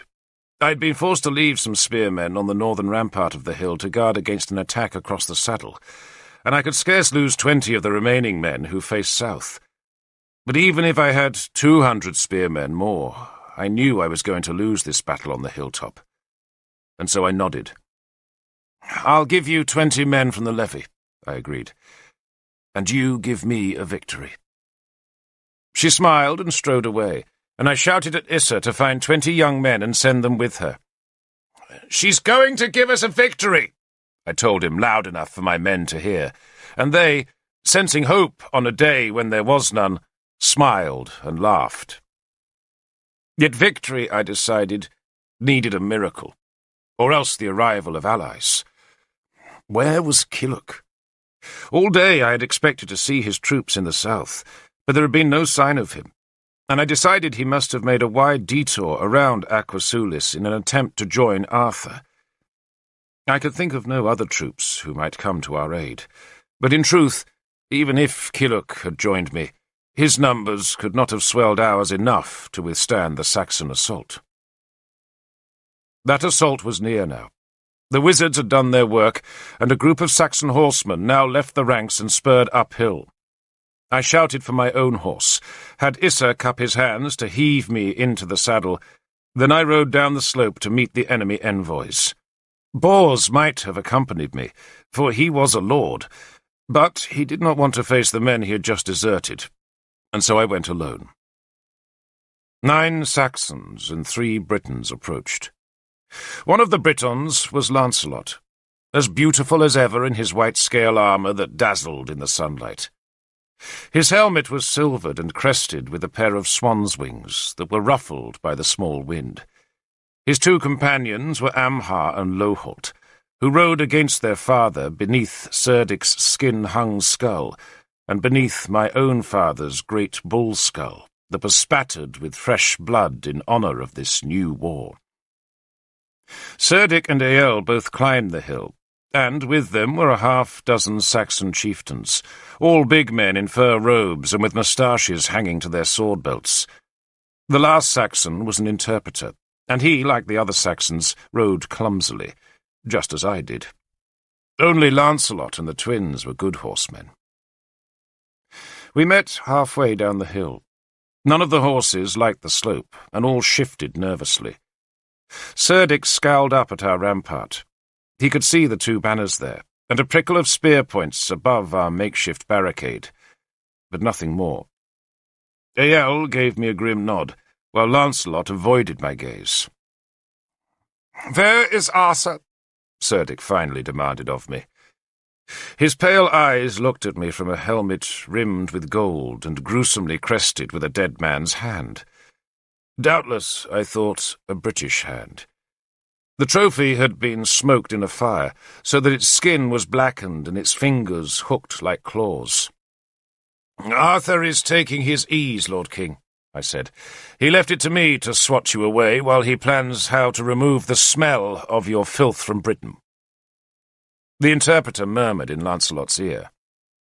"Is Arthur here?" Cerdic demanded. Convention dictated that the leaders of armies conferred before battle, And Cerdic had construed my presence as an insult. He had expected Arthur to come and meet him, not some underling. "Oh, he's here, Lord," I said airily, "and everywhere. Merlin transports him through the clouds." Cerdic spat. He was in dull armour, with no show other than the ghastly hand on his gold-edged helmet's crest. Ael was dressed in his usual black fur, had gold at his wrists and neck, and a single bull's horn projecting from the front of his helmet. He was the older man, but Cerdic, as ever, took the lead. His clever, pinched face gave me a dismissive glance. "It would be best," he said, "if you filed down the hill and laid your weapons on the road. We shall kill some of you as a tribute to our gods, and take the rest of you as slaves. But you must give us the woman who killed our wizard. She we will kill." "She killed the wizard on my orders," I said, "in return for Merlin's beard." It had been Cerdic who had slashed off a hank of Merlin's beard, an insult I had no mind to forgive. "Then we shall kill you," Cerdic said. "Leofer tried to do that once," I said, needling him. "And yesterday Wulfgar of the Sarnid tried to snatch my soul.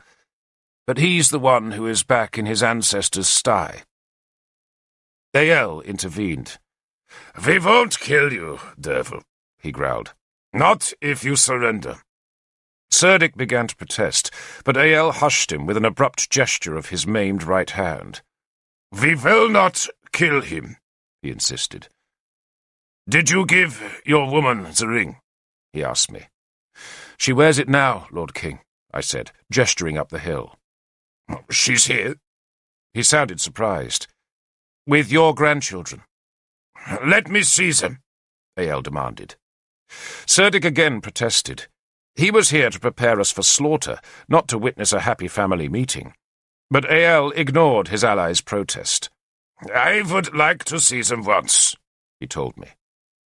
And so I turned and shouted uphill. Cynwyn appeared a moment later with Morwenna in one hand and Seren in the other.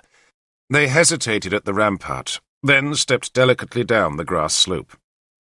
Cynwyn was dressed simply in a linen robe, but her hair shone gold in the spring sun, and I thought, as ever, that her beauty was magical.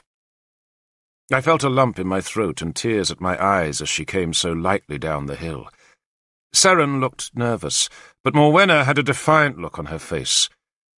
They stopped beside my horse and stared up at the Saxon kings.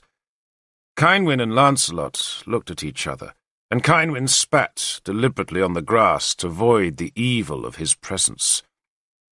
Cerdic pretended disinterest, but Ael clumsily slid down from his worn leather saddle. "Tell them I am glad to see them," he told me. "And tell me the children's names." The older is called Morwenna," I said, "and the younger is Seren. It means star." I looked at my daughters. "This king," I told them in British, "is your grandfather." Ael fumbled in his black robe and brought out 2 gold coins. He gave one each to the girls, then looked mutely at Cynwyn. She understood what he wanted, and, letting go of her daughter's hands, she stepped into his embrace. He must have stunk, for his fur robe was greasy and full of filth, but she did not flinch. When he had kissed her, he stepped back, lifted her hand to his lips, and smiled to see the small chip of blue-green agate in its golden ring. "Tell her I will spare her life, devil," he said. I told her, and she smiled. "Tell him it would be better if he went back to his own land," she said, "and that we would take much joy in visiting him there." Ael smiled when that was translated, but Cerdic just scowled. "This is our land," he insisted, and his horse pawed at the ground as he spoke, and my daughters backed away from his venom. "Tell them to go," Ael growled at me, "for we must talk of war." He watched them walk uphill. "You have your father's taste for beautiful women," he said. "And a British taste for suicide," Cerdic snapped. "Your life is promised you," he went on, "but only if you come down from the hill now and lay your spears on the road. I shall lay them on the road, Lord King, I said, with your body threaded on them. You mew like a cat, Cerdic said derisively. Then he looked past me, and his expression became grimmer, and I turned to see that Guinevere was now standing on the rampart. She stood tall and long-legged in her hunter's clothes, crowned with a mass of red hair and with her bow across her shoulders, so that she looked like some goddess of war. Cerdic must have recognized her as the woman who had killed his wizard.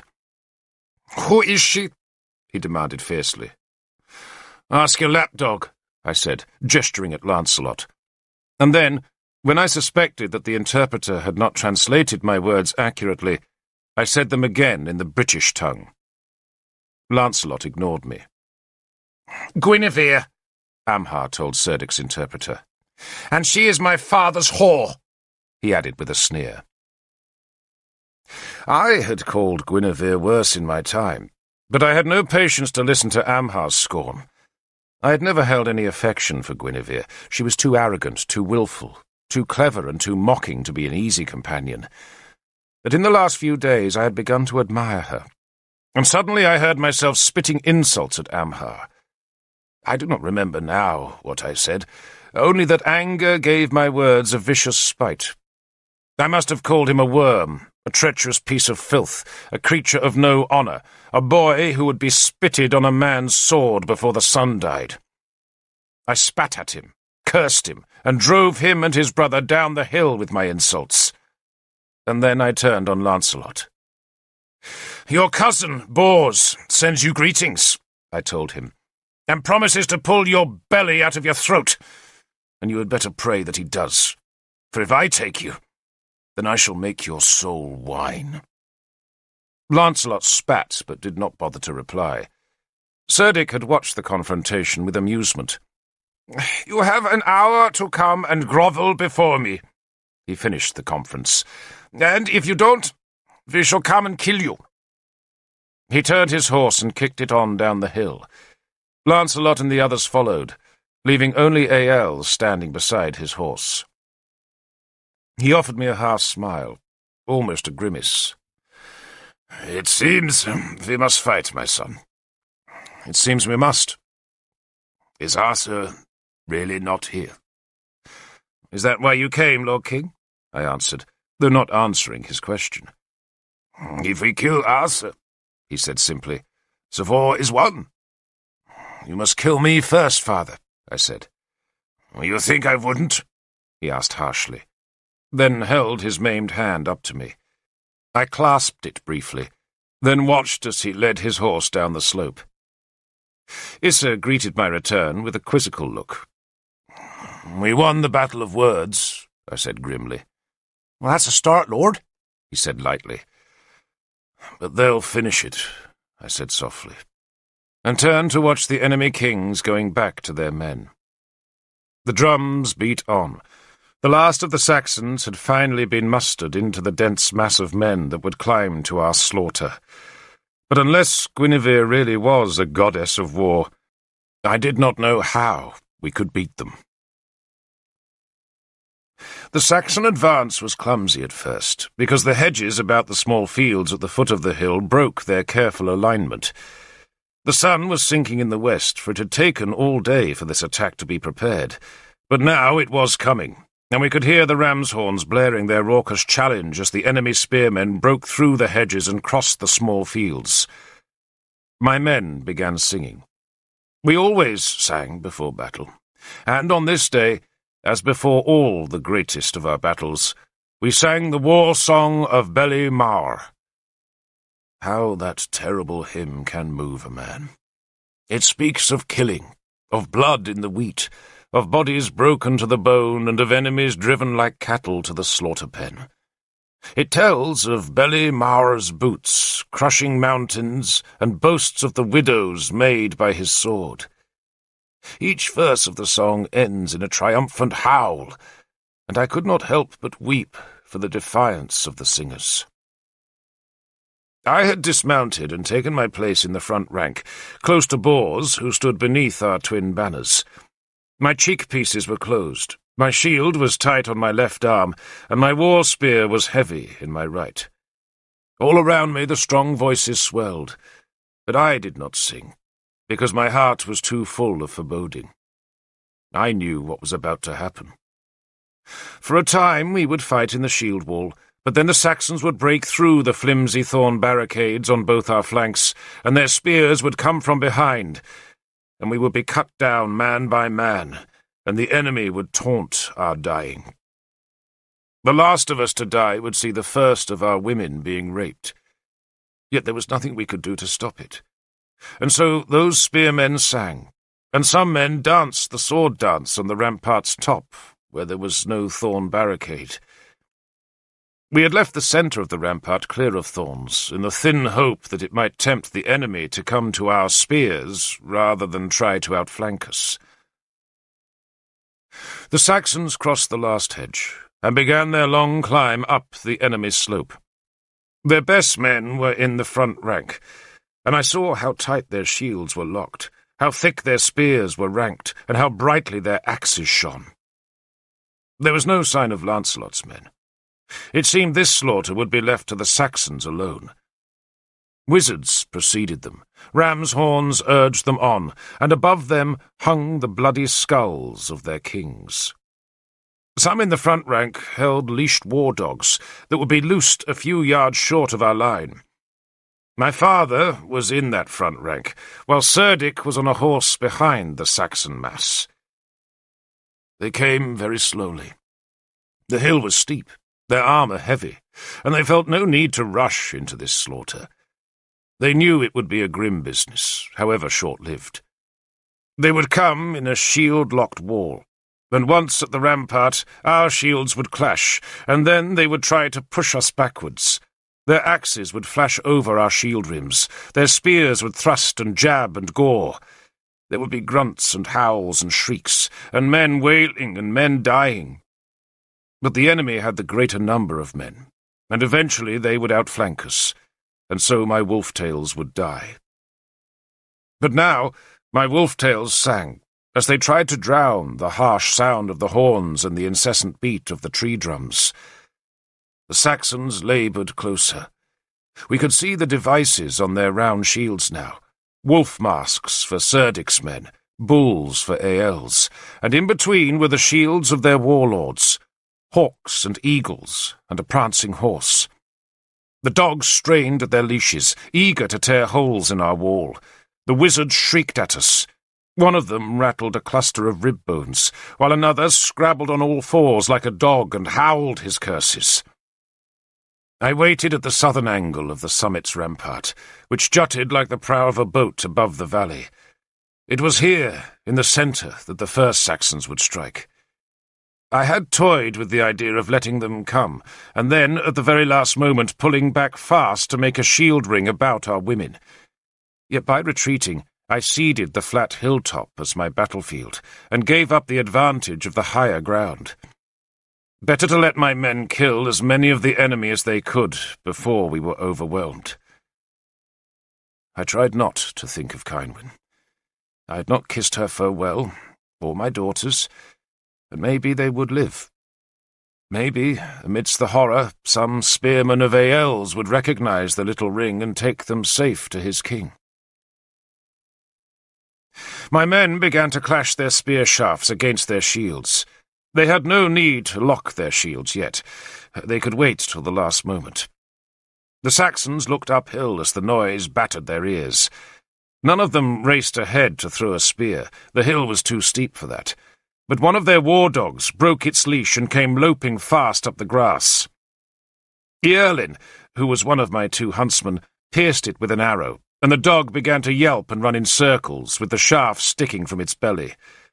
Both huntsmen began shooting at other dogs, and the Saxons hauled the beasts back behind the protection of their shields. The wizards scampered away to the flanks, knowing that the battle was about to begin. A huntsman's arrow smacked into a Saxon shield, then another glanced off a helmet. Not long now. 100 paces. I licked my dry lips, blinked sweat from my eyes, and stared down at the fierce, bearded faces. The enemy was shouting. Yet I do not remember hearing the sound of their voices.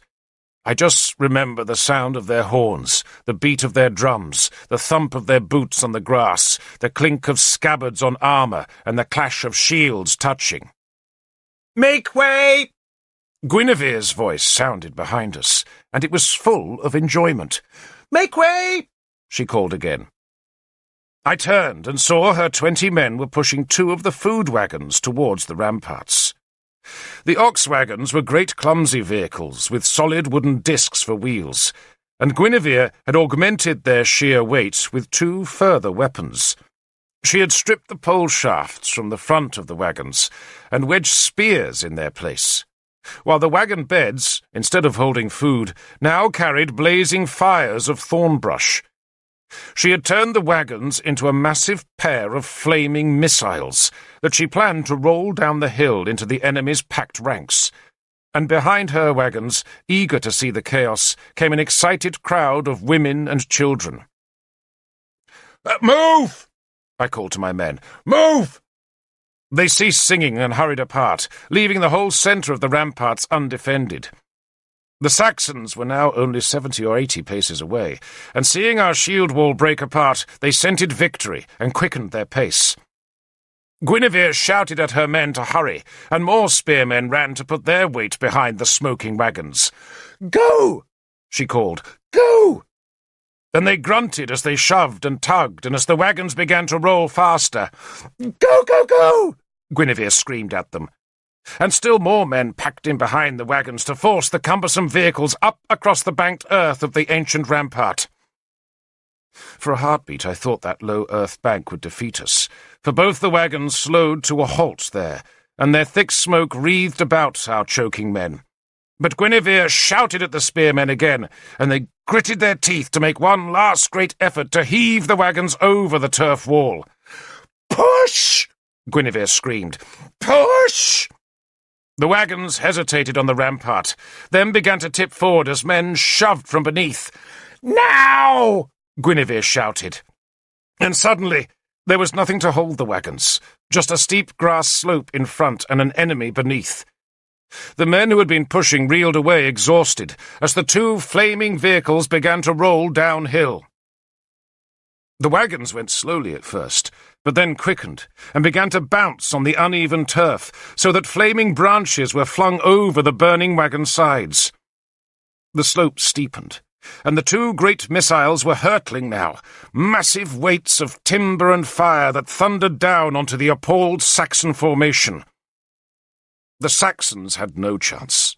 Their ranks were too tight-packed for men to escape the wagons, and the wagons were well aimed, for they were rumbling in smoke and flame towards the very heart of the enemy attack. "Close up!" I shouted at my men. "Make the wall! Make the wall!"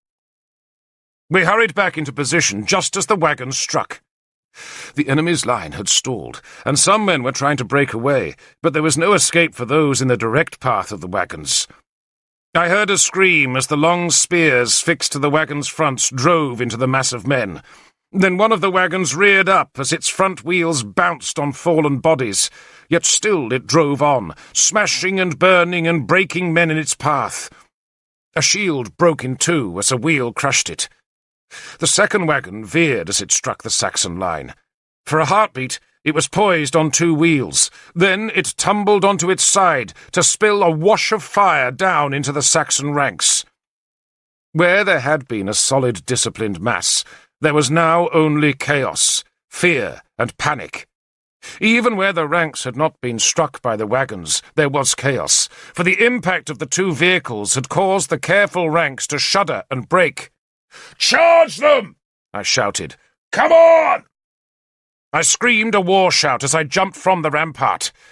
I had not meant to follow the wagons down the hill, but the destruction they had caused was so great, and the enemy's horror so evident, that now was the time to add to that horror.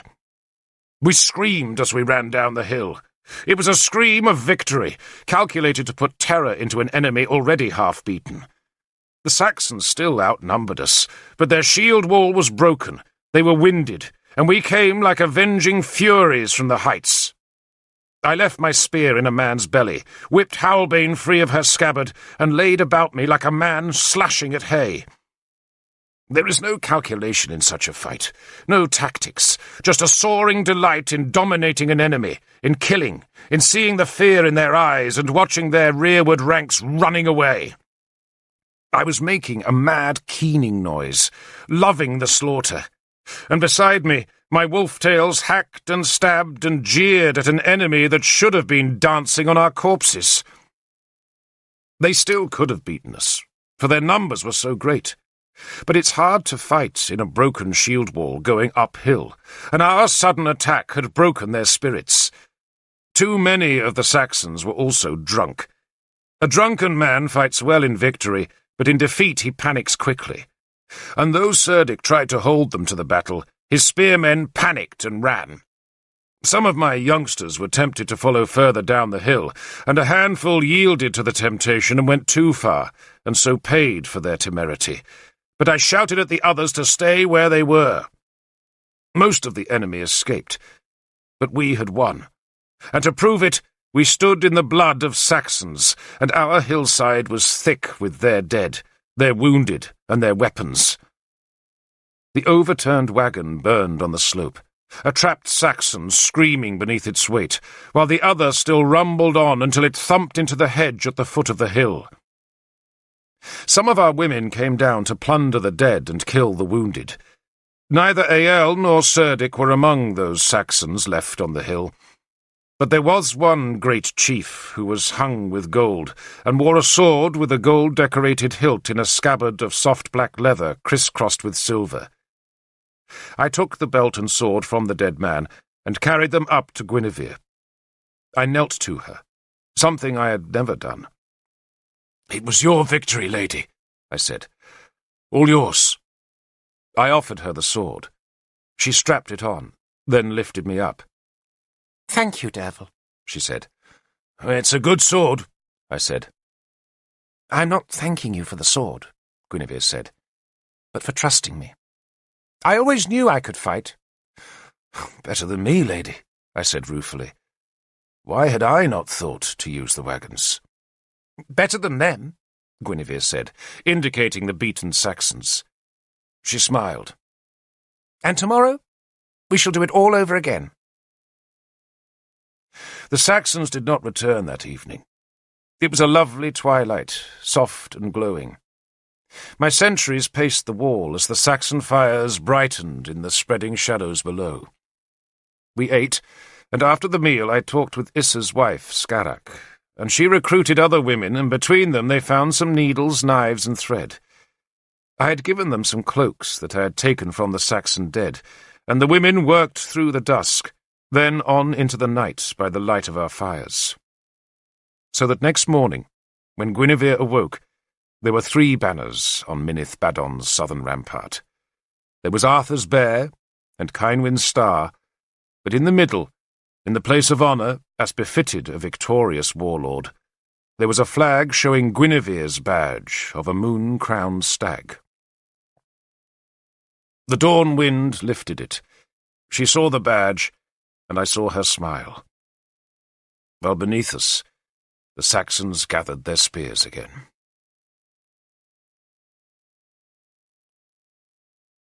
The drums began at dawn, and within an hour 5 wizards had appeared on Minith Badon's lower slopes.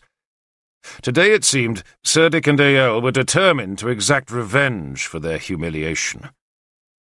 Ravens tore at more than 50 Saxon corpses that still lay on the slope, close to the charred remnants of the wagon, and some of my men wanted to drag those dead to the parapet, and there make a horrid array of bodies to greet the new Saxon assault. But I forbade it. Soon, I reckoned, our own corpses would be at the Saxons' disposal, and if we defiled their dead, then we would be defiled in turn. It soon became clear that this time the Saxons would not risk one assault that could be turned to chaos by a tumbling wagon.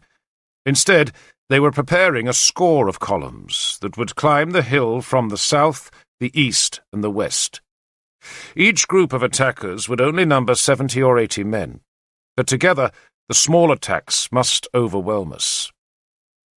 We could perhaps fight off 3 or 4 of the columns, but the others would easily get past the ramparts, and so there was little to do except pray, sing, eat, and, for those who needed to, drink.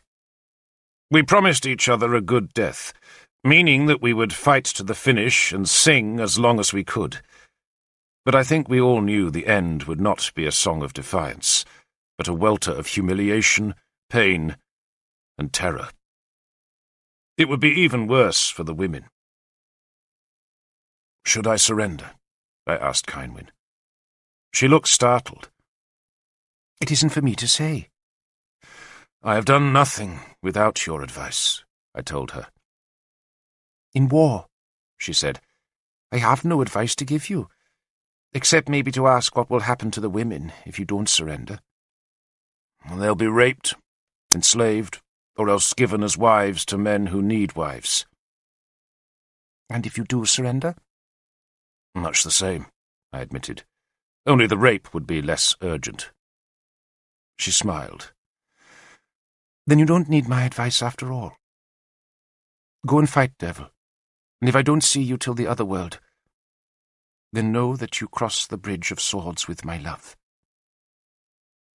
I embraced her, then kissed my daughters, and went back to the jutting prow of the southern rampart to watch the Saxons start up the hill. This attack was not taking nearly so long as the first, for that had needed a mass of men to be organized and encouraged, while today the enemy needed no motivation.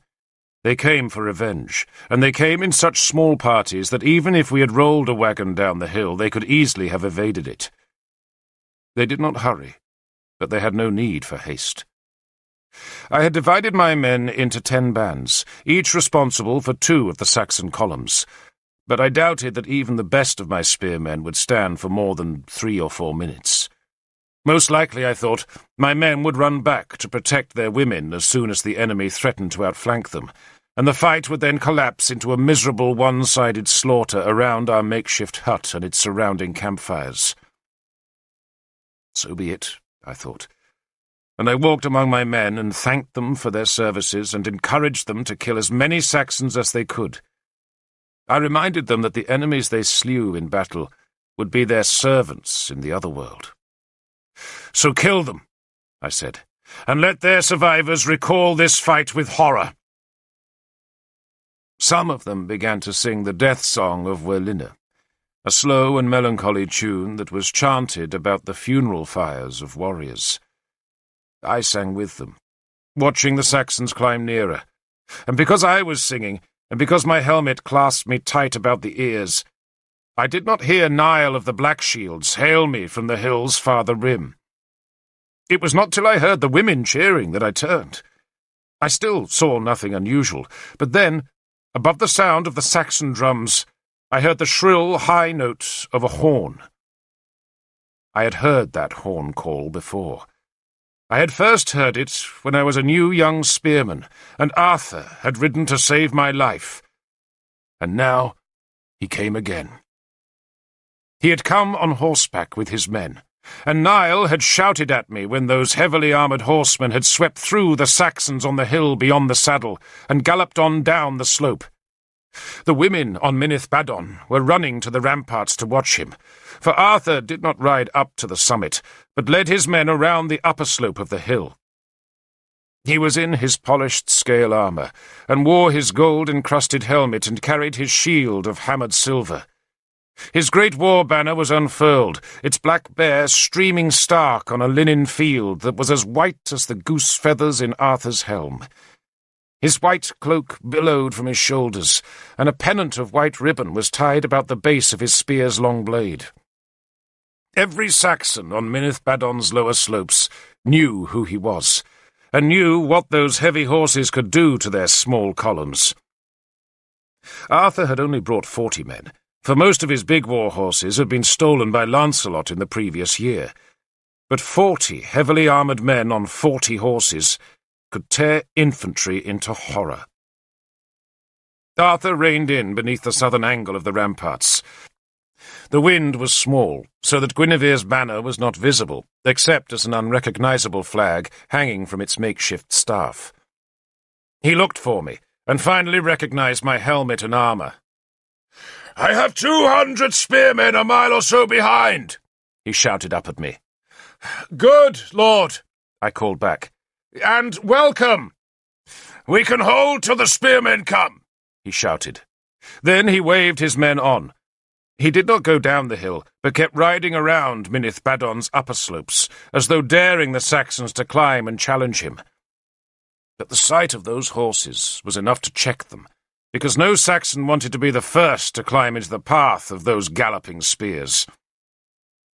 If the enemy had come all together, they could easily have overwhelmed Arthur's men. But the curve of the hill meant that most of the Saxons were invisible to each other, and each group must have hoped that another would dare to attack the horsemen first, and thus they all hung back. Once in a while, a band of braver men would clamber upwards, but whenever Arthur's horsemen came back into view, they would edge nervously down the hill. Cerdic himself came to rally the men immediately below the southern angle, but when Arthur's men turned to face those Saxons, they faltered. They had expected an easy battle against a small number of spearmen, and were not ready to face cavalry. Not uphill, and not Arthur's cavalry. Other horse warriors might not have scared them, but they knew the meaning of that white cloak, and of the goose-feathered plume, and of the shield that shone like the very sun. It meant that death had come to them, and none was willing to climb to it. A half-hour later, Arthur's infantry came to the saddle. The Saxons who had held the hill north of the saddle fled from the arrival of our reinforcements, and those tired spearmen climbed to our ramparts with our cheers deafening them. The Saxons heard the cheers, and saw the new spears showing above the ancient wall, and that finished their ambitions for the day. The columns went, and Minith Badon was safe for one more turn of the sun. Arthur pulled off his helmet as he spurred a tired Chamri up to our banners. A breath of wind gusted, and he looked up and saw Guinevere's moon-crowned stag flying beside his own bear. But the broad smile on his face did not change. Nor did he say anything about the banner as he slid from Chamri's back. He must have known that Guinevere was with me, for Balin had seen her at Aquasulis, and the two men whom I had sent with messages could have told him.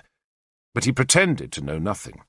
Instead, just as in the old days, and as if no coolness had ever come between us, he embraced me. All his melancholy had fled. There was life in his face again, a verve that spread amongst my men who clustered about him to hear his news, though first he demanded news from us. He had ridden among the dead Saxons on the slope, and he wanted to know how and when they had died. My men forgivably exaggerated the number who had attacked the previous day, and Arthur laughed when he heard how we had pushed 2 flaming wagons down the slope. "Ha ha ha! Well done, devil," he said. "Well done." "It wasn't me, Lord," I said, "but her." I jerked my head towards Guinevere's flag. "It was all her doing, Lord.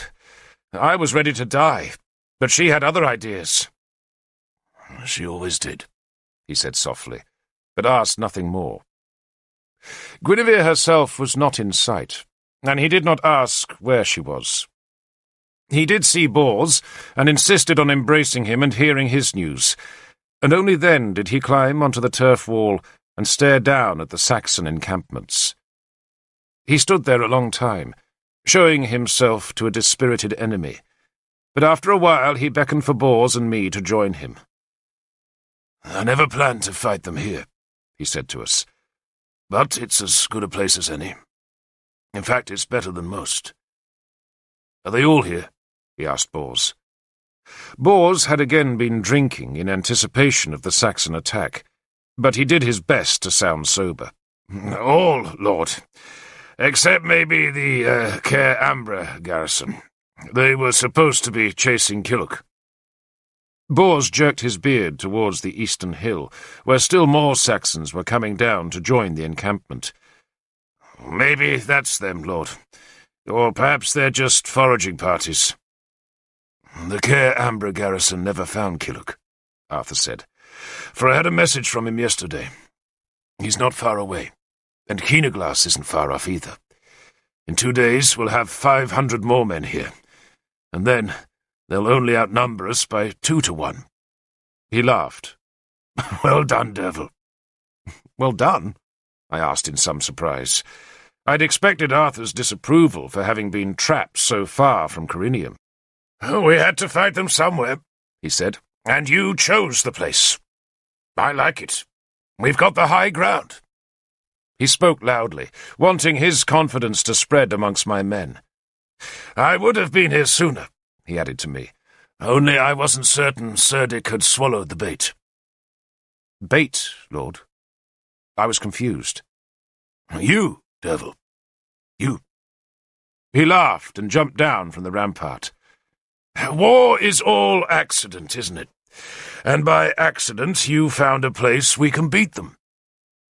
You mean they'll wear themselves out climbing the hill? I asked. Oh, they won't be so foolish, he said cheerfully.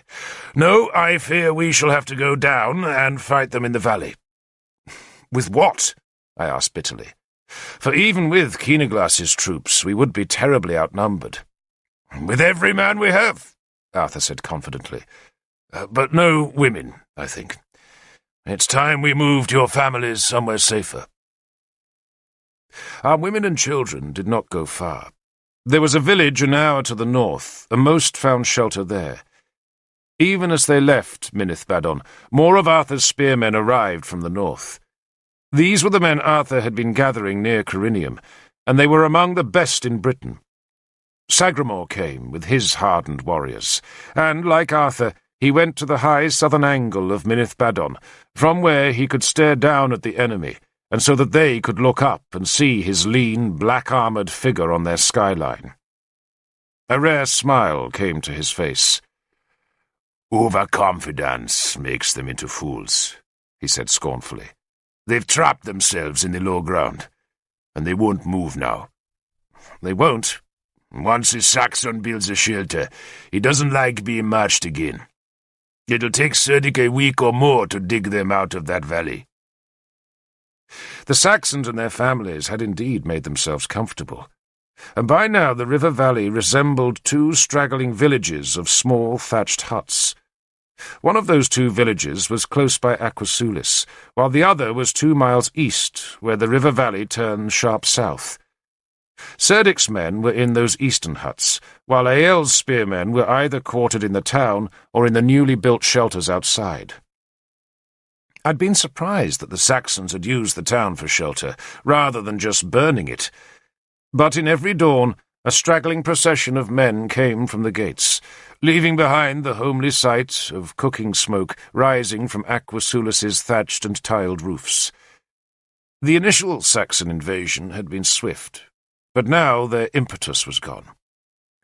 "And why have they split their army into 2? Sagramor asked me, staring incredulously at the great gap between Ael's encampment and Cerdic's huts. "To leave us only one place to go?" I said. "Straight down there." I pointed into the valley, where we'll be trapped between them. "And where we can keep them divided," Sagramor pointed out happily. "And in a few days they'll have disease down there." Disease always seemed to spread whenever an army settled in one place. It had been just such a plague that had stopped Cerdic's last invasion of Dumnonia, and a fiercely contagious sickness that had weakened our own army when we had marched on London. I feared that such a disease might weaken us now, but for some reason we were spared, perhaps because our numbers were still small, or perhaps because Arthur scattered his army along the 3 miles of high crestline that ran behind Minithbadon. I and my men stayed on the mount, but the newly arrived spearmen held the line of northern hills. For the first 2 days after Arthur's arrival, the enemy could still have captured those hills, because their summits were thinly garrisoned. But Arthur's horsemen were continually on show, and Arthur kept his spearmen moving among the crest's trees to suggest that his numbers were greater than they really were. The Saxons watched, but made no attack. And then, on the 3rd day after Arthur's arrival, Keenaglass and his men arrived from Powys, and we were able to garrison the whole long crest with strong PKs, who could summon help if any Saxon attack did threaten. We were still heavily outnumbered, but we held the high ground, and now had the spears to defend it. The Saxons should have left the valley. They could have marched to the Severn and laid siege to Gleavham, and we would have been forced to abandon our high ground and follow them. But Sagramor was right. Men who have made themselves comfortable are reluctant to move, and so Cerdic and Eyel stubbornly stayed in the river valley, where they believed they were laying siege to us, when in truth we were besieging them. They finally did make some attacks up the hills, but none of those assaults were pressed home. The Saxons would swarm up the hills, but when a shield line appeared at the ridge-top ready to oppose them, and a troop of Arthur's heavy horsemen showed on their flank with levelled spears, their ardour would fade, and they would sidle back to their villages, and each Saxon failure only increased our confidence. That confidence was so high that after Keenaglas's army arrived, Arthur felt able to leave us. I was astonished at first, for he offered no explanation other than he had an important errand that lay a day's-long ride northwards. I suppose my astonishment must have showed, for he laid an arm on my shoulders. "We haven't won yet," he told me. "I know, Lord." "But when we do, Devil, I want this victory to be overwhelming. No other ambition would take me away from here." He smiled. "Trust me." "Of course, Lord." He left Keenaglas in command of our army, but with strict orders that we were to make no attacks into the valley. The Saxons were to be left imagining that they had us cornered, and to help that deception, a handful of volunteers pretended to be deserters and ran to the Saxon camps with news that our men were in such low spirits that some were running away rather than face a fight, and that our leaders were in furious dispute over whether to stay and face a Saxon attack or run north to beg for shelter in Gwent. "I'm still not sure I see a way to end this," Keenaglas admitted to me on the day after Arthur had left. "We're strong enough to keep them from the high ground," he went on, "but not strong enough to go down into the valley and beat them." "So maybe Arthur's gone to fetch help, Lord King," I suggested. "What help?" Keenaglas asked. "Killock, perhaps," I said, though that was unlikely, because Killock was said to be east of the Saxons, and Arthur was riding north. "Oengus mac Hiram," I offered. The King of Demetia had promised his Black Shield army, but those Irishmen had still not come. "Oengus, maybe," Keenaglas agreed. "But even with the Black Shields, we won't have enough men to beat those bastards." He nodded down into the valley. "We need Gwent's spearmen to do that." "And Murig won't march," I said. "Murig won't march," Keenaglas agreed. "But there are some men in Gwent who will. They still remember Lugvale." He offered me a wry smile, for on that occasion Keenaglas had been our enemy, and the men of Gwent, who were our allies, had feared to march against the army led by Keenaglas's father. Some in Gwent were still ashamed of that failure, a shame made worse because Arthur had won without their help, and I supposed it possible that, if Murig permitted it, Arthur might lead some of those volunteers south to Aquasulis. But I still did not see how he could collect enough men to let us go down into that nest of Saxons and slaughter them. "Perhaps," Guinevere suggested, "he's gone to find Merlin." Guinevere had refused to leave with the other women and children, insisting that she would see the battle through to defeat or victory. I thought Arthur might insist that she left, but whenever Arthur had come to the hilltop, Guinevere had hidden herself, usually in the crude huts we had made on the plateau, and it was only after Arthur left that she reappeared. Arthur surely knew that she had remained on Minith Badon, for he had watched our women leave with a careful eye, and he must have seen she was not among them, but he had said nothing. Nor, when Guinevere emerged, did she mention Arthur, though she did smile whenever she saw that he had allowed her banner to remain on the ramparts. I had originally encouraged her to leave the mount, but she had scorned my suggestion, and none of my men had wanted her to go. They ascribed their survival to Guinevere, and rightly too, and their reward was to equip her for battle. They had taken a fine male shirt from a rich Saxon corpse, and, once the blood was scrubbed from the male's links, they had presented it to Guinevere. They had painted her symbol on a captured shield, and one of my men had even yielded his own prized wolf-tail helmet, so that she was now dressed like the rest of my spearmen. Though, being Guinevere, she managed to make the war gear look disturbingly seductive. She had become our talisman, a heroine to all my men. "No one knows where Merlin is," I said, responding to her suggestion. "There was a rumour he was in Demetia," Keenaglass said, "so maybe he'll come with Oengus." "But your druid has come?" Guinevere asked Keenaglass. "Merlin is here," Keenaglass confirmed, "and he can curse well enough. Not like Merlin, perhaps, but well enough." "What about Taliesin?" Guinevere asked. Keenaglass showed no surprise that she had heard of the young bard, for clearly Taliesin's fame was spreading swiftly. "He went to seek Merlin," he said. "And is he truly good?" Guinevere asked. "Truly," Keenaglass said. "He can sing eagles from the sky, and salmon from their pools." "I pray we shall hear him soon," Guinevere said. And indeed, those strange days on that sunny hilltop did seem more suited to singing than to fighting. The spring had become fine, summer was not far off, and we lazed on the warm grass and watched our enemies, who seemed struck by a sudden helplessness. They attempted their few futile attacks on the hills, but made no real effort to leave the valley. We later heard they were arguing.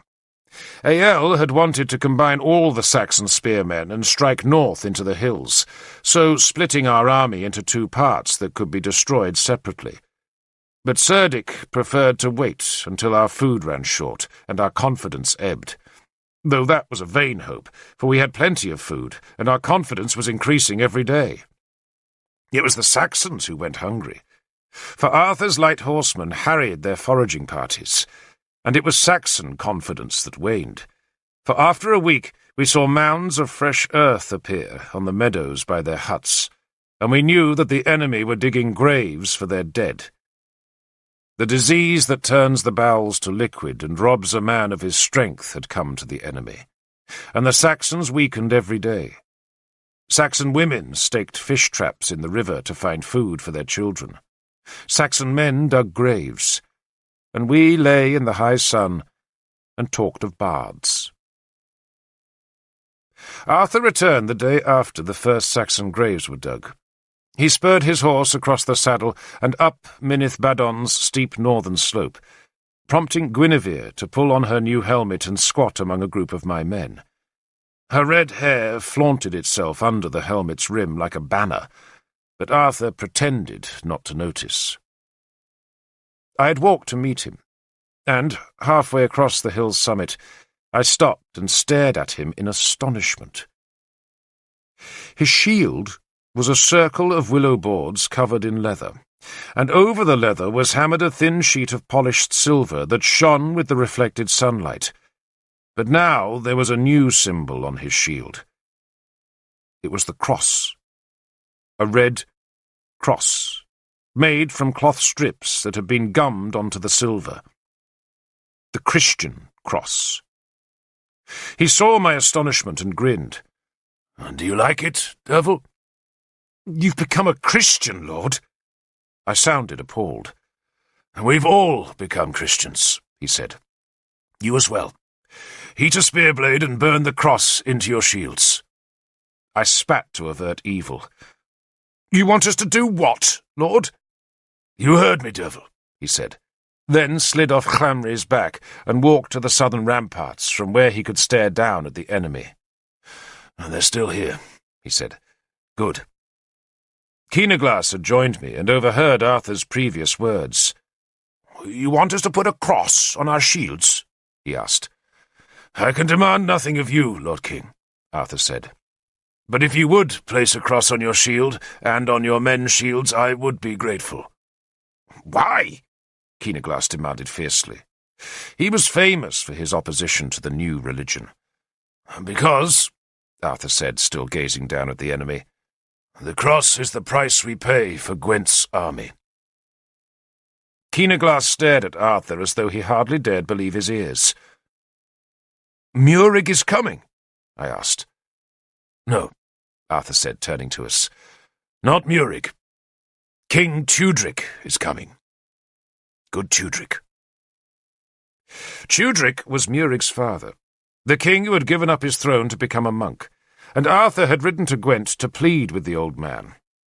I knew it was possible, Arthur told me, because Galahad and I have been talking to Tudric all winter. At first, Arthur said, the old king had been reluctant to give up his pious, scrimped life, but other men in Gwent had added their voices to Arthur and Galahad's pleadings, and, after nights spent praying in his small chapel, Tudric had reluctantly declared he would temporarily take back his throne and lead Gwent's army south. Murig had fought the decision, which he rightly saw as a reproof and a humiliation, but Gwent's army had supported their old king, and so now they were marching south. There was a price, Arthur admitted. I had to bow my knee to their god and promise to ascribe victory to him. But I'll ascribe victory to any god Tudric wants, so long as he brings his spearmen. And the rest of the price? Keenaglass asked shrewdly. Arthur made a wry face. They want you to let Murig's missionaries into Powys. Just that? Keenaglass asked. Well, I might have given the impression, Arthur admitted, that you would welcome them. I'm sorry, Lord King. The demand was only sprung on me 2 days ago, and it was Murig's idea, and Murig's face has to be saved. Keenaglass grimaced. He had done his best to keep Christianity from his kingdom, reckoning that Powys did not need the acrimony that always followed the new faith. But he made no protest to Arthur. Better Christians in Powys, he must have decided, than Saxons. Is that all you promised, Tudric, Lord? I asked Arthur suspiciously. I was remembering Murig's demand to be given Dumnonia's throne, and Arthur's longing to be rid of that responsibility. These treaties always have a few details that aren't worth bothering about, Arthur responded airily. But I did promise to release Sansom. He is now the Bishop of Dumnonia, and a royal councillor again, and Tudric insisted on it. Every time I knock our good bishop down, he bobs up again. He laughed. Is that all you promised, Lord? I asked again, still suspicious. I promised enough, Derval, to make sure Gwent marches to our aid, Arthur said firmly. And they have undertaken to be here in 2 days, with 600 prime spearmen. Even Agricola decided he wasn't too old to fight. You remember Agricola, Derval? Of course I remember him, Lord, I said. Agricola, Tudric's old warlord, might be long in years now, but he was still one of Britain's most famous warriors. They're all coming from Gleavham. Arthur pointed west to where the Gleavham road showed in the river valley. And when they come, I'll join him with my men, and together we'll attack straight down the valley. He was standing on the rampart, from where he stared down into the deep valley. But in his mind he was not seeing the fields and roads and wind-ruffled crops, nor the stone graves of the Roman cemetery. But instead, he was watching the whole battle unfold before his eyes. The Saxons will be confused at first, he went on, but eventually there'll be a mass of enemy hurrying along that road. He pointed down to the Foss Way, immediately beneath Minith Badon. And you, my Lord King, he bowed to Keenaglass, and you, Derval. He jumped down from the low rampart and poked a finger into my belly. We'll attack them on the flank, straight down the hill and into their shields. We'll link up with you. He curved his hand to show how his troops would curl about the northern flank of the Saxons, and then we'll crush them against the river. Arthur would come from the west, and we would attack from the north. And they'll escape eastwards, I said sourly. Arthur shook his head. Killock will march north tomorrow to join Oengus Machairum's Black Shields, and they're coming down from Corinium right now. He was delighted with himself, and no wonder, for if it all worked, then we would surround the enemy and afterwards slaughter him. But the plan was not without risk. I guessed that once Tudric's men arrived and Oengus's Black Shields joined us, then our numbers would not be much smaller than the Saxons. But Arthur was proposing to divide our army into 3 parts, and if the Saxons kept their heads, they could destroy each part separately. But if they panicked, and if our attacks came hard and furious, and if they were confused by the noise and dust and horror, we might just drive them like cattle to the slaughter. 2 days, Arthur said. Just 2 days. Pray that the Saxons don't hear of it, and pray that they stay where they are. He called for Chamri, glanced across at the red-haired spearman, then went to join Sagramor on the ridge beyond the saddle. On the night before battle, we all burned crosses onto our shields. It was a small price to pay for victory, though not, I knew, the full price. That would be paid in blood. "I think, lady," I told Guinevere that night, "that you had best stay up here tomorrow." She and I were sharing a horn of mead. I had found that she liked to talk late in the night, and I had fallen into the habit of sitting by her fire before I slept. Now she laughed at my suggestion that she should stay on Minith Badon while we went down to fight. "I always used to think you were a dull man, Derval," she said. "Dull, unwashed, and stolid. Now I've begun to like you, so please don't make me think I was right about you all along." "Lady," I pleaded, "the shield wall is no place for a woman." "Nor is prison, Derval. Besides, do you think you can win without me?" She was sitting in the open mouth of the huts we had made from the wagons and trees. She had been given one whole end of the hut for her quarters, and that night she had invited me to share a supper of scorched beef, cut from the flank of one of the oxen that had hauled the wagons to Minith Badon's summit. Our cooking fire was dying now, sifting smoke towards the bright stars that arched across the world. The sickle moon was low over the southern hills, outlining the sentries who paced our ramparts. "I want to see it through to the end," she said, her eyes bright in the shadows.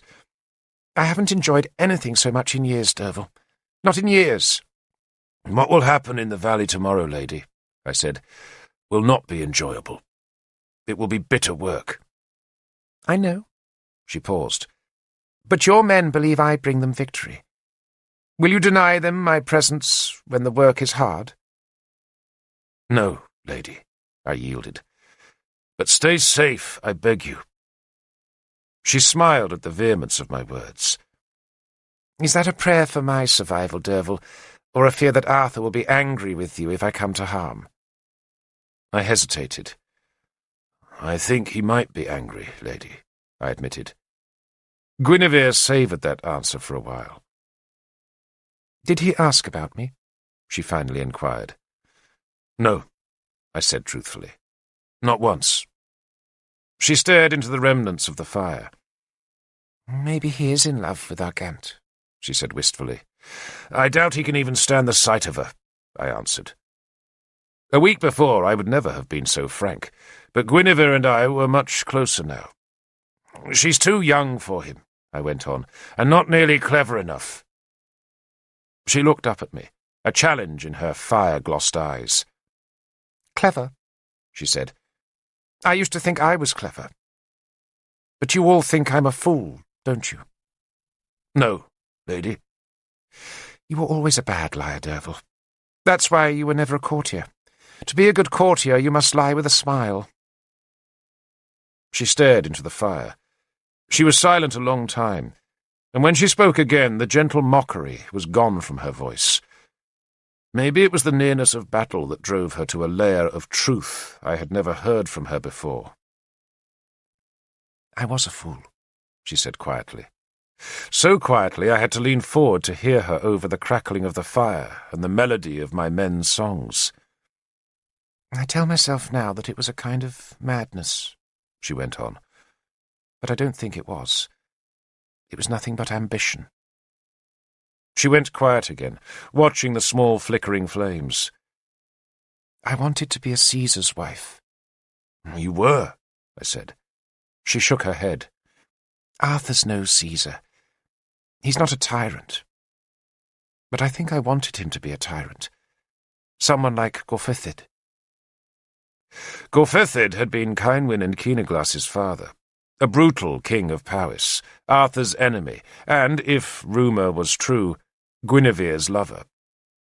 She must have been thinking about that rumour, for she suddenly challenged me with a direct gaze. Did I ever tell you he tried to rape me?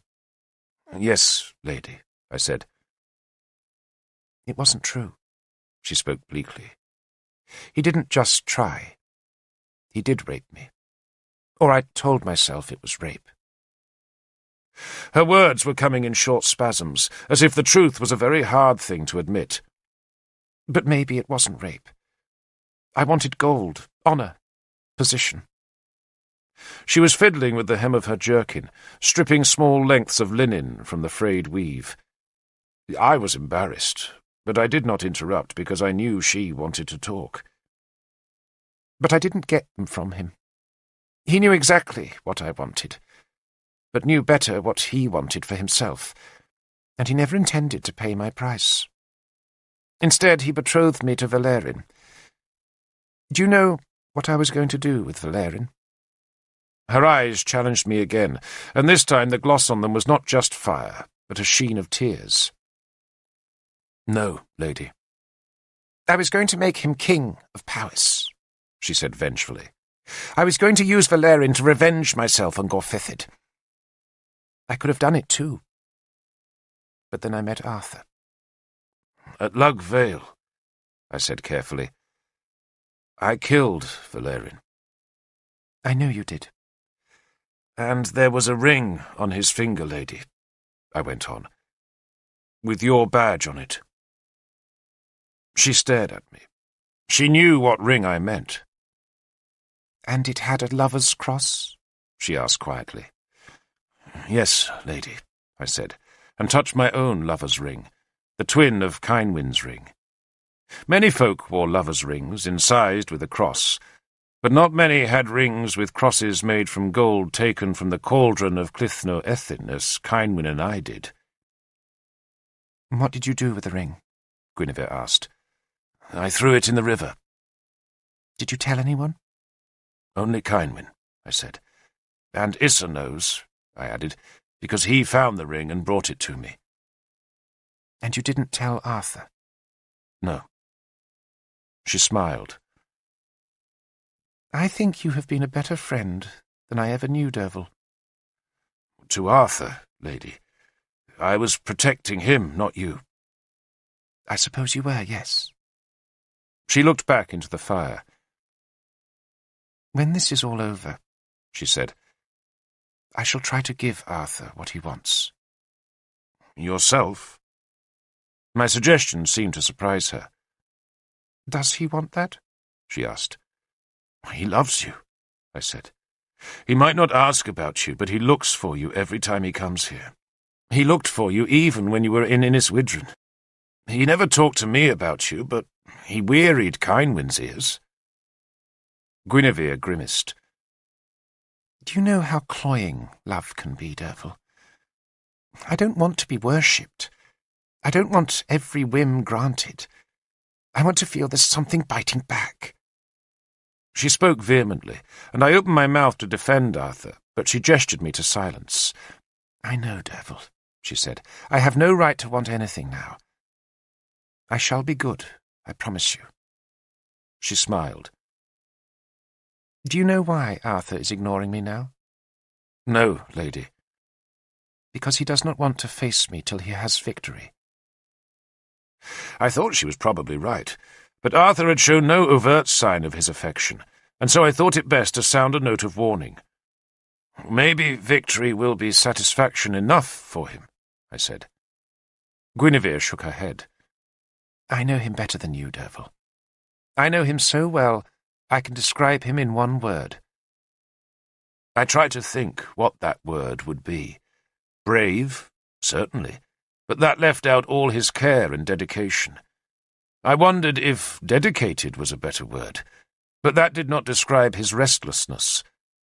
Good? He was certainly good, but that plain word obscured the anger that could make him unpredictable. "What is the word, lady?" I asked. "Lonely," Guinevere said.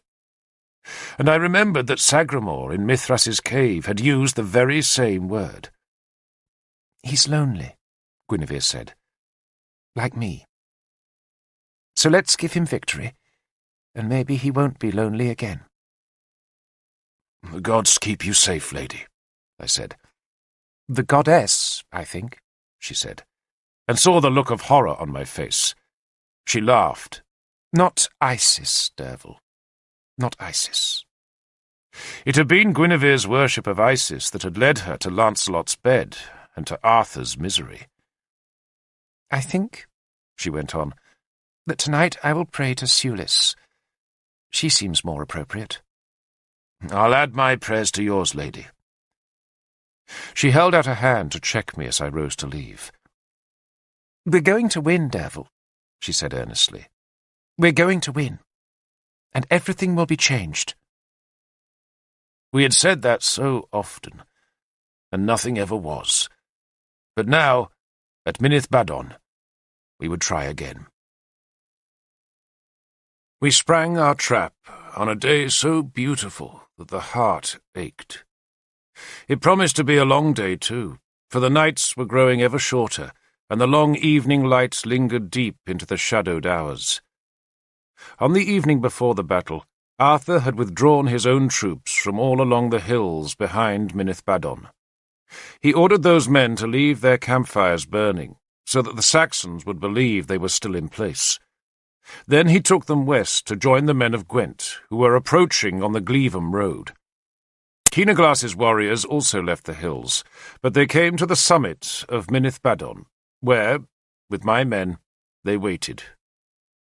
Mullane, Powys's chief druid, went among the spearmen during the night. He distributed vervain, elfstones, and scraps of dried mistletoe. The Christians gathered and prayed together, though I noted how many accepted the druid's gifts. I prayed beside the ramparts, pleading with Mithras for a great victory, and after that I tried to sleep. But Minith Badon was restless with the murmur of voices and the monotonous sound of stones on steel. I had already sharpened my spear and put a new edge on Howlbane. I never let a servant sharpen my weapons before battle, but did it myself, and did it as obsessively as all my men. Once I was sure the weapons were as sharp as I could hone them, I lay close to Guinevere's shelter. I wanted to sleep, but I could not